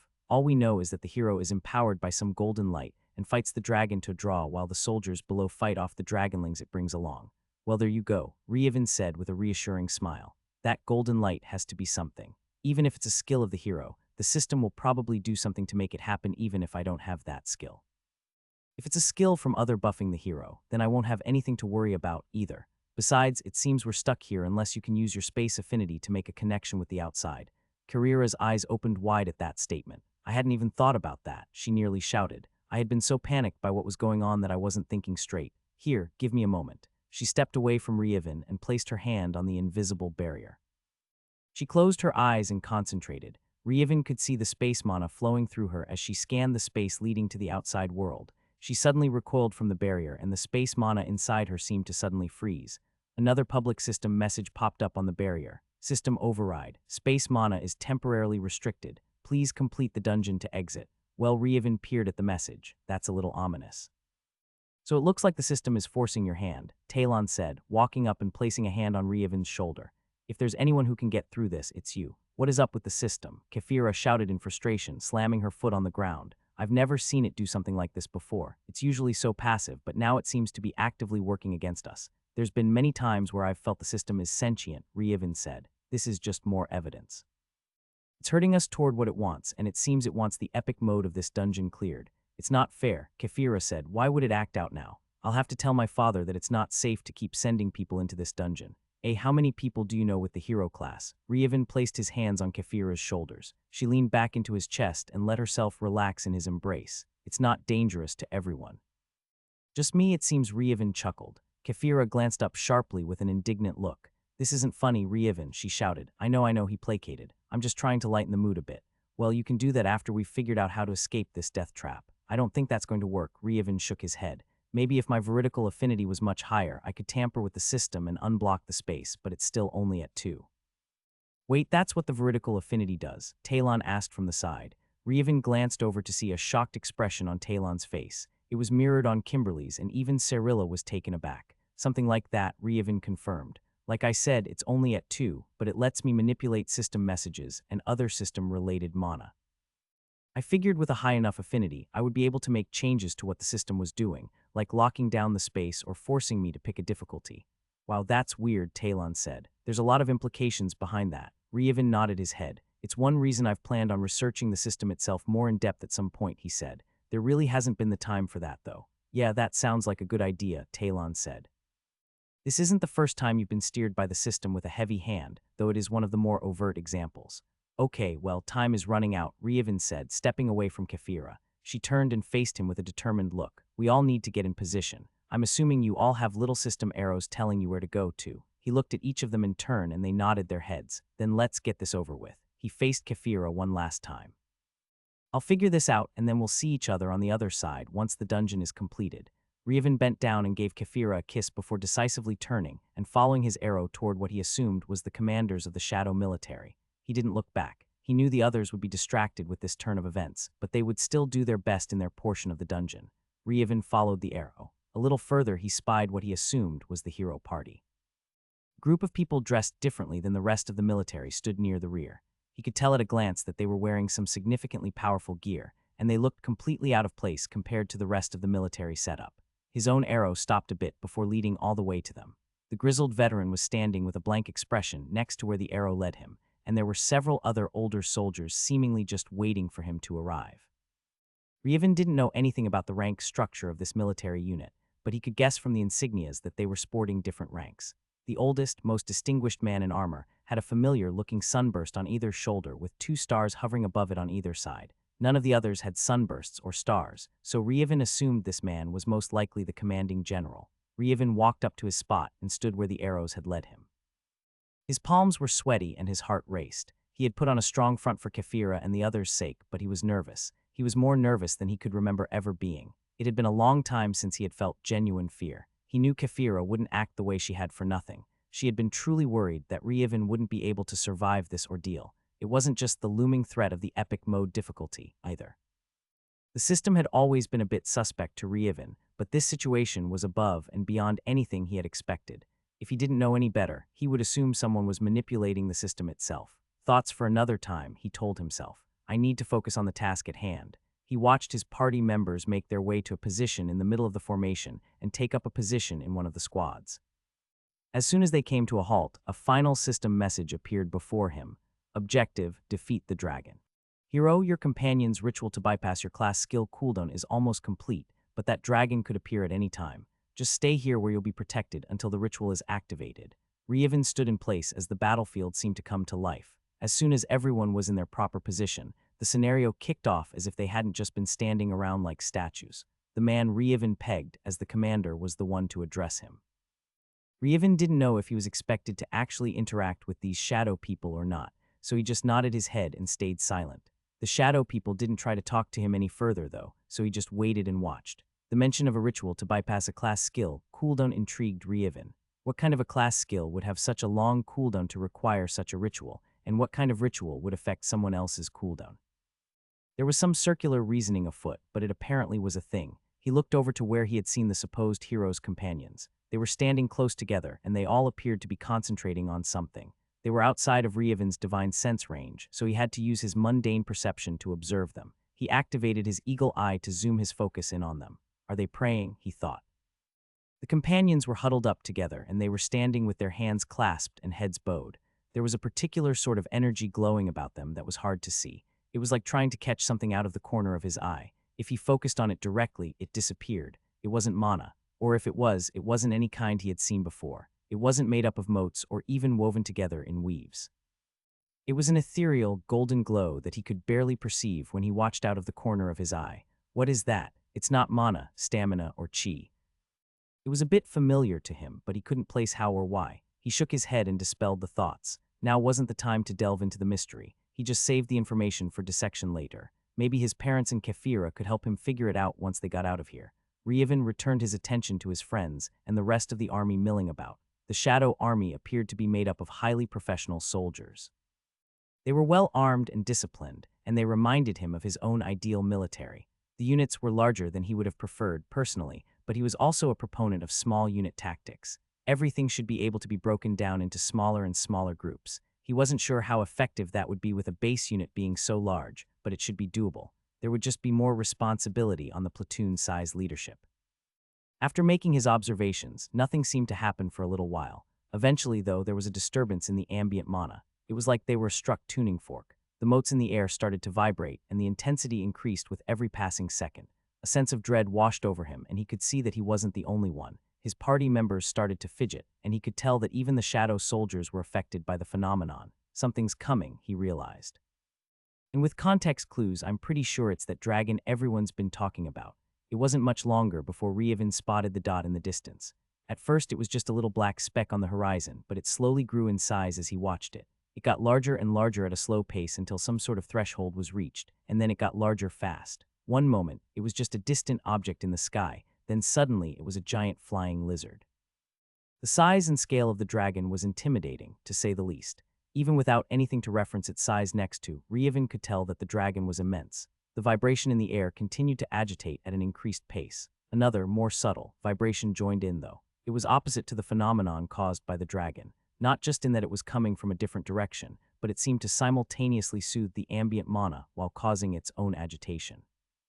He traced the origin of the new vibrations, and his gaze landed on the hero companions. The subtle glow surrounding them had intensified to almost blinding proportions. He still couldn't see it when looking directly at it, but everything in his side view was like looking straight at the sun. He couldn't even see the companions that he wasn't focused directly on. The dragon was suddenly almost directly overtop the Shadow Army, and it unleashed the fiery death he had been warned about. The Shadow people caught in the conflagration burst into flames before the actual fire even reached them, and they and their equipment melted into molten puddles. Okay, I can see why Kefira said nobody survived that before, Rievin thought, his eyes wide. Protect the hero. A shout emerged from the ranks. It was echoed by the defiant roars of the rest of the soldiers. Group shield skills sprung up all around. Ryevin could tell at a glance that they were much more intricate and more powerful than any of the group shield skills he had seen anyone use out in the real world. Even the soldiers from the Tier 5 invaders was nothing compared to these shields. It still wasn't enough to save the soldiers from the dragon, but he could tell even from so far away that it reduced the burden on the closest soldiers to the fiery inferno that was still blazing from where the dragon had breathed. A chime echoed inside Ryevin's mind. It was quiet and pleasant, but at the same time it drowned out all other sound like a gong had been struck right next to his ear. It was familiar, yet unfamiliar, and he shook his head to try and rid himself of the echoes. He didn't want to be distracted from the battle. Ryevin's vision turned white. Everything was gone, and he couldn't see anything. Not just his vision, but his divine sense as well. It was like he had been thrust into the void, but opposite.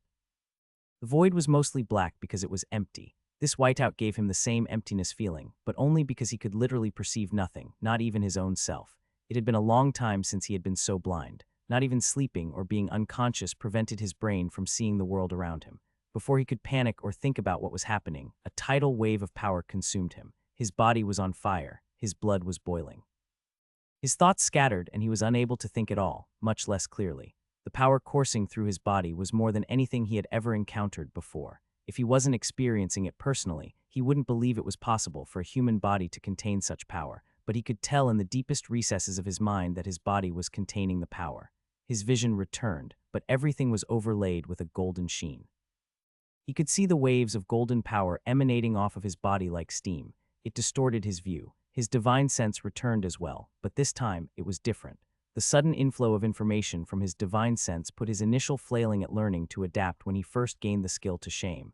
That was baby steps compared to now. His divine sense covered the entire plateau, and not just the plateau. It stretched out for miles below. It expanded to the very edge of what was contained within the sealed space of the dungeon. His divine sense also wasn't a two-dimensional plane. It delved deep into the ground. It wasn't just the sudden increase in distance that flooded his brain, either. The detail of his divine sense expanded to the microscopic scale as well. The information he perceived was detailed to a level he hadn't thought possible. He could sense every grain of dirt around him. He could see the ants in the ground and all the other little insects and life forms permeating the area. He still couldn't see down to the cellular level, but he could perceive a sort of glow representing the bacteria and other life forms too small to see with the naked eye, across the entirety of his divine sense. And that still wasn't the end of it. His divine sense buted up against the edge of reality of the sealed space, and then it pierced through it. He could see the closest edge of the void, and his divine sense found and wormed its way through the portal, connecting their space to the real world. The people standing outside the dungeon came into focus. He could even see the edge of the city below the cliff, as well as all the people walking about, and that still wasn't the end of it. His divine sense continued to worm its way through the void and the portals. All of the dungeon instances currently being run by people opened up to him. Dozens of plateaus, in various states of combat with the dragon and the dragonlings, overlapped with his vision. And the level of detail down to the granules of dirt and small life forms was consistent throughout the entirety of his perception. All of that information flooded his brain instantaneously. Less than a fraction of a second had passed. Pain like nothing he could comprehend became his existence. The soul-racking pain of the little gift the masked man had once left him was nothing. It was a pinprick beside the ocean of agony consuming him. His body contorted as his muscles spasmed. His flesh began to melt and slew off of his body. His bones snapped and flaked away. Blood oozed out of his eyes, ears, and mouth. His hair fell out. Without even willing himself to do so, his head was thrown back and he screamed. Then darkness. Kefira couldn't stop fidgeting. Her weight shifted from foot to foot over and over again. She had a pit in her stomach that wouldn't go away. She just knew that something terrible was going to happen. She had complete faith in her fiancé. A brief flash of delight flooded her being at that thought, but it was immediately squashed by the impending doom she felt. Everyone knew that hard mode was suicide, and Ryevin had been forced into an even more difficult level. There was nothing that could be said to assuage her feelings, and the others were feeling the same way. Nobody spoke a word of comfort, and they all just grit their teeth and waited for the beginning of the scenario. It started like any other time. The air began to vibrate. The ambient mana was agitated. The speck in the distance appeared, and not long after a giant dragon came into view. It breathed death upon the vanguard of the army. All of that was the same. All of that Kefira had prepared for. Things took a sudden shift in the unexpected, though.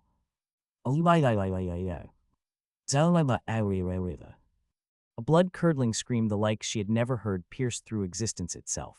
Kefira could almost feel the agony imbued within the sound. The dragon had begun to roar, but even its devastating acoustic attack was unable to even manifest in the face of that scream. It came out as a silent puff of air. There was no other sound other than the scream. Even after it suddenly cut off, there was complete silence on the field. Fear gripped her and she turned her head, knowing instinctively the source of the sound. Where Rievin had been standing, a pillar of golden light drowned all other sight away. The shadow commanders stood frozen in place next to the pillar. The world seemed to have come to a complete standstill for just a moment, but a breeze once more picked up after a half-second. The shadow commanders' bodies disintegrated and drifted away on the breeze. The pillar of light next to them had destroyed them completely. And Rievin was standing in the center of the pillar. Kefira couldn't see him through the blinding light, but she knew exactly where he was. There hadn't been a second where she hadn't been perfectly aware of where he was at all times since they had entered the dungeon. The pillar of golden light contracted in on itself. The blinding light disappeared as it entered Rievin's body. He stood with his body contorted in agony, bald head thrown back, mouth wide open. Kefira watched in wide-eyed terror as his skin melted off his body. His muscles and bones came into view. His muscles also melted away, and she could see thousands of cracks throughout his bones as they began to flake away.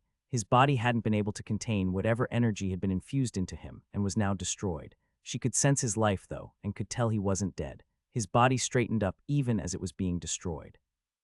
His head snapped back down, and Kefira could tell, even though his eyes were gone, that he was looking at the threat in the dungeon, the dragon. Rievin disappeared. A tremendous force shoved Kefira and everyone else, including the entire shadow army, onto the ground. They were pinned in place. A sonic boom echoed over the battlefield, immediately followed by another loud explosion. Kefira struggled to turn her head so she could look toward the source of the sound. Kefira didn't witness the impact, but Rievin was floating in the air where the dragon had just been. Kefira's eyes continued to pan until she found the enemy. The dragon was splayed, wings and arms spread, across the invisible barrier of the dungeon that had sprung up a distance away in the direction the dragon had appeared. She could tell that it was being driven into the wall. Cracks appeared on the invisible barrier, and snippets of the void could be seen on the other side.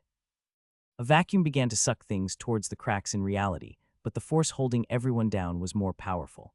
Some of the trees and parts of the plateau closest to the barrier, though, weren't being held down, and they were uprooted and began flying through the air toward the dragon and the damage in the barrier. The cracks quickly healed, though, and the dirt, trees, and wildlife suspended in midair before falling back to the ground. The dragon shook its head as it huffed. Came away from the barrier as it looked upon Rievin with a murderous gaze. Kefira shifted her sight once more to her fiancé. His body was completely gone now. A being of golden light floated in the air where a human had once stood. The being of light watched the dragon impassively. The dragon attempted to roar in defiance, but it was still unable to muster its powerful lungs. Kefira could feel the agitation and fury rolling off of the humongous creature. The dragon tucked its wings around its body and rocketed toward Rievin. It sliced through the air with zero resistance and was instantly upon Rievin. Rievin simply lifted his hand of light, and the dragon slammed into another invisible barrier. Its momentum was immediately halted, and Kefira could see its wings and bones shatter at the force with which it had struck. Rievin was perfectly still. The dragon's body was like a spring. It had compressed against the wall it had slammed into, and then it suddenly bounced away, its body once more elongating into its proper shape. Hundreds of broken dragonlings fell away from its shattered scales to land as heaps of meat on the ground. Rievin lifted his palm further above his head. Energy began to coalesce above his palm. Kefira expected to see a gradual increase like she had seen him do multiple times with his orb of fire and plasma. That wasn't the case. A speck of energy appeared above Rievin's hand, and in less than a second, it expanded to a size more than double that of the dragon. A miniature sun was born above Rievin's hand. He lowered his hand and pointed at the dragon. Nothing happened for a split second. Then, the energy contained in the mini-sun compressed into the size of a marble, before expelling all the compressed energy as a beam into the dragon. The beam sliced through the dragon before exploding in a conflagration that put its dragon breath to shame. It was like comparing a candle to a bonfire. The fire continued for several moments. The light was blinding, and nothing could be seen aside from the powerful attack. Slowly, vision returned to Kefira. The dragon was no more. It had been completely, utterly annihilated. A hole in reality once more opened up on the barrier of the dungeon's edge. Another vacuum began sucking bits and pieces of the dungeon out into the void, but it quickly healed itself once more. The battlefield was completely still and silent. Everyone's gaze was upon the creature of light that was Rievin. Kefira didn't know what to do. She didn't know what to expect. All thoughts had left her mind at the start of the encounter, and she was still unable to pull herself together. She wasn't able to comprehend what she was seeing, and her mind had simply shut down as it took everything in. The outline of Rievin's body began to compress. The light gathered into his core until there was just a floating ball of golden light. Lines began to expand out of the ball and began forming complicated patterns. The lines of light were relatively small, but there were thousands of them. They triggered something in Kefira's brain, but she still wasn't fully cognizant after the harrowing experience. The lines looked alien, yet familiar. After several heartbeats, it finally became clear what the lines were. They looked like veins was the first thought that popped into Kefira's head. It was the first thought she had since the pillar of light had appeared. No, not veins, she corrected herself. Meridians. The world around her began to tremble. Shadow soldiers were lifted off the ground and began floating toward the light meridians. The ground, flora, and fauna were all caught up just like they had been with the vacuum from the void, though at a much slower pace. None of the shadow soldiers resisted. It was almost like they weren't even aware of what was happening. Kefira watched as the bits of reality composing the dungeon disintegrated into pure energy. The matter of the dungeon floated up toward the lights, then it broke down into nothing and was replaced by pure energy. Kefira termed it as energy because it wasn't exactly mana. It had mana in it, a large amount actually, but that paled in comparison to what the energy actually was. The energy itself was the matter. It was an amalgamation of matter, mana, energy, and something else she couldn't recognize. Eventually, no more bits of the dungeon were pulled up to the floating light, but what had been pulled up continued its journey. It moved toward the light as it was broken down and turned into energy, and the energy continued to move toward the light. All the energy eventually converged and turned into a sort of cocoon. The light meridians were shielded from view, and the cocoon floated in space for several moments. It pulsed and writhed before contracting. It got smaller and smaller, contorting into a different shape as it did so. Neither Kefira nor any of the other party members were able to say anything as they witnessed the spectacle. Eventually, the shape of the contorting cocoon came into view. It was very clearly human-shaped, and after several more long moments, Rievin appeared once more, a very naked. Rievin, Kefira felt a blush creep across her face as she subconsciously reached a hand out to cover Cyrilla's eyes. Cyrilla didn't react and let her vision be obstructed. His body had been completely remolded, born from the very essence and energy of reality itself. It slowly descended from where it had been floating in the air, and it appeared as if he was gently placed on the ground. His body laid splayed out, his features and hair all restored. There wasn't a single blemish remaining on his skin. Kefira did a thorough check to make sure. Heat filled her face as Talon appeared and covered Rievin's body with a cloak. She placed both of her hands on her cheeks in embarrassment. What was I doing? She thought. She had been completely entranced by the sight. Talon shot her a glance, but instead of the reproving look she was expecting, he just winked at her with a sly grin. Oh no, Rievin's best friend thinks I'm a pervert. She wanted to bury her head in the pockmarked ground. Suddenly, a system notification interrupted her thoughts. Congratulations, epic mode has been cleared. Teleporting in 3, 2, 1. He floated in darkness. There was no sensation, no perception. He only vaguely realized he was a person floating about in the nothingness. There was no thought or contemplation on his predicament. He was simply a disembodied consciousness within a sea of nothing. Slowly, awareness returned to him. GRGHH was his first articulate thought. It mustered every bit of his incredible mental stats to flit that concept across his empty mind. GRGHH was soon followed by Ia, a deep philosophical question. The lilting at the end of the word was a dead giveaway that it was, in fact, a question. Minds that were barely aware that they were a mind were capable of formulating the real questions. He mentally shook the cobwebs from his mind. There was no physical act, but it was the intent that mattered.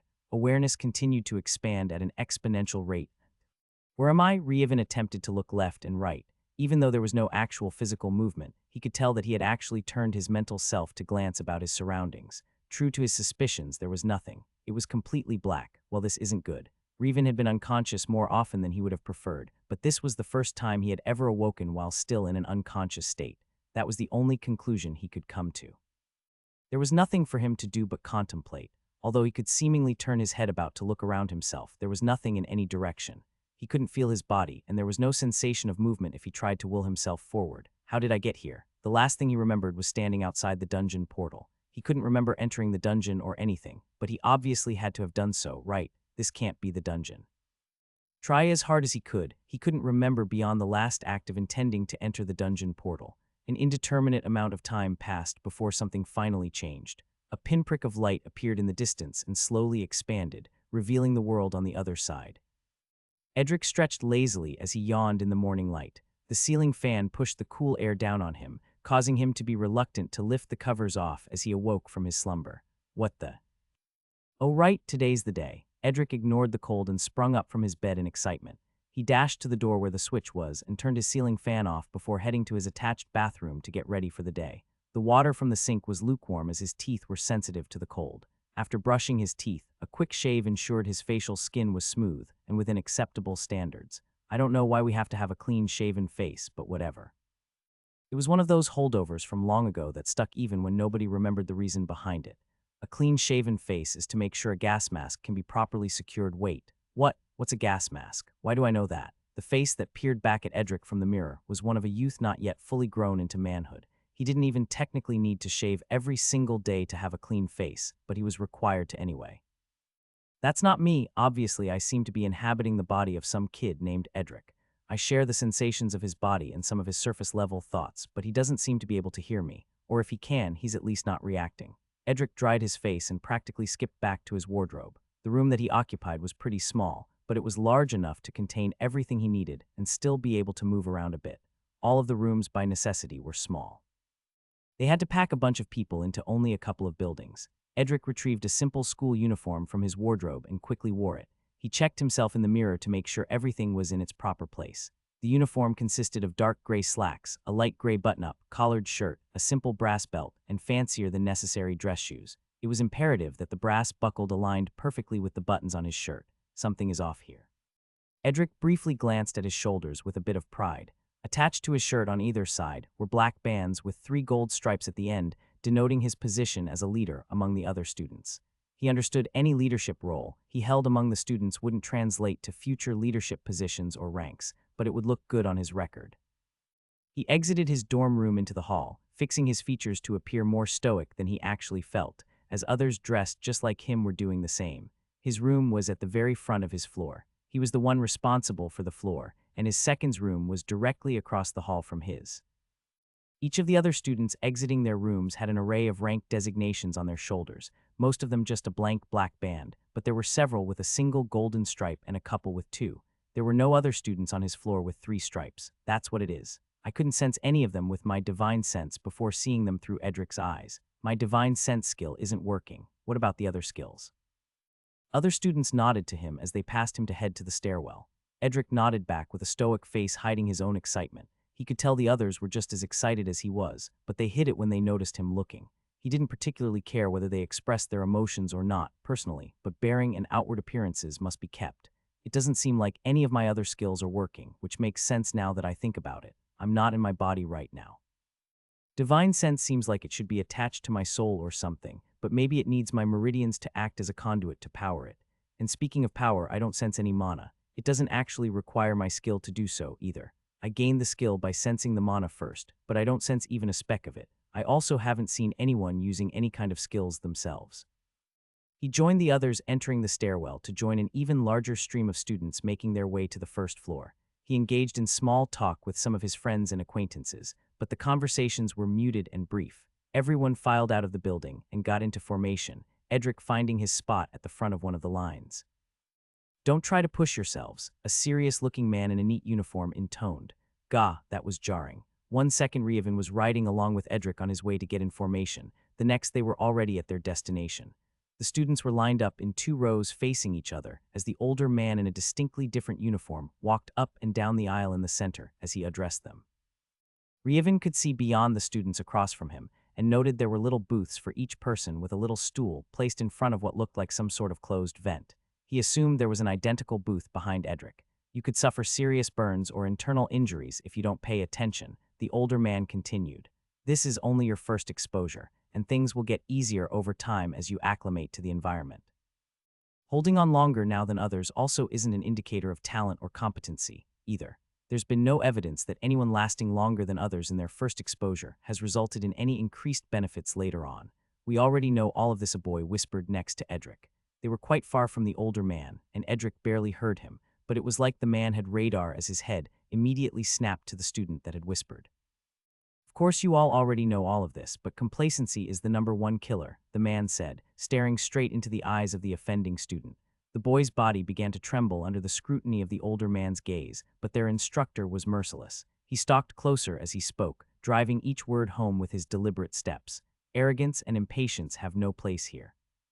If you can't stand still for 5 minutes as we reiterate the dangers and give reasons for not taking chances, then maybe you don't have what it takes to stand here at all. Is that the case? The older man was standing right in front of the other boy as he finished, towering over the boy. They were all fully grown in height, if not in maturity, but this particular instructor always made Edric feel like he was a child again. He was head and shoulders above the tallest student of the group, and that student was head and shoulders taller than Edric. "Do you mind if I continue?" the man asked. The younger student blanched at the question, but he still dutifully replied, "Yes, sir, impatience will convince you to take risks. Don't take risks. Not now. Sit in your little seat, accept the baptism for what it is, and move on. This is only the beginning. There is plenty of time to advance to the next stage." We're all still pretty new at this, but after several years of experimentation and observation, this is the safest, most consistent approach. Edric and the others obviously understood what was going on, but Rievin had no clue. "I guess I'm about to find out." The safety brief was quickly over, and the students turned about to face their booths. Everyone stepped forward and took a seat. The sounds of the room fell away and were muted by the enclosed space. Edric sat on the stool and had to force himself not to bounce in place. Rievin just glanced around his peripheries to see if he could pick up anything else. Eventually, loud clanking noises came from the closed vent in front of Edric. Slowly, painfully, the vents cracked open and a burst of air came through. Edric grinned like a maniac as Rievin observed the gust of air with interest. He could tell that there were bits of mana floating about within the air. The vents continued to expand. The mana suffusing the air coming from the other side steadily climbed in density. The air made contact with Edric's skin, and Rievin could feel a prickly sensation through the other boy's senses. It felt like his skin was being pummeled with microscopic shards of ice. The sensation was quite uncomfortable, but there was no visible damage to the skin. The sensation began to permeate throughout Edric's body as he absorbed the mana through his skin and breathed it in. The vents were still only open a fraction once the irritating sensations began, and they continued to open wider and wider at a quicker pace. Once the vent was fully open, Rievin was dumbstruck. The density of mana awash in the air filtering through was beyond his wildest imaginings. It was thicker and more pure than even what he had observed of the Tier 8 region surrounding the island they had been on. Sure, he had never directly experienced the mana density himself, but he wasn't blind. Is this even in the veridical realm? Wherever this is, it's way beyond Tier 8. Good, everyone seems to be holding on well. The instructor's voice reached Edric through a small speaker located above his head. The sensation should be a cold, sharp irritant, like having frozen sand blown across your skin. Eventually, it will heat up and start to burn you. That's not just a sensation. This is very similar to radiation, and it will literally burn you if you stay in it too long. That's why we say not to push yourselves. Acclimating a little bit at a time will remold the very cells in your body without causing any lasting harm, but the burns are very real and very permanent. Once the sensation changes from cold to lukewarm, simply stand up to close the vent and make your way down the hall without stopping. You'll continue to absorb a bit more ambient energy as you make your way out, but as long as you don't wait until the sensation heats up, it won't matter. So they're acclimating to mana. Does that mean none of these people have any mana in their bodies? That would also mean they must come from a place that doesn't have any mana. Even the so-called wastelands outside of Tier 1 regions have remnant mana, so where are they from? Rievin contemplated the significance of what he was seeing as the instructor continued to speak to the students through the speakers. He heard the words, but he didn't pay them any attention as he tried to figure out what was going on. Suddenly, a simple sentence brought Rievin's mind back to the forefront. These vents are designed to allow you to experience 5 of the environment on the outside. Rievin's mind went blank as he gasped. Everything went wrong as soon as he did. Somehow, with the momentary loss of concentration, Rievin's mind connected more fully with Edric's, and his gasp echoed through Edric's body. It didn't cause Edric to gasp out loud, but it did cause a storm with the mana-infused air. A powerful suction force dragged in a huge amount of mana all at once. Up until this point, the mana had been scouring Edric's body and assisting in rebuilding his cells on a microscopic level. Most of the mana was expelled, though. The sudden increase in mana intake plus the deeper connection between Rievin's mind and Edric acted like an electrical circuit. All of Rievin's skills activated. He got a brief glance of the entire surrounding environment with his divine sense before everything went black and pain exploded through his mind. It wasn't the most painful thing he had ever experienced, though, and he was able to keep his wits about him. I'm not the one in pain, Rievin realized. Edric is the one in pain. My skills activated using his body as a conduit, and this is his first introduction to mana. The realization allowed Rievin to lessen the connection between himself and Edric once more, and the pain mostly stopped. The darkness didn't go away, though, and there was still lingering pain all throughout Edric's body. He felt hands grab him and the motion of being dragged. He also finally noticed the screaming coming from Edric. Edric's body twitched like he had an electric current running through him, and the screams died down to allow Rievin to pick up other sounds. Went wrong, he was perfectly fine just a second ago. No idea. One moment everything was normal, then I saw him collapse and start screaming. Careful with your grip. His skin is sloughing off. Ugh, there's blood everywhere. Get him up on the gurney and get him strapped in. Edric's body was lifted and dropped as those trying to help him lost their grip. Blood was pouring out of his orifices and his skin was peeling away. Rievin couldn't see it as his skills had almost immediately shut off, and he could only perceive through Edric's senses again, but he could feel it. Disturbing. He isolated the sensation of pain, but he could still feel the other things happening to Edric's body. It was strange to say the least. Edric's body was eventually lifted, shifted over, and gently placed on what Rievin assumed was the gurney. Light practically blinded Rievin as full sight came back suddenly.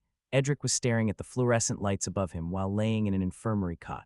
He was alone in a partitioned-off room, but he could hear clear as day a conversation taking place on the other side of the wall. There's nothing wrong with him, a new voice to Rievin said. In fact, his body has already fully acclimated to the radiation.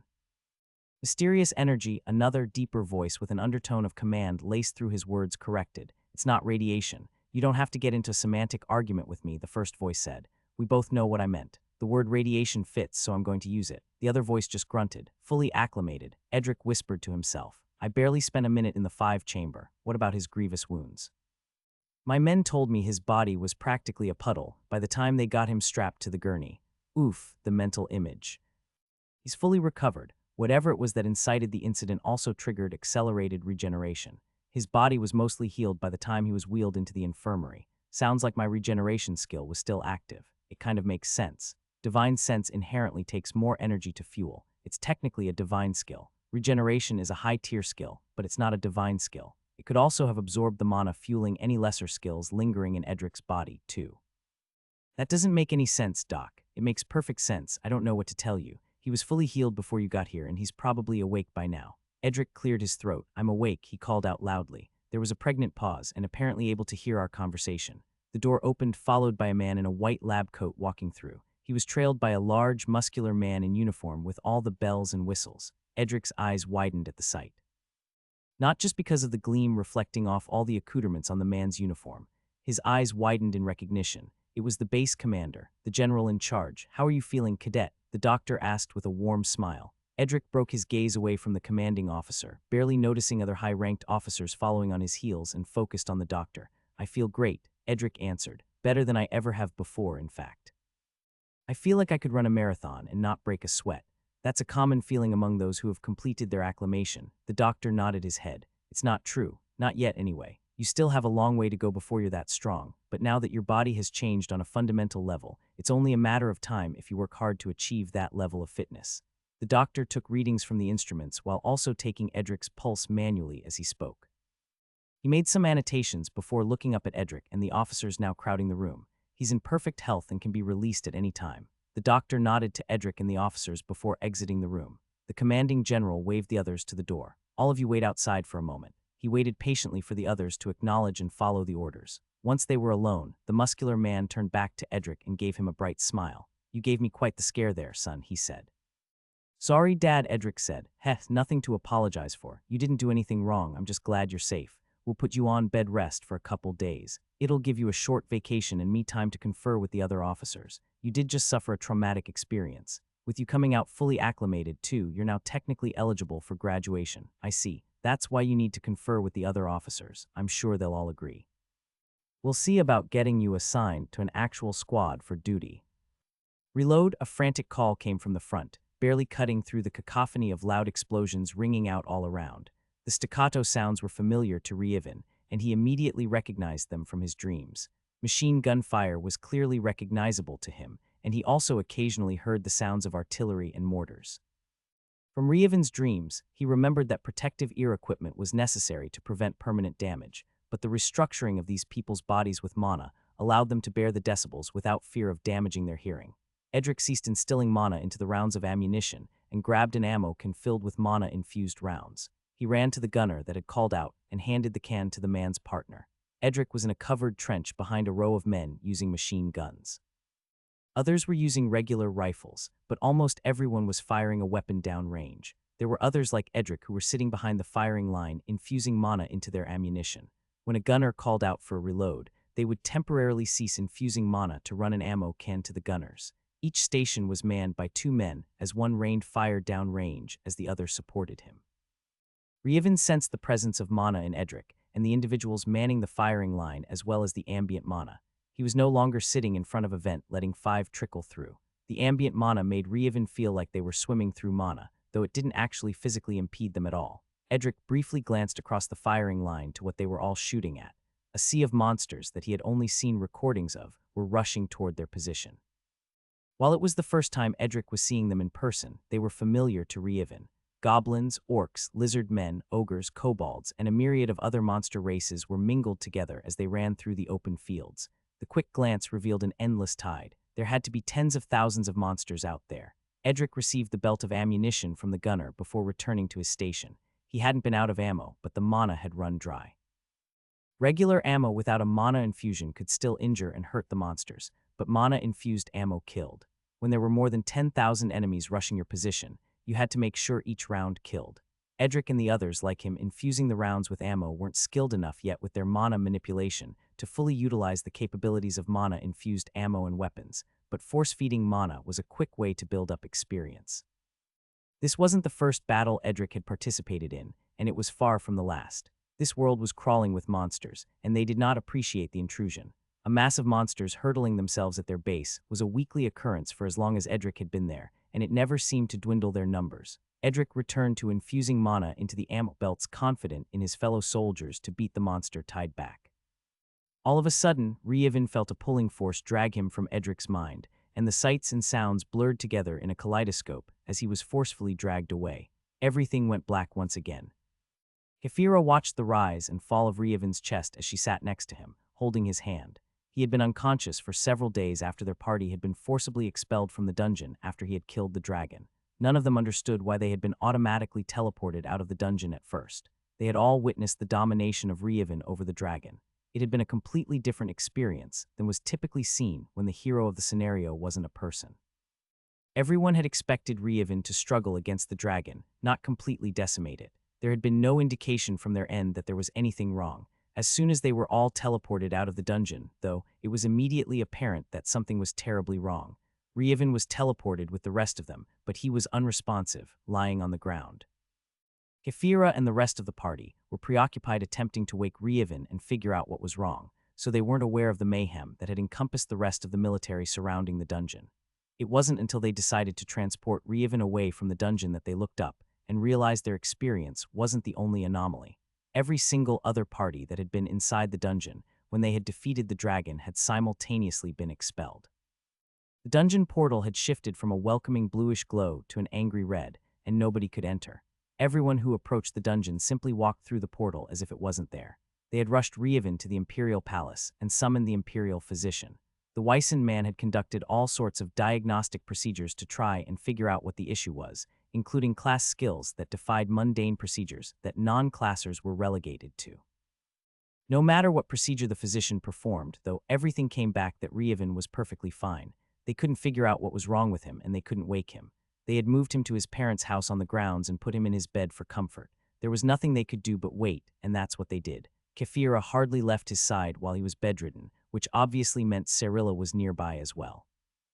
Emelian was distraught, understandably, but she wasn't one to panic. She also had the prior experience of losing her son for years, and the fact that he was right there in her house did a lot to assuage her fears.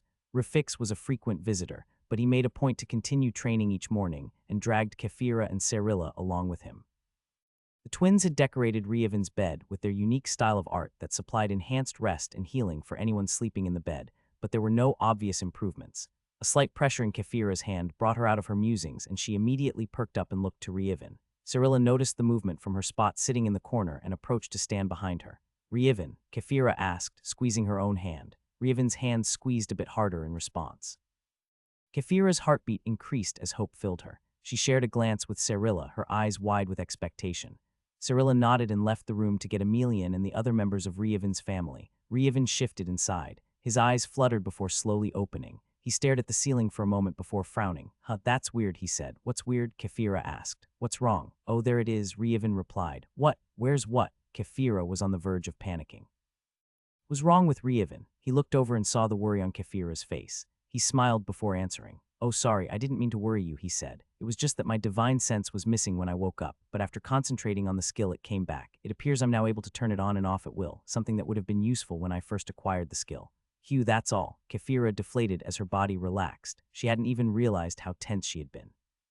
Nothing else? How are you feeling? I feel great, Rievin answered. He looked around with a bit of confusion. But I'm guessing something's up. How did we get here? You've been unconscious for 5 days, ever since you killed the dragon and we got kicked out of the dungeon. Whoa, back up. Dragon? You said I killed.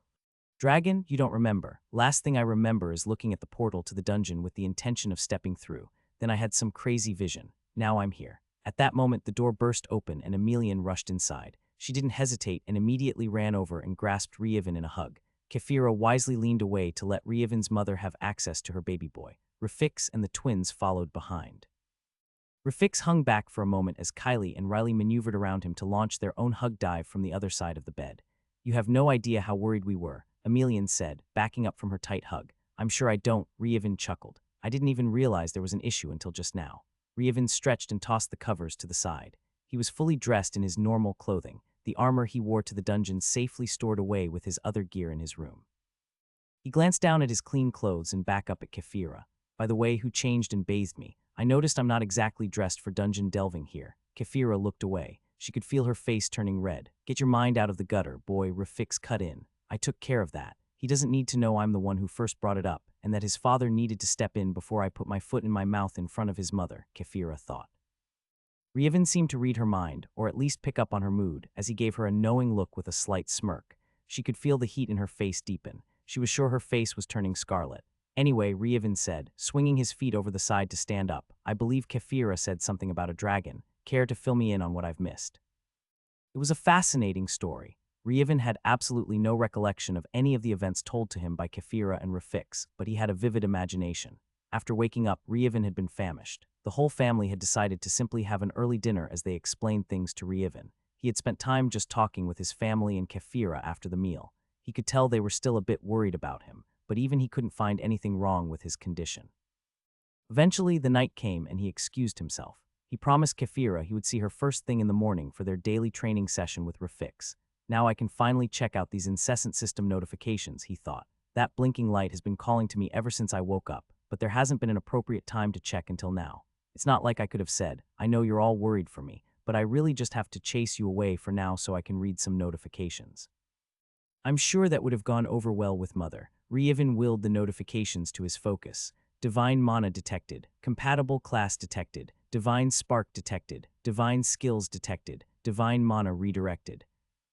Divine Sense fully activated, Perfect Domain fully activated. Warning, warning, system has detected mortal body channeling Divine Mana without a proper class buffer. Warning, warning, system has detected a mortal mind channeling Divine Mana without a proper class buffer. Warning, warning, information overload has destroyed the mortal mind. Calculating.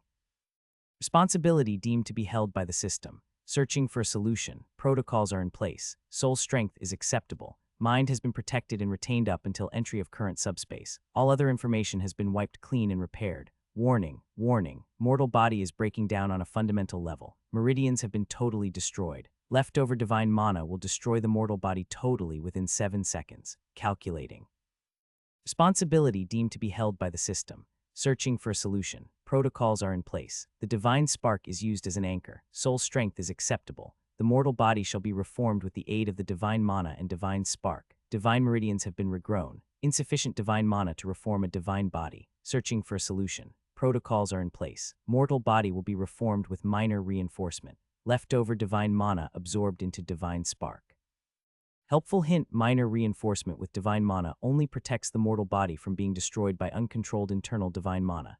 It does not come with any stat bonuses. Achievement: divine spark has been upgraded to divine kernel. Helpful hint: divine kernel grants +3 free stat points per level. It is retroactive. Achievement: divine meridians have been formed. Can now safely channel divine mana. Divine skill: divine sense has been fully activated for the first time.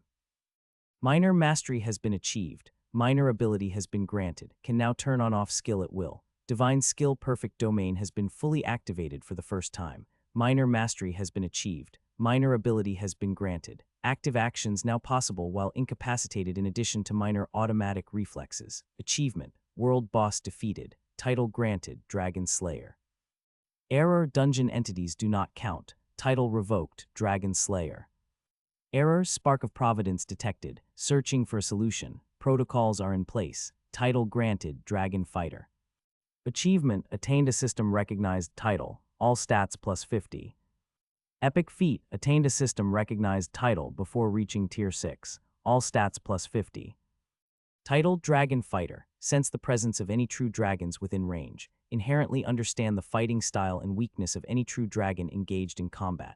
System Alert: Divine Mana and Spark of Providence from the subspace have been absorbed. Dungeon is shutting down to recover. Recovery period: 765,235,959. Source of Divine Mana not detected. Scenario will be adjusted to compensate. All entities within this subspace and all of its instances shall be expelled. System Alert: Spark of Providence has initiated a vision. Divine Feat: You have directly stretched across time and affected the distant past. Source of Divine Mana not detected. Divine Reward temporarily withheld. Helpful hint: You might think this is a paradox, but the events of the past always had your interference. You just hadn't done it yet. New Affinity unlocked. Tier 4. Ancient 1. Ryevin sat stunned for a long while after reading through the notifications. That is a lot of notifications, he thought. That would explain why I can't remember anything about the dungeon. Apparently activating a divine skill without a divine body or mind is not a good idea. I'm guessing the proper class buffer would be a divine class granted by a divine being. Ryevin didn't fully understand what the system meant about not detecting a source of divine mana. It made sense that the mortal realms wouldn't have divine mana like the divine realm, but the wording of the system hinted that there should be a source of divine mana even in the mortal realm. A memory of the realm seen from outside with a broken golden cord flashed through Ryevin's mind. Maybe I'll figure it out one day, but that's for the future. It's not that big of a deal to try and solve the mystery right now. I'm nowhere strong enough for it to be a priority anytime soon. I can let Kefira and the others know about the reason for the dungeon shutting down, too, and the timer of 765 days. It's going to take nearly a year and a half for the dungeon to recover from whatever it is that actually happened in there with me. Whoops, at least I didn't disable the dungeon permanently. Ryevin laid down to rest for the evening after getting over his shock. He switched his divine sense skill off. The world around him went metaphorically silent. Ah, peace, he thought. This will make falling asleep so much easier now. He closed his eyes and quickly drifted off to sleep. Despite having been unconscious for most of a week, his mind was still tired, and sleep came easily. The masked man strode through the doors into the inner sanctum. The man he was searching for was calmly seated as he channeled the energy of a crystal. A pile of unused gems sat next to him on one side, and the dust of shattered crystals was swept into another pile on his other side. The masked man made it a habit of routinely observing the elaborate tapestry of fate that was being woven with the threads he manipulated.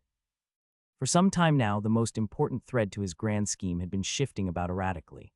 Plans had to be altered, and thus he had to seek out an old acquaintance. I still can't figure out what that kid is up to, he thought. There was an introduction to several unexpected, unaccounted for threads that have fundamentally altered his trajectory. For the most part, nothing has changed in the grand scheme of things, but there are certain eventualities that must be prevented at all cost. The masked man's entrance to the inner sanctum didn't go unnoticed. The seated man's eyes opened, and a look of annoyance flashed across his features before he recognized the masked man. "Benefactor," Tenrik exclaimed. His look of annoyance was quickly replaced with happiness. No need to get up, the masked man waved his hand as Tenrik made to stand up upon his entrance. "I see that you're making good progress on expelling the foreign mana." "Yes, Benefactor," Tenrik slightly bowed his head. "The abyssal mana you granted me helped me achieve my ambitions in my early years, but it is now nothing more than an anchor around my neck. If I ever hope to ascend, I need to remove the mana without harming my foundation. I owe you once more for imparting the technique to me." "Think nothing of it." The masked man once again waved his hand in dismissal. "Though speaking of expelling the abyssal mana from your system, I have news. It's not necessarily bad, but you will have to put a hold on your efforts temporarily." "Oh, do you require something of me?" "Just so," the masked man nodded. "One of my protégés has gone above and beyond what I had planned for him. He has managed to access certain powers ahead of schedule, and that has prevented me from shielding his presence from creatures that would devour him and take all that he has accumulated for themselves. Even as we speak, one of these creatures is making its way from the center of the continent toward him. I need you to contact some of the sects you're on friendly terms with and intercept this creature.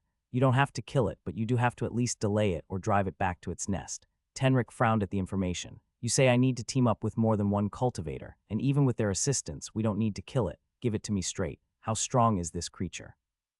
The masked man stood silent for several seconds. Tier 8, he answered. Tenrik inhaled sharply. He was powerful enough to be on par with the old monsters of the local sects, but even he wouldn't casually interfere with a Tier 8 monster. Like I said, you only have to delay it or drive it back, the masked man said. According to my calculations, as long as you don't put the creature into mortal fear of its life, this endeavor should be perfectly safe. You might not gain anything out of it directly, but it is necessary. Consider it done, Tenrik easily replied. By the way, in all the years I've known you and all the times we've interacted, this is the first time you've ever mentioned another one of your beneficiaries to me. Who is this person and what's so special about them? The masked man smirked behind his mask. Tenrik couldn't see it, but he could hear the amusement in the other man's voice. If you really want to know, just ask your daughter, he said. I'm pretty sure she's with him, in a manner of speaking, right now. Ryevin got a good night's sleep. Even though he had apparently been in a coma for nearly a week, his body was still hale and hearty. His mind was taxed from the vision and stress it had been through, though he had no recollection of the events that caused his mind to break, necessitating the system to step in and fix it directly. He had never seen a situation where the system took direct action other than the very few times it had run into apparently novel situations. Like the time he had been separated from the veridical realm system, implying each realm had their own governing system, but the language of the notifications indicated there were protocols in place this time around. More and more evidence showed that the system wasn't some passive thing. It appeared to actively monitor situations and had directives it followed. It could manipulate the veridical affinity and possibly other affinities as well. The veridical affinity seemed to be the bedrock upon which all other types of mana sat, at least within the veridical realm. Ryevin woke up refreshed and ready to go. He turned his divine sense skill on as soon as he got up. I'll have to get used to taking a more active role in its utilization. Until now it's been completely passive. He saw his father already awake and preparing a simple breakfast. His mother and sisters were still asleep, as the sun had not fully crested the horizon. There was no reason to wake them. They weren't part of the physical training he and Rafix partook in every day. He made his way downstairs where Rafix silently slid a plate of breakfast toward him, nodding for him to eat.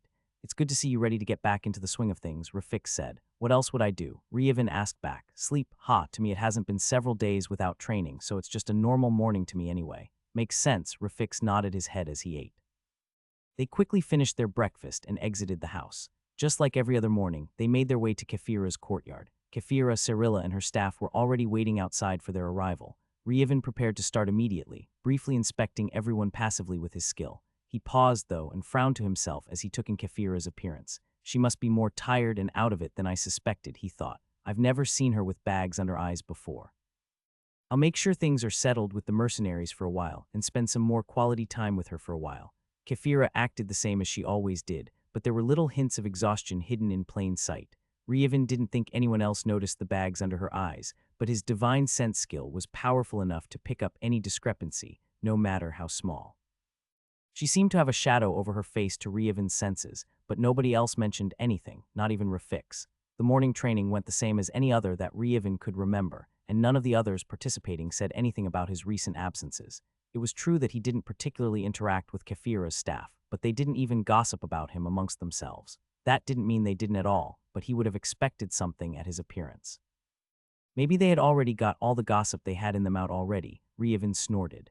After working up a sweat and exhausting their bodies thoroughly, everyone cleaned up the practice yard. They never left the task to the staff whose job it technically was, but they made sure to care for their own things as much as possible. It was just good sense as well as polite. The others were just as tired, if not more so, considering Ryevin and Rafix had been doing this to their bodies for years. Do you want to go with me to the mercenary compound today? Ryevin asked Kefira as he carried some training weapons back to the rack. Kefira gave him a mildly surprised look. Sure, that's fine, she replied. Why so surprised? Ryevin queried. You've just never asked me to go before, she shrugged. I assume because it'll be immensely boring for me without having something in particular to do. Yeah, basically. I just figured you would want to spend some time with me, while I'm awake, that is. I get the impression that the past several days have been hard on you. Not particularly, Kefira said, at least after knowing you were fine and just needed some time to recover. I won't deny that spending time with you while you're awake is much better than sitting next to a silent bedside, though. Ryevin frowned at the answer. He didn't get the sense that she was trying to spare his feelings. She really felt that way. Strange. Then is her condition from some other reason? Do you have something on your mind? Reevan asked, how are the preparations for the wedding coming along? Not too stressful, I hope. Ha, as if I have anything to say about that, Kefira chuckled. Everything is being handled by our mothers, which is just fine with me, actually. I was never too into the whole planning and anticipating balls and other state affairs. Not like my mother or older sisters anyway. What about your experiments with space mana? Are you hitting any roadblocks or other troubles? Not really, no, Kefira shook her head. She turned and fixed Reevan with a level look. What's all this about? You seem to think there's something wrong somewhere. You seem tired, Reevan relented. You have bags under your eyes, and I've never seen you like that before. Really, Kefira was genuinely surprised. I hadn't noticed. Then again, if anyone did notice, it would be you. I can't think of anything out of the ordinary off the top of my head. I feel fine. It must just be the accumulation of stress I felt earlier, and now I'm finally able to relax. Probably. That makes as much sense as anything else. Either way, I still wanted to spend more time with you. Ever since we got back from Vero, things have been going so quickly. One thing after another has prevented us from spending as much time together as we would have liked. True, but running the dungeon together would have been a good first step in getting back to how things used to be. Maybe we can go on a short adventure within the region. We could tour some of the other cities and dungeons. There are other places we could sightsee like the Dagger Mountain, too. Sounds good to me. We can keep in easy contact with everyone here, and if a message comes through the teleport portal requesting aid, we shouldn't be too far away that we couldn't get here in time to answer the call. I was thinking of sending Jekyll or one of the other captains by themselves for the next deployment anyway. You don't want to go yourself, Kefira quirked an eyebrow at him. We've expanded the ranks of the mercenary company for this very reason, Reevan said. One has to trust their officers, and Jekyll's been with me the longest. If any of the captains can lead the soldiers successfully, it'll be him. I've taught him everything I know, and he's a natural leader. My vision for the mercenary company is to have multiple deployments at once with reserve units available to reinforce or replace, just like the regular army. I don't see why we couldn't make it work, even with a higher rotation rate of active members than the Imperial Army. Ambitious of you. How large do you want to expand the mercenary company? We probably don't need to expand much beyond what we already have. Honestly, most of those that join will only stick around for 1 or 2 deployments. They're not joining to make a career of it, but to expand their class choices going forward. There are still a lot of people willing and wanting to join. It wouldn't be realistic to take them all in as quickly as possible, and even if we could, it would only stifle us in the long run. It makes much more sense to keep the company around the size it is now with the ability to quickly let people in and out. The cleaning of the practice yard ended. Kefira gave Reevan a quick side hug before shooing him away. I love you, but we're all sweaty and gross, Kefira said, wrinkling her nose. Go get cleaned up and I'll meet you at the front of the palace in a few to head over to the mercenary barracks. Reevan snatched his other hand around Kefira and brought her in for a full body hug before she could get away. She gave a little shriek of indignation. Are you sure? I'm perfectly fine with the way we are right now, Reevan said, grinning. Ah, let me go, you big lunk. Kefira playfully swatted at his shoulders with her fists. Reevan laughed before letting her go. She stepped back, blowing hair out of her face where Reevan had messed it up. She gave him an irritated glare before looking down at her now much sweatier clothes. Yuwa is all she said before turning about and stalking off toward her house. Reevan just laughed again as he joined his father waiting near the entrance to the courtyard. Careful, son, Rafik smirked, a twinkle in his eye. Girls like to be all clean and proper. Kefira strikes me as one who'll get back at you for your little stunt. Keep an eye out. Sure. Even if she does, it'll be in good fun, Reevan shrugged. I know you have some actual work to do, so don't mind me, Kefira said, dragging one of the chairs in Reevan's office to the corner before plopping down in it. She gestured for Cyrilla to grab the other chair, and her friend smirked and quickly followed suit. Reevan looked back and forth between the 2 girls in the now empty area in front of his desk. He shook his head with a smile before raising his voice. Sergeant, grab an extra chair and bring it to my office, he called out. There was a sergeant manning a desk out front near the stairs. Their main duty was to filter out people who didn't really need to take up Reevan's time. It could have been done by someone of a lesser rank, but sometimes sensitive information passed through the desk, so they wanted at least someone with some experience and trust with the officers, hence, a sergeant. Right away, sir, the call came back. Kefira simply giggled before leaning forward to whisper with Cyrilla. Reevan turned his divine sense skill off. He could still hear them with his high stats, but it wasn't as dominant in his mind with the skill turned off. He had gotten a lot better at filtering what took up his attention with his divine sense, but there was still a modicum of peace from turning it off. I should turn it on and off occasionally when I'm not using it, just in case, Reevan thought. I highly doubt anything unusual will catch my attention in my own office, but it's good to get into the habit of it. If I don't make a habit of it and find myself in a temporary office in a base on the front lines, I might get complacent and miss something crucial. He made a mental note to flicker his skill occasionally. With that determination made, he picked up the stack of paperwork needing his attention. There wasn't nearly as much work built up as he had assumed. It seemed like his captains were doing a good job of only holding onto the really important decisions, or ones they simply had no idea what his plans were for, and taking care of the rest. That just further bolsters my idea to send the captains out on their own next time. Reevin nodded to himself. Speaking of. Sergeant knocked on the open door before entering with the extra chair he had snagged from somewhere else in the building. Reevin waited for him to set it down in front of his desk before addressing the NCO. Sergeant, send word to the captains to meet me in my office as soon as possible, he ordered. Yes, sir, the sergeant replied. He performed a brisk about-face and left to attend to the new duty. The other captains all had offices in the same building, so it didn't take long for them to arrive. There weren't enough seats for all the captains, but there wouldn't have been even if Kefira and Cyrilla hadn't claimed two of their own, prompting Reevin to acquire a third. The other captains deferred to Jekyll for him to take the lone seat available, but he shook his head and stood with the other captains, leaving the lone chair empty. I won't take up much of your time, Reevin said. I've been thinking, and from what I've seen here, he gestured to the small stack of papers, and the performance of the men and yourselves, I've decided to give each of you a chance at command for the next deployments.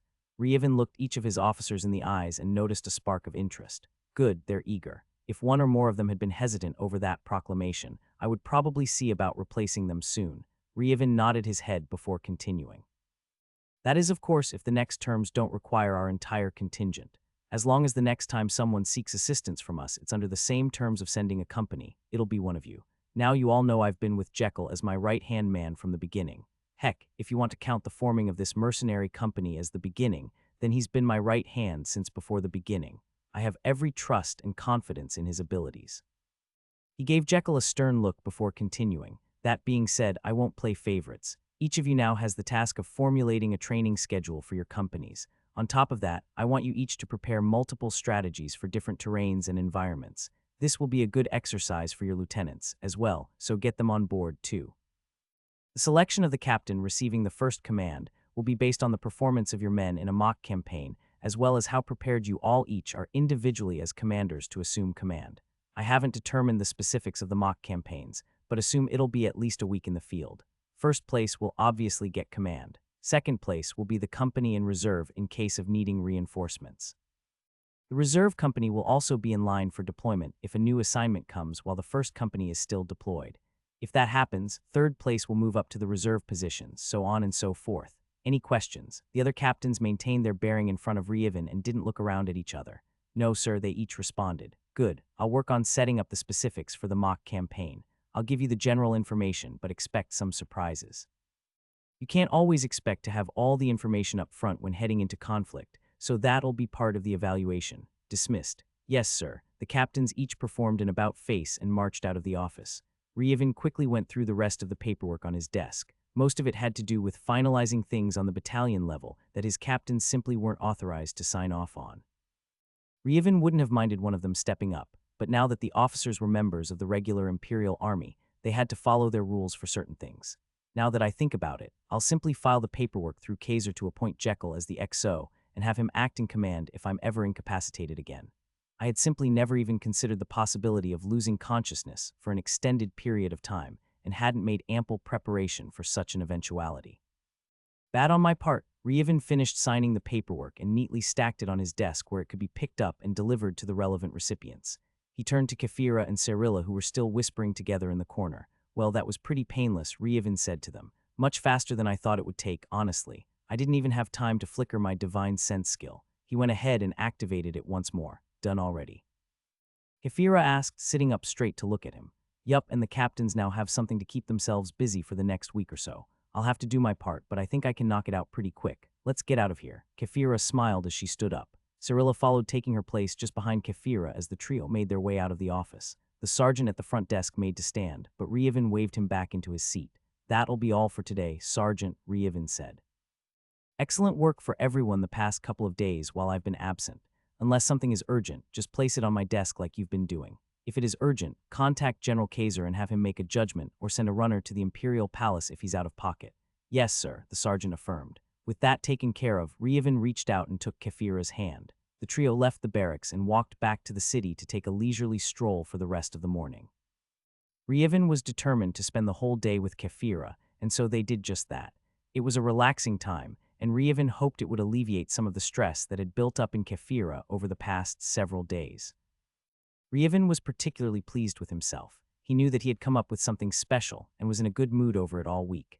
Kefira knew all about his plans, and she couldn't help but giggle to herself whenever she thought about it as well, and Kaiser was happy with the entire arrangement as well. The mercenary captains noticed the lift in Rievin's mood and know what was coming. They were actually sweating and bearing down double on their assignments.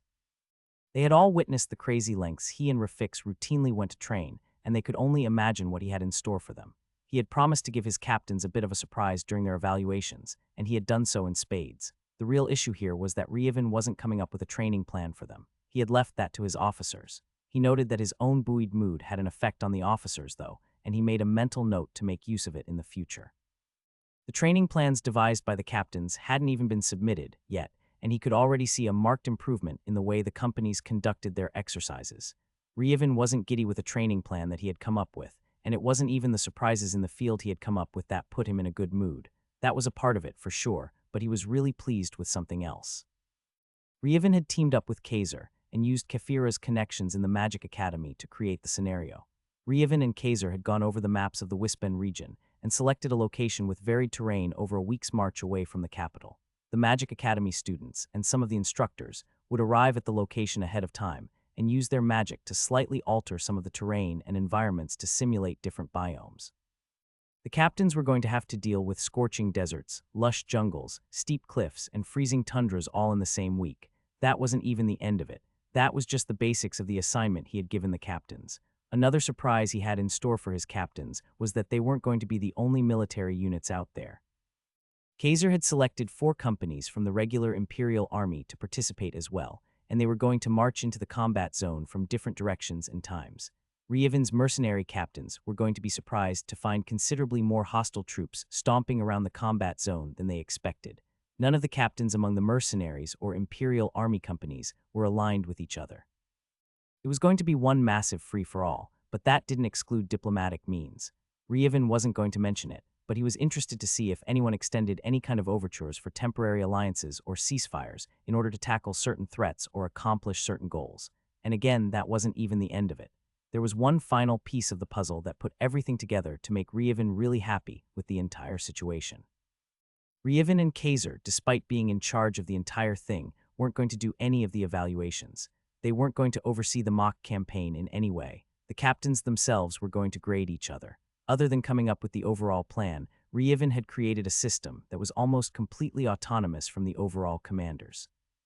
Having such a system in place would also allow for the mercenaries to conduct their training exercises when he and other higher-ranked officers weren't present. It was replicable on all levels. Rievin had quickly come up with the scenario for his captains to deal with. It hadn't taken nearly the entire week to devise it. He had spent much of his time coming up with additional scenarios for the future, another way to make the exercise more autonomous. If they already had dozens of scenarios ready for the captains to tackle, there would be no need for micromanagement from Rievin or other higher-ranked officers. He also intended for his captains to adapt the exercise for their lieutenants and the lieutenants to do the same for the squad leaders. Maybe I'll even suggest a similar exercise to the commanding general of the entire Imperial Army that the other battalion commanders, and I could participate in, Rievin thought. That would be a sight to see. We would definitely need to hire additional mages to assist with the Magic Academy students for such a large mobilization. Other than coming up with the system for training for the mercenaries, Rievin continued his own individual training every day. His skills improvement had slowed down considerably from static training, but one couldn't expect to always be in life or death situations to spur the growth of skills. Rievin understood that his skill growth from regular training itself had been an anomaly. He hadn't heard of anyone else being able to increase their skills to the same levels he had been able to in the same amount of time. He tried not to let the slower level gains get to him, but it was difficult. He was used to his gains coming relatively quickly and routinely. Just because it was normal for everyone else to spend decades to get to where he was with many of his skills didn't mean it was easy to accept the slower pace after spending his entire life with fast gains. It wasn't a problem he would be able to solve. It was a reality of life that existed for everyone, but he had been lucky to have a much higher ceiling for his skills before seeing a noticeable dip in improvement rate. Rievin understood that he would need to use his skills in real-life situations to see rapid advancement again, but that was no reason to slack off. The routine of physical exercise and training also kept him grounded and relaxed overall. It might seem counterintuitive that harsh physical exercise was relaxing, but the physical exhaustion helped in more ways than one. The most significant help Ryevin realized over time came with alleviating the symptoms from infusing his body with the various affinities. After an evening session, Ryevin's body always felt drained and full at the same time. It was like his cells were devoid of energy, yet they were simultaneously about to burst. The physical exercise eliminated the phantom tiredness in his cells. He wasn't actually physically tired, but his body felt that way anyway. It was a chore to get going in the morning, but he was used to training while already tired, so it just took a slight mental effort. Once he got his body going, though, the sensation quickly disappeared. The next aspect, feeling ready to burst, slowly faded away during the physical exercises. It was like his body was taking the fullness and using it as fuel, though he knew that wasn't an accurate description of what was actually happening. It was all in his mind, but the sensations were very real regardless. At the end of his training sessions, it meant his body was actually exhausted, and the feelings of fullness accumulated the previous evening were gone. His body was able to rest and recover to peak condition, and all of his discomfort was just a memory. The repeated cycle of straining and refreshing his body while continuing to participate in a routine exercise helped keep his mind calm and clear. There was just one thing that continued to be a source of strain on his mind, though. Kefira's symptoms weren't going away. She looked tired all the time on the outside despite protests of feeling completely fine. "How about you take the decorations Kylie and Riley made for my bed?" Ryevin asked after cleaning up one morning. "They're specifically designed to facilitate more rest, and I don't need it. If it'll make you happy," Kefira shrugged. "Really, that easy?" Ryevin quirked an eyebrow. "Sure. Even though I feel fine, I can tell this has been bothering you. Why would I dismiss your concerns and suggestions out of hand? Plus, there's no downside to it, and I don't have to even take any time out of my day to make it happen. I'll just order some of the staff to retrieve it and install it in my room." "Anything to help," Kefira said. She suddenly yawned and covered her mouth. Ryevin gave her a sideways glance and she rolled her eyes. "That was just a coincidence. It's still early morning.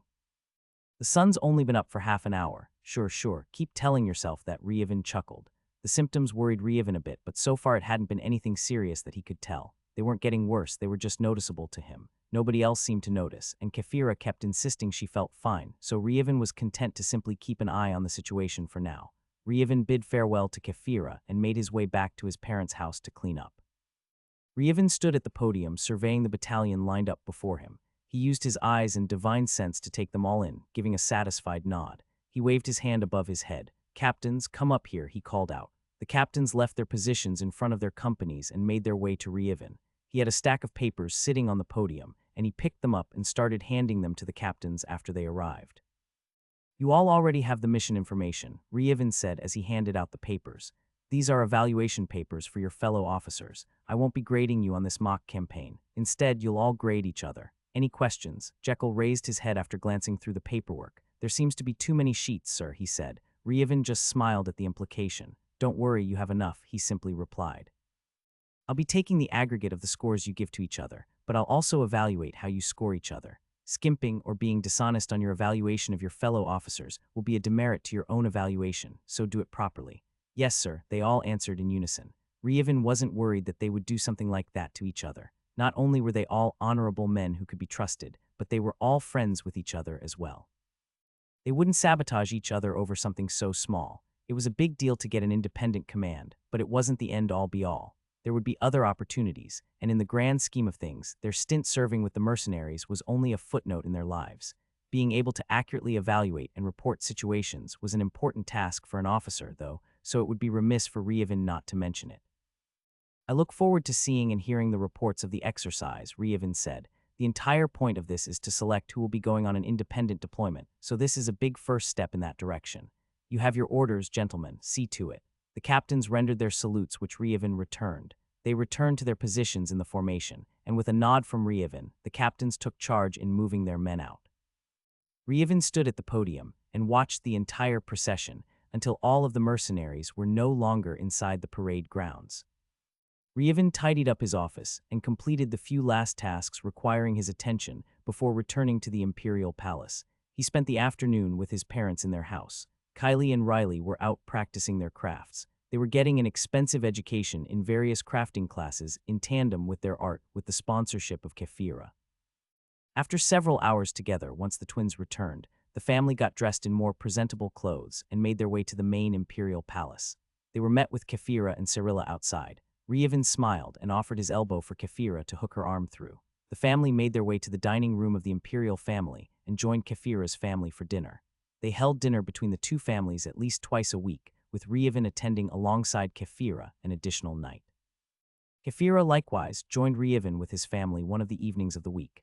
The other days were a mixture of the two spending alone time with their families and each other. The family dinner was filled with conversation and laughter. Kylie and Riley were very popular with Kefira's siblings, and they weren't shy to take the spotlight. All the preparations have been made, and the invitations have been sent. Silpha addressed Reevan and Kefira eventually. Emilian and I have sent many invitations out, some of which will take months just to arrive at their destination. We expect the final replies to arrive in half a year at the earliest, accounting for 3 to 4 months for the guests to properly prepare for their departure and then their subsequent journeys. We've determined to hold the wedding in a year and a half from now. Reevan and Kefira paused in their eating to glance at each other with smiles. Finally, Kefira said. Reevan snorted in amusement. "Hush, you," Silpha playfully reprimanded. "We know you're anxious to finally be wed to your love, but this isn't just about the two of you. If you had been anyone else in the world, you could have ignored everything else for your own schedule. But seeing as how you're both scions of imperial families, even one that's no longer the current rulers of their empire, there are just too many other considerations." "Yes, mother," Kefira rolled her eyes. "You've told us this many times before."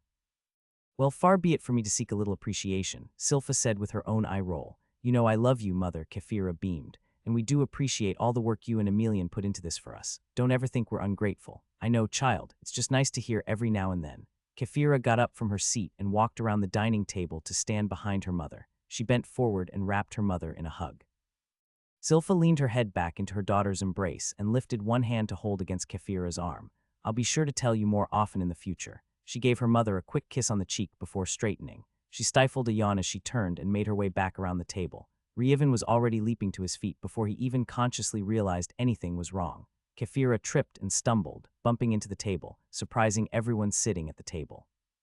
She placed a hand on the table to steady herself, shaking her head to clear it. A loud crack sounded out, and a pressure bore down on everyone in the room. Kefira's body went limp and she collapsed to the ground, bringing the tablecloth with her where she had been pressing down on it. All the plates and cutlery followed in a cacophonous crash. Reevan had already traversed the distance while his body reacted before conscious thought caught up with his body. He managed to catch her unconscious body and prevented her from slamming into the floor or getting covered by the remnants of the dinner. Reevan's divine sense quickly scanned her body. He still noticed the signs of fatigue, but there was a new addition to the worrying elements. He fished out her necklace. The one she had shown him was a block on her soul strength. It had shattered. The others around the table quickly noticed the object he held in his hand. "Call the Grand Magus."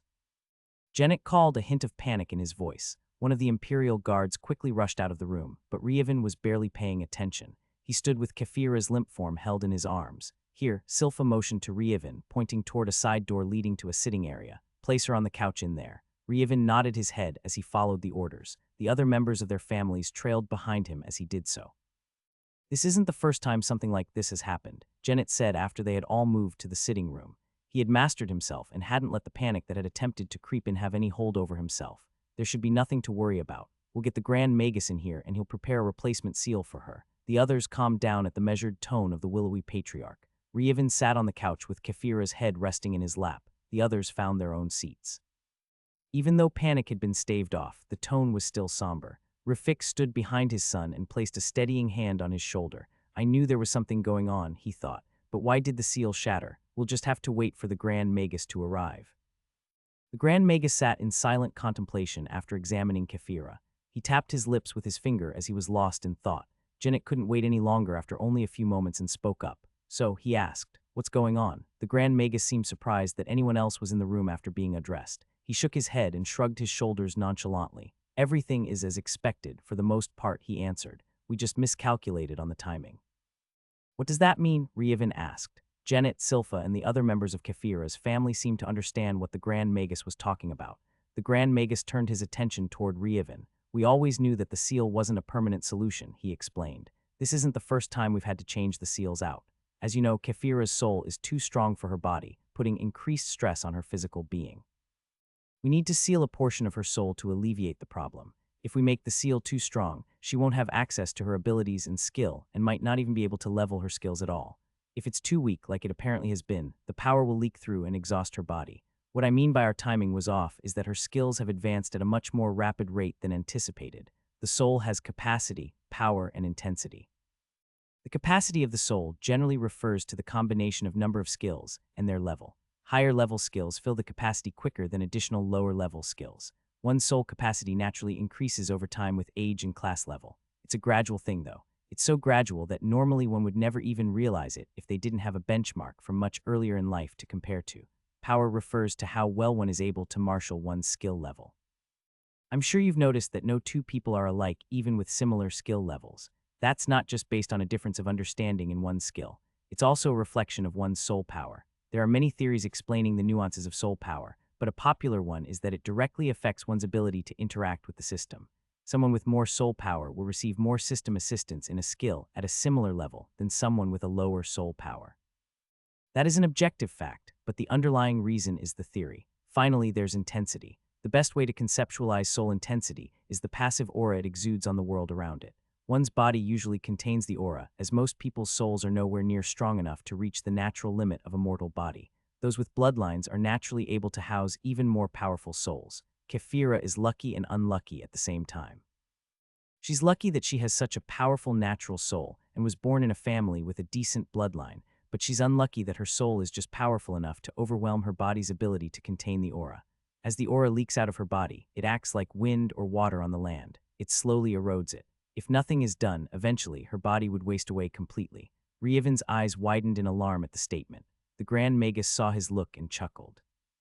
No need for concern just yet, he said. It would take decades in Kefira's current state for the issue to be fatal. As it is, even without another seal fashioned to curtail her soul's strength, she would be able to function to a lesser extent with frequent, proper rest. She's been getting plenty of rest, though. Rievin frowned. No, she would need proper rest. She's resting her body, but her body's not the underlying issue. Her soul is. She would need to go for an extended period of time without using any skills or magic to rest her soul. Her body falling into a coma is simply her soul forcing the issue.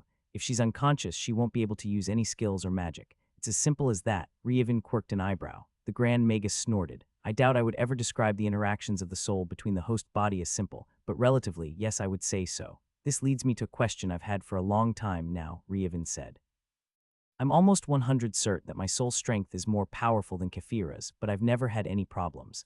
Not even before I awakened my bloodline. Truly. The Grand Magus was surprised and looked around the room at the other occupants for confirmation. The others nodded their heads. He turned back to Rievin. Do you mind if I take a look? Sure, Rievin shrugged. He extended his hand and the Grand Magus placed 2 fingers on his wrist.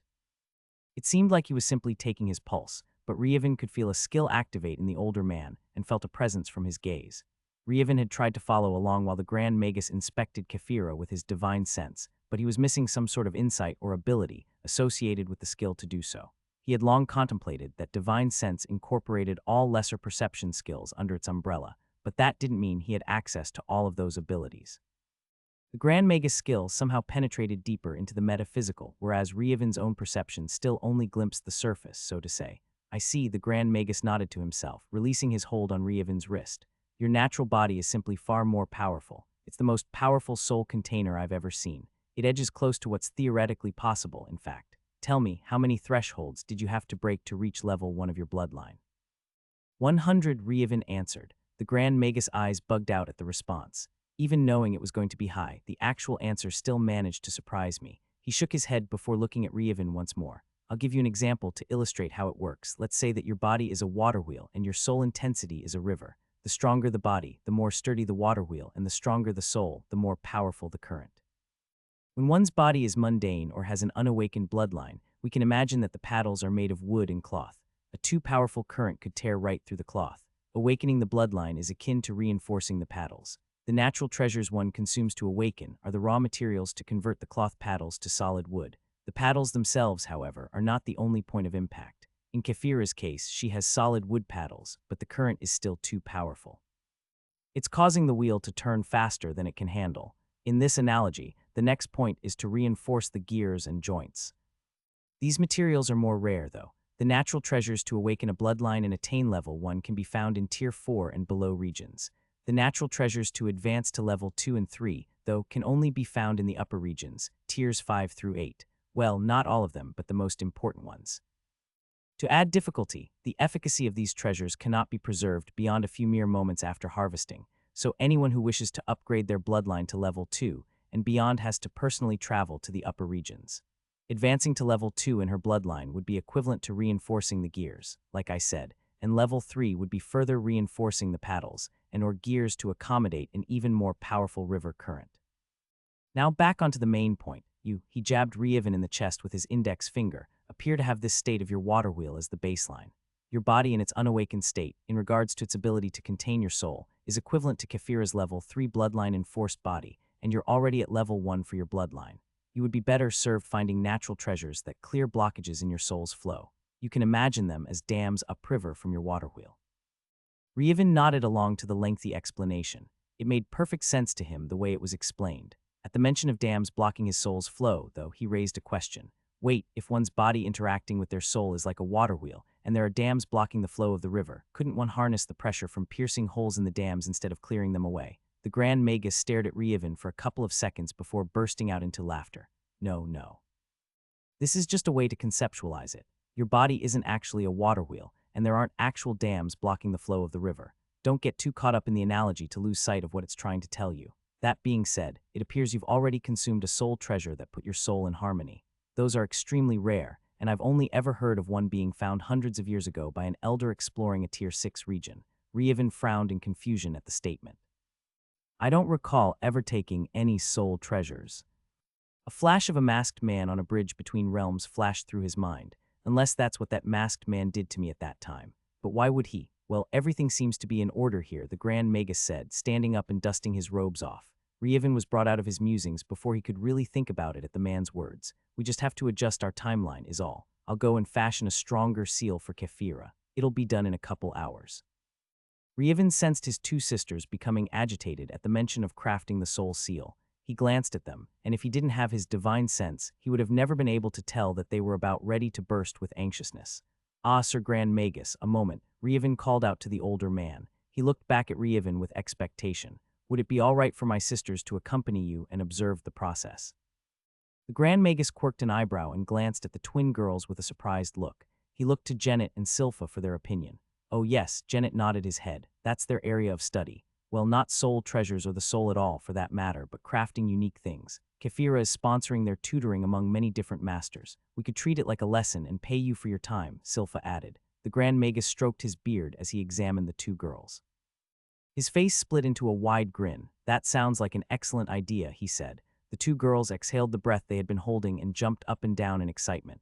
Teaching is one of my favorite things, and I'll never say no to some extra spending money. He chuckled. What do you weigh, girls? Rievin gave his two sisters a stern look. They both stopped jumping up and down and gave a bow to the older gentleman. Right. Come this way. The Grand Magus turned and strode out of the room with the two girls trailing after. The room descended into silence for a few moments before Janet cleared his throat.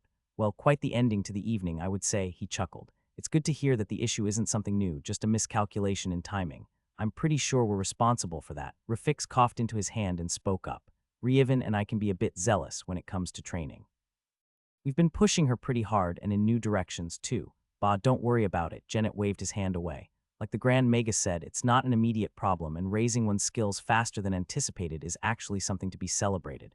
There's really only one solution to this. Rievin spoke up once more. Everyone focused their attention on him, waiting for his answer. We have to go to the upper regions. It seems obvious to me. It was the plan from the beginning, right?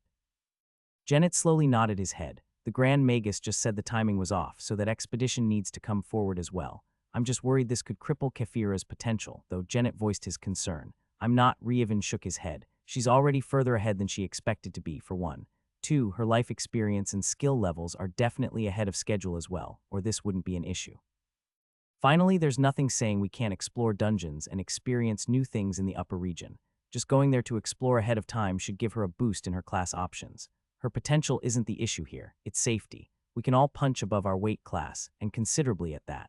I would suggest sending word to the elders to have them provide us a mentor for exploring the regions, and we can study up on the knowledge we'll need to be safe. I'll be going with them too, Rafix pointed out. With me and at least one mentor from the region, there shouldn't be too much in a Tier 5 region that can catch us off guard if we don't get complacent. You're going to have to live your own life again one of these days, Dad, Rievin said to his father with a slight smile on his lips. You've sunk so much of your time into us already. I'm your father. It's what I'm supposed to do. Besides, if not you, then I would be doing something similar with some other kid.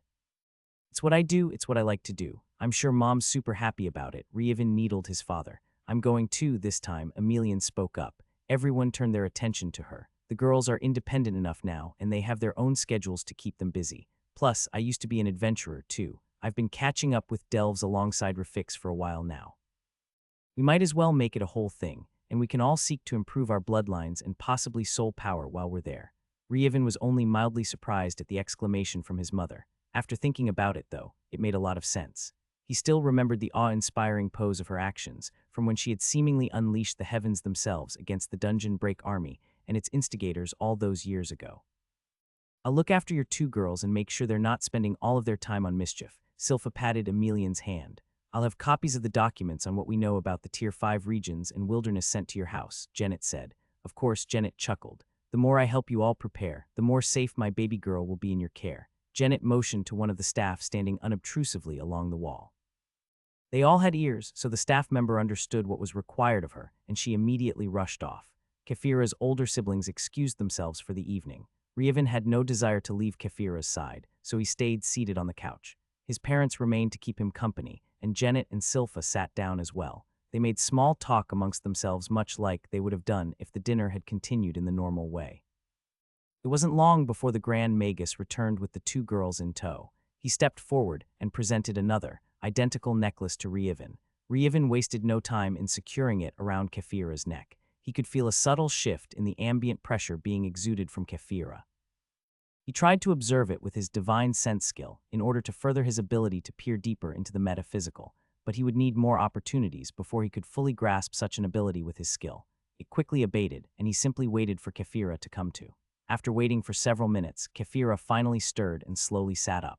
Her hair hung down in front of her face, and she blew it away with a quick puff of air before swiping it away with her hand. She looked up in surprise to see everyone looking at her. What happened? She asked, glancing around at the sitting room. How did we get here? Kefira's parents smiled at their daughter, regaining consciousness. Reevan hugged her to his side with one arm. You collapsed at dinner, Reevan explained. I told you there was something going on. He smirked and bopped her on the nose with his finger. Kefira rolled her eyes. I'm sure, but do you care to explain what it was? I've got no idea what's going on right now.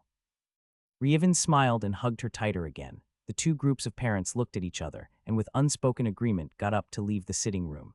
Reevan was left alone with Kefira, with the ever-present Cyrilla standing behind the couch. Sure, Reevan said. It seems that your accelerated rate of skill advancement didn't come without its disadvantages. Several maids and manservants carried armfuls of scrolls and books into the residence. One after the other found an open space on the tables and counters to deposit their loads. Reevan watched as the mountain of material continued to grow. The number of documents quickly surpassed anything reasonable and just continued to grow. Kefira hid a small chuckle behind her hand at his expression. Nobody else in the room, including his parents, seemed particularly surprised or dismayed at the reading material transported to their house. After the last manservant dropped several large tomes by the door, Reevan turned to Kefira and raised an eyebrow.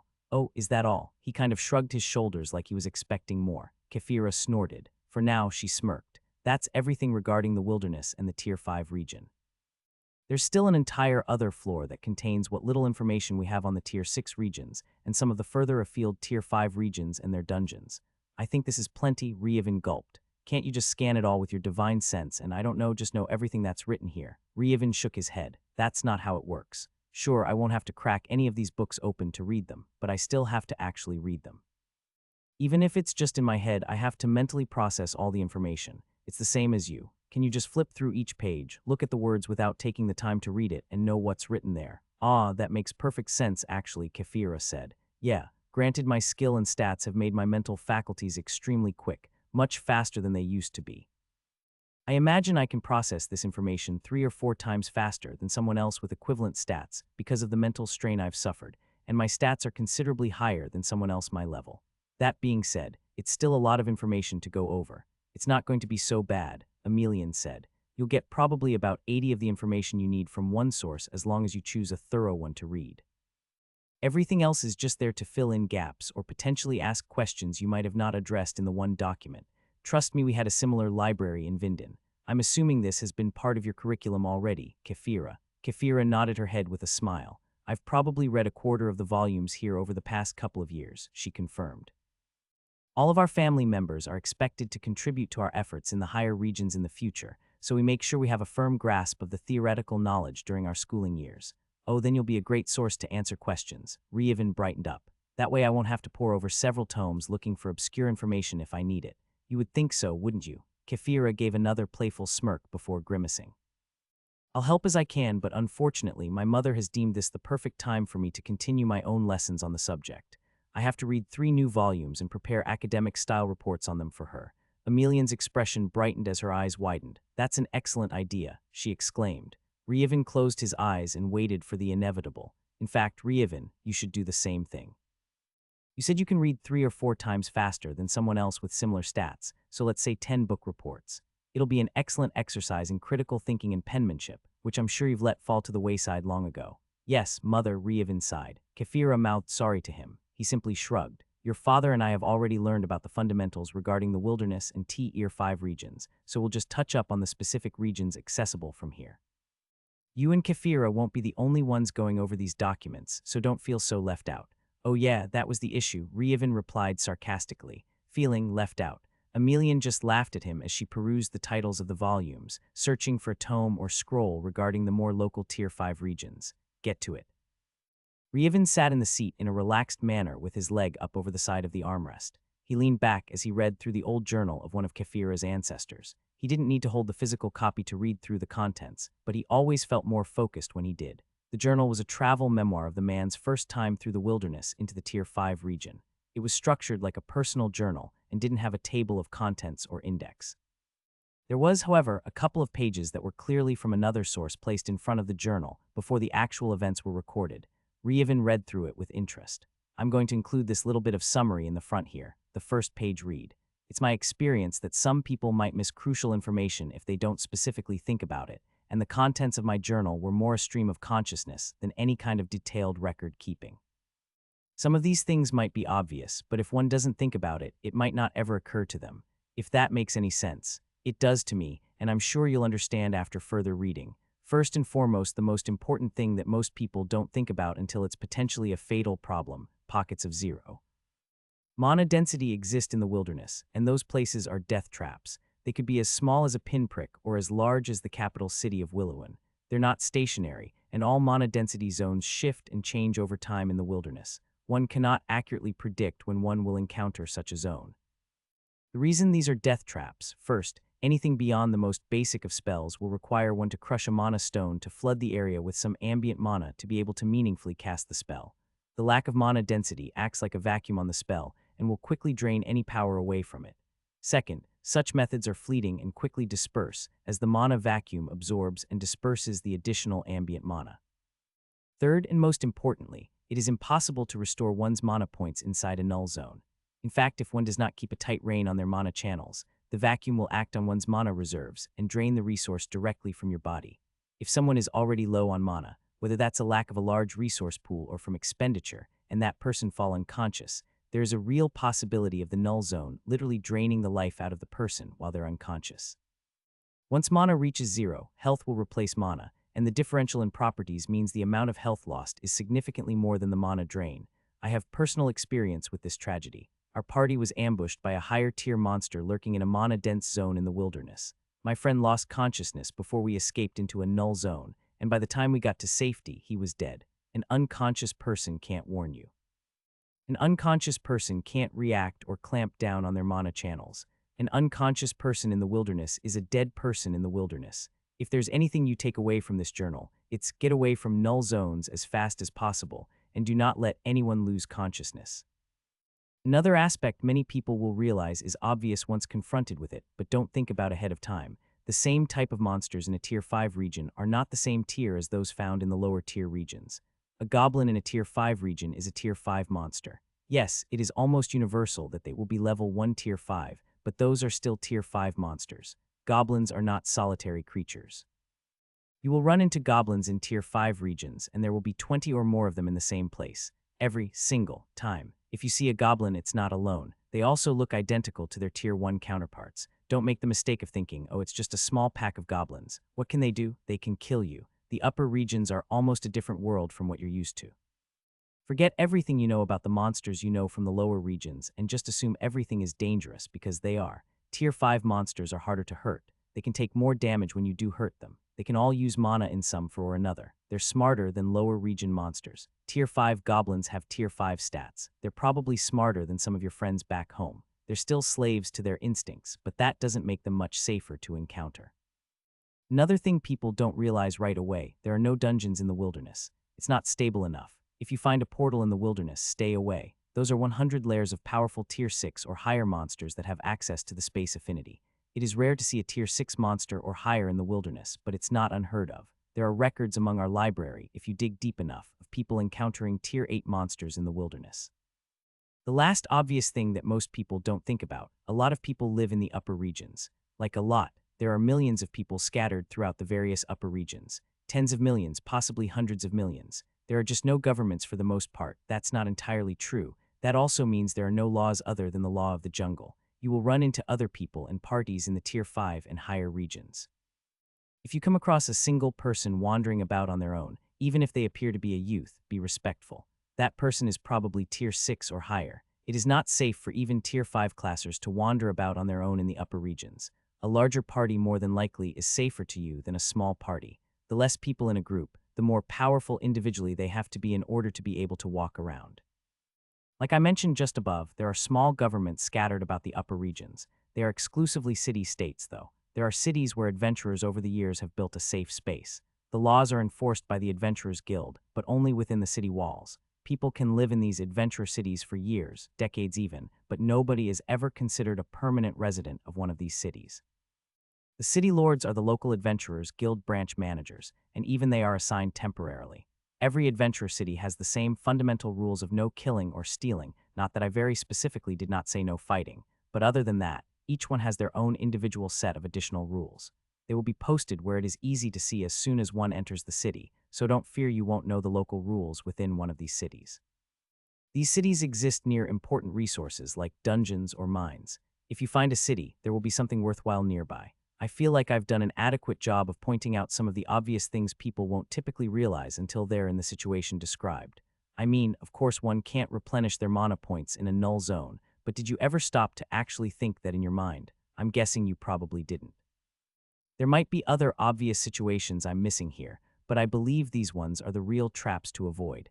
This journal is not an academic work. It is my own personal experiences of my first journey through the wilderness and into my first Tier 5 region. I made a copy and provided it to the family library, as I felt it was a good source of practical information. But if you want to learn the theoretical information underlying the fabric of reality in regards to the wilderness or how flora and fauna work in Tier 5 regions, this isn't the book for you. I just hope future generations pay attention to my warnings and can glean some helpful information from my own blunders that will save their lives one day. Regards, Real Thinner Willowy. Aye.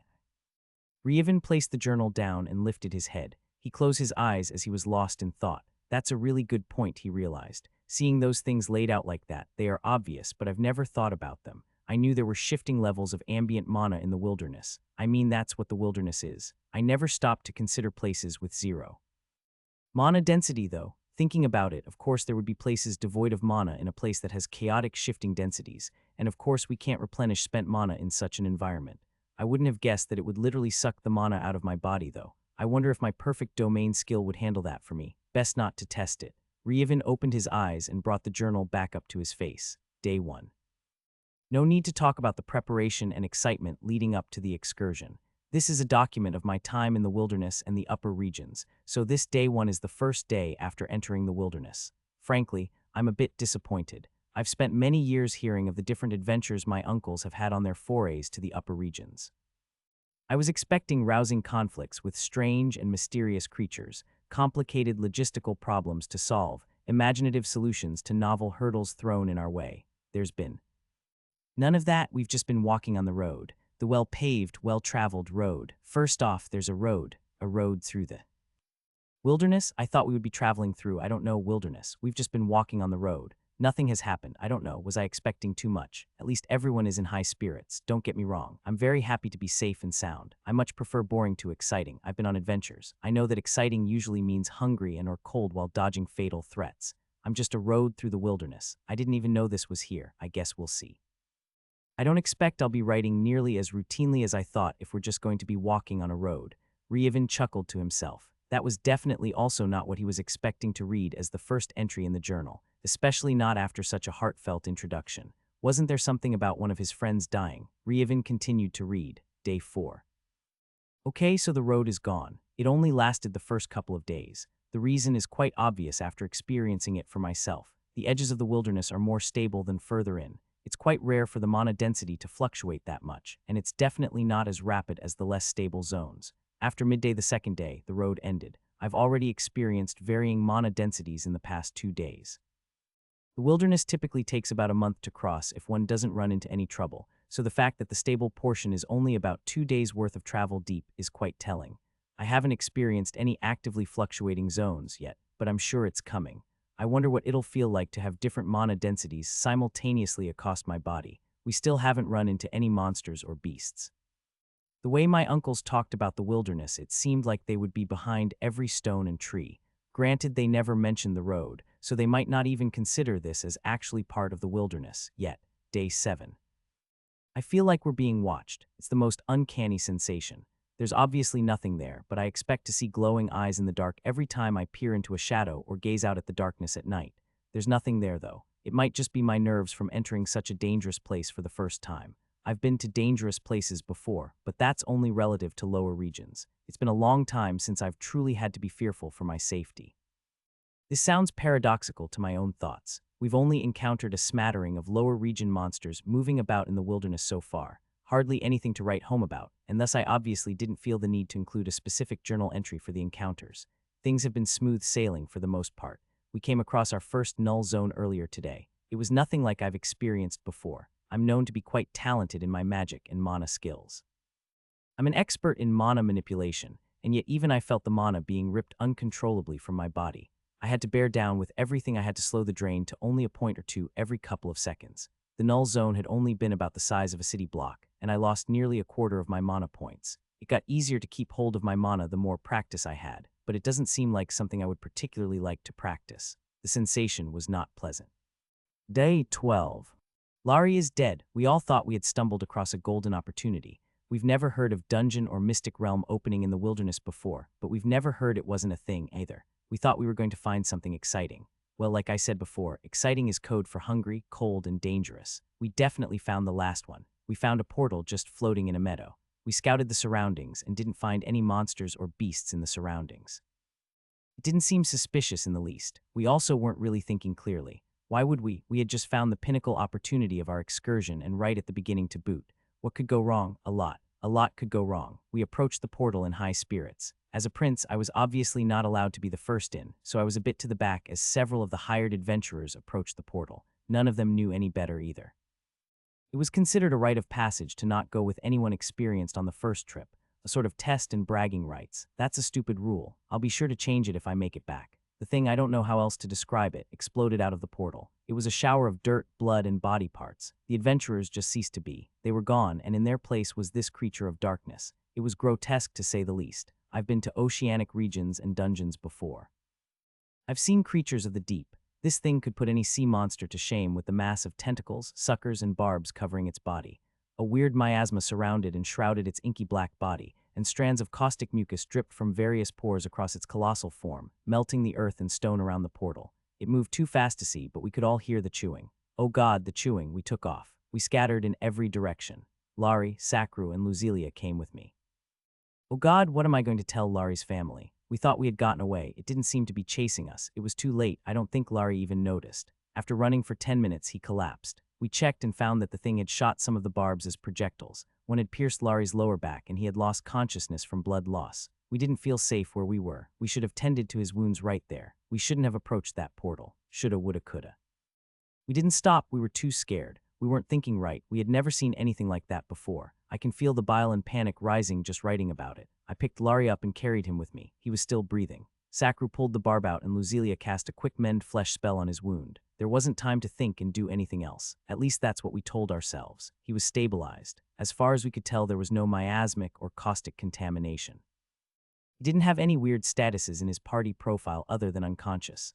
What could go wrong? We just needed to get further away. We had all seen how fast that thing moved. We didn't trust for a second it couldn't suddenly appear in pursuit right behind us. We ran until we reached a null zone. We thought it was perfect. Everyone knows higher-tier monsters, classers too, have a much harder time in lower ambient mana regions. A null zone seemed like the perfect place to lose it. It was large.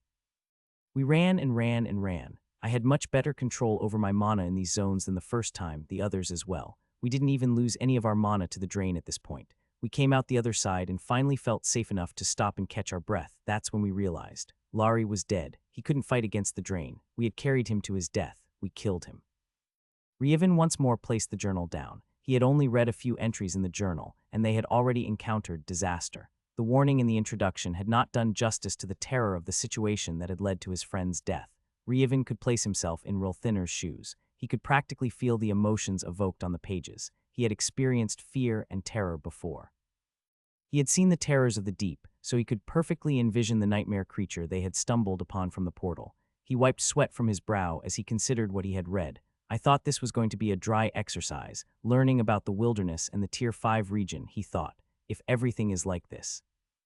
Revan made the determination not to skimp on his research. If a nightmare creature could be one of the first serious encounters in the wilderness, he needed to be prepared. Complacency. Revan shook his head as he brought the journal back up to continue reading. Even in ages past, it was apparently one of the #1 killers. Revan was absorbed by the contents of the journal. Not every entry was exciting or terrifying, though the author, Rilthiner, did a fairly good job of leaving out mundane topics. Sure, those were in there, but it was usually to add a bit of context more than to just document everything the man did. There was very little personal information provided in the journal. Revan guessed Rilthiner assumed anyone who read it would either know who he was or have the ability to find out. There might be records of additional memoirs of the man that provided that information, but it wasn't important to Revan. He had no idea what the man's class, level, or tiers were. He didn't even mention the affinities or spells he used. When he recorded an entry involving combat or some other form of spell casting, he would keep it simple, like I blasted the monster with magic until it died, or we stabbed it until it stopped moving, or even such exciting retellings as we defeated the monsters. Revan didn't really need the breakdowns of the combat. He doubted he would glean any useful information for his own style of combat. What he was picking up from the diary was the overall journey and the types of incidents one could expect. Rilthiner's journey definitely started off dull, quickly escalated to untold heights, but then became pretty routine. Their party reformed the very next day after scattering from the nightmare creature. They weren't so complacent that they didn't have the very basic protocols in place in case of certain situations. From the way he wrote about it, they were probably taking it as a matter of course that they would become separated at least once sometime in their excursion. Day 13. We circled around the area of influence we thought the creature controlled, using our communication magic to coordinate with the other groups, and we quickly regrouped. Nobody else had died other than the initial group of adventurers that had walked right up to the portal. It didn't seem like the monster was going to leave its lair. At least a little bit of good news after that fiasco. Some of the others had been struck with the barbs, but they didn't encounter any null zones on their side. Like I had suspected, there was no poison or corrosion associated with the barbs, so that's good. We continued our journey for the whole day, but we're going to take a rest day tomorrow. Everyone needs a bit of a break to process what happened, and now that we feel a bit safer being further away and knowing it's not out there stalking us, we can catch a breather. Day 17. Things have been going well. We've all adjusted, and though we're still grieving for our friends, things have returned to a normal routine. We've encountered only a small scattering of various monsters and beasts even this deep in the wilderness. As far as I know, it's completely random what kind of creatures we'll encounter. There's no rhyme or reason behind it. It's not that we'll find more at the halfway point or even closer to the border of the Tier 5 region.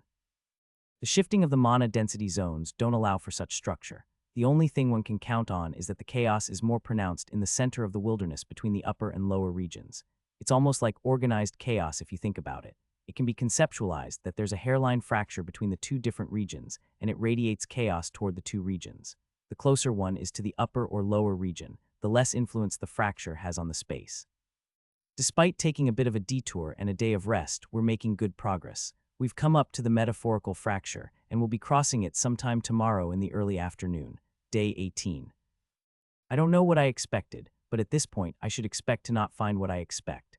Does that make sense? We couldn't even tell the difference when we finally crossed the invisible border of the halfway point. There are no landmarks or features to indicate the line, and the change in the level of chaos is so subtle we can't notice it from one moment to the next. It takes days of traveling to consciously notice a difference in the surroundings. I did finally feel what it's like to experience two different mana densities at the exact same time. It was weird. That's all I can really say about it. That's all my uncles would tell me about it, and now I know why. It was like standing in a breeze that wasn't there. A breeze you could feel on the inside but not on your skin. Yeah, weird. And no, that wasn't the line. That happened almost first thing in the morning, hours ahead of the projected time of reaching the midway point. Typically, the change in mana density is gradual. Relative to the difference between different tier regions, it's quite abrupt, but that's only relative. Sometimes, though, there's a hard break. It happens when there's a significant difference between two different zones. We crossed from a Tier 5 equivalent density to a Tier 1 in an instant. It was definitely noticeable. Reevan placed the journal down for a second. I hadn't thought about that either, he realized. I guess I was thinking there were little pockets of mana density, and it was a hard line between each pocket. That's not what he's describing here. It seems like it's rolling waves with peaks and valleys that shift about with rare cliffs. Reevan brought the book back up to his face. Day 24. So maybe that creature is stalking us. We don't know. We've seen several portals since that day, but we're not foolish enough to approach any of them. Are they the same portal just moving about, or are there many of these creatures? At least the portals can always be found near a peak mana density zone, so I doubt we have to worry about an invasion of these things into the lower regions. In fact, I doubt they would be comfortable even in the Tier 5 regions of the upper regions. Some have speculated that the creature is some sort of trap hunter that can move its portal about. It's common knowledge that space is thinner in the wilderness. Is it common knowledge, though? Reevan whispered to himself, so it would kind of make sense for the portal to be easily moved if it is in fact a creation of that monster. That begs another question. If it is that creature, is it actively hunting us, or is it random? If it's hunting us, it's not doing a very good job, honestly. If we're too afraid to get close enough to it for it to notice us and it's not willing to come out, what good does it do? Is it just messing with us? Personally, I think it is that monster, but it's just moving about randomly and we just happen to be inside its hunting ground. Occasionally, we can see bloodstains on the ground outside the portal if we look close enough. There are never any bones, though. Yeah, no way we're walking up to that death trap again. Day 33. We finally made it out of the wilderness. The variability in the shifting of the mana has been relatively stable for the past several days, and there haven't been any surprises. The portals didn't follow us past a certain point, and we haven't seen them for nearly a week. The change from being in the wilderness to being in the Tier 5 region, the lowest tier region in the upper regions, wasn't necessarily obvious, but kind of intuitive. There have been no changes in the ambient mana density for a day, but before we actually crossed over there was a sort of potential. That's the only way I can describe it. It wasn't there, but we could tell that it could be, if that makes sense. Anyway, tomorrow marks the first day of actually being in the upper region. We have a loose itinerary, but we're mostly just going to be exploring to explore and gain life experience. Dedicated harvesting and dungeon delving will come later. Day 35. These little buggers are everywhere. We all understood on an unconscious level that we were in a Tier 5 region, but it didn't really hit us until after we had casually attacked a couple of goblins we found just roaming about. Those things were little monsters, and I mean that in more way than one. We thought we could just casually dispatch the little creatures like any we found in Tier 1 regions, but we were shocked when they easily dodged our strikes. Not only were they quick as all get out, but when we finally did slash one across the chest, the adventurer said it felt like dragging a dull butter knife across a piece of hard leather. There was barely even a scratch. Luckily, we're not amateurs. Even though we were surprised at their fighting prowess, we quickly adapted and began to gain the advantage over the little buggers. That's when the rest of them showed up. A horde of 30 or more goblins surged out of the surrounding woodlands and threatened to overwhelm us. We had to form up in a military-style formation to maintain order and fight them off. We only killed one of them in that first encounter. After several intense minutes of fighting, when things didn't go their way, they had the clarity to retreat. I've never seen goblins retreat before. The first few minutes of combat, we could all tell that they were basically the same as their Tier 1 counterparts in that they ignored everything to attack and kill us. Oftentimes, they would resort to their claws and fangs even though they had weapons. It seems like their instinctual bloodlust has a time limit, though. When things started going south for them, one was dead and several others were on the verge of death. There was like a light of understanding that bloomed in their eyes. They stopped their aggression, grabbed their wounded, and fled into the trees. We thought about chasing after them, but we're not used to moving so quickly in a military formation, and we were worried that we would just play into their tactics, fracturing our teamwork like that, so we let them go. I don't know if that was a mistake, but it definitely had consequences. They keep showing up every couple hours to harass us. They'll pop up out of nowhere, shriek and scream while biting and thrashing for a couple minutes. We'll kill one or two, and then they'll disappear. We thought we could whittle them down slowly over time if they continued such hit-and-run tactics, but they're replenishing their numbers somehow. We're guessing their actual community is much larger with little groups scattered about doing whatever, and they'll join in the ambushes when they return to the main group. It's been a slog trying to get anywhere. I think we'll build a little fortification and defend it until they actually go away or we kill them all. Day 38. Building a little makeshift fort was the right call. Some of the others wanted to press on a bit further, but the number of goblins ambushing us didn't just stop depleting as we killed them, it started to grow. The others were finally convinced when some of the casters actually effectively ran out of mana, and some of the adventurers got seriously hurt. It was surprisingly difficult to clear a space in the woods and build a little palisade. The flora of the Tier 5 region has been inundated with higher concentrations of mana than anything we've ever seen in the lower regions. There seemed to be some sort of qualitative change once reaching a certain threshold. It's more than one would think if they just look at the scale between different tiers in the lower regions. After some little effort, we got our fortification built. We had a small palisade, a ditch, and some spikes lining the ditch and bottom of the wall. Even the dirt itself was more difficult to dig through. Like clockwork, the goblin horde showed up and attacked us. They weren't able to get through the barriers in their frenzy. They had the tools, numbers, and strength necessary to breach the walls of our little palisade, but like I said, it seemed like they were taken by bloodlust and not able to utilize their true potential. I don't know why they're like that. A lot of humanoid monsters are, but goblins have always been the worst. I wonder if Tier 1 goblins would eventually give up and run away when their bloodlust is exhausted. We'll probably never know because they're so weak they get killed too fast to find out. It's something to consider, though, for anyone researching monsters and how they work. It should be pretty easy to set up a situation where someone baits some goblins and just waits for them to tire themselves out without killing them. Anyway, this isn't a research tome. The goblins continued their hit-and-run tactics. The next couple of fights had a few more goblins in the little horde each time, reaching up to a grand total of 45 or so, but then they stopped increasing. I don't know if that was their entire group, or if there are little pockets of goblins all over the place, and now that we're stationary there were none to join them or what, but they finally reached a point where they were no longer getting reinforcements. They also didn't wait to fully heal and replenish their health, stamina, and mana. It was like just knowing we were there would cause them to succumb to their frenzied state and attack us against their better judgment. They couldn't sustain such a strategy, and after another couple of fights finishing deep in the night, we killed the last few that tried to storm the palisade in a pathetic state. Unless we want to march about in a military formation and frequently build little forts all across the Tier 5 region, we're going to need to work on our tactics a bit. Now that we can rest without worrying about getting attacked every couple of hours, we might be able to take the time to do so with the new information and experience we have fighting them now. Day 45. The largest problem we had was positioning and flanking.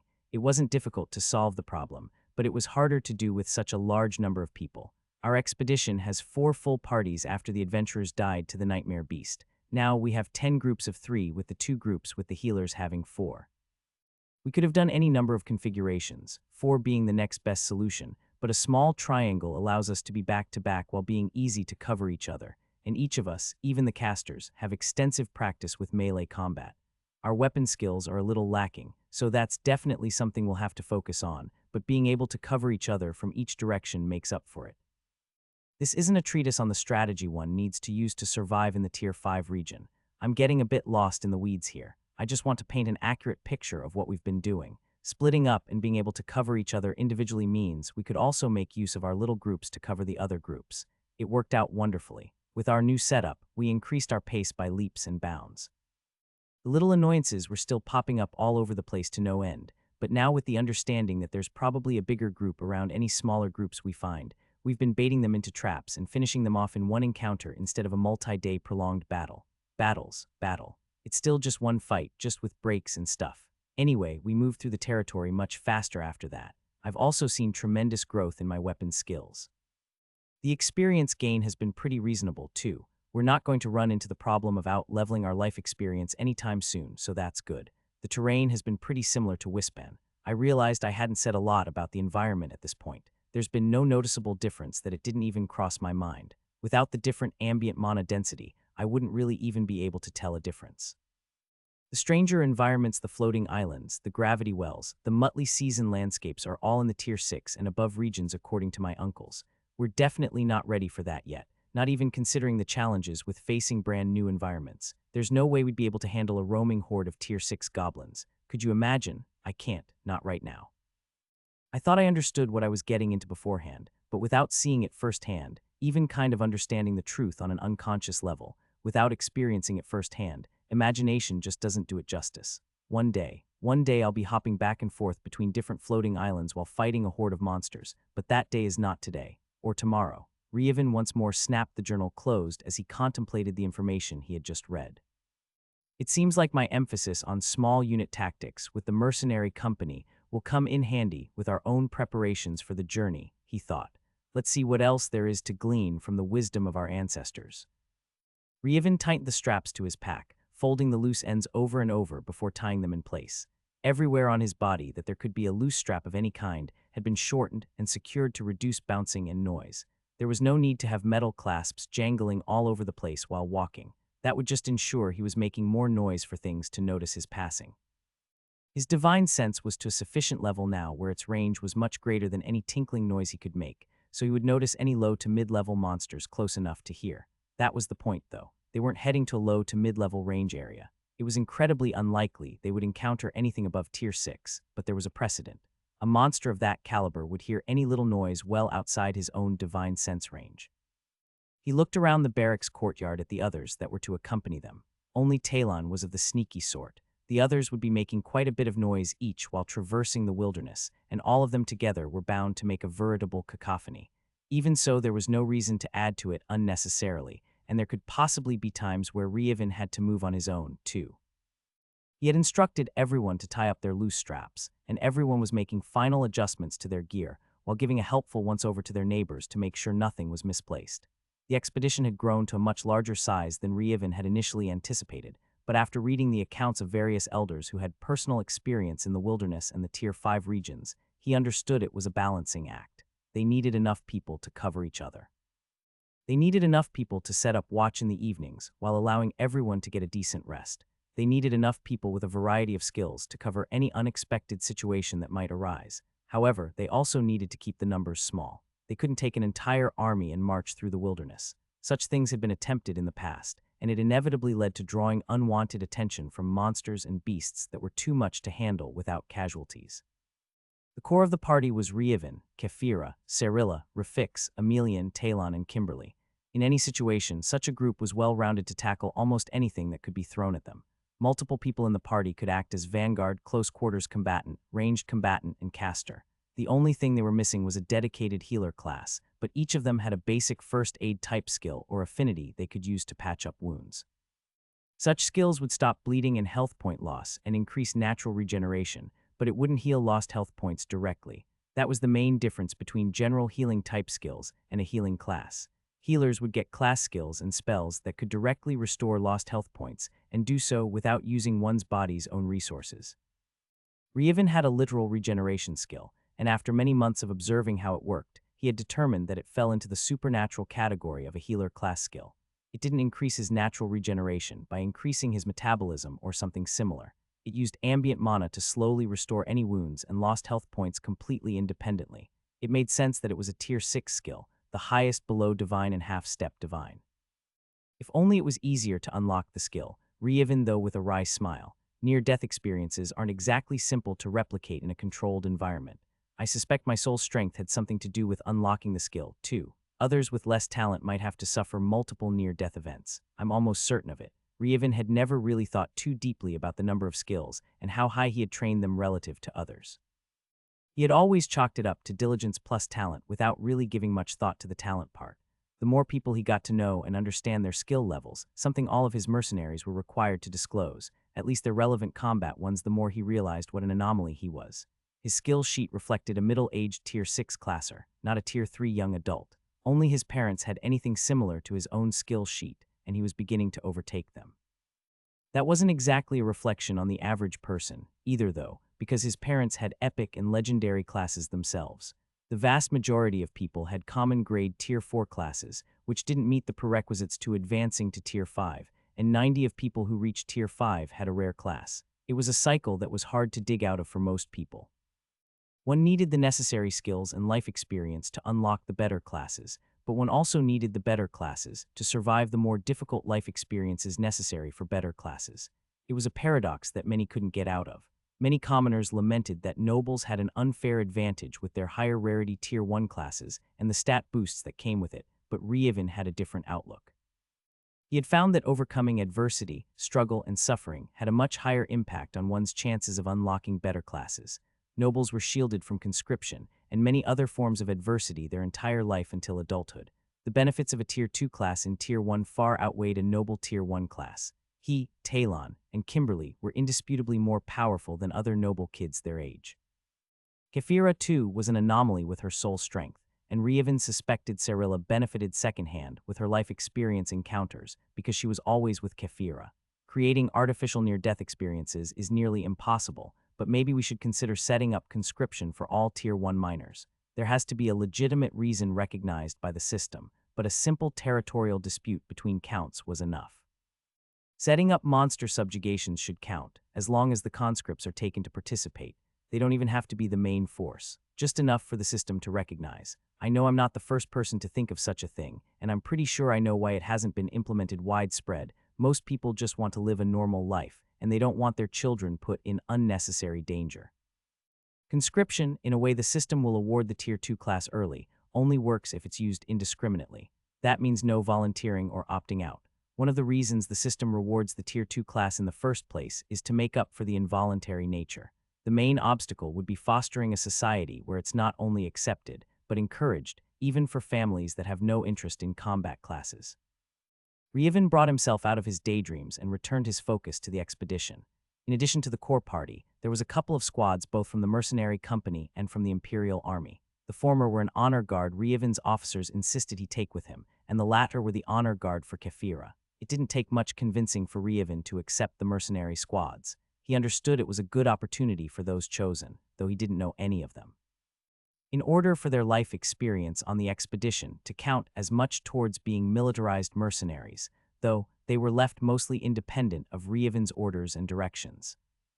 They were obviously following Rievin and would go and do the things necessary for being an honor guard, but they weren't being commanded by Rievin. One of the squad leaders took on the role of overall command for both squads, and it was his job to lead the mercenaries properly. It was also a good way to test the squad leader's leadership skills for future promotions. The Imperial Army Honor Guards were much more used to their roles. They were led by one of the senior palace guards, a mid-tier 5 classer, and they were much more ceremonial in their look and behavior. They were still legitimate guards, but there was a bit more pomp to the way they presented and conducted themselves. Including the mercenaries, none of those chosen to go were below high tier 4. That was the only bit of convincing Rievin had needed on their selection, but he understood it wouldn't be safe for lower-leveled mercenaries to accompany them on the journey. He was just worried that a significant bit of strength was leached from the company to form his honor guard. Rievin didn't hold it against the mercenary squads that they weren't like the Imperial Army Honor Guards. If they had wanted to look flashy, they would have joined the Imperial Army instead of choosing a life of an adventurer and mercenary. It wasn't Rievin's intention to turn adventurers into real soldiers. He was entirely focused on combat effectiveness. Sometimes those things went hand in hand, but they didn't have to. Noticing that everyone appeared to be done with their final preparations, Rievin cleared his throat. Everyone ready to go. He raised his voice. Everyone looked around at each other before nodding their heads with a smattering of verbal responses. All right, let's get this show on the road. Rievin received several strange looks before everyone turned and began making their way out of the courtyard. They had staged their final checks at one of the barracks near the outer wall of the city. He turned and quirked an eyebrow at Kefira, who just shook her head at him. Another one of your weird sayings, she said. This isn't a show. What kind of a show gets on the road? Rievin seriously thought about the question for a moment before shrugging his shoulders. I don't know, he replied. It just means let's go. No, we all figured it out. It's just not something anyone would normally say. Doesn't seem all that strange to me, Rievin muttered, absent-mindedly scratching his cheek. It only took a couple of minutes for the group to make it outside the city. Kefira and Cyrilla had already said their goodbyes to their family members earlier in the morning, but there were a couple of family and friends from the mercenary and Imperial Army members lining the streets to wave goodbye. One of the Imperial Army squads took the lead in their formation, followed by one of the mercenary squads. Rievin's party was located in the center, and the other two squads followed in the rear with a similar formation. The road to the wilderness didn't lead there directly from the Imperial City. The Imperial capital was located fairly close to the center of the region. It had taken over a week to march from the Dralo border to the capital, so they had approximately the same time frame to reach the wilderness. They could have taken horses. There was even a military outpost near the wilderness border where they could have left them, but it was considered a rite of passage to walk to the wilderness on their first trip. Sometimes things were done in a silly way that Ryevin could only shake his head at, but he didn't particularly have anything against walking. For one, they all had the march skill. They moved at a brisk speed that ate up the miles. Their training and stats allowed them to move swiftly over great distances with little breaks. The mercenaries in Ryevin's party could actually go for longer periods of time without having to stop than the Imperial Army due to Ryevin's and Rafik's demand to always train while tired. Their stamina efficiency was higher, and they could go longer with lower stamina points. Kaiser had actually started implementing the same style of training with his men in the Imperial Army, but it hadn't become widespread through the entire organization yet. Ryevin imagined it would become more commonplace after their return and subsequent reports about how unprofessional soldiers did better than the Imperial Army regulars. The second reason Ryevin didn't care to walk was Kefira. The rite of passage was mainly for the Imperial family. It was symbolic for them to take their time and walk across their empire for their last trip. Even though Kefira wasn't entering her stage of life where she permanently moved on to the upper regions, they were treating it the same. They didn't stop to meet with the citizens or even the mayors, barons, and counts of the regions they passed through, but Kefira did take the time to observe the people of her empire on their journey. It was seen as a pilgrimage, and Kefira took it seriously. The common folk of the Wispen Empire were quite prosperous, much more so than the villagers from Ryevin's hometown. There were no starving peasants or orphans. Everyone they could see seemed to be content with their lot in life. Kefira mostly had a smile on her face, but occasionally Ryevin could see a small frown adorn her face. "What is it?" he whispered with concern one such time. "I'm just imagining Vero and comparing the two," Kefira said. "I'm happy to see everyone doing so well. It's such a stark contrast to the gloom that overshadowed everyone in Vero, and I would hate to see something similar happen here." Ryevin looked out over the fields being toiled by expert farmers with their young ones helping. He overlaid his vision with his memories of the faces of people he saw in Vero and couldn't help but frown himself. Yeah, but I wouldn't worry too much," he said. "Even with the reports of the invasions being widespread, the actual number of places invaded is still a fraction of Tier 4 regions in the local group. The chances of Wispen being hit are minuscule, and so far, a second round of invasions hasn't occurred. That doesn't mean it's not going to happen, or that Wispen won't be one of them, but you can only put your trust into fate at this point. Worrying about what you can't control will just give you stress." "I know, but that's not something easily controlled," Kefira replied. "Logic and emotions don't always work hand in hand. Until whoever is responsible for the invasions is either stopped or controlled, I'll always have that bit of worry in the back of my mind." "I hear you," Ryevin nodded his head. "The only thing to do is move forward. Once we get to the wilderness, or at least deep into the wilderness, we'll be too busy to think about anything else. Keeping busy is one of the best ways to keep your mind off of things." "Why do you think the military, the mercenaries included, spend so much time cleaning until there's not a speck of dust left to be found, and are so meticulous with their uniforms and gear? It's not just about hygiene and discipline. If there's a hard-fought battle with a lot of casualties, the last thing we want is for everyone to have nothing to do but ruminate. We create a routine they can fall back on where they stay occupied until they have time to come to terms with the tragedy." "Not perfect, but it works." "I'd never thought about it like that before," Kefira said, a contemplative look on her face. "Is that why you train so hard all the time? Setting up a routine to fall back on when you have too much to think about?" "Well, no," Ryevin chuckled sheepishly. "My father and I just genuinely like training that hard. I'm sure it will come in handy if such a scenario ever arises, but let's hope it doesn't. That being said, it seems like it worked for you up until now. You haven't really been thinking about what could happen to the people of Wispen until we started this journey." "Yeah, but I don't think being reminded of the possibility is a bad thing," Kefira said. "It's good to be grounded in reality." "I suppose so." The march to the wilderness was uneventful. There were other patrols from Imperial Army units on the main highways, so there were no monsters or beasts to occasionally jump out and harass them. Such patrols were less frequent on the outskirts of less traveled roads, but there were only so many soldiers to spare for the job. It seemed the road leading to the wilderness was considered a major thoroughfare, and after a moment of thought, it made perfect sense to Ryevin. It was the access point to which the Empire sourced their highest-tier resources. Of course, they would need to have easy, safe transportation. The last site of civilization was that final military outpost alongside the road. It wasn't anything fancy, but it wasn't a temporary wooden fortification, either. It was a stone fort with a small hamlet inside the walls for the family members of the soldiers stationed there. The group didn't stop as they passed the fort in the morning. Ryevin kept his eyes and other senses peeled to try and spot the border to the wilderness, but like he had read in the journals, there was no clear demarcation. He just had to trust the little sign set up on the side of the road that read, "The Wilderness."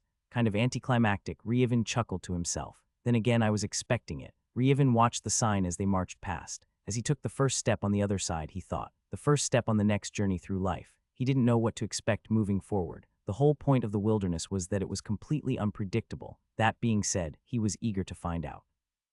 Ryevin expected the road to end abruptly. The way the personal accounts described their journeys only mentioned the road ending a short distance within the wilderness. He didn't know exactly what to expect, but he thought it would just end at some point. That's not exactly what happened. He noticed the first signs with his divine sense, but as they continued deeper into the wilderness, it even became observable with the naked eyes.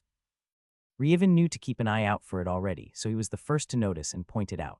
Doesn't it seem like the erosion of the road's stones is too much? He turned to Kefira and asked. It has to do with the fluctuations of the mana density, she easily replied. It's a known phenomenon, which is the real reason the road doesn't go all the way through. While it might be difficult to form a large team to build a road, a small team would have no problems, and in fact, it's been tried before in the past. The roads don't last, though, and the wilderness quickly takes over once again. We repair the road a bit deeper every decade, but there's still a few years left until the next scheduled maintenance. So the mana density erodes the stones. How does that work? Ryevin continued to ask. Mana is energy, and the stones used have their own energy resistance and upkeep thresholds, Kefira answered. We use materials from our Tier 4 region. They last the longest. The building materials get hit with double duty from lack of mana density to upkeep the stones as well as increased burden from too much mana. We've experimented with other materials, but just using our own Tier 4 materials was found to be the best solution. Anything lower will have less strain when the mana density falls, but it will take more damage from higher density levels, and higher tier materials just aren't cost-effective. They eventually erode just the same as Tier 4 materials, but they're much harder to source. In fact, we don't even have access to a ready supply of Tier 6 materials at all. We have some of the older, more powerful members of our empire in the Tier 6 regions, but there are very few of them, and it doesn't make sense to have them ferry stones for a road, much less spend the time necessary to quarry them. Ah, that makes sense, Ryevin nodded. It's all about opportunity cost. They could spend their time mining stones for a road, but then all that time wouldn't be spent acquiring metals and natural treasures, and they would have to brave the dangers of the Tier 6 region just for a bit of road crossing the wilderness. It makes more sense for those entering the upper regions to properly prepare themselves instead. Exactly. We sometimes do get shipments of stones included in what they send back to the Empire, but we're not going to use them on a road. That would be the equivalent of paving the whole thing out of gold. It's an improper use of the resource. Ryevin nodded his head again. The fluctuations of the mana density in the wilderness were the cause of accelerated erosion, so even if they acquired Tier 8 materials to build a road through it, the drop in mana density would still lead to eventual failure. It just didn't make any sense at all. I question the need for any kind of road, to be honest, Ryevin admitted. It's convenient, Kefira said. It's actually more for those returning than for those going in. It's a landmark to find the quickest path back to the capital, and those returning are often weary. Even if they're physically fine, they're mentally tired. The luxury of the road, even a few days early, is a balm. It buoys the spirits of those returning. I see. Ryevin agreed with the sentiment, and he dropped the subject. There really wasn't much else to say on the topic. He let his mind wander a bit as he passively inspected the road condition. There seemed to be a pattern in the erosion. I'm no expert, but it looks like a wave. There were long, wavy striations that were below the visible spectrum. If he didn't have his divine sense, he would need to use a specialized tool to be able to see the patterns. His divine sense wasn't so great that he could actually see the lines. It was more that he could detect the flow of energy along them. But it's not just the waves, either, Ryevin realized as his sample size increased. There are dents and nicks scattered among the waves as well. Some are grouped closely together. There are some places where there aren't any for a large area, and there are some areas where it looks totally random. He didn't really know what to make of it. He felt a bit of a tug from his subconscious, but he couldn't wrestle it to the forefront. I don't think it's necessarily important to get to the bottom of this, but it is something to think about.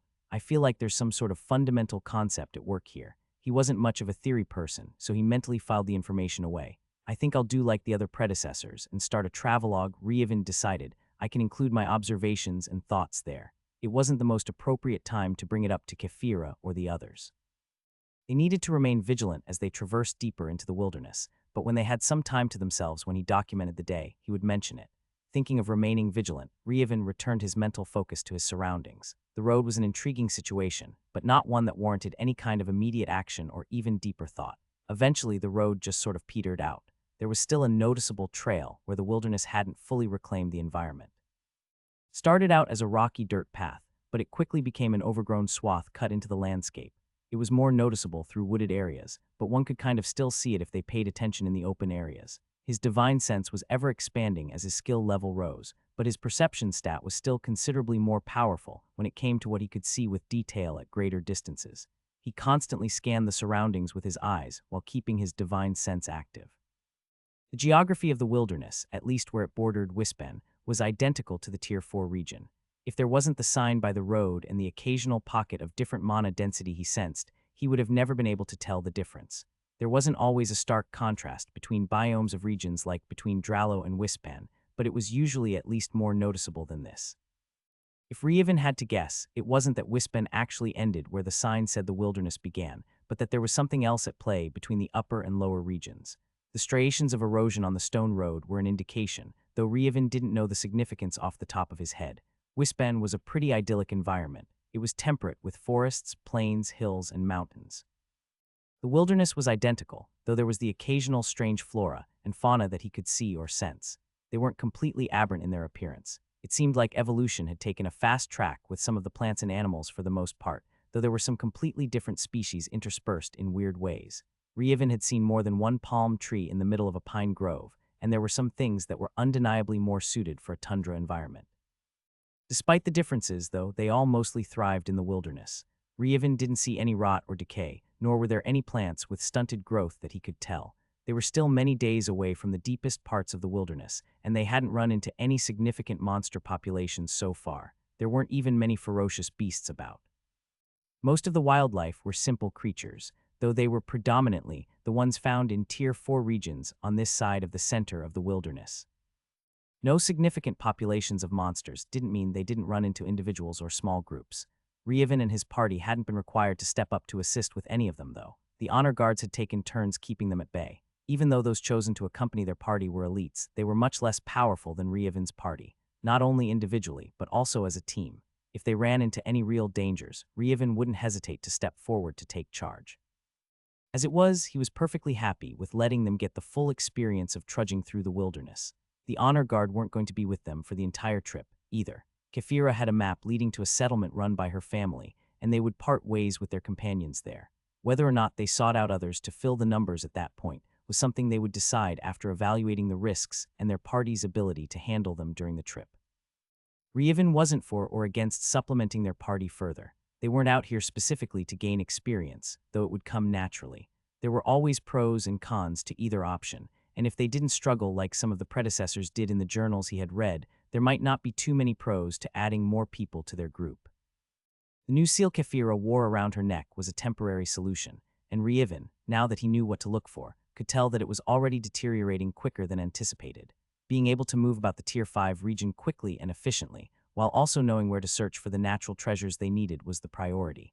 Getting the information on where the best spots to find what they were looking for could be provided in a written guide, though a personal one might be better. We'll just have to see how things play out from here to there, Reevan thought as he continued to scan the distance. The trick to properly keeping one's eyes out was to not focus on anything in particular. It was natural for one to focus on a tree line in the distance, but one had to train themselves to always look at the furthest horizon they could see. One also needed to be mindful of the lines. The vast majority of plants grew vertically, and any creature would most likely be horizontal. There were always exceptions to the rule, but the rule set the exceptions. Reevan kept his focus on the furthest point he could, zooming his focus beyond everything that could be seen in the foreground. He didn't expect to run upon anything dangerous, but his motto had always been complacency kills, so he always made a point to keep that in mind.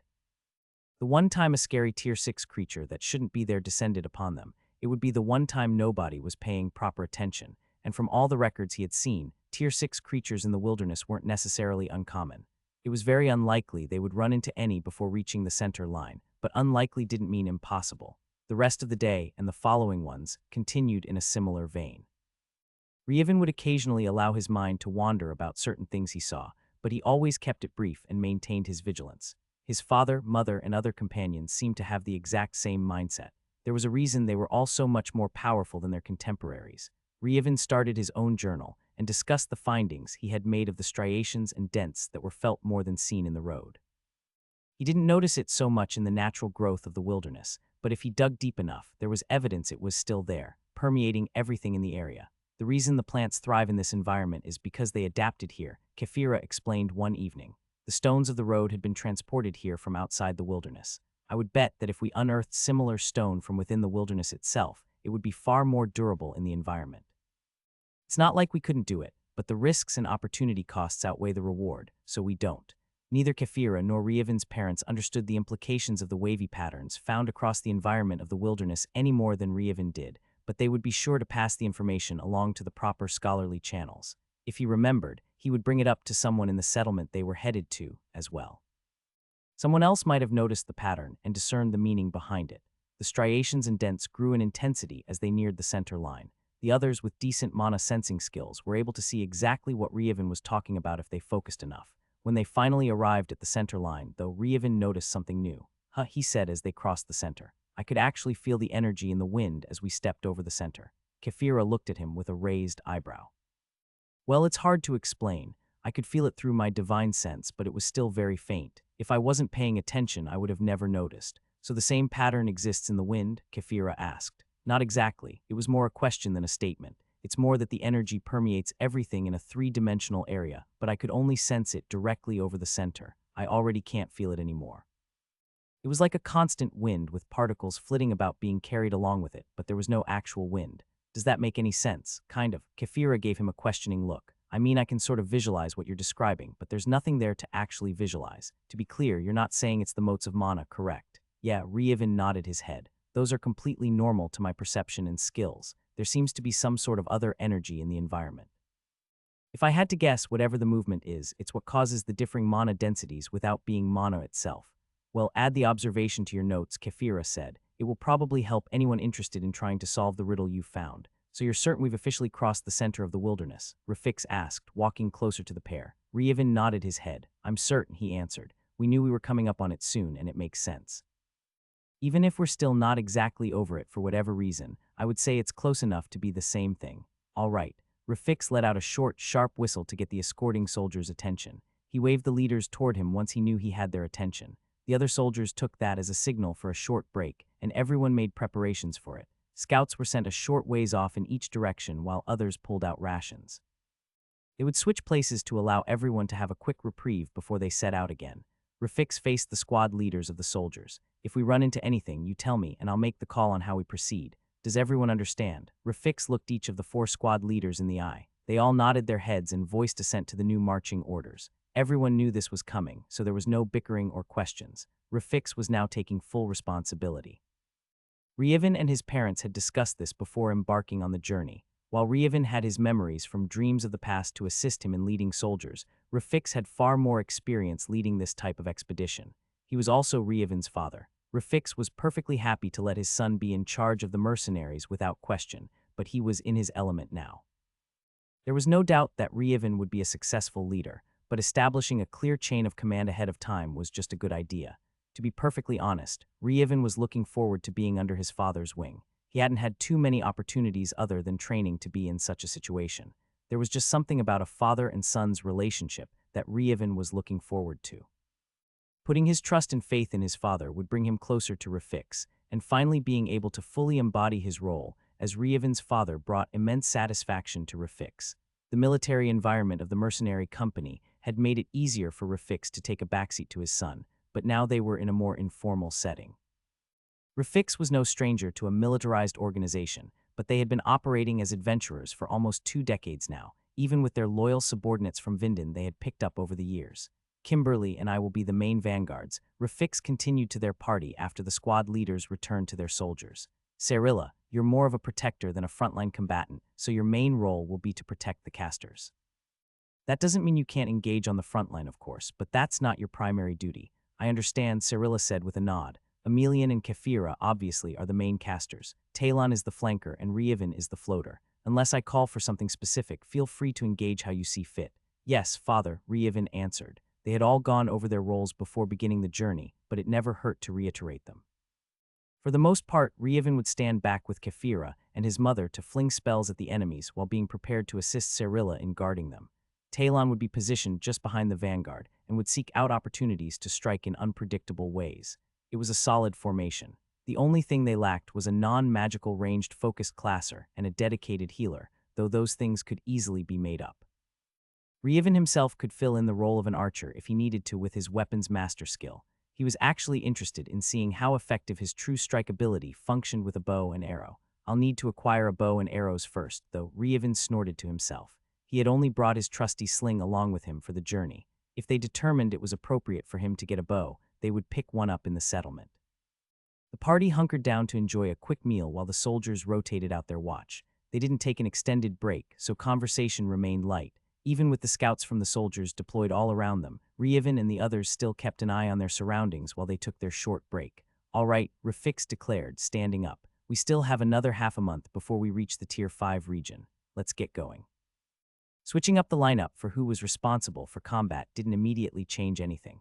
For the most part, there weren't large concentrations of monsters roaming around or even high-level monsters that required cooperation to take them down just hanging out in the wilderness. The wilderness was huge. It was a ring completely separating the upper regions from the lower regions. While there were objectively a lot of monsters and beasts in the wilderness, there wasn't a dense population. Switching the responsibility around was more about assessing the situation when possible. Instead of letting the honor guards make the decision to engage and handle the monsters themselves, Rafix had the final word. It was more about making judgment calls on encounters rather than handling all of the combat. Most of the time, monster encounters happened too quickly for any necessary analysis. The honor guards were able to overpower monsters and beasts that popped up out of nowhere. The actual issue was that this dynamic could change rapidly on the far side of the wilderness.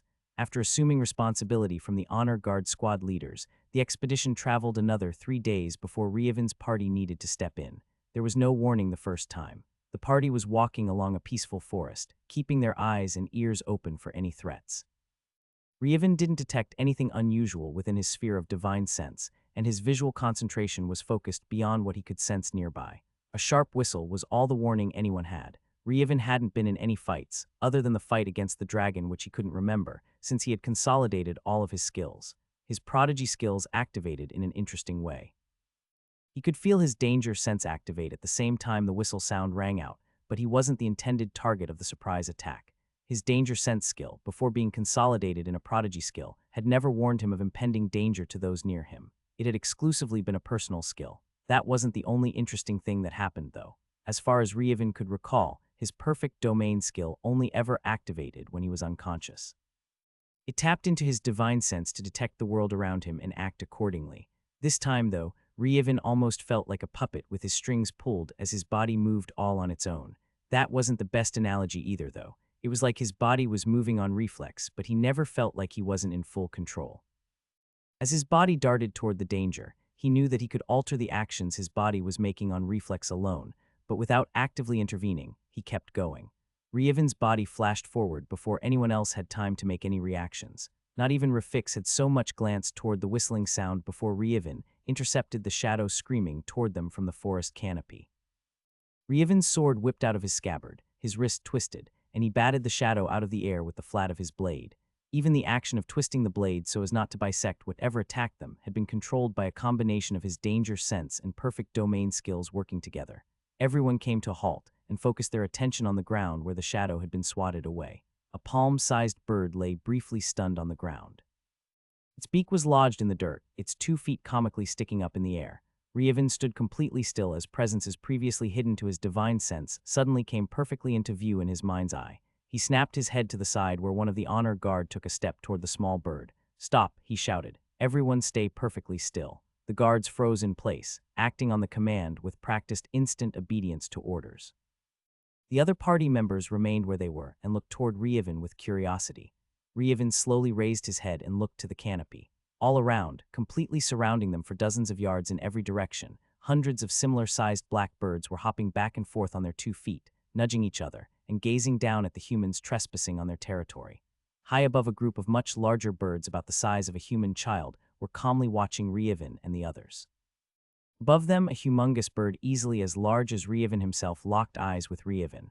Ryevin could see the spark of intelligence in the beast's gaze. It looked away from Ryevin to inspect the little bird that had ambushed them.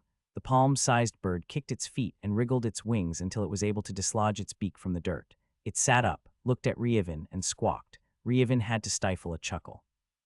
The display of fierce determination from the baby bird came out more of a squeak than anything intimidating.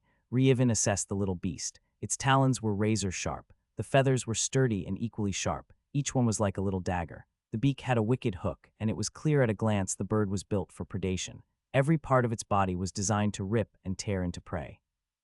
Ryevin slowly reached into his storage bag, moving slowly and deliberately with the knowledge that the giant birds above had zeroed their focus upon him as soon as he moved. He grabbed a piece of raw meat and tossed it to the little predator. The small bird squealed again, this time sounding more like triumph than indignation. It snagged the piece of meat in its beak and hopped several awkward steps before gaining wind with its wings to fly back up to one of the middle branches. Ryevin once more glanced up at the patriarch or matriarch. Ryevin thought with a mental shrug and nodded his head. The giant bird nodded back and turned its gaze away to watch the little ones again. The small birds looked at them with more curiosity than anything else, and none of them attempted a similar attack as the first one. Slowly and calmly, "Let's continue our walk," Ryevin said. Everyone turned in the direction they had been moving and continued walking. Everyone kept an eye out on the branches above in addition to watching their surroundings. The flock of birds wasn't actually as large as it seemed at first. They had just simply been in the dead center of the collection of beasts, or at least close enough to be basically the same thing. Ryevin continued to monitor the larger birds with his divine sense. After the group moved on, they lost interest in them and were perfectly happy with just watching the young ones' antics. Long before reaching the edge of his divine sense, they suddenly winked out of Ryevin's perception.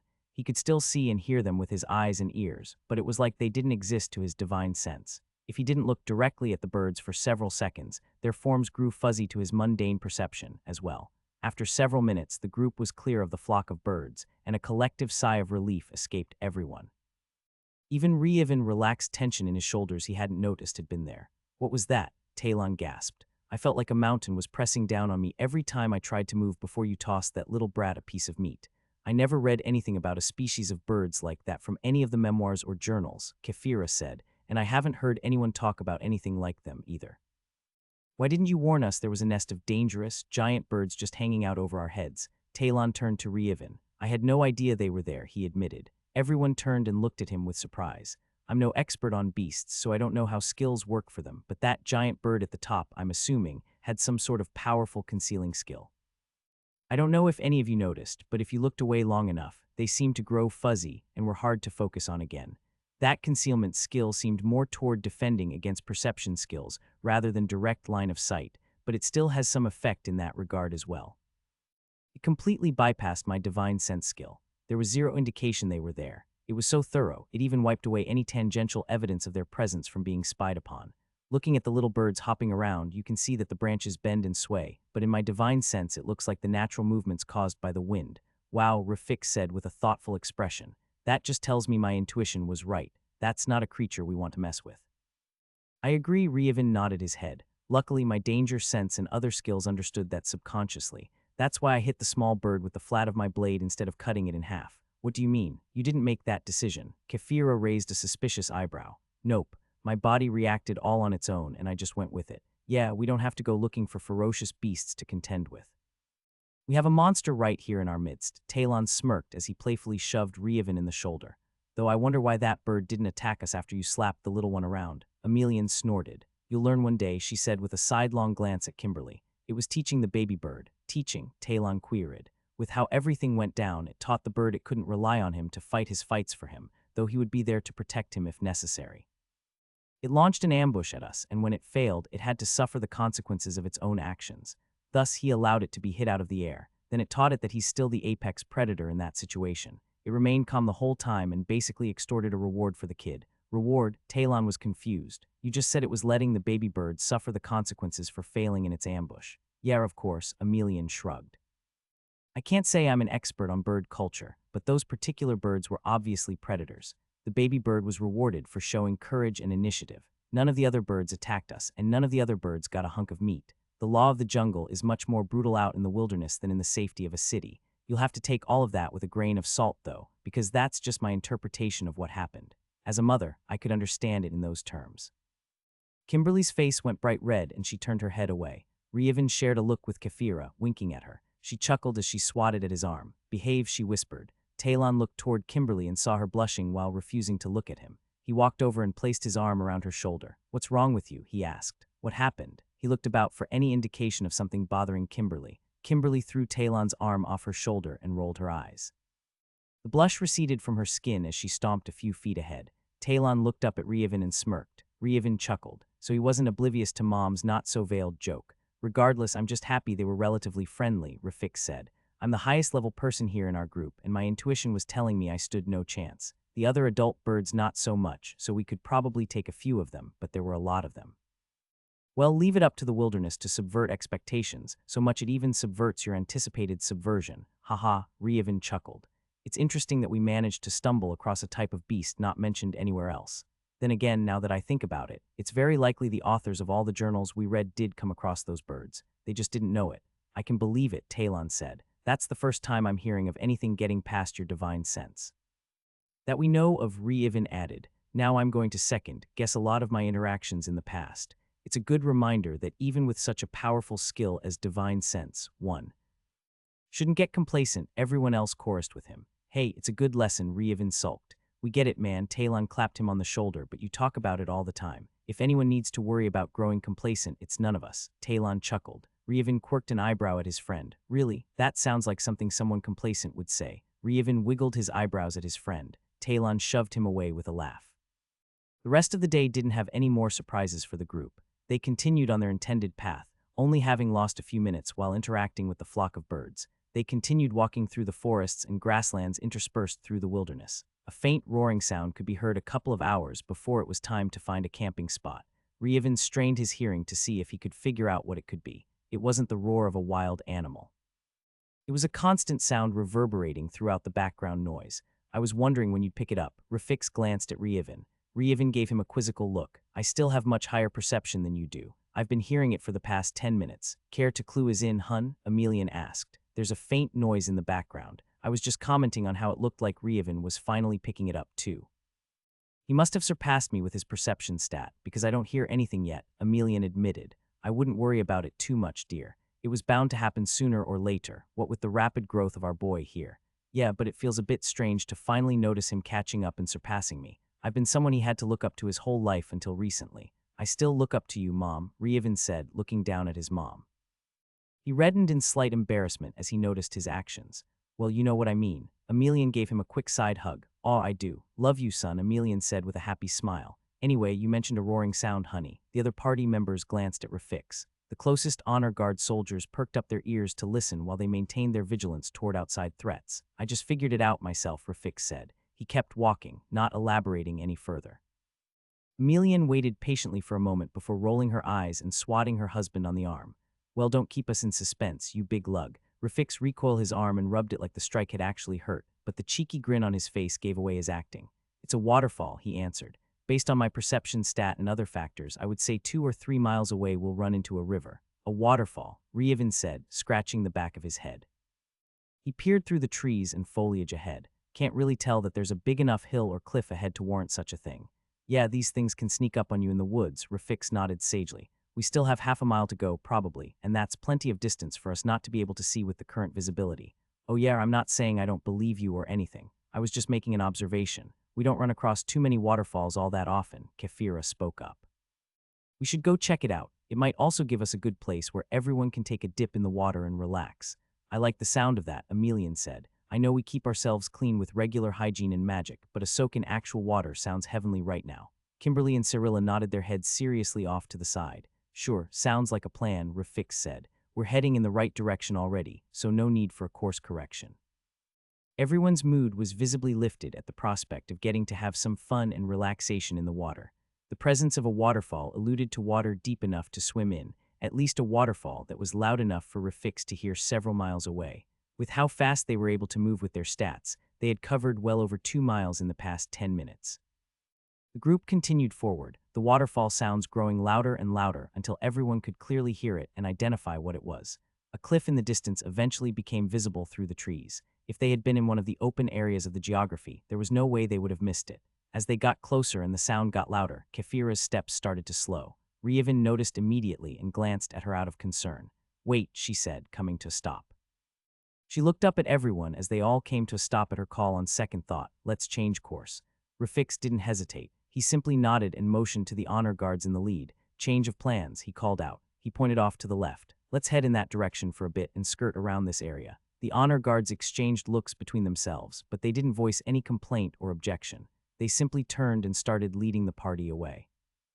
Rievin was happy that his father trusted Kefira so much that he would alter their plans for a morale-boosting activity with no questions asked. He would have done the same, but now that the decision had been made, he was curious. "So what made you change your mind?" he asked. "I can feel a disturbance in the space mana around here," Kefira answered. "There hasn't been anything remotely like it since we've entered the wilderness, and it faintly reminds me of a dungeon." "You're saying there's a dungeon up ahead?" Talon asked. "Isn't that more reason to head over there instead of away?" Rievin shook his head. "I don't suppose your reading material contained the same journals mine did," he said. "Let's just say there aren't any dungeons in the wilderness." "Then what?" Talon was thoroughly confused. "I said it reminded me of a dungeon, not that it is a dungeon," Kefira said. "One of the journals I researched talked about an expedition finding a portal they thought was a dungeon. It wasn't. It was the nest of some tier 7 or higher creature that lured others in to eat them." Talon gave out a low whistle. He once again threw his arm over Kimberly's shoulder. "Yeah, that doesn't sound like a good time," he said with a serious expression. Kimberly elbowed him in the gut before maneuvering out of his grasp once more. Talon grunted and let her step away. "Yeah, the journal put emphasis on the chewing," Rievin added. Talon blanched. "Chewing, yeah, definitely not a good time. We'll head up the cliff and make camp along the river away from whatever anomaly Kefira sensed," Rafik said. "We might get lucky and still find a suitable place to enjoy the water. After that, maybe we'll backtrack and see if we can't spy exactly what it is from a safe distance." I read that account too, and the author mentioned the creature didn't seem to leave the vicinity of the portal. "That being said, safety first. It's not worth it to risk our lives to sate our curiosity." Rievin nodded. He glanced at Kefira and she nodded back. "All right, we can do that." Camping in the wilderness wasn't exactly the ideal place to exercise and train one's skills. Even though Rievin and the others trained their bodies to operate while being tired, there was a difference between fighting for your life until tired and fighting for your life already tired. That kind of intense exercise would have to wait until they were in a safer location. That didn't mean they didn't do anything. The party had been true to their earlier expectation of finding a place that allowed them to use the river uphill of where Kefira had sensed the space mana anomaly. The simple training they usually did in the evenings was cut short so everyone could have some fun and relaxation in the water.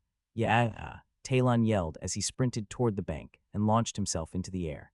He came crashing down into the water with his knees tucked up and his arms around his legs. They had already tested the depth of the water, so there was no risk of hitting a shallow spot in the river. Rievin followed suit, but without the yelling. He kept an eye on Talon's position, and right as his friend surfaced from the water with a splash, Rievin grabbed him and pulled him back down with a surprised yelp. Talon's arms flailed and his feet kicked up out of the water. Rievin relented and let go of his friend to allow him to break the surface once more. They had high enough stats that rough housing a bit wouldn't cause any harm, and he knew from their time in the underwater dungeon that Talon could hold his breath for a long time. He had memories of certain etiquette needing to be followed in the water from his dreams, but those sorts of concerns weren't an issue beyond Tier 2 for the most part. "Gah!" Talon spluttered. He glared at Rievin with mock outrage. "I cannot let this stand." He lunged toward a laughing Rievin.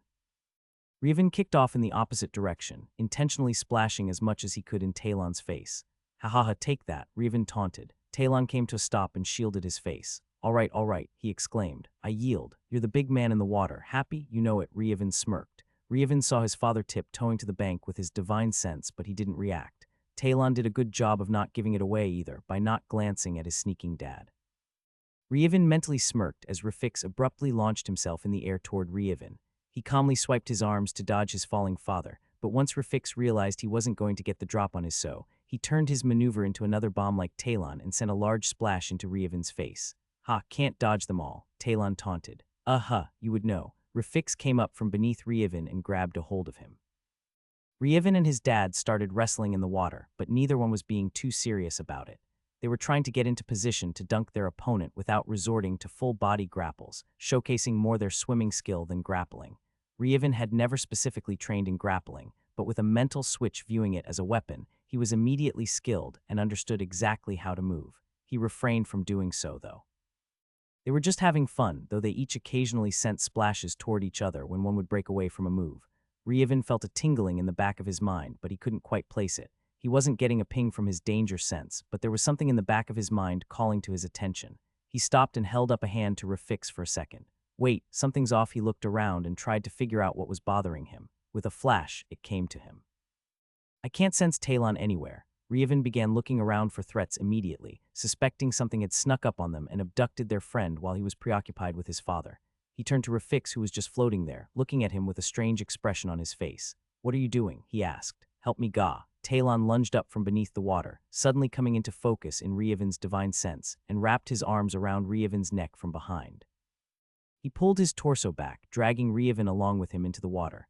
After fully submerging Rievin, Talon released his grip and surfaced. Rievin came up, spluttering, and heard Talon and Rafix both laughing. "Ha, gotcha," Talon taunted. "Yeah, you did," Rievin said, wiping the water from his face. "How did you do that? You disappeared from my divine sense." "Well, I've had my sneaking skill at the level 75 bottleneck for quite some time now," Talon said, treading water. Our encounter with the bird gave me an epiphany. I realized that there was more than just sight and sound that I could hide from. I imagined the normal path for those upgrading their sneaking skill would be to mask their scent or something like that. I took a bit of a different direction with it, though. I'm not exactly sure how to explain it, but I used inspiration from my class skills that allow me to merge through solid matter, and I sort of merged my presence into the surroundings. It's not really intuitive to explain, but that's the best I can do.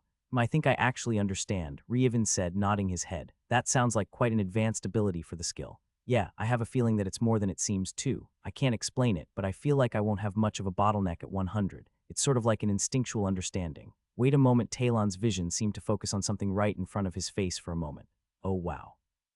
I got an achievement for that." "Really? What is it?" Rievin asked curiously. "It says I unlocked a transcendent ability before reaching level 100 in a skill." Talon looked up at Rievin and Rafix in excitement.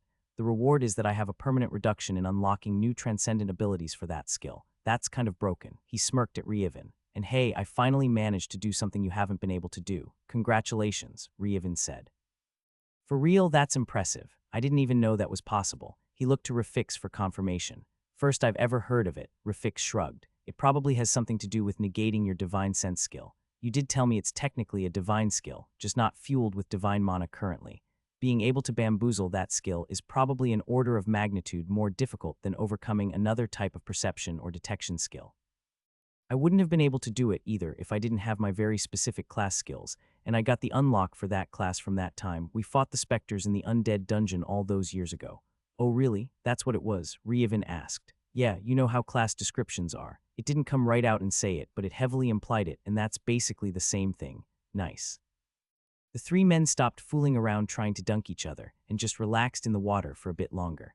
It was a nice break from the tension of always being on the alert while in the wilderness. The honor guard had split up to monitor both sides of the river, and Rievin and the others would swap out with them for their turn in the water, too.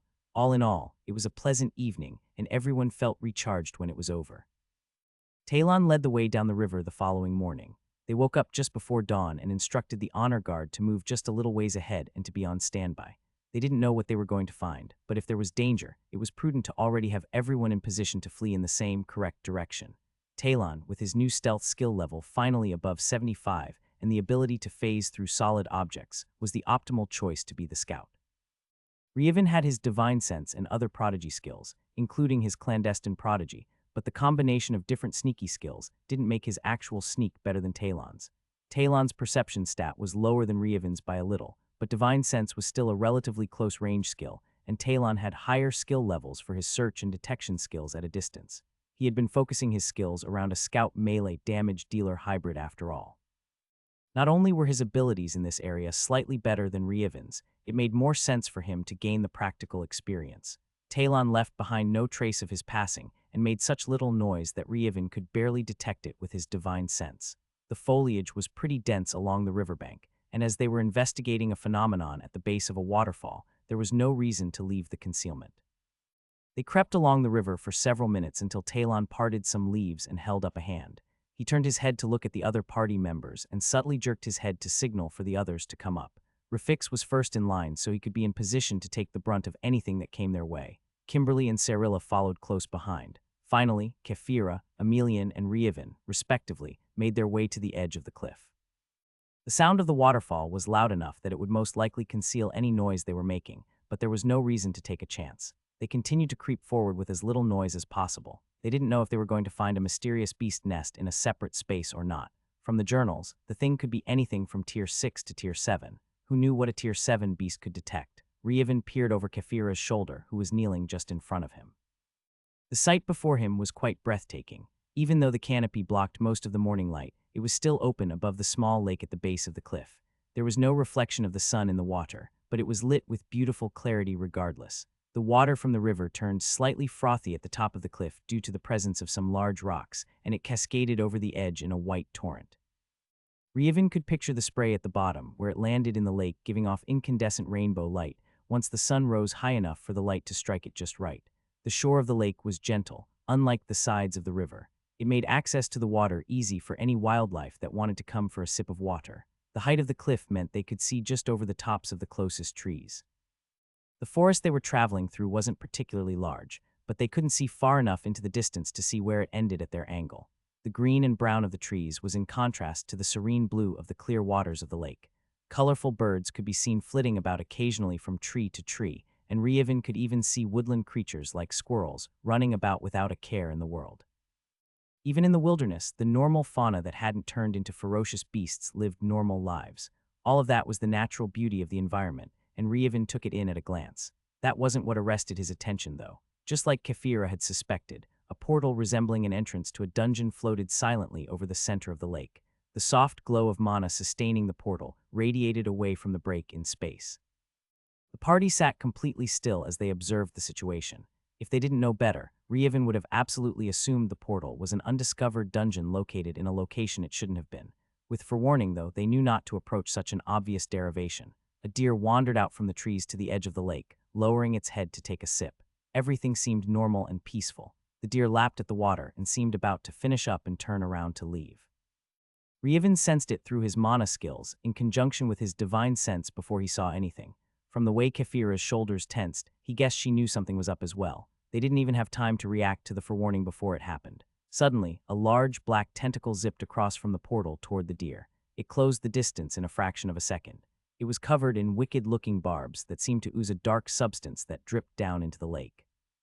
Where it dripped, it quickly dispersed into the clear waters, but shortly after, dead fish began to float to the surface. They bobbed lifelessly in a line matching where the tentacles stretched over the water. The deer didn't react any differently than the party members observing from the top of the cliff.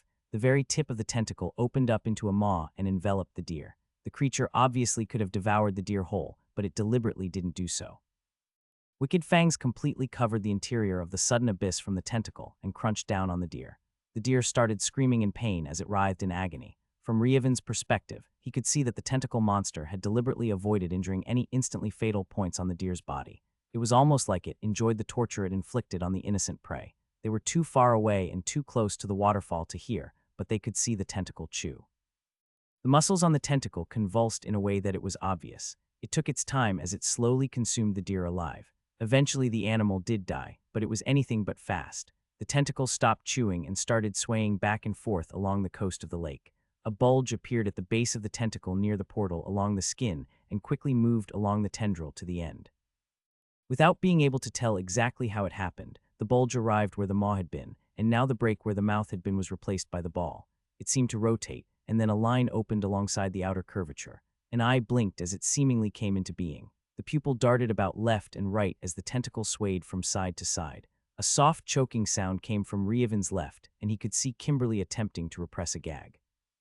The tentacle suddenly jerked and whipped up vertically. Just as fast as it had traversed the radius of the lake, it was suddenly at an equal height as the party watching from the cliff. It twisted about like a periscope, and the eyeball zeroed in on the party members. Everyone collectively froze and held their breath. The tentacle didn't immediately make any other moves. Reevan didn't know if it was because there wasn't enough mass still within the portal for it to reach their position, or if it was some other reason. He didn't care. All he knew was that they were in a stalemate-staring competition with a creature straight out of a nightmare. Dozens of balls rushed up the tentacle from the portal. They randomly positioned themselves all along the tentacle beneath the first orb.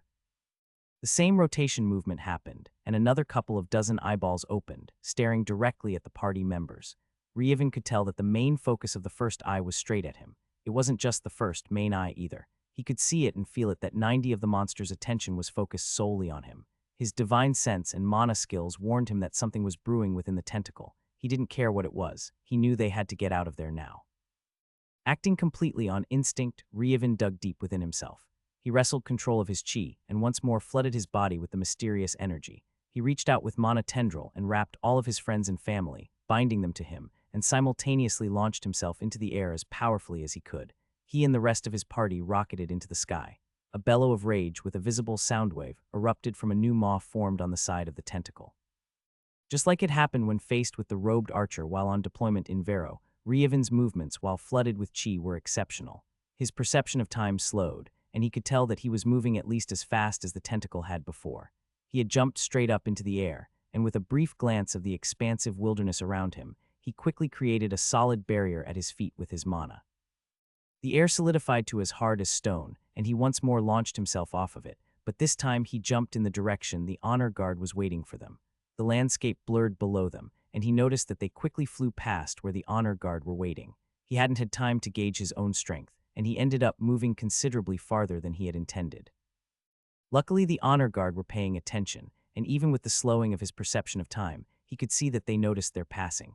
Very quickly, Rieven's horizontal momentum stalled, and the party descended toward the ground. He once again used his mana to manipulate the gravity around them to soften the blow of their fall. The time dilation resumed a normal speed once more.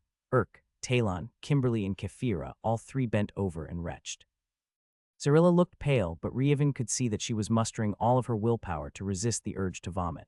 Emelian looked a bit dizzy, but Rafik seemed completely fine. Rieven sat down and panted. He checked his status and saw that he had expended 60 of his chi in those two actions. He knew one could suffer a backlash from using too much mana at once, so it made sense to him that one would with chi as well.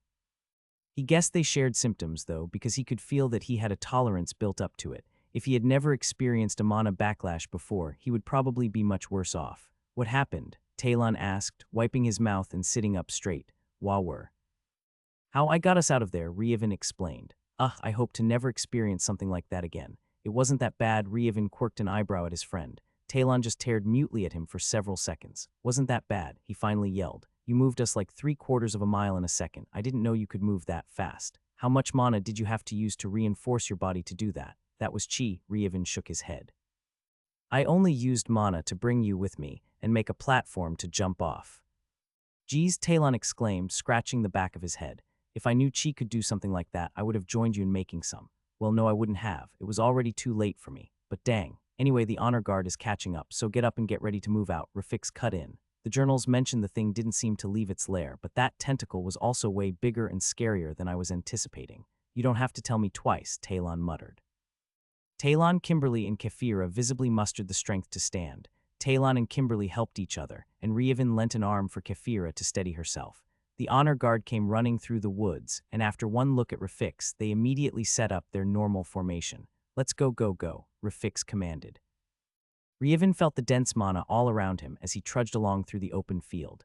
The grass was weighed down by its own weight, so it only reached up to his hips. The wind was clearly visible in snaking lines among the greenery. Walking through the thick grass and thick mana gave the impression that it was more difficult to move than it actually was. It was like having the expectation of wading through shallow water, only to find that one's feet moved effortlessly forward. Moving fully into the Tier 5 region brought equal parts relief and trepidation. There had been no more encounters with rogue trap portals or mysterious beasts that could camouflage themselves from his divine sense that he knew of. They were also lucky to avoid any encounters with higher-tier monsters or beasts on the back end of their journey through the wilderness. The wilderness was a wild card. It was more likely that they would run into generic Tier 4 and 5 creatures, but there was always the possibility of something much more terrifying randomly appearing. The Tier 5 region was populated almost exclusively by Tier 5 creatures, though the occasional Tier 6 could be found in the deeper areas as well as along the border to the Tier 6 regions. Coming out of the wilderness was a relief that they wouldn't run into any more tentacle monsters or have a bad random encounter, but now they had to worry about the hordes of Tier 5 goblins spoken about universally in the journals they had read about the upper region. The goblins were nomadic for the most part, and for some unknown reason, they liked to separate into small bands that broke up into groups of 2s and 3s to wander around the countryside. There were mentions of goblin settlements in the deeper areas led by the hobgoblin variants, but those large groups with the Tier 6 leaders were never found near the border to the wilderness. There was no explanation given, but Rieven didn't really care why it worked that way. He was just happy that it did. He wasn't worried about running into a singular Tier 6 monster. Their party could handle such an encounter, especially with the honor guard still following along. The problem with Tier 6 hobgoblins, though, was that they were always surrounded by hundreds of Tier 5 goblins.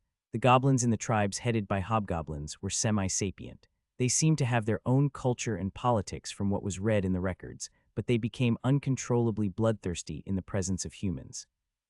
Some of the reading material mentioned witnessing warring factions of goblins, but if the humans watching were ever discovered by even one goblin, both sides would halt their hostilities to chase down the intruding humans until the bloodlust wore off. Rievin was much more confident in fending off small bands of 20 or so goblins as opposed to several hundred.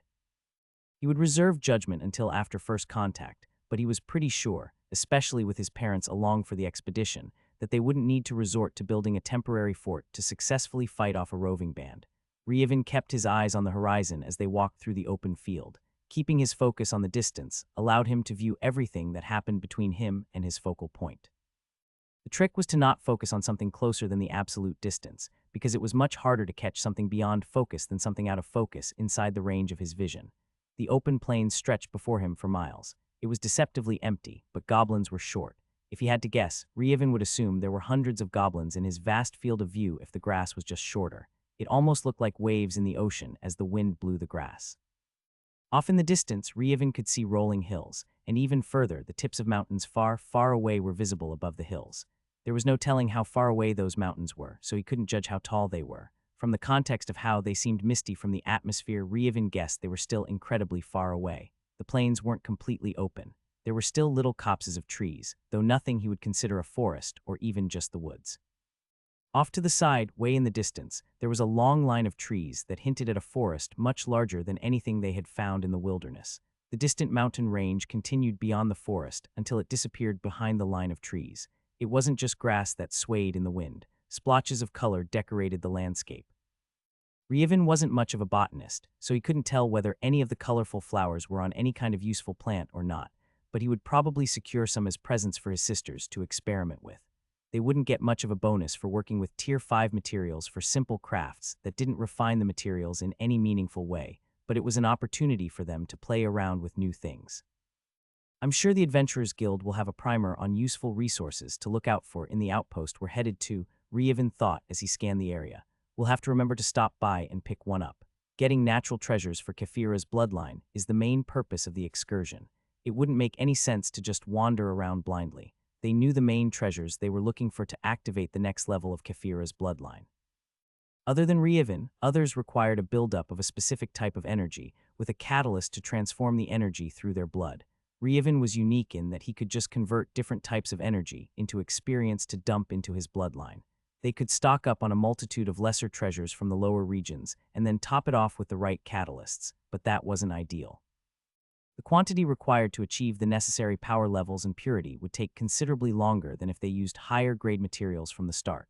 Other than looking for the catalyst, a Tier 5 material, they were hoping to fill as much of the necessary deficit with other Tier 5 treasures as much as possible.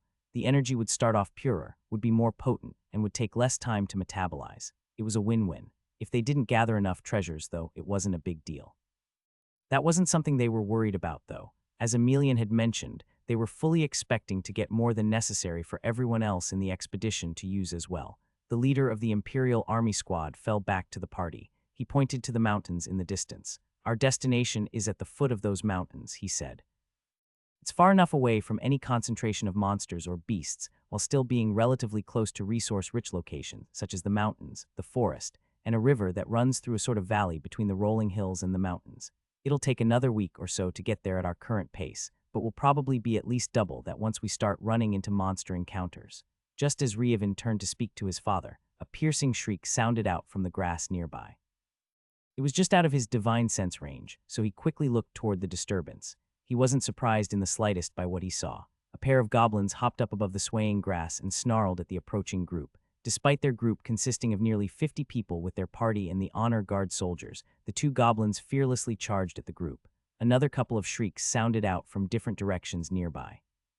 Again, Rievin turned his head toward where the sounds came from, this time to the left and right of where the first pair of goblins popped up from. Another two groups of goblins hopped up into his sight, another duo and a trio. More and more shrieks cascaded out from the epicenter of the first two goblins that screamed at them. More and more goblins popped up in a semicircle radiating out from in front of the group. In less than 10 seconds, many small groups of goblins popped up, totaling over 30 little monsters. Most of them were responding to the various calls, but they all immediately focused on the group of humans and charged at them with zero forethought. Honor guards, cover the flanks, Rafix called out. The two groups of honor guards in front and behind moved to the sides. Rafix motioned to the party members to take their positions, and the honor guard soldiers compressed their lines to cover the flanks. The goblins didn't wait to meet up with each other in order to make use of their numbers. They were fast, but they weren't coordinated. They came at the group of humans piecemeal. Kimberly and Rafik stood in the front next to each other, weapons at the ready. Talon hovered just behind the two, peering over Kimberly's head at the oncoming goblins. I stood next to Cyrilla with my sling loaded with a stone I had acquired during the journey. Anytime I saw a smooth, round stone, I would pocket it as ammunition. Cyrilla had her sword out at the ready. Finally, Emelian and Kefira stood next to each other behind us. The first two goblins reached the front of our formation and leapt at Rafix and Kimberly. Rafix swung his sword overhead and smashed it into the goblin's head. Kimberly twirled away with her combat dance while stabbing the goblin in the gut. Talon was there to slash it across the throat with his dagger as it stumbled to a halt. Well, that was anticlimax. Rievin began to think. His thought stopped short, though, as the two goblins didn't go down. Rafix's sword only pierced the top layer of skin on the goblin's head, but it didn't cleave through the bone like Rievin expected. The goblin shrieked once more and lunged at Rafix with its claws. It swung viciously back and forth, but Rafix deftly evaded the strikes. His sword was still connected to the goblin's head, stuck in the hard bone of the goblin's skull. Rafix simply kicked it in the gut while adding downward pressure on the sword. The wind was knocked out of the goblin, while the sword dislodged from the skull and drew a line down its face, chopping its long, pointy nose right off. The goblins ravaged by Kimberly and Talon stumbled a bit from being off balance, but Rievin noted there was hardly any blood coming from the wound on its neck. The slash from Talon wasn't enough to pierce deep enough into the flesh to cause any lasting harm. Kimberly retracted her spear, and there was a simple cut in its gut where the spear would normally have pierced completely through. Kimberly frowned but didn't stop to look at her spear or the wound. She simply twirled away to get a bit of space and launched another stab in the exact same spot. Talon had positioned himself to the side away from Talon, so they boxed the goblin in, but the goblin didn't care. It simply lunged at Talon, turning away in time to prevent Kimberly from piercing deeper into the original wound. The goblin swiped at Talon, but Talon just phased through the goblin and stabbed it in the back where its kidneys would be. Again, instead of piercing into the goblin's body, the dagger was stopped at the flesh, only causing a little cut where the tip managed to slightly cut the flesh. Rievin launched the stone from his sling, empowering it with his mana, and it smashed into the side of the goblin's temple. The goblin crumpled to the ground, but Rievin could tell it was only stunned. Kimberly and Talon were in sync with each other and quite experienced with this kind of combat, so they didn't take their focus off of the downed goblin. They immediately noticed it was still alive, too, and they descended on the monster. Kimberly stood over the goblin and stabbed down into the wound in its stomach over and over until it finally pierced into its body. Talon held his dagger backhanded and did the same thing on its throat. He finally pierced the green flesh, and from the position of the steel embedded in the monster's throat, he finally slashed across the windpipe. The outer skin of the goblin was tough, but the inner part of its flesh was susceptible to the attack. The goblin's claws came up to its throat as blood spilled out as it gurgled trying to catch a breath. More blood poured out of the gut wound inflicted by Kimberly, and the goblin slowly died, finally stilling as it bled out. Rafix, meanwhile, had exchanged several blows with his own little goblin, but he had the advantage in stats and skills that Talon and Kimberly didn't. He quickly adapted to the increased resilience of the little monster, and he slowly added wound after wound to the body of the green menace, slowly growing more skilled in inflicting more lethal wounds. It was only a couple of seconds after Talon and Kimberly downed their goblin that Rafix defeated his own. There was no time to pause and consider things, though, as the next pair of goblins quickly approached. Several other groups of goblins reached the flanking honor guard soldiers. They had more melee combatants among them, and they maintained their formation as they allowed the goblins to be surrounded. Rievin could perceive their fights with his divine sense, and he witnessed how they fought. They had two of the soldiers fight them head-on, while four others attacked it relentlessly from each side in the rear. They just kept stabbing and slashing at the unprotected hide foe the goblins, slowly wearing its natural defense down until they pummeled them to death. Rievin didn't sit still while all of this was going on either. He pulled out stone after stone from his storage pouch, infused it with mana, and launched it at the various goblins rushing toward them. Most of them took a hit straight to the head and seemed to shake it off, but several were stunned like the first and collapsed to the ground for several seconds. This allowed more goblins to string along one at a time as they reached the party, but it also meant there were more goblins grouped up together just a little ways away from them. That was when Emelian struck. Lightning from the clear sky began to rain down upon the goblins outside of melee range. Reevan could see that the bolts of lightning weren't composed of the lightning affinity, but they were instead created with the celestial affinity that his mother specialized in. They were white-hot and caused sizzling burns as well as shocking the bodies of the goblins so they were paralyzed in place. Bolt after bolt flashed out of the sky like rain.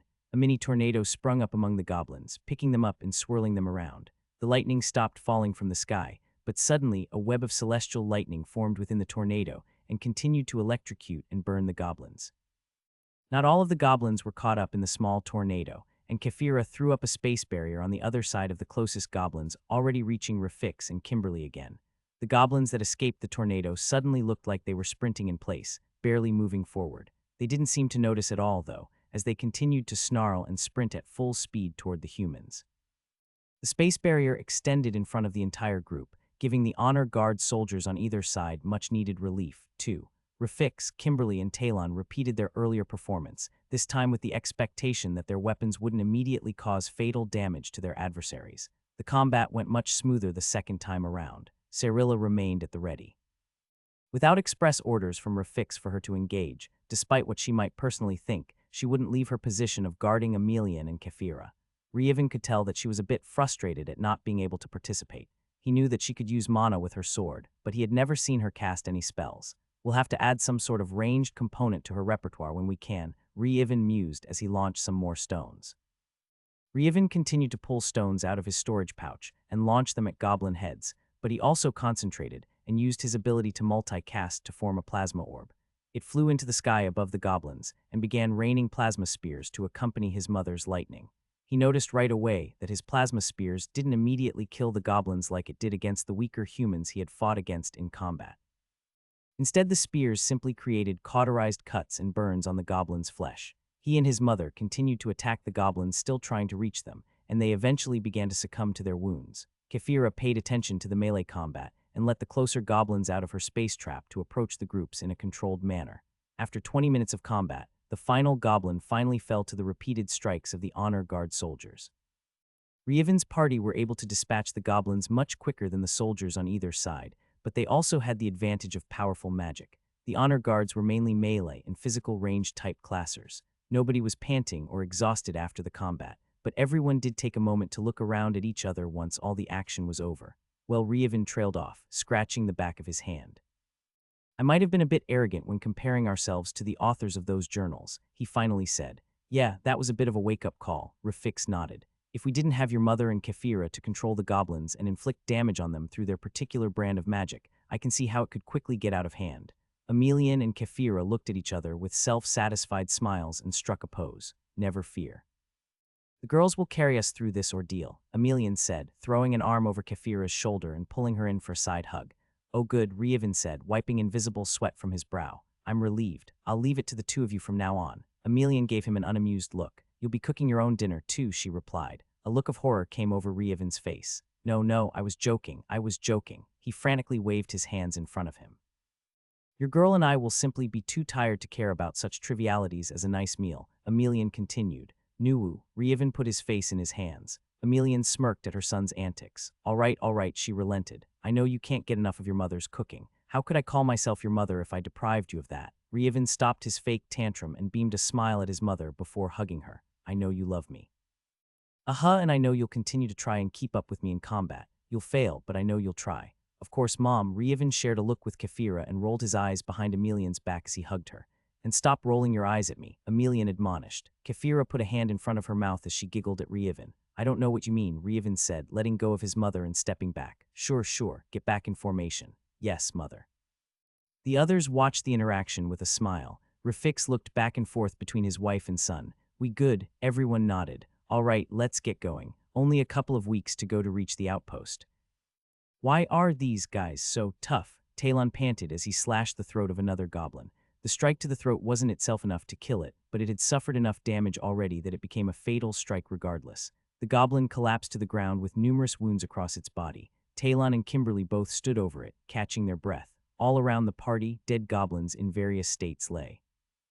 Despite all of them being covered in wounds, there wasn't that much blood pooled on the ground. These are naturally evolved creatures, Rafix answered. He stood next to the pair, keeping an eye out for any more goblins coming their way. Every encounter from the first fight in the plains, goblins would spring up all around them and come at them in waves. Only Kefira and Emelian working together with their magic prevented them from getting overrun each time, as opposed to what?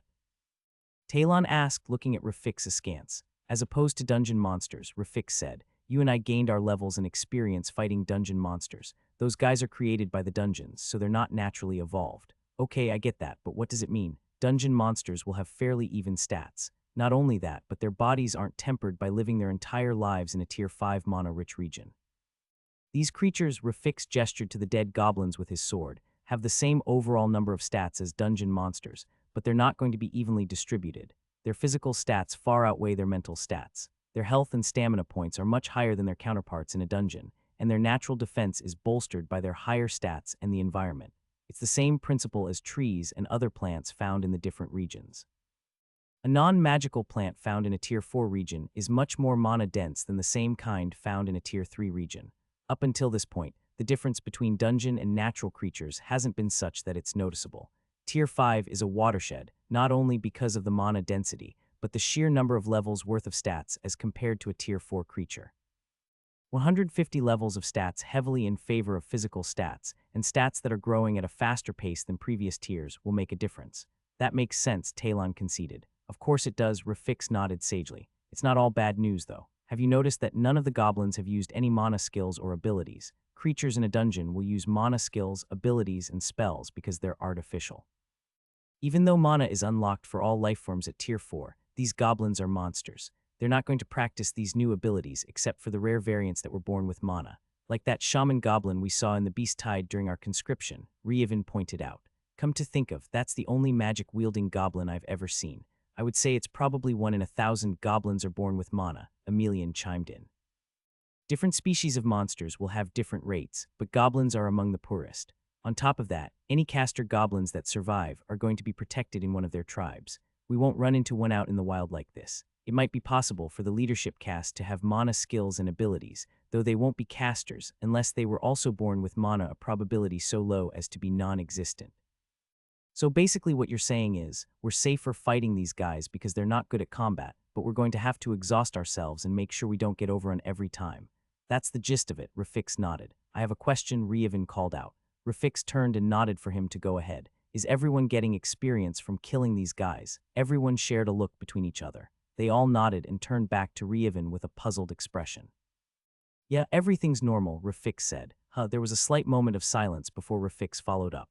Why, what's going on with you? Rafix asked. I'm not getting any experience, Rievin revealed. In fact, I haven't got any experience since I woke up in bed after the dungeon delve. Wait, what? Rafix asked, concern in his voice and expression. Why haven't you mentioned anything up until now? You know my unique situation, Rievin said. I've kind of gotten out of the habit of paying attention to it. It just came to mind for me to check it, and I recently found out about it. Rievin shrugged. I have no idea what's going on, but it's apparently me and not the monsters. Do you have some sort of system notification? Emelian asked. I've checked everything, and I've gone back through the most recent notifications over and over, and there's nothing in there about experience. There's one thing that stands out, but I don't want to jump the gun until I can figure out more evidence. It'll make things a bit more annoying in the short term as long as your experience gains come back, but unless it doesn't come back anytime soon, it shouldn't be too much of a problem. We were going to use the expedition to get you to max level over time, and we were counting on your improved stats and skills to gradually make things faster and easier while we're here. Yeah, well, it really shouldn't be too much of a hindrance on that front, Rievin said. I'm only one person in the party, and I'm not even acting to my full capacity. Skill gains are still there, so it's not like I'm not getting any improvement. I'm just not leveling right now. Keep us posted. There's not much we can do other than what we were already planning on doing without heading to civilization. If you're still not getting experience by the time we get back to Wispen, we'll have to make that the #1 priority. Until then, just keep an eye on it and let us know when it comes back. Or if you figure something out as to the cause, let us know so we can help you. Will do, Rievin nodded. Like he had said, he had long gotten out of the habit of constantly checking his experience gains and status page. Some of it was maturity, but some of it was also getting out of the practice while he had his siphon ability turned on. His bloodline was an endless well for experience to disappear down. He poked and prodded at his status page and notifications. He got the occasional helpful hint about a stat, skill, or notification, but there was no help or search function built into the system. What it gave is what one got. The system has been very good about detailing exactly what it's doing up to this point, Ryevin thought. Every time something unexpected happened, the system was very clear in how it handled finding the solution. Either it doesn't think anything's wrong, or it's given me all of the information I need already. With that thought, Ryevin's mind wandered to the notification he thought might have something to do with his situation. System alert. Divine mana and spark of providence from the subspace have been absorbed. Dungeon is shutting down to recover. Recovery period, 765,235,959. Ryevin was fairly certain that particular notification held the clue. It was really the only unique notification he had received before. Everything that came after was a derivative of this message, and all the things prior were the same or similar to notification he had received in the past that didn't alter his experience gain. Either the divine mana or spark of providence needs to absorb a certain amount of energy, or it's somehow tied to the timer for the dungeon recovery, Ryevin mused. Let's hope it's the former and not the latter. If I just need to accumulate energy, I have direct control over that. Simply waiting a year and a half is quite passive, Ryevin snorted to himself. I say that now, but what if the amount of energy I need to absorb takes longer than a year and a half? If that's the problem, I have no idea how much I need to absorb. At least if it's a waiting game, I have a definite answer. One way or another, two things that will definitely confirm my guess: if I regain my experience acquisition after killing a bunch of monsters, or if I regain it at the same time the dungeon reopens. If I go past the timer for the dungeon, that will really only confirm it's not a waiting game, not necessarily that I haven't acquired enough energy yet. I think we should go out of our way to kill more monsters, Ryevin said. Talon gave him a sharp look. Are you out of your mind? He hissed. Do you not see the state Kimberly and I are in? And I would bet your mom and girlfriend are getting low on mana, too. We have enough on our plates dealing with the minimum as it is. Ryevin chuckled and clapped his friend on the shoulder. Yes, but Cyrilla and I would take turns switching out with you and Kimberly, Ryevin explained. You'll both still be in the party and participating in the battle, so you'll get full experience, though you might end up working on auxiliary skills. As it is right now, we're basically just standing around. Sure, I'm pelting them with stones from my sling, and I plan on getting a good bow in the adventurer outpost to further augment my range capabilities, and I hit them with my spells, but stepping up as a frontline fighter is the perfect solution. I've been meaning to find time to work on my javelin skill, Kimberly spoke up. I know I'm 90 a melee fighter, but throwing a spear or javelin is part of my repertoire. She glanced at Talon. So is throwing daggers part of yours? Talon stroked his chin in thought. You know, on second thought, that's an excellent idea, Talon grinned. I'm glad I thought of it. Me too, Ryevin nodded along. Talon just gave a charming smile as he winked at his friend. I noticed there was no mention of rotating out with me, Rafix quipped. You're barely breaking a sweat, Ryevin rolled his eyes. Barely means I am sweating, Rafix pointed out, cocking an eyebrow at his son. You love it, don't lie. Rafix stared at his son for a second before shrugging and smiling. True, I wouldn't want to take a step back, but I can always engage with my ethereal arsenal if need be. Oh yeah, I almost forgot you have that skill, Talon said. Why don't you use it more often? My ability to wield the weapons is directly correlated to my weapon skills. Gaining levels in ethereal arsenal doesn't make me a better fighter with them, it just lets me concentrate more and summon more of them. If I want to improve my actual ability to fight with them, I need to get up close and personal. For whatever reason, I've found that gaining skill levels in my weapons is about 10 times slower through the use of the skill. But believe me, if I need to step back to take a breather, I will. What's the lowest your stamina's gotten so far? Ryevin asked, curious. 11%, Rafix gave an immediate answer. Talon's eyes nearly bugged out. And that's you barely breaking a sweat, what can I say? You know how I train, and I've been training like that since before I unlocked my Tier 1 class. Ryevin had fond recollections of his time training with his father before he was conscripted. Come to think of it, Ryevin said with a slight frown, you always did run me into the dirt before practice drills, even after I had exhausted my potential and reached the maximum of my diminishing returns. I never really thought about it then, and I had just grown so used to it recently that I never put it together that you've always trained me like that from day one. Yep, work hard, play hard, Rafix said. Except your idea of play is just more work, Talon grumbled. What was that? Rafix tilted his head like he had a hard time hearing Talon's complaint. Did you say we haven't been working hard enough to justify play? No, Talon shook his head vehemently. I can fix that. Talon let out a dramatic wail. He didn't raise his voice too loud, though. He was still cognizant of the fact they were in dangerous territory in the wilderness. Ryevin could perceive the closer honor guard soldiers smiling at Talon's antics, but they kept their vision pointed outward. The group continued walking through the open fields, now into the rolling hills they had spied in the distance earlier. Despite traveling a considerable ways to reach the hills and then even further into them, the mountains still seemed no closer on the horizon. Ryevin didn't know how far away they were, but from the context he had gleaned, they must have been massive. That mountain range puts the one we discovered the Revenant dungeon onto shame, and that mountain range was huge. The group only encountered 2 more roving bands of goblins walking about the hills. Revan was true to his word as he and Cyrilla stepped up halfway through each encounter to let Talon and Kimberly get a break. It made more sense to rotate during the fights instead of off and on per fight, as Talon and Kimberly would exhaust themselves in each fight, not just the aggregate. After the second encounter, they didn't run into any more goblins. They still kept a lookout, but there was just no monsters in the vicinity. Eventually, they discovered why. A couple of hours before dusk, Rafix pointed into the distance to one of the hills. The first place Revan looked was the skyline, but he didn't see anything against the backdrop of the horizon. He activated his eagle eye skill and scanned the hill below the ridge. He immediately spotted movement with his sharper vision. 10 people clad in armor were walking along the hillside just below the top where they could be easily spotted from all around. A sound tactic, Revan nodded his head in approval.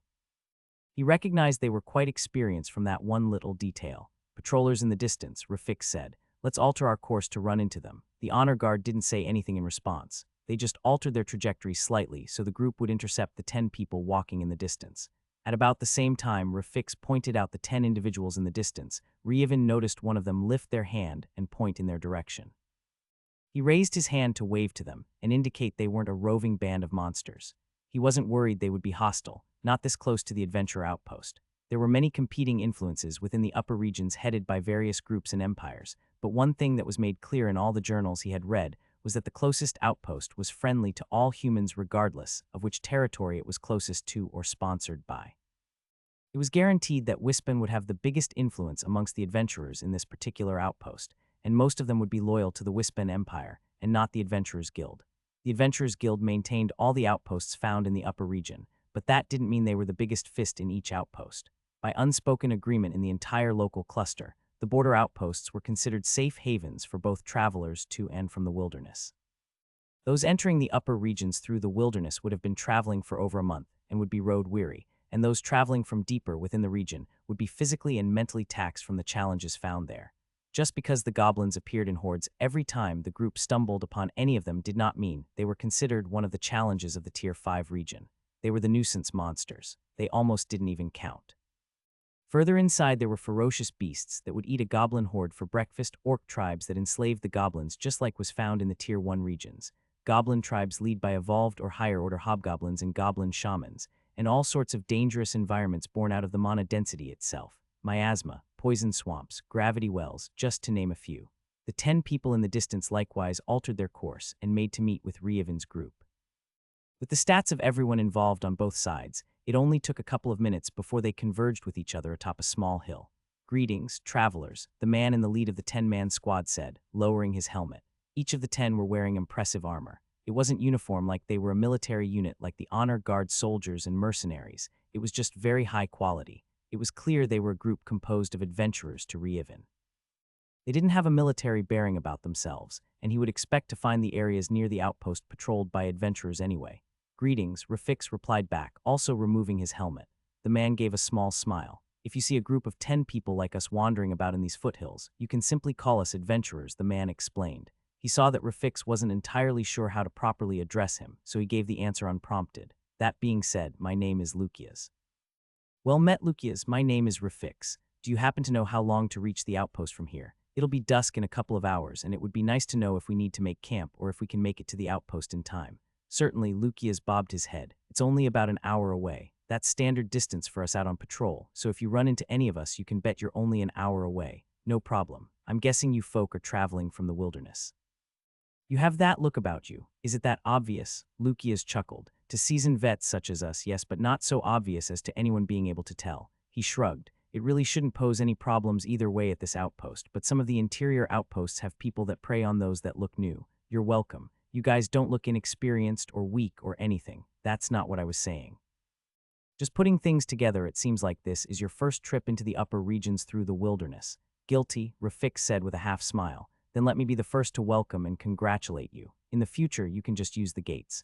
Revan and the others in his group all shared a confused look with each other. Lucius laughed out loud at the response, and the other 9 adventurers chuckled. "It's the same expression every time," he said. "It's a rite of passage to travel to the closest outpost through the wilderness the first time, but we still have space magic. The wilderness does something funky with space magic traveling to and through it from outside, but as long as the portals are both within the wilderness, it works just fine. As you know, teleport circles are quite costly and rare. Only Tier 4 Empire capital cities have them, but each Tier 4 empire leading to the upper regions also has a corresponding gate through the wilderness. They don't lead anywhere else but straight through, and there's no teleport to the outposts, but those gates cut a month of dangerous travel time off for anyone entering or leaving who's already been here. It's an unspoken rule that nobody mentions them in the lower regions. Part of the whole rite of passage thing, actually. When you get to the outpost, you can take an Adventurer Guild badge to the local branch and have them put a special stamp on it. It will turn your badge into a compass and key for the gate closest to that outpost. Lucius glanced at the honor guard and noted their military appearance. If you don't have an Adventurer Guild badge, you can substitute it for any kind of token you want. Don't mention it. Lucius extended his hand and Rafix grasped it in his own. Welcome to the upper regions.